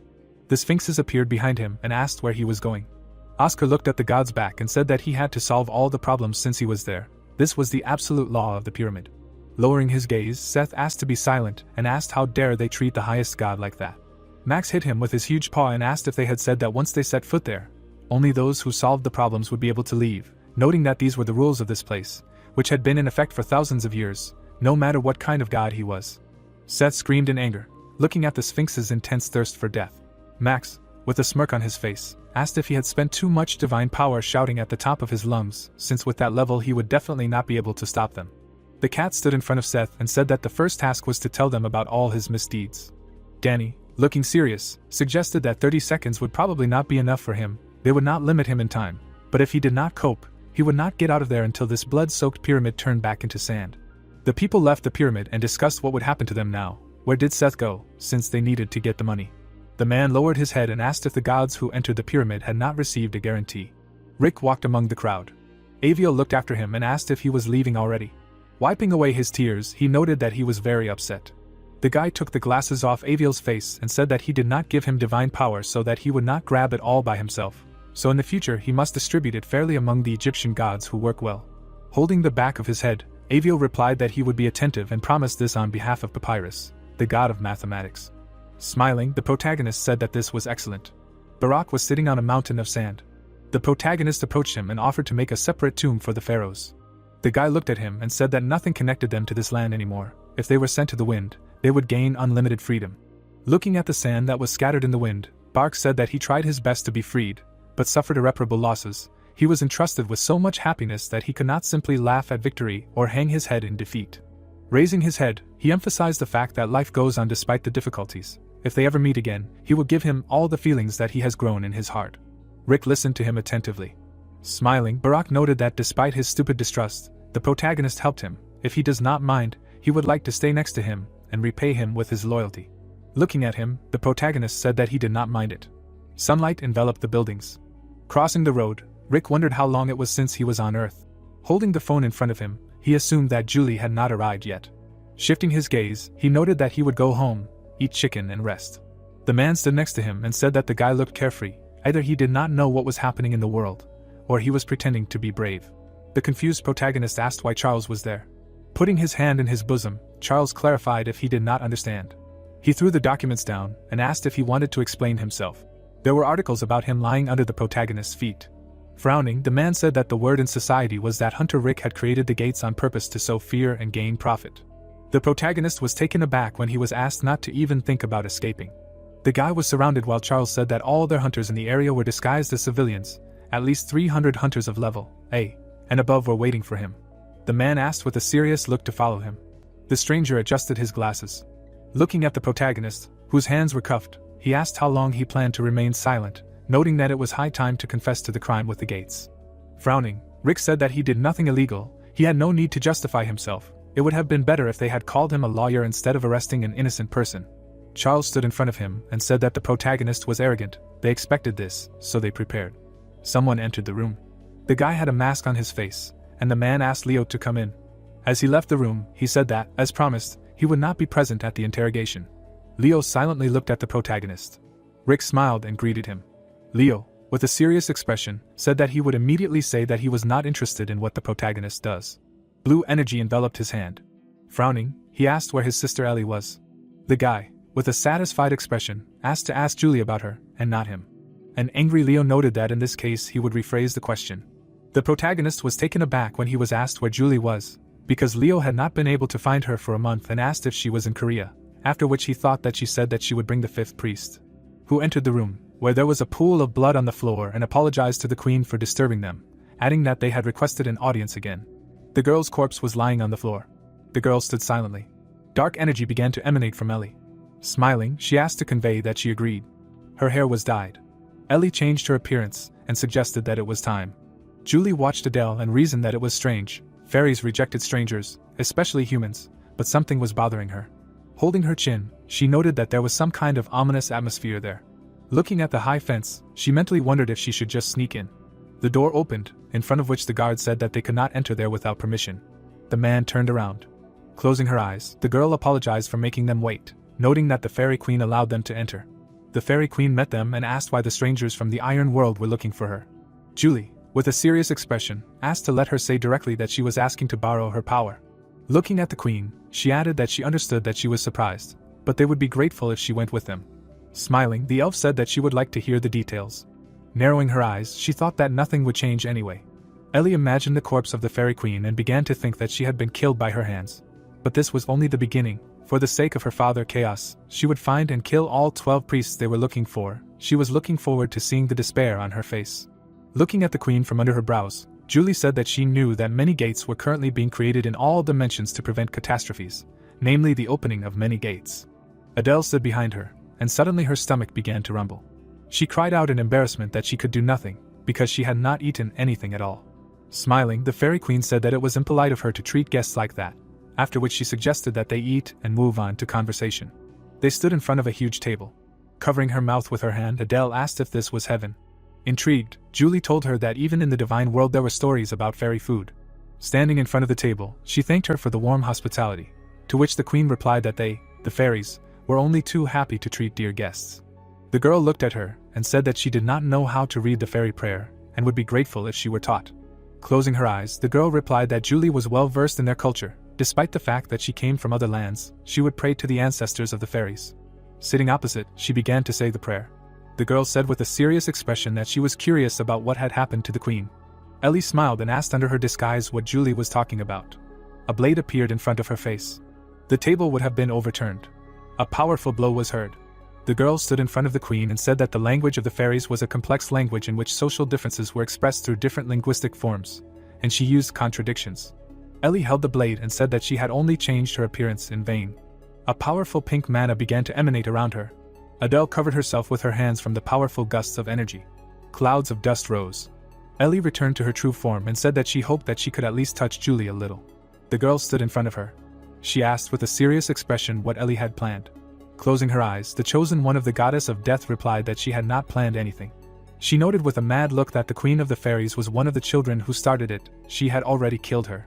Gathering a clot of dark energy in her hand, she said that now that she knew that Julie was gathering the children of the beginning around Rick, she had nothing more to lose. She released pink streams of mana. Putting her hands in front of her, Adele clarified what was happening. The magical blow was moving towards Julie. Her eyes began to glow. She endowed her blade with an aura. The girl took a step forward. Particles of mana emanated from her hair. She found herself behind Ellie. Blood began to splatter from the chosen one of the goddess of death. Ellie had a smirk on her face. Turning around, she noted that she knew it would be difficult with her. She would have died long ago if not for this body. Smiling, she said that enough time had passed. Surprised, Julie asked again. The girls looked at each other, while the chosen one of the goddess of death said that they were unable to close the gate in Korea, after which she asked Julie why she thought she was keeping her there for so long. A dark portal opened in the sky. Agatha began to climb out of the portal. A pink beam hit the city. The old woman stood in the middle of a crater in the ground, while Ellie asked the girl how long she thought the protagonist would be able to resist the old woman from the underworld, who had fully regained her strength. The frightened girl thought that the old woman from the underworld broke through the gate. This could not be. Touching the screen, she noted that Ellie was clearly lying to avoid danger. She was shocked when a notification popped up that movement was prohibited in this area. Smiling, the chosen one of the goddess of death clarified if she was not succeeding. Standing in front of her, she emphasized the fact that now her world, Earth, is under the direct influence of the power of chaos. Because of the old woman from the underworld, she will be beyond the control of the system. Creating a ball of dark matter in her hand, the demon asked if Julie felt powerless when she saw that something valuable would be torn apart, and she was unable to change anything. Spreading her arms, she screamed so that the girl would feel this vile sediment slowly and thoroughly. The siren began to glow brightly and talk about the red code. Leo stood in front of the protagonist and listened that all the hunters should gather in the square. An unidentified old tree and an old woman appeared at the gate. They lost contact with all branches within a 5-kilometer radius of the gate.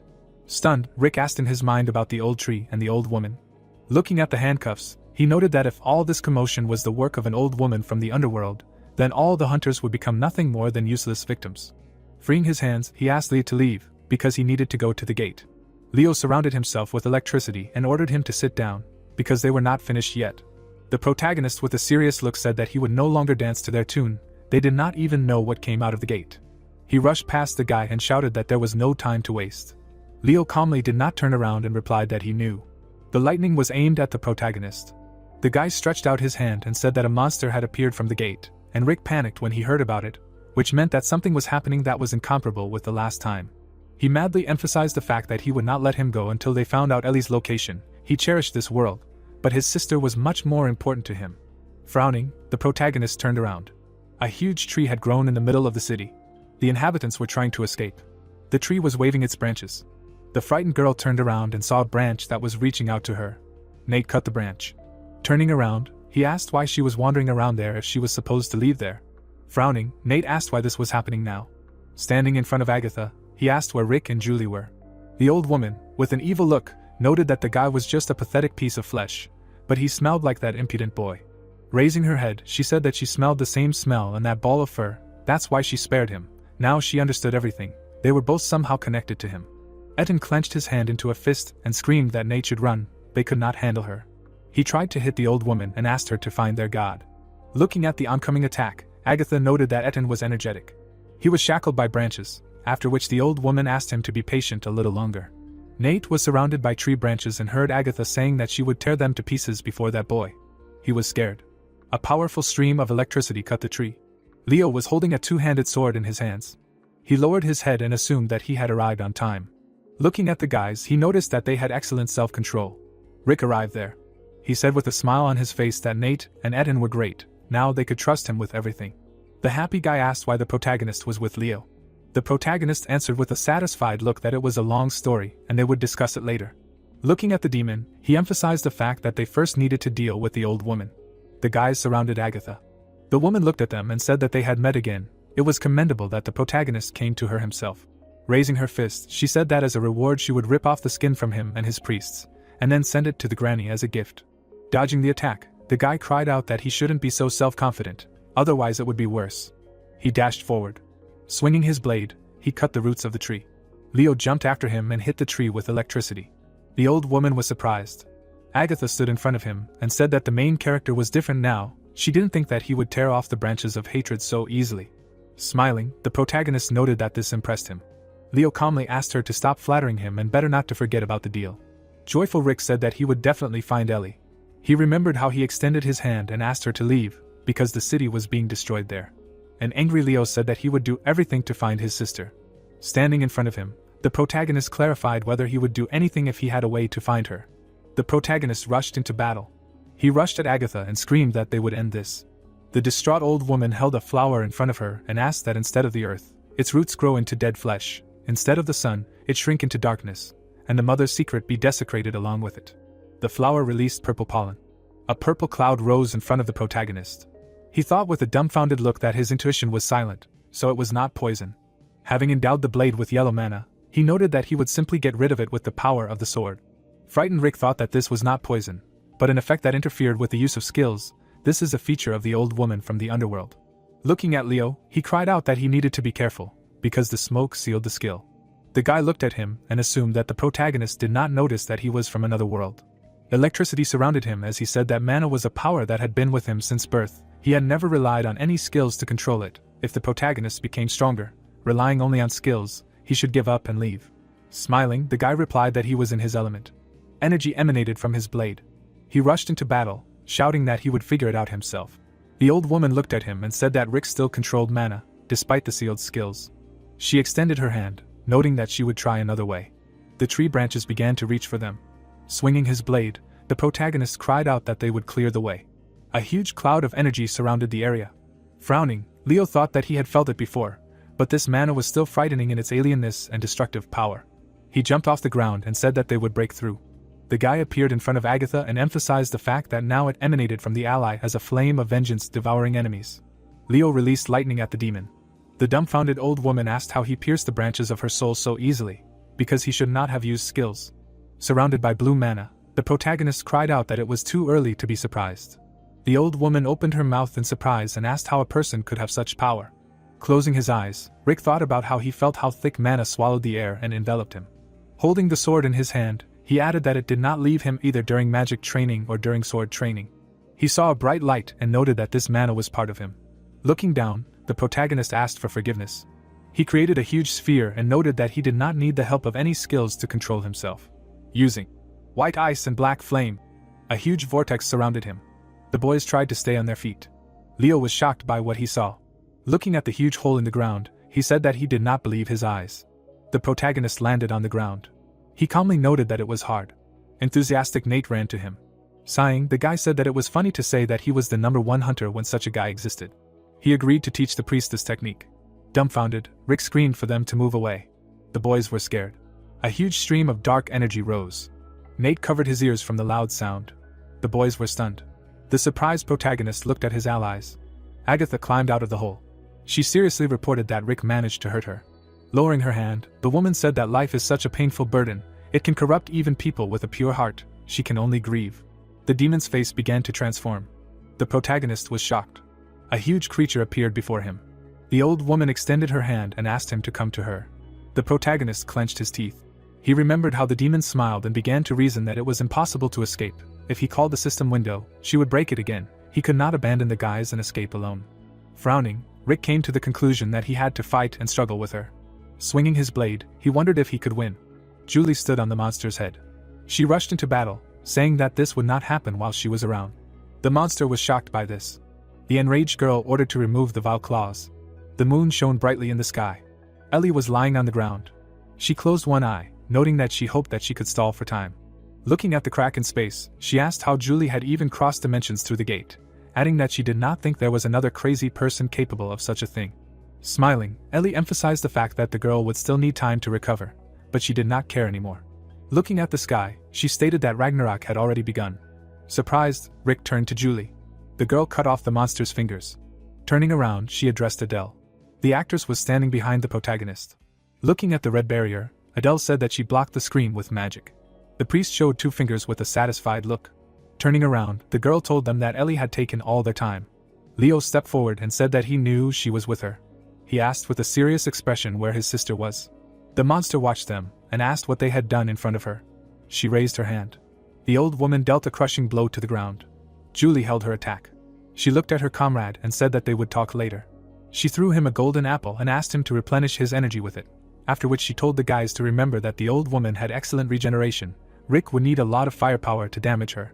Furious, Agatha called them vile children. She hit the ground and asked how they dared to act like that in front of her.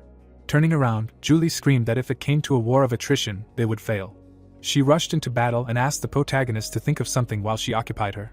Gritting his teeth, the guy thought that it wasn't that easy. He used the technique of white ice and black flame, and she didn't give a damn. Looking at the severed fingers, he wondered how the old woman was still alive after that.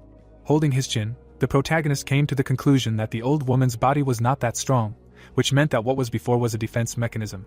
Taking a step forward, Rick added that since the old woman could not withstand Julie's sudden attack, it was not a passive ability, like patronage or intuition. He looked at the smiling Adele and asked to prepare the toughest and most powerful magic. Looking at Leo, he told her to help her. Turning his gaze to Nate and Etten, the protagonist ordered to help Julie, then they would be able to keep the old woman from using powerful techniques. The protagonist bit into the golden apple. They rushed into battle. Enraged Agatha screamed that they were disgusting fools. Adele landed on the roof. Leo looked at her and said that it was a huge flow of mana. Thrusting his sword into the roof of the building, he said that it was already difficult to direct mana without the monster below noticing. Closing her eyes, the priest began to cast a spell. She noted with an exhausted look that she knew that without preparation there would be problems with this magic. Watching the fight, Leo heard that the preparation was complete. He should send a signal below. The guy snapped his fingers, creating a small lightning. Electricity struck the branches of the tree. Julie was surprised. Looking at Nate and Eden, she asked them to move away. Adele created a powerful magical barrier above herself. She contentedly asked the monster to catch it. Stunned, Agatha asked what the hell was that. A destructive stream of flame hit the monster.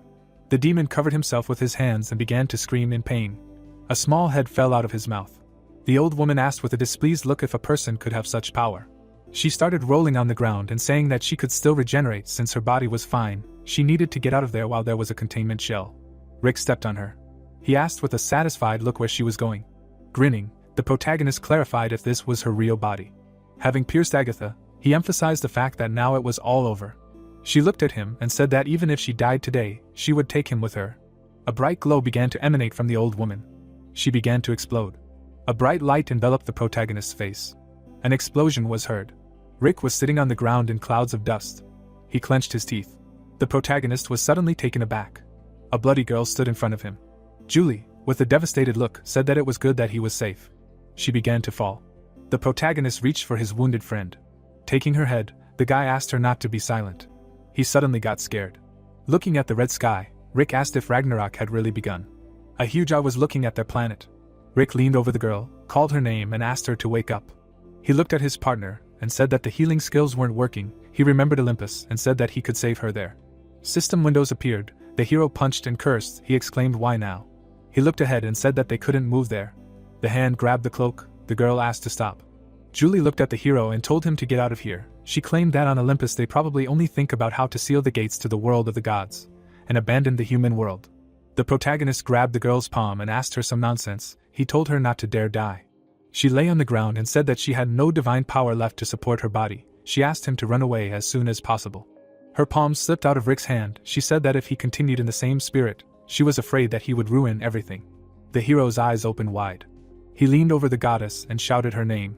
A monster appeared in the middle of the city. He clarified whether it was the earth and said that he liked it. He looked back. He looked at the protagonist and said that he did not understand. He clarified if there were any more people left.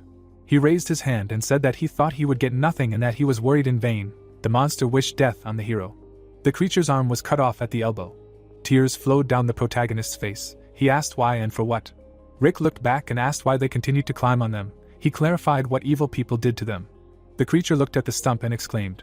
The arm grew back. The deity added that the hero thought he would scream so much and said that he was a god of regeneration so he could handle any wounds. The hero stood up and struck. He looked at the enemy and told him to shut up. The enemy's head was chopped up. The protagonist attacked again. He was asked to wait. The blow dispelled the enemy. He looked forward and said what kind of god he was and insulted him. The system reported gaining super regeneration. Rick told him not to brag about being a god, because they were just a bunch of disgusting cockroaches that should be trampled. The deities hung in the air and talked. They attacked the protagonist. The hero looked up. The heel came off the ground. The tip of the sword rested on the forehead of the enemy. The hostile deity looked at the hero and said that it was useless, and his body was so strong that he would not even leave a scratch. The blade began to cover with fire. The enemy found himself in a stream of flame. Another opponent appeared in the fire and told him to get out of the way. He attacked the stream of fire and said that this flame would not even touch him. The blow caught the protagonist. Blood spurted from the stump of the limb. The opponent said that he would first deprive him of his hand. He looked forward and said that with a one-armed man there would be no problems. The palm grabbed the opponent's tail. The hero pulled the opponent towards himself. The deity looked back and said that it did not understand. Rick slammed the enemy into the ground. Blood flew out of his head. The opponent thought that the hero's hand had recovered. He assumed that this guy was absorbing their power. The system reported an action beyond regeneration. The guy raised his fist. The blow nailed the deity to the floor. The enemy looked at his defeated partner. He turned around and exclaimed, "What a psycho." He looked back and asked if it was the supreme god and what he was doing on earth. The deity put his fingers to his temple and ordered everyone to retreat, gather reinforcements, and then the blow separated the foot from the leg. The enemy fell to the ground screaming. The dagger stuck near the deity's head. Rick approached the opponent, who asked him to stop.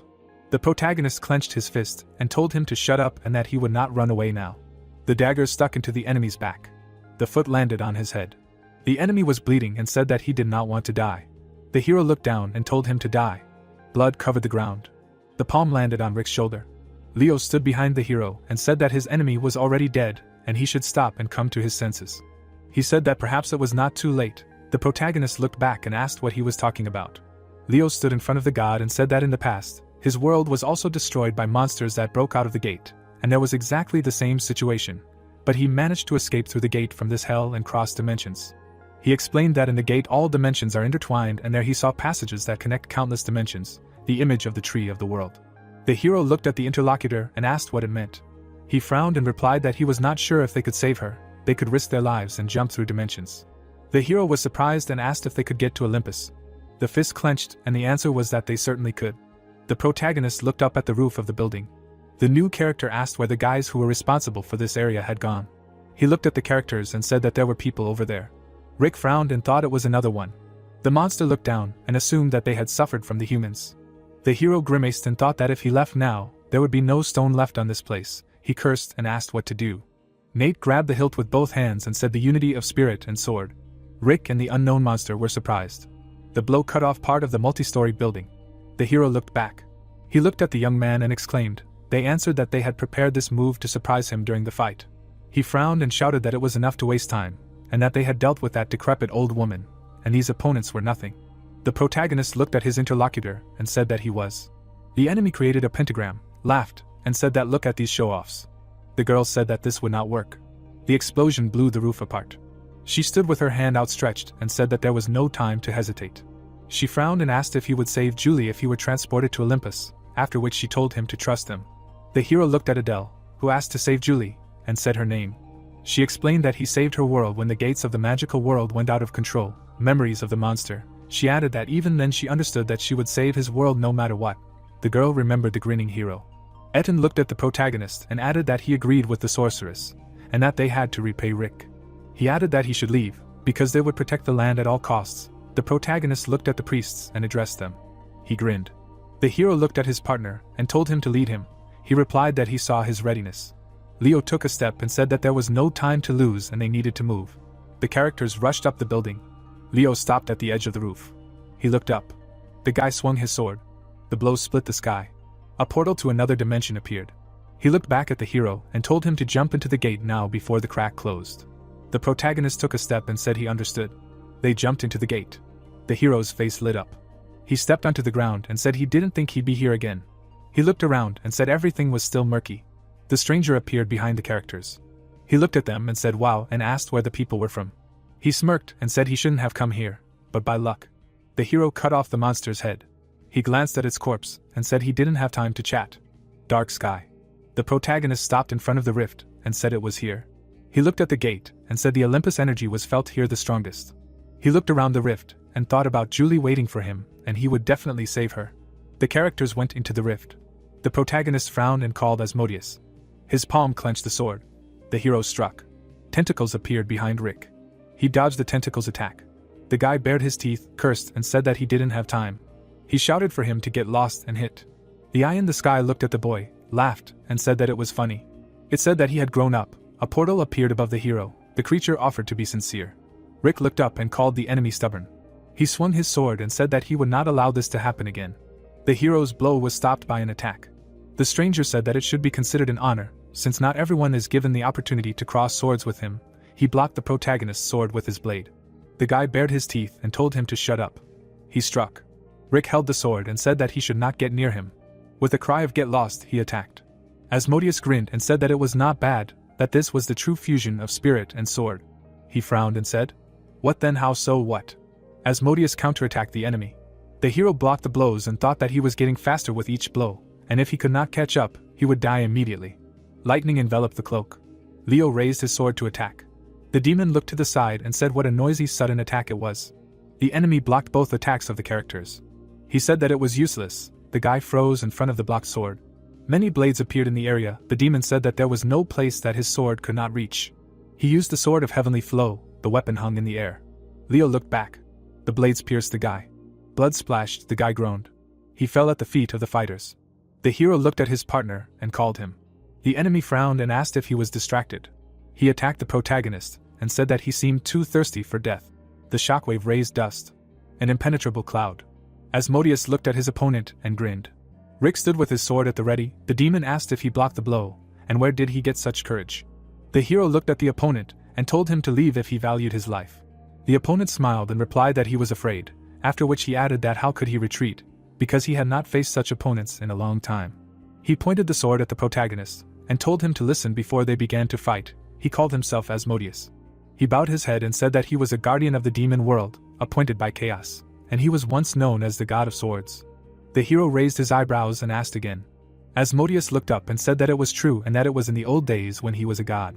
Rick remembered the status selection menu and thought that this was why the title of God of Swords was vacant. The protagonist frowned and asked why he was on the side of chaos, since he had such enormous power.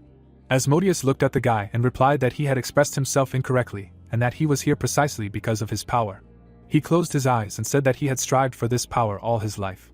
He said that, however, the supreme gods feared the strong warrior, seeing him as a potential overthrower of power. Asmodeus walked a bloody path.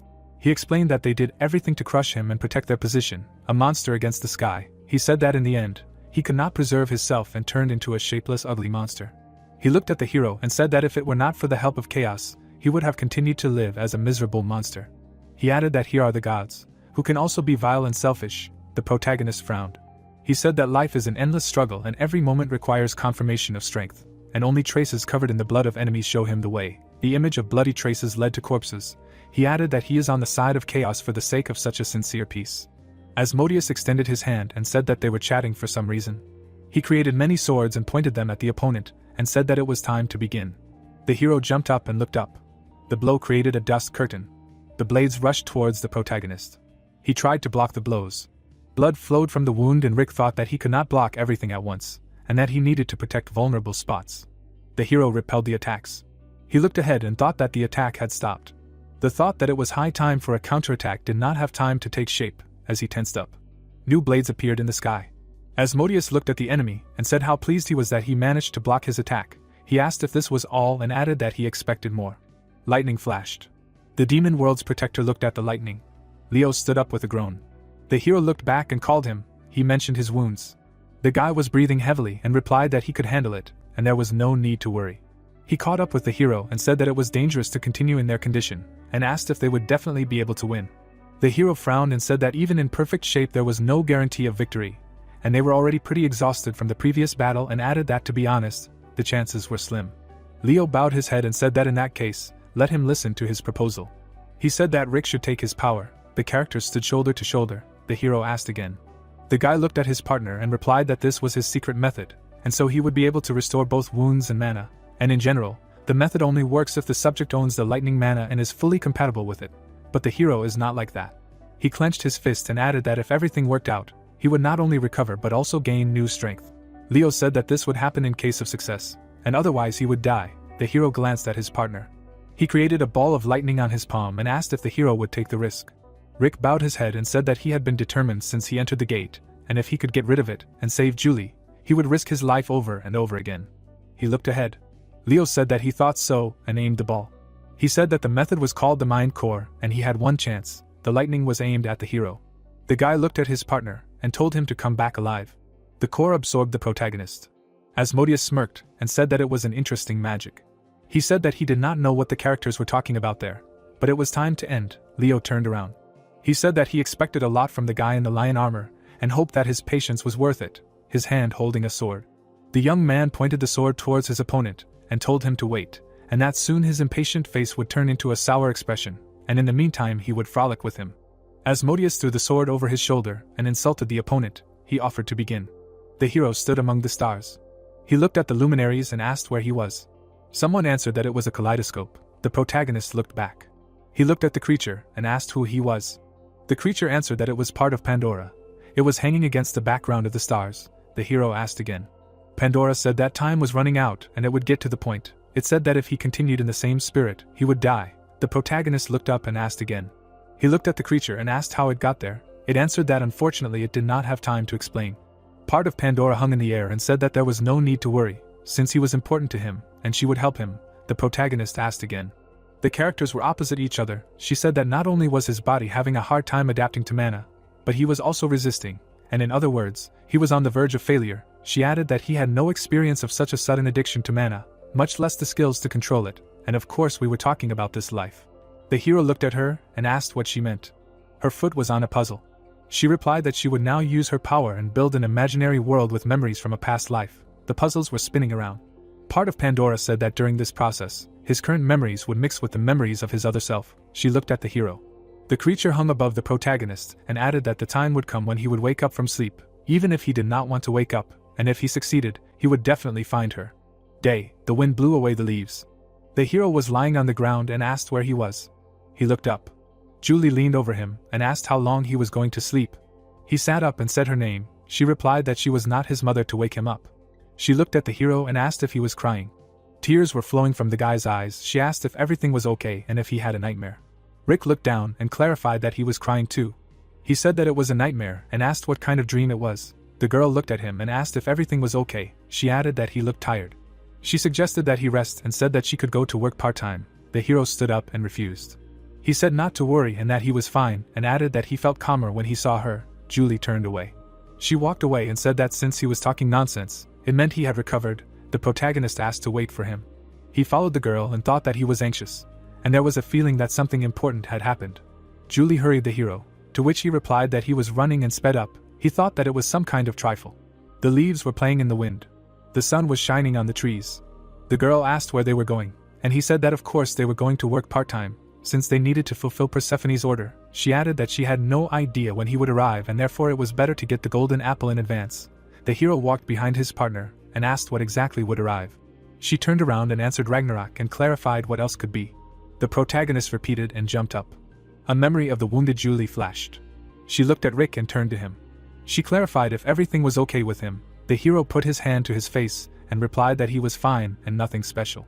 Rick thought that Julie was almost dead. The characters looked at each other. He thought that this place was just a world recreated inside his memories and everything that happens here has nothing to do with reality. He clenched his fist and thought that he needed to quickly find Pandora and go back.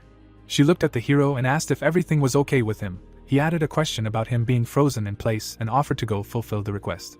Rick pursed his lips and thought that he could take a short break here, at least until he found Pandora, after which he responded positively to the offer.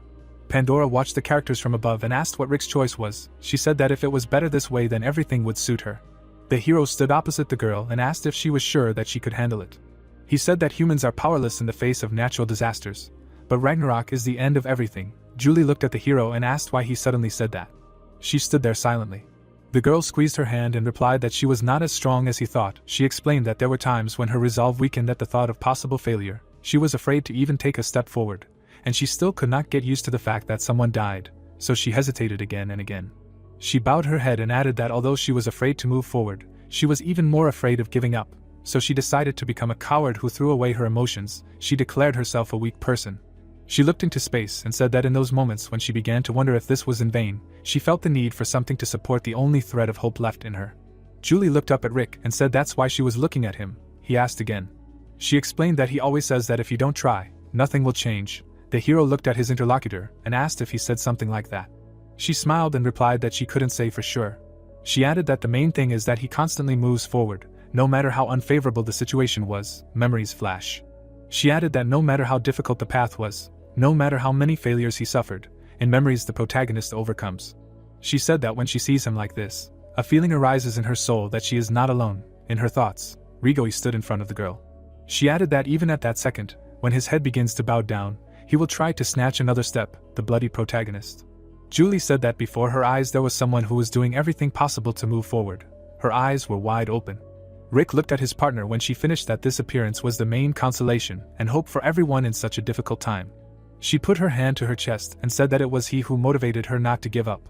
The sky cracked. The hero asked what he was doing here. He turned to the girl standing in front of him and apologized. He asked to go with her to a part-time job next time. He said that there was one person he had to save. Julie smiled. He looked at her and said that they would definitely see each other again. The memory burst. The hero was standing on the puzzles. He turned around and asked to ask Pandora one question. He asked if what he saw was one of the episodes of his previous life. She hung in the void and answered positively. She said that it was at least hundreds of lives ago. He remembered his partner's face and said that at that time Julie was more eloquent in expressing her feelings than now. Veins bulged on the hero's face. He said that seeing the smile on her lips, he wondered how many times she had to fall into despair to become the emotionless person she is today. Pandora hung in the air and asked him not to be too angry about this. She said that this was a test of his resolve which he passed brilliantly, and therefore it was time to show him the truth. The system reported the activation of the memory of the beginning. The hero hung next to Pandora. He asked what this place was. She answered that this was his first memory. She was talking about the time when he was not yet born on Earth. The deity was crying. She was talking about her children of the beginning. She said that she tried to protect at least them, but now even this is beyond her power. The protagonist looked at her and asked what it was. Pandora replied that it was Gaia, the goddess of the beginning and the mother of all things.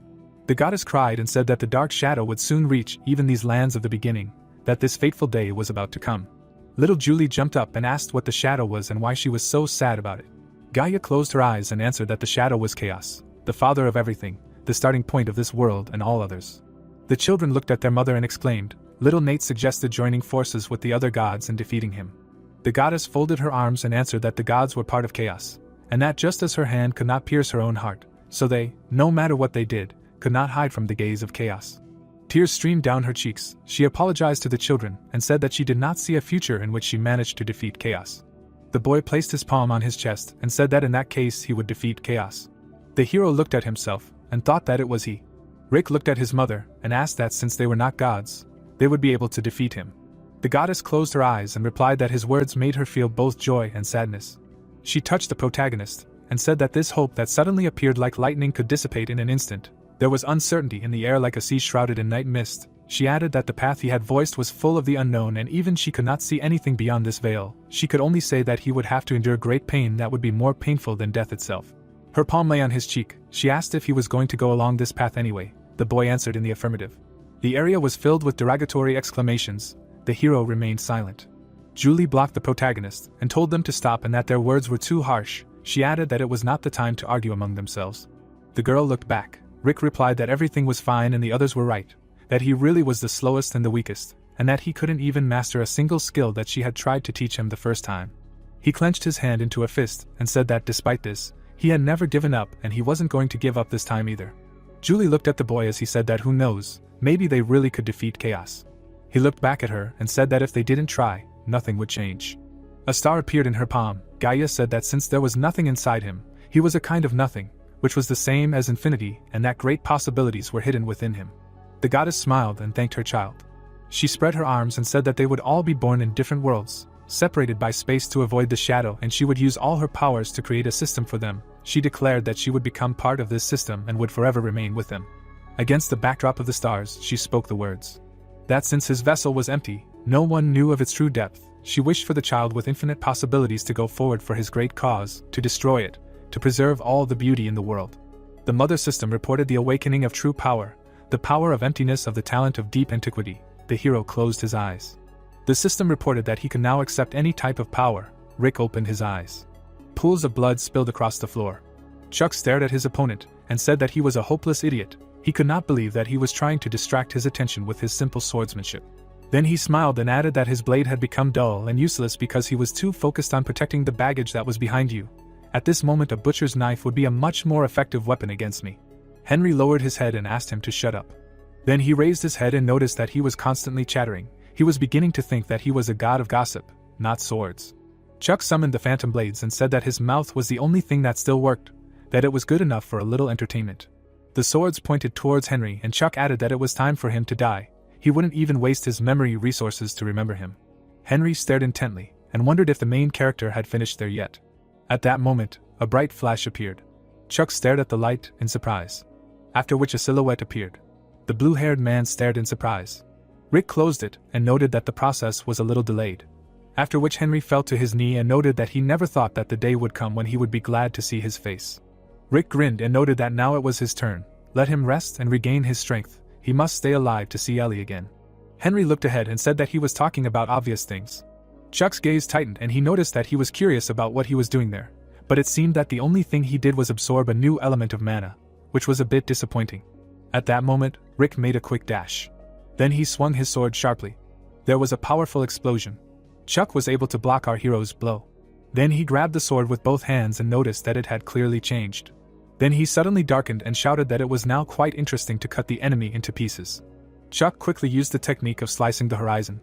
A huge blast wave headed towards the mountains. Chuck looked away in surprise and was surprised that Rick was able to dodge it. Then he quickly got into a stance and shouted that he tried to dodge it at least once. A tornado of blades immediately appeared. Then it immediately headed towards our hero. The tornado began to approach.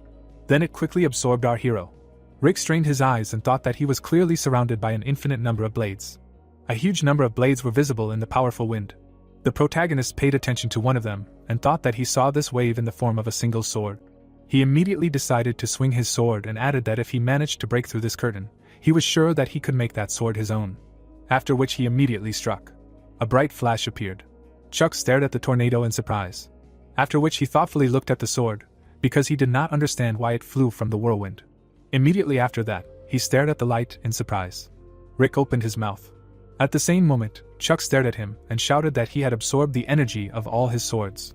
The red-haired man looked up in surprise. However, he immediately smiled and noted that he had been a frog in a vat of milk all this time. After which he spread his arms and acknowledged the victory of our hero. A huge stream of wind absorbed the enemy. Mountains appeared on the horizon. Rick stood over his defeated opponent. Chuck lowered his head and noted that only when the sword he dedicated his entire life to was broken, did he realize how proud he was. It was upsetting, but also angry. Then he closed his eyes and added that however, death is a duel, losers collapse along with their stupidity. It was an honor for him to fight an opponent like Rick. Immediately after these words, he disappeared. Curls of light rushed into the sky, and notifications reported that Rick had awakened a new power. He had absorbed the power of the ancient god of swords and was reborn as a true god of swords. Energy enveloped our hero, and the notification reported that he, as a god of swords, was elevated to the supreme deity. Henry approached our hero and said that now he really became a real monster. Rick quickly ran up to him and shouted that he had received very serious injuries, so he should try not to move unnecessarily. The blue-haired man turned to the portal and noted not to worry. He would somehow cope with this. Let him not pay attention to him and quickly move on. He would recover a little and also go after him. Rick opened his mouth and said not to overexert himself and wait for his body to fully recover. After all, he remembered the terms of the contract concluded between them. He could summon him at any time with this. A picture of how they agreed on the priest's contract immediately appeared in Henry's head. Rick clenched his fist and noted that then he would go. Then he strained his gaze and said goodbye to the blue-haired man. Huge columns supported the ceiling, and Hephaestus noted that he never expected that he himself would brazenly burst in here. How dare he even show up in this place? Rick blocked the fist and wondered what the hell was going on. Hephaestus gritted his teeth and yelled at our hero to leave Olympus immediately. Our hero opened his mouth and asked what had gotten into the god of fire. The Forge Master opened his mouth and asked how he dared to set foot on Olympus radiating that horrible energy. Then he clenched his fist tightly and added that the enormous and vile energy of a forgotten god was pouring out of him, and he still dared to evade the question, acting like a fool. Hephaestus struck the ground with a powerful blow. Rick opened his mouth and yelled that there was a reason for that. The blacksmith glared and yelled at him to shut up. He may have considered him a friend in the past, but now he was giving him a final warning. Let him leave Olympus now. Our hero clenched his teeth and shouted that he didn't have time for such a showdown. After which he quickly jumped back at his opponent, and noted that since words didn't work, he would have to break through by force. He immediately dealt a powerful blow to his comrade. Hephaestus tensed his eyebrows and shouted that he warned him because they had once been friends, which made him become like this in the first place. Rick opened his eyes and shouted back for the blacksmith to get out of the way. He had to bring Julie back to life. He didn't have the free time to waste even 1 second on fighting with someone. After which he slowly reached for his sword. Then he swung it sharply and added that if he didn't get out of his way, his sword would not spare even him. The god of fire flew back from the blow. Only the column was able to stop him. After some time, Hephaestus opened his mouth and asked if Julie was really dead. Rick took a step forward and answered that it was, so he needed to meet Hades as soon as possible. The god of fire lowered his head. He clenched his fist. Immediately kicked the ground. He also strained his gaze and noticed that it didn't matter. Those who had the power of the forgotten gods were forbidden to set foot here. He was the god of blacksmithing who created this place, and protecting his masterpiece was the meaning of his life. Hephaestus raised his palm and added that this was the fate that was given to him on the day he was christened Hephaestus. The legendary blacksmith decided to summon his masterpiece, the Pelian spear. Then he swung. Then he threw the spear at the protagonist and shouted that as long as he lived, his spirit would not be in this place. Rick clenched his teeth and shouted that words were truly useless here. Then he pulled out his sword and added that he was the one who started all this.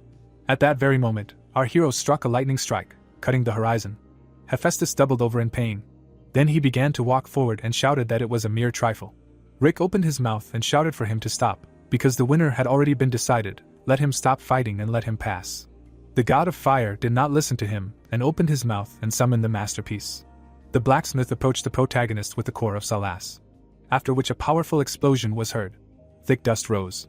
Rick held the sword over Hephaestus and heard that he had to finish him off with one blow. He was still the same soft-hearted boy. Let him finish him off quickly. Rick gritted his teeth and asked why it was necessary to go so far. The god of fire opened his eyes and noted that even having become so strong, he was still a beardless youth.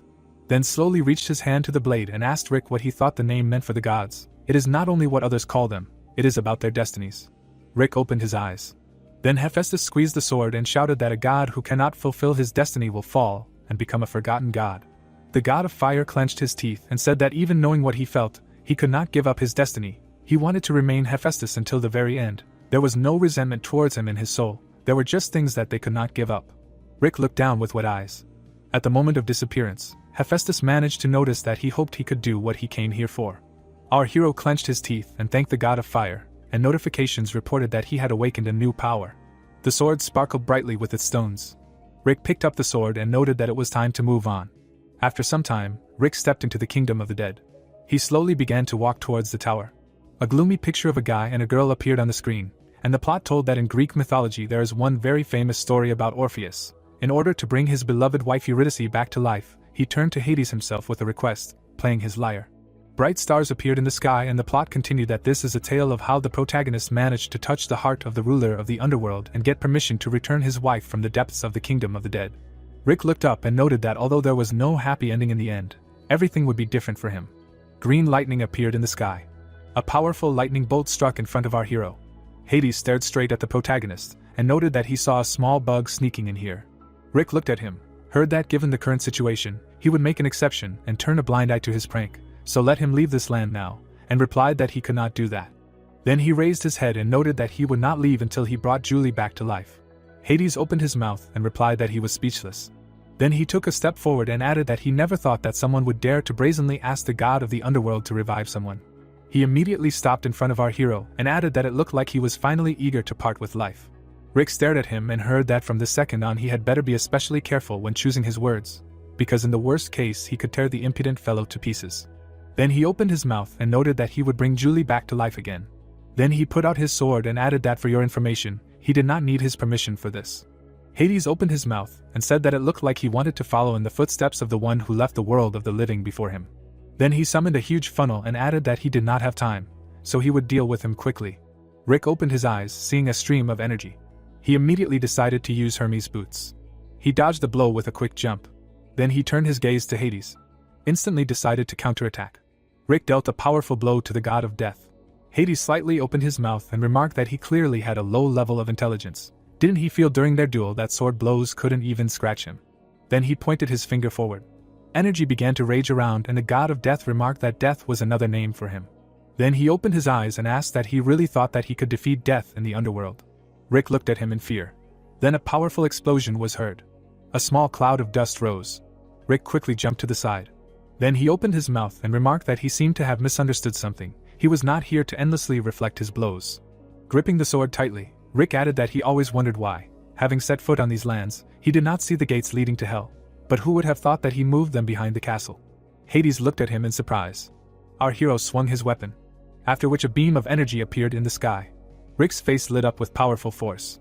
The huge sword began to fall on Hades' castle. The god of death himself turned around and shouted what unheard of atrocities he was committing, after which he immediately tried to stop the lightsaber. Energy enveloped the light. Hades opened his mouth and shouted that if the gates of the underworld were broken, the human world would become a real hell because of the dead souls. Is this really the world he wants to see? Rick stared at him and noted that it seemed like he didn't know a damn thing, so let him listen. While he was trying his best to lock Olympus, hell had already broken out down there a long time ago. Moreover, he had been living day by day for a long time, trying to survive in a world similar to hell. This is a world in which he was completely alone, having no strength, no dreams, no hope. And only thanks to meeting that person who believed and began to rely on him, he realized. Then he opened his mouth and shouted that if they were together, they could overcome even hell itself. The lightsaber began to approach the gate with renewed vigor. Hades put out his hand. Then he opened his mouth and asked our hero to stop. The sword approached the gate. Immediately there was a powerful explosion. Rick stood in the middle of nowhere. Then he opened his mouth and wondered where he was. He immediately opened his eyes when he heard that she knew he was a reckless boy who did whatever he wanted, but she never expected him to cross such a line. Julie looked at him and asked if he had come to find her. The girl turned her head and noticed that he had raised such a fuss that the entire underworld shook. Rick smiled widely and asked if she knew how much he missed her. They should go back together. Julie lowered her head and noted that it was too late. The protagonist backed away and asked again. At that moment, petals appeared. Julie closed her eyes and said that the hour had come, she had to leave. The protagonist covered himself with his hand and shouted that she intended to reincarnate again. Didn't she know that Chaos had already realized that she did this every time? If in the current situation he tried to reincarnate again, then no one knew how things could turn out. The girl grinned and answered that despite the dangers, she had to do so. Gaia opened her mouth and asked if the first child, what she wanted, really wanted an eternal process of reincarnation with the memories of past lives preserved. Then she looked at little Julie and added that maybe she would think it over again. She really understood what it meant. Eternity would be filled with loneliness and suffering that she could not even imagine. It was a chain that could not be broken. She would be a flower that would never fade, even if the fading lasted for eternity. It was truly the worst curse she could cast, but despite her words, he still wanted it. After that, Gaia shed a tear. Julie opened her mouth and replied that he wanted to help that child not go astray. In our time, the girl turned to our hero and noted that she would find him in the next life too. Rick extended his hand. Then he grabbed it. Our hero opened his mouth and screamed why she had to be the one sacrificing herself. Let her refuse this role that she did not like. Julie immediately asked him to let her go. Then she burst into tears and screamed that she had endured everything so steadfastly. If it were so easy to put an end to everything, she would have already done it. She had tried everything, but the curse could not be lifted. It was impossible. Our hero hugged her tightly and promised that he would help her. Then he pressed her to himself and added that he knew how to deal with it, so they needed to go back. Julie lowered her head and noticed that she had no more strength. Standing in the middle of the void, the girl added that she did not want to die every time and did not want to see how people around her said goodbye to life. At that moment, Samshin appeared. She immediately looked at our heroes and noted that this was a hilarious sight. The heroes jumped away from each other and heard that it seemed that she had destroyed such a wonderful atmosphere with her appearance. Samshin smiled and asked why they were so embarrassed. After all, we are talking about a natural manifestation of feelings. Then she opened her eyes and added she had just heard something very important, which meant she had decided to give up reincarnation. Samshin looked at the heroes carefully and asked that she knew that reincarnation did not turn back time. Then she imagined the cosmos and said that if she were to give an example, it was the same as closing the book she had been working on and starting to write a new one. It was about the cycle of life and death. Reincarnation was a strong current that helped create their world. It was something that could not flow against the current, that should not flow against the current. And it was precisely because Gaia knew about this that she had chosen this method, and her words about giving up reincarnation. The old woman put her hand out and added that it was equivalent to giving up being reborn again.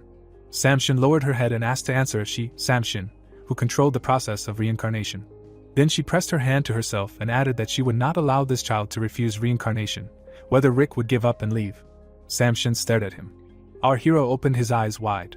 Then he summoned the sword and noted that he had made a decision.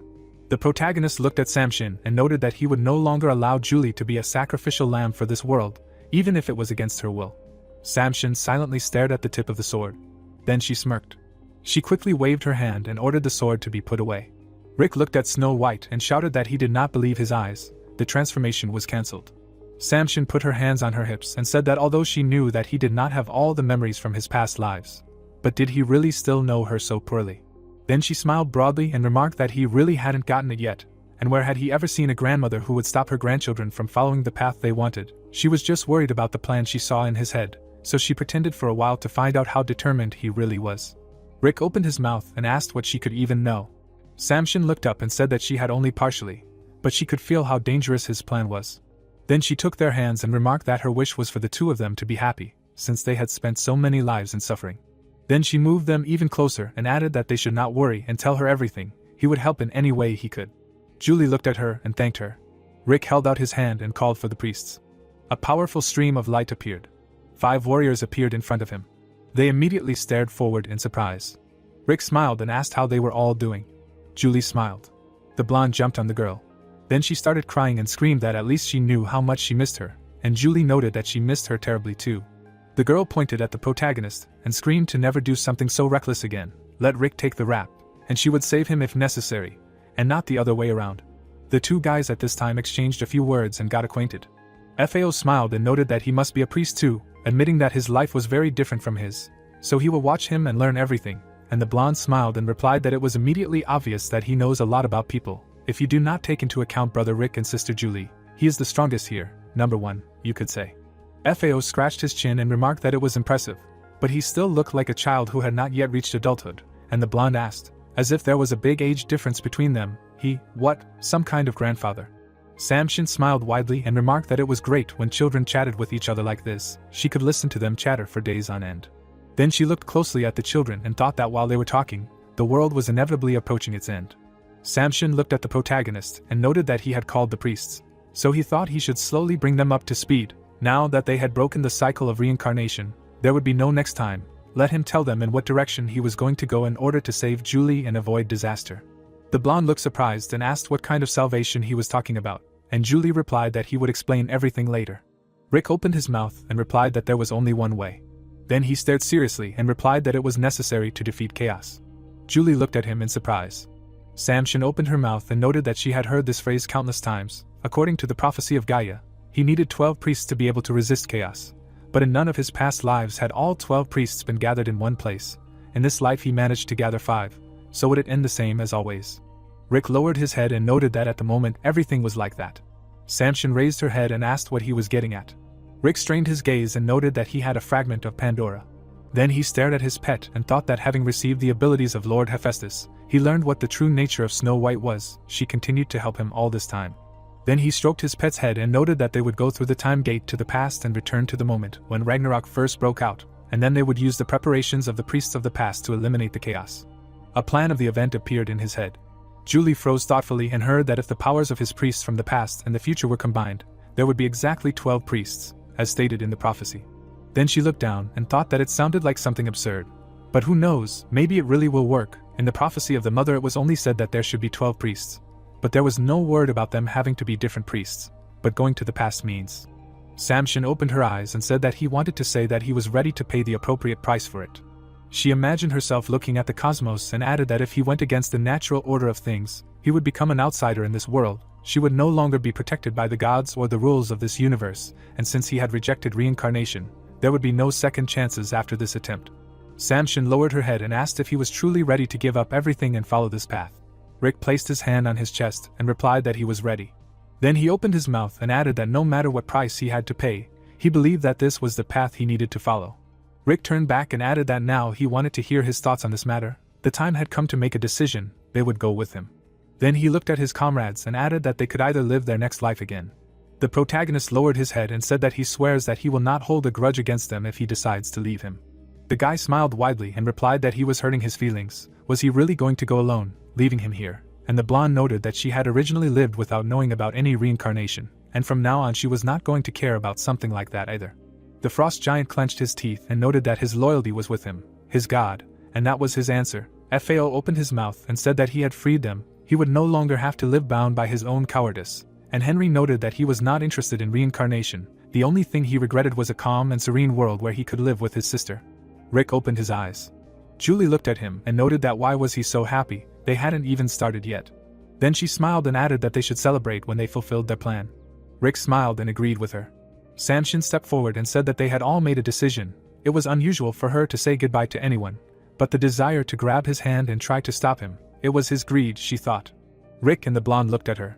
After which everyone stared at her and heard that, however, since she was a grandmother who loved her grandchildren, and who was also the goddess of reincarnation, he blessed the path they had decided to take, even if this was their last meeting.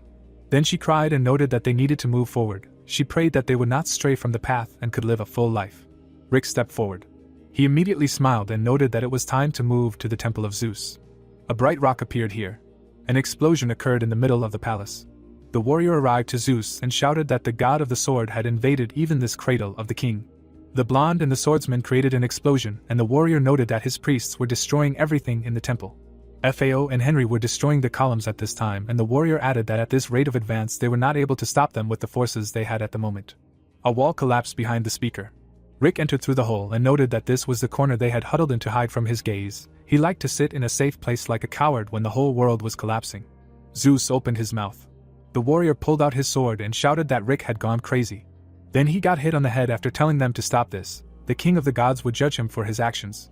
The frost giant opened his mouth and shouted that he should be the one to bow his head here.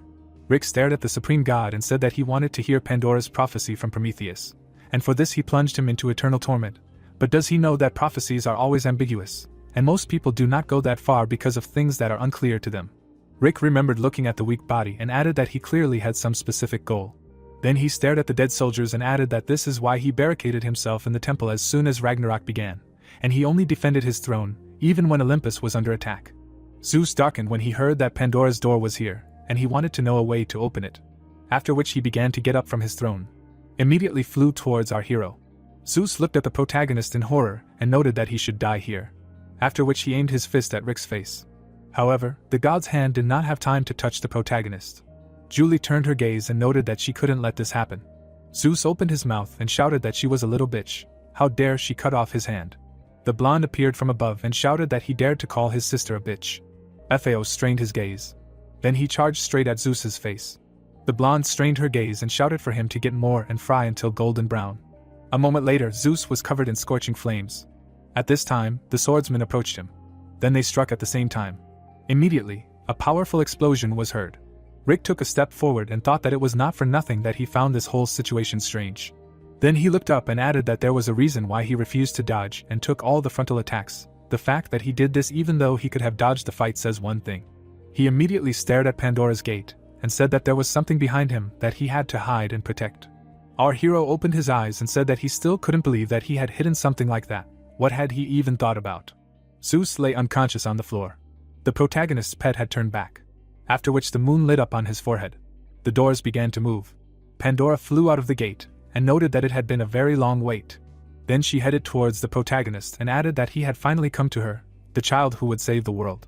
Pandora lowered her head and noted that he had seen her in his spiritual world, but in reality her appearance was not much different from what he had seen then. To be honest, it was quite difficult to maintain your original form over many eras.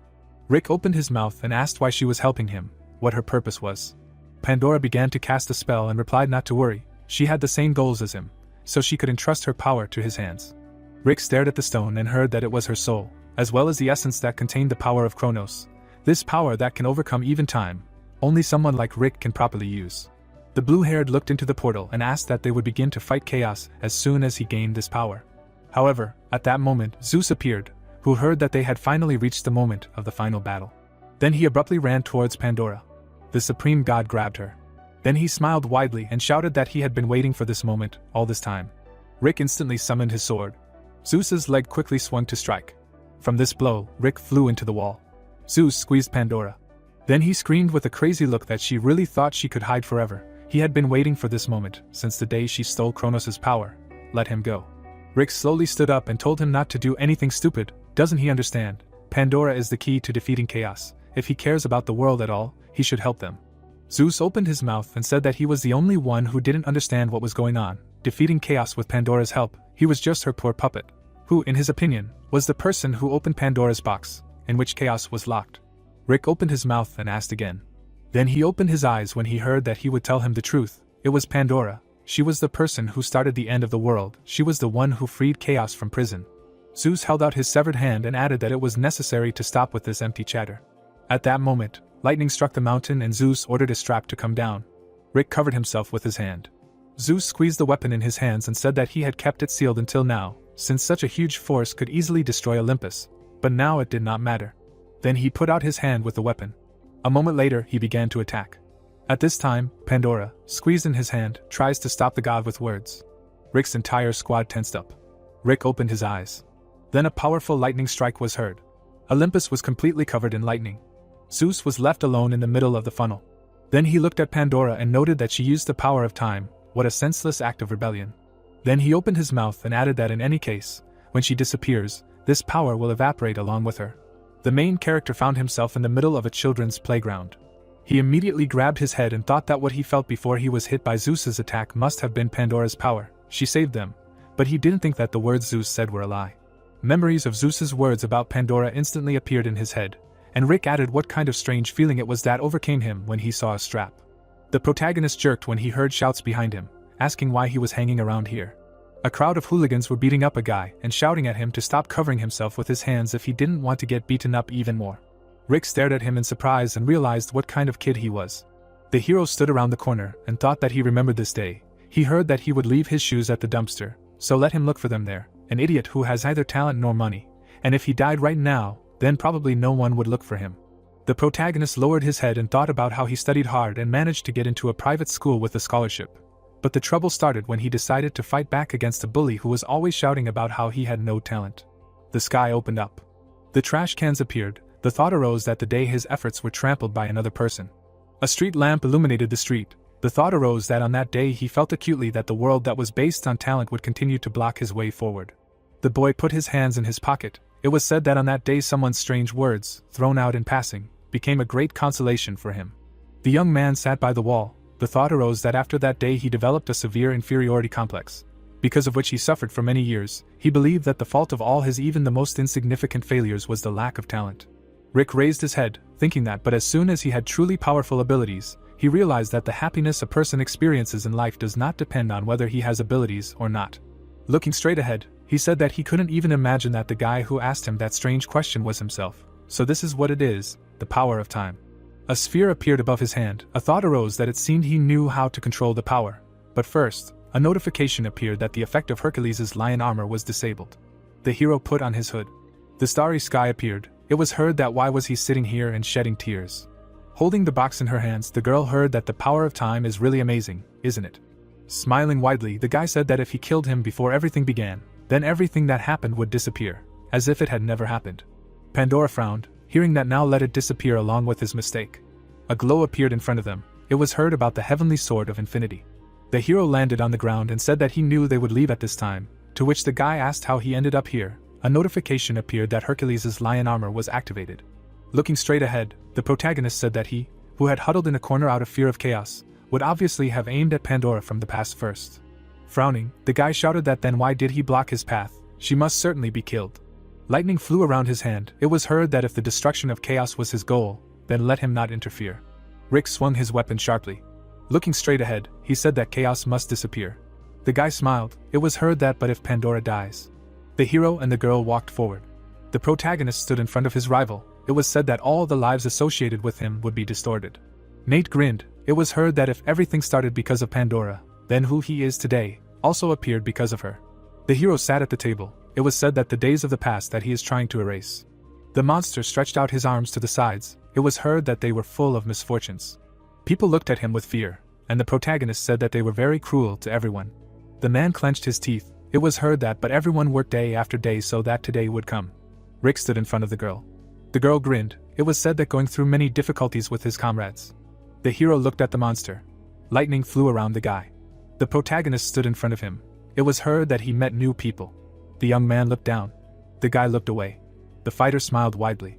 The man was crying. It was heard that he was rescuing people from trouble. The people smiled, and the hero said that he was saving the world in which people live. Julie turned around, and the protagonist added that therefore everything that is dear to his heart. Rushing forward, Rick shouted that he will not allow it to be wiped off the face of the earth. Frowning, the guy shouted that he was a fool. He really thought that his stupid experience was worth sacrificing the world. He struck with his fist and added that he was ready to destroy even the world of the gods in order to achieve his goal. A bright glow appeared around his hand. Flames rose above him. It was heard that he would bury him next to Pandora and Olympus. A powerful flame burst out in front of the hero. Holding the weapon in his hands, the protagonist shouted that he was just trying to protect himself. He opened his eyes wide and thought that this strange feeling again, similar to déjà vu. What the hell does this mean? Holding the box in her hands, Pandora exclaimed.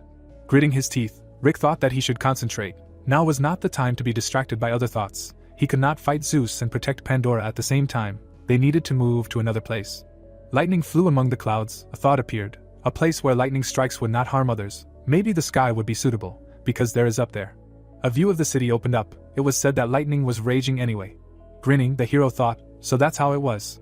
Taking a step forward, he added that all of this was predetermined in advance. Stretching his hand forward, the protagonist thought about the past, the present, and even the decision he was making now. With wide eyes, he shouted that he should come with him. Zeus frowned, hearing that in the past, where they should be now. A bright glow appeared. A notification appeared that time travel had begun. Rain poured from the sky. Looking straight ahead, Zeus said that he did not understand him. He pierced the hero and asked him why he chose this place as his grave. The protagonist's mouth fell open as he heard that he didn't know what he was planning there. But he had made one serious mistake. Even he tried to avoid touching his spear directly. He raised his hand as he heard that since his vital organs were affected, he would die. Zeus' eyes widened. Looking at him, Rick said that he was curious about how strong the lightning had to be to hit him for him to be able to see his status window. Smiling, he added that it was obvious now that the lightning had to be exactly like that, right? The god looked at him in amazement, and shouted that it was impossible. What kind of trick did he use? How could he remain unharmed after being struck by lightning like that? Holding the weapon in his hands, the hero said that he saw that this was his second time. A notification appeared that Charlie was copying the astral. The protagonist swung his weapon. As he struck, he shouted that he meant that he had taken his lightning strike twice. Lightning flew around them, and a scream was heard. Lightning struck from the sky. Frowning, the hero shouted that he should receive a response. A blow flew across the ground. A view of the blue sky opened up. A forest appeared. The hero descended to the ground. He looked to the side. Looking at the girl, the protagonist said that if she was the one who planned all this, then he wanted to ask her his questions. Is it true that she broke the seal of chaos? Pandora froze, hearing that what her true goal was. Holding the box in her hands, she answered that it was true. It was she who broke the seal that bound chaos, but she simply had no other choice. Looking straight ahead, the girl said that it was done so that they could finally free themselves from the power of the gods. Closing her eyes, she said that she was Pandora. She was the firstborn human and the child of the beginning. Pandora looked down and said that on the day she was born, it rained flower petals from the sky. All the gods of the world blessed and loved her birth. The girl was sitting on the ground. She was smiling. It was heard that she was crying and laughing next to them. She believed that this was true love, but soon she came to a realization. Pandora opened her eyes wide. It was said that how stupid she was. What the gods gave her from birth, what she called love, was not the affection of a parent, the friendship of a close friend, or the tender feelings of a lover. She looked straight. The girl was bound with chains. It was heard that they simply treasured the cattle that they themselves fattened. It did not matter to them who exactly it was. The main thing was that they remained obedient to the will of the gods. because their true goal was to gain divine power through her.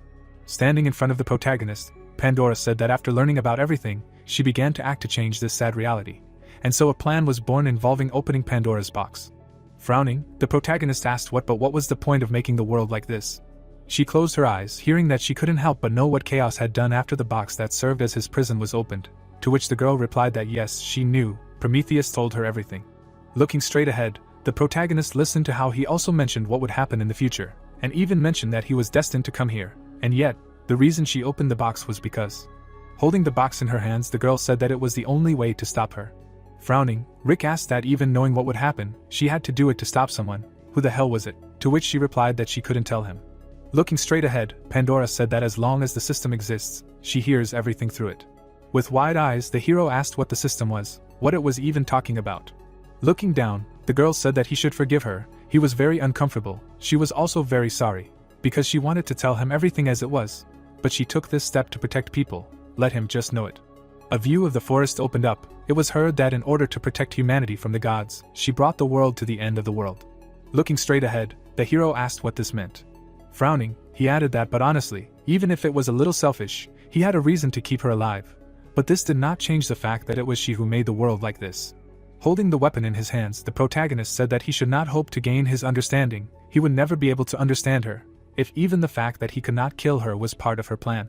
The girl closed her eyes, hearing that perhaps Zeus was right.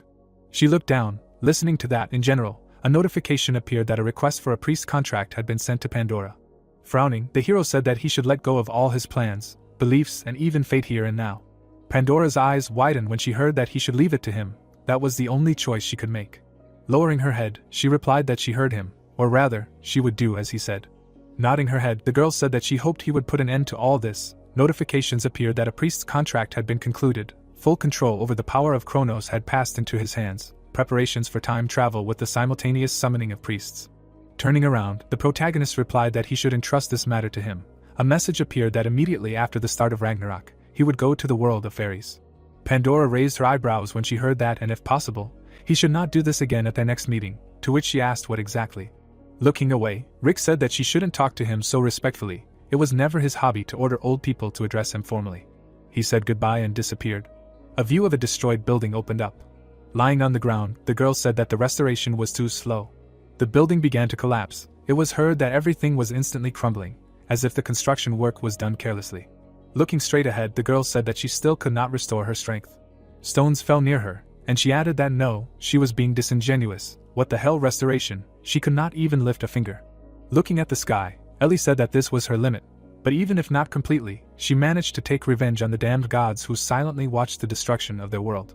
Debris fell down. It was heard that it was so. Lying on the ground, the girl thought that this was enough, yes. Looking straight ahead, she added that but why did she feel so pathetic? Suddenly, a man appeared in front of her. With wide eyes, the guy asked that she was safe. Ellie looked at him in amazement and asked how he got here. Standing still, the man asked again what a stupid question. Walking forward, the hero said that he was his priest, so something like this was easy for him. Looking to the side, the girl turned. She snapped her finger and asked how he got here. A notification appeared that self-healing was activated. The effect is halved when used on others. Lying on the ground, Ellie heard that this was Pandora's door, with the help of which they came from the future to find her, to which she replied that he was really talking about the power of Mr. Kronos. With wide eyes, she added that this could not be. This was unacceptable. Raising her head, the girl asked why he was still alive and well. Was all the effort she had put in until now in vain? The guy touched her shoulder and spoke to her. Looking down, he said that she had to go through a lot alone. Taking his hand away, Leo said that he should forgive her. But now he was next to her. Gritting her teeth, Ellie replied that he should shut his mouth and stop pretending to care about her. She did not consider someone like him her family. The guy lowered his head, listening to the fact that he could not even imagine how miserable her life was after that day when they were the only ones who escaped and survived the destruction of their hometown. Everyone they knew died, both friends and grandparents, and mom and dad. Tears appeared in the girl's eyes and she said that but how could she start living in a new world after all this? As if nothing had happened, she wanted to die. How much she regretted that she could not part with life with everyone then. Ellie stood on the edge of the roof. It was heard that but knows, what is even more disgusting, the one who gave her a new meaning for life was not him, but Chaos, who destroyed her hometown. The girl stood in front of the eye. It was said that he told her about the gods who used their world as a shield, and also promised to bring their native land back to life if she helped him achieve his goal. Until now she lived following his will. to keep at least a grain of hope in her heart. Tears flowed from her eyes. It was heard that in order to take revenge, to return to her original world, she united with the enemy. Leo lowered his head, hearing that, to which he replied that when he first came to this unfamiliar world. Sitting behind the girl, he added that he only thought about how to protect her. He considered it his main responsibility, so he was like a man possessed, trying his best to do it. Looking down, the young man said that he would live as if nothing had happened, but it was not so at all. He was also sad. He was suffering, torn apart by pain and fear. Ellie looked at him in surprise, hearing that he was looking for a safe place, laying the foundation for a new world, trying to protect her, but in fact he was acting indifferently towards her. The girl walked towards the exit. It was heard that on the day she left, a wave of unbearable sadness swept over him due to the loss of the only remaining member of his family. At that time he did not yet know that this was the same sadness that she had been experiencing for a long time.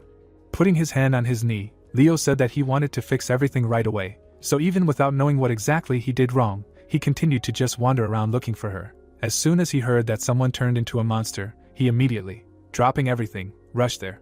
People walked forward. He heard that, and soon he saw that even those with whom he was not related by blood could become close people to him, like family. Looking at him, Ellie listened to him say that now he knows what his fault is. Family is not only responsibility and obligations, but also the opportunity to truly rely on each other, although he says this very late, but let him forgive him. The girl began to cry, and then answered that why did he come only now? It is too late. Her hands are completely smeared with blood, so there is no way back for her. Taking a step forward, the hero said that if he wants to fix everything, then there is one last chance. The view of the city opened up. It was heard that there was someone who knew where chaos was, and someone who had the ability to open gates at his own discretion that allowed him to cross dimensions. Stretching his hand forward, the protagonist said that they were going to catch chaos, and in this matter he desperately needed her help. The girl looked at him in surprise, hearing that together they would defeat chaos and restore order. Looking down, Ellie replied that she could not be forgiven for what she had done, but, sitting on the ground, she added that if she could do something, even if her hands were covered in blood up to her elbows. Taking the hero's hand, the girl said that she was ready. They would go and catch chaos. The view of the red sky opened up. Looking at the rift, the hero said that so this is where chaos is. Standing next to him, Julie said that she felt where they were, although in her memories this place looked different, but in front of them the earth began. They were born here. Frowning, the protagonist said that then they should be somewhere over there. Eyes appeared in the sky. It was heard that Chaos and Gaia. Looking at the goddess, Chaos asked what she thought, that everything would end if he was sealed. Raising her hand, Gaia replied that she should disappear. She could not allow everything to end like this. Dark particles flew around her hands. It was heard that she knew better than anyone that everything has its time. She frowned, hearing that she should give up and go with him. The blade flew to the side. Particles flew above the goddess. Her hair fluttered in the wind. Holding her in her arms, Julie turned. Looking straight ahead, Chaos said that the child began. Black rays rushed towards the girl. It was heard that she should not dare to interfere with him. Red particles appeared, and someone said that it was enough. Suddenly, the hero waved his weapon. The protagonist frowned when he heard what it meant. Looking at him, Chaos said that he had resorted to a trick involving the power of time. The girl looked away when she heard the sound. Looking at the goddess, Julie asked if she was okay. Gaia looked down and said that she had stood up to Chaos for her sake, and that he should leave quickly, otherwise he would swallow everyone up without leaving a trace. Rick's eyes widened and he shouted that he should take the goddess and leave the battlefield. Suddenly he jumped up. The hero abruptly used the heavenly sword of infinity. Chaos looked at him and said, "How stupid!" The protagonist gritted his teeth as he heard that they should know that even the paltry forces they were using. Monsters appeared in the air, and it was heard that they originally belonged to him. Looking down, the monster said that he should surrender. Lowering his head, the creature said that he should lay down his arms. Frowning, the monster said that he should accept defeat. Looking straight ahead, the demon said that he should become one of them. Suddenly they rushed towards the hero. Gritting his teeth, the protagonist shouted that even alone they were quite a grueling opponent. Holding the weapon in his hands, he added that the unity of the sword and the body. People began to fight the monsters. Turning around, Nate shouted that he should leave these bastards to them. They would buy time. Rick frowned and replied that no, it was too much for them, so they would join forces. A stone emerged from the ground, and a voice said, "Let him come quickly." Standing next to the hero, Ellie asked that priests were needed to be used in such situations. Smirking, she added that they were improved versions of the originals, so they had enough power to buy time. And what was he even worried about when Chaos's former henchman was here? Let him come quickly. He had to catch Chaos so they could live. The hero looked at her in surprise. He tightly clutched the weapon in his hands. Taking a step forward, the protagonist said, "Okay, he's counting on them." Sitting on a column, Rick heard, "Let him come and give him a good beating." He clenched his teeth tightly. The hero held the weapon in his hands. A notification appeared that all the attributes he had acquired were being combined. The protagonist flew towards chaos. The beams rushed towards the monster. He opened his eyes wide. A glow flashed in the sky. Putting his hand to his face, the guy asked what was going on. When did Brother Rick manage to learn such an art? To which the girl replied that what a huge force, he caused him damage. Opening her eyes wide, Julie said no. Chaos opened his eyes wide. It was heard what was there. Looking straight ahead, the monster said that all this was useless. It was time for them to realize that any method of fighting him was useless. The hero suddenly looked surprised. Looking to the side, he shouted that it was dangerous here. Let everyone dodge. His gaze froze in place. A blow flew across the ground. A red beam rushed to the sky. People exclaimed in fear. The girls fell to the ground. Lying on the ground, the man screamed that it was a curse. Julie was hugging her mother. She clenched her teeth tightly. The girl was sitting on the ground. Gaia's eyes widened, and it was heard that finally. Looking straight ahead, the monster said that so, let her come with him. The goddess was swallowed by the darkness, and she screamed that he should stop. With her eyes widened, she screamed. Raising her head up, the girl said that this could not be. Leaning on the ground with her hands, she added that it meant that if the 12 priests did not gather together, it was impossible to fight chaos. As expected, hoping for a lucky break was stupid. Lowering her head, Julie said that now everything was over. The hero was sitting on a column. Smiling, he said that he thanked her for working so hard all this time. Charlie looked surprised, hearing that thanks to him, he was able to go so far. Standing up, the protagonist said that from now on, he should leave everything else to him. The man bounced off the debris. Julie turned around as he landed on the ground. She asked him what he was planning, his eyes wide. Rick frowned and said he was going to where chaos was. Looking at the creature, he added that he would absorb chaos with his talent. That was the only way left now. Julie looked at him and asked him what he was talking about. The hero smirked and said that he should take care of the boys. The protagonist jumped up, hearing that he shouldn't do that. She jumped up after him. Rick was flying up. He held his hand out. A notification appeared that his talentlessness had been activated. He was absorbing chaos. A glow appeared in front of his hand, and he heard that it was so funny, he couldn't handle it with his puny strength. The protagonist looked in surprise, hearing that he should stop struggling and become one with him. He grinned and replied that he would never know unless he tried. Rick held his hand out and said that he had found something that intrigued him greatly. Looking at the glow, he shouted that the reason he was born without talent was because of this moment. Everything was heading towards him. A bright light began to engulf him. The fragments of the earth shook. The hero suddenly woke up. Raising himself, he asked where he was. Standing in front of him, the creature said that it was looking. He came to his senses. Turning around, he added that he had been waiting for him to wake up. The protagonist opened his eyes wide and asked if he was chaos. The monster closed his eyes and replied that he should let it cool down, that it had no intention of killing him, or rather, that it could not kill him. Looking straight ahead, it added that their powers would now feed each other, meaning that their souls were now connected, as if they were one body. The protagonist opened his eyes in surprise. Frowning, he asked what he was talking about. Looking at him, Gaia shouted that now was his chance. If he sacrificed himself, the world would return to its original course. Wide-eyed, she added that rather, for the sake of protecting the world, let him defeat chaos. Looking away, Rick asked again. Raising his hand, Chaos said that the woman was crazy. The hero turned around in surprise, hearing the scream. Rushing forward, he shouted that he should stop. Raising his hand up, Chaos said that if he wanted to lay hands on himself, he would not stop him from killing him. The protagonist widened his eyes, hearing that, but first he would tell him why Pandora called him to this world. He froze in fear, hearing that it was all the truth. Looking straight ahead, Chaos asked what she was doing in this place. Did she at least know what she got herself into? Gaia held out her hand and said that she knew. She was just trying to understand how the world worked, so that she could create a world that suited them. She had created a system. She smirked and added that in the future she planned to make it so that all the gods could gain the powers she had created with this system. The children who had tasted power would become intoxicated with it, and would want to exalt their name to gain more power, and eventually they would be unable to live without it. Chaos looked at her in amazement, and said that it was no different from watching the goddess. He added that cattle ranching, let him stop that now. Life was unpredictable. She herself knew that life did not flow according to their will. Raising her hand, the goddess said that then maybe she should make them believe that it was their own will.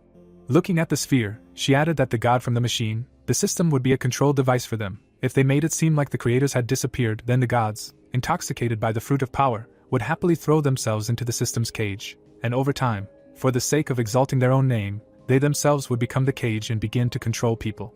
The man held the sphere in his hands. It was heard that this way they would be able to prevent possible disorder in advance.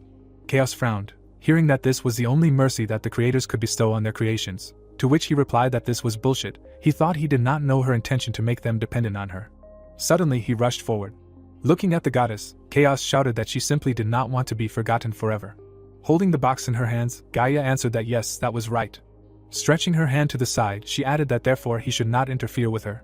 With his eyes wide open, the monster shouted about the sealing box. A glow appeared in front of Chaos. He frowned and shouted at her to stop. Gaia smirked when she heard that her methods were wrong, that way she would not be able to achieve what she wanted, to which she replied that no, she would be remembered forever, she would definitely achieve it. The hero's gaze froze in place. Standing in front of Chaos, he asked what it was. Looking straight ahead, the monster said that it was the truth that Gaia was hiding. Standing behind him, the protagonist heard that after that he himself knew perfectly well what had happened, in the end they had failed. Frowning, the monster said that Gaia had divided the originally single world into countless dimensions so that if he were freed, he would not be able to fix what she had done. A glow appeared above his hand and he added that in order to regain control over the countless dimensions divided in this way, he created the Gates of Chaos. Rick froze in surprise. Clenching his fist, he wondered if this was what Pandora's words meant that day. Because of this petty quarrel, so many people were sacrificed. Looking at the hero, Gaia shouted that why was he hesitating. The protagonist lowered his head, hearing that no matter the reason, Chaos had ultimately taken many lives. With wide eyes, the goddess shouted that he should trust her. She was different from him, she did not control them, but protected them. Rick closed his eyes, hearing that they could continue to trust her with this matter. Thanks to his noble sacrifice, everything would fall into place, such was his destiny. Looking at his hand, the hero said that if he had merged with it now, then all these feelings, as if various dimensions were penetrating him, were real. Looking at him, Chaos replied that after absorbing all the dimensions, the world would be based on him with him. The protagonist extended his hand and said, "That's how it is." Black beams appeared around the hero. Chaos asked him what he was doing, his eyes wide open. Rick looked down and said that he would fix this world so that the authors who called themselves gods could no longer interfere with human affairs. Gaia looked at him in fear and shouted that he should stop and not do that. Her gaze froze in place and she added that human life was transmitted under careful control. He knew nothing, civilization and development. All this became possible because people were under the fence of a god. The hero grinned and said that they no longer needed a fence. He closed his eyes and said that he thought they were now quite capable of handling everything without it. He believed in human capabilities. Interference appeared around them. The protagonist was completely engulfed in a glow. The protagonist opened his eyes wide. He looked down. Rick closed his eyes. The hero was surrounded by flying debris. Julie was standing behind the hero. The hero grinned and said something. Looking at the girl, he said to kill her. Tears appeared in Julie's eyes. She was sitting on a bench.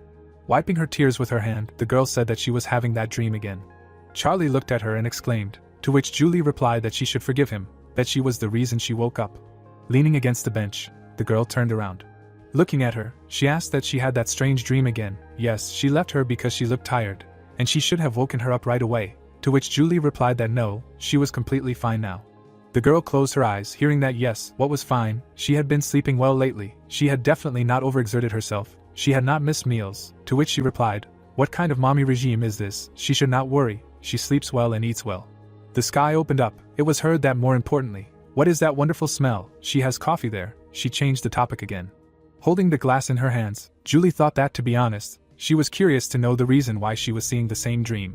Looking straight ahead, she added that why she felt like she missed the boy from her dreams, even though she didn't know who he was. From the loudspeaker, they were reporting that the gate near Yodo Park was currently confirmed. The girl turned around, hearing that the civilians in the area needed to evacuate immediately. All hunters in the area needed to go to the scene immediately. Frowning, she turned to Julie, to which she replied that they were coming. Putting his hands in his pockets, the boy said that they came quickly. Julie smirked and asked what about the others, to which Leo replied that there were 2 more on the way. If you don't count them, that's it. Nate, holding the gun in his hands, yelled at her for looking at him. She said that she would study hard and really keep her word, to which the girl replied that he should shut his mouth. The guy smiled and said that he should look at her. She was so funny, to which the girl asked why he was teasing a kid who worked hard. She looked really cute, and Ellie said that he was really dead now. She kicked the guy, hearing that what would she do to him? If he had talent, then he should continue living like before, to which she yelled that that was enough already. And the girl said that she knew that this was how it would end. It was said that, oddly enough, they had found common ground from their very first meeting. The creature took a step forward, hearing that this was already school violence. He also found school violence for her. Let her try going to school every day, to which he replied that they should stop. The thought arose that they naturally became colleagues and began to spend time together. Looking down, he asked if they were too relaxed right before the portal. When would they become at least a little more organized? The thought arose that even when this was the most ordinary scene of interaction between them, he experienced a strong sense of déjà vu. The guy smiled, hearing that he should let go. He needed to be beaten well so that they could stand in their place. What a crazy woman. The teachers should also see her true face. To which he said that as soon as they met each other, they immediately began to fight, and the girl asked that he was already here. It was said that she was waiting for the appearance of someone who was not there. Julie closed her eyes and said that today her head was too full of unnecessary thoughts. Standing in front of the portal, she thought that now they should focus on the gate first, and then said that they would go inside. A view of the purple sky opened up. Gray smoke flew in the air. The monster's eyes lit up and he said to kill. His eyes widened. Walking forward, Julie said that they were acting according to the plan. A blow flew at the monster. Stretching her hands forward, the girl shouted to let him get it. The creature screamed in pain. Julie ran quickly along it. Looking to the side, she said that she found it. Suddenly, the girl jumped up. Swinging her weapon, she said about the core of the gate. Opening his eyes wide, the monster said to kill him. Julie's gaze froze in place. She cut the core. The monster was cut in half. Smiling, Nate said that no matter how much he looked, these are perfect skills. Raising his head up, the giant said, "Come on, the gates will soon be sealed. Hold on tight. Getting out of here is also part of the plan." He picked up the people in his arms. Adele's eyes widened in amazement. Looking at Julie, she asked what she was doing there. Stretching her hand forward, the girl replied that she needed to check something. Suddenly, she jumped up. Rushing forward, Julie said that she ordered, as the squad leader, to leave first with the guys. She would also soon follow them, to which the giant replied that it would be done.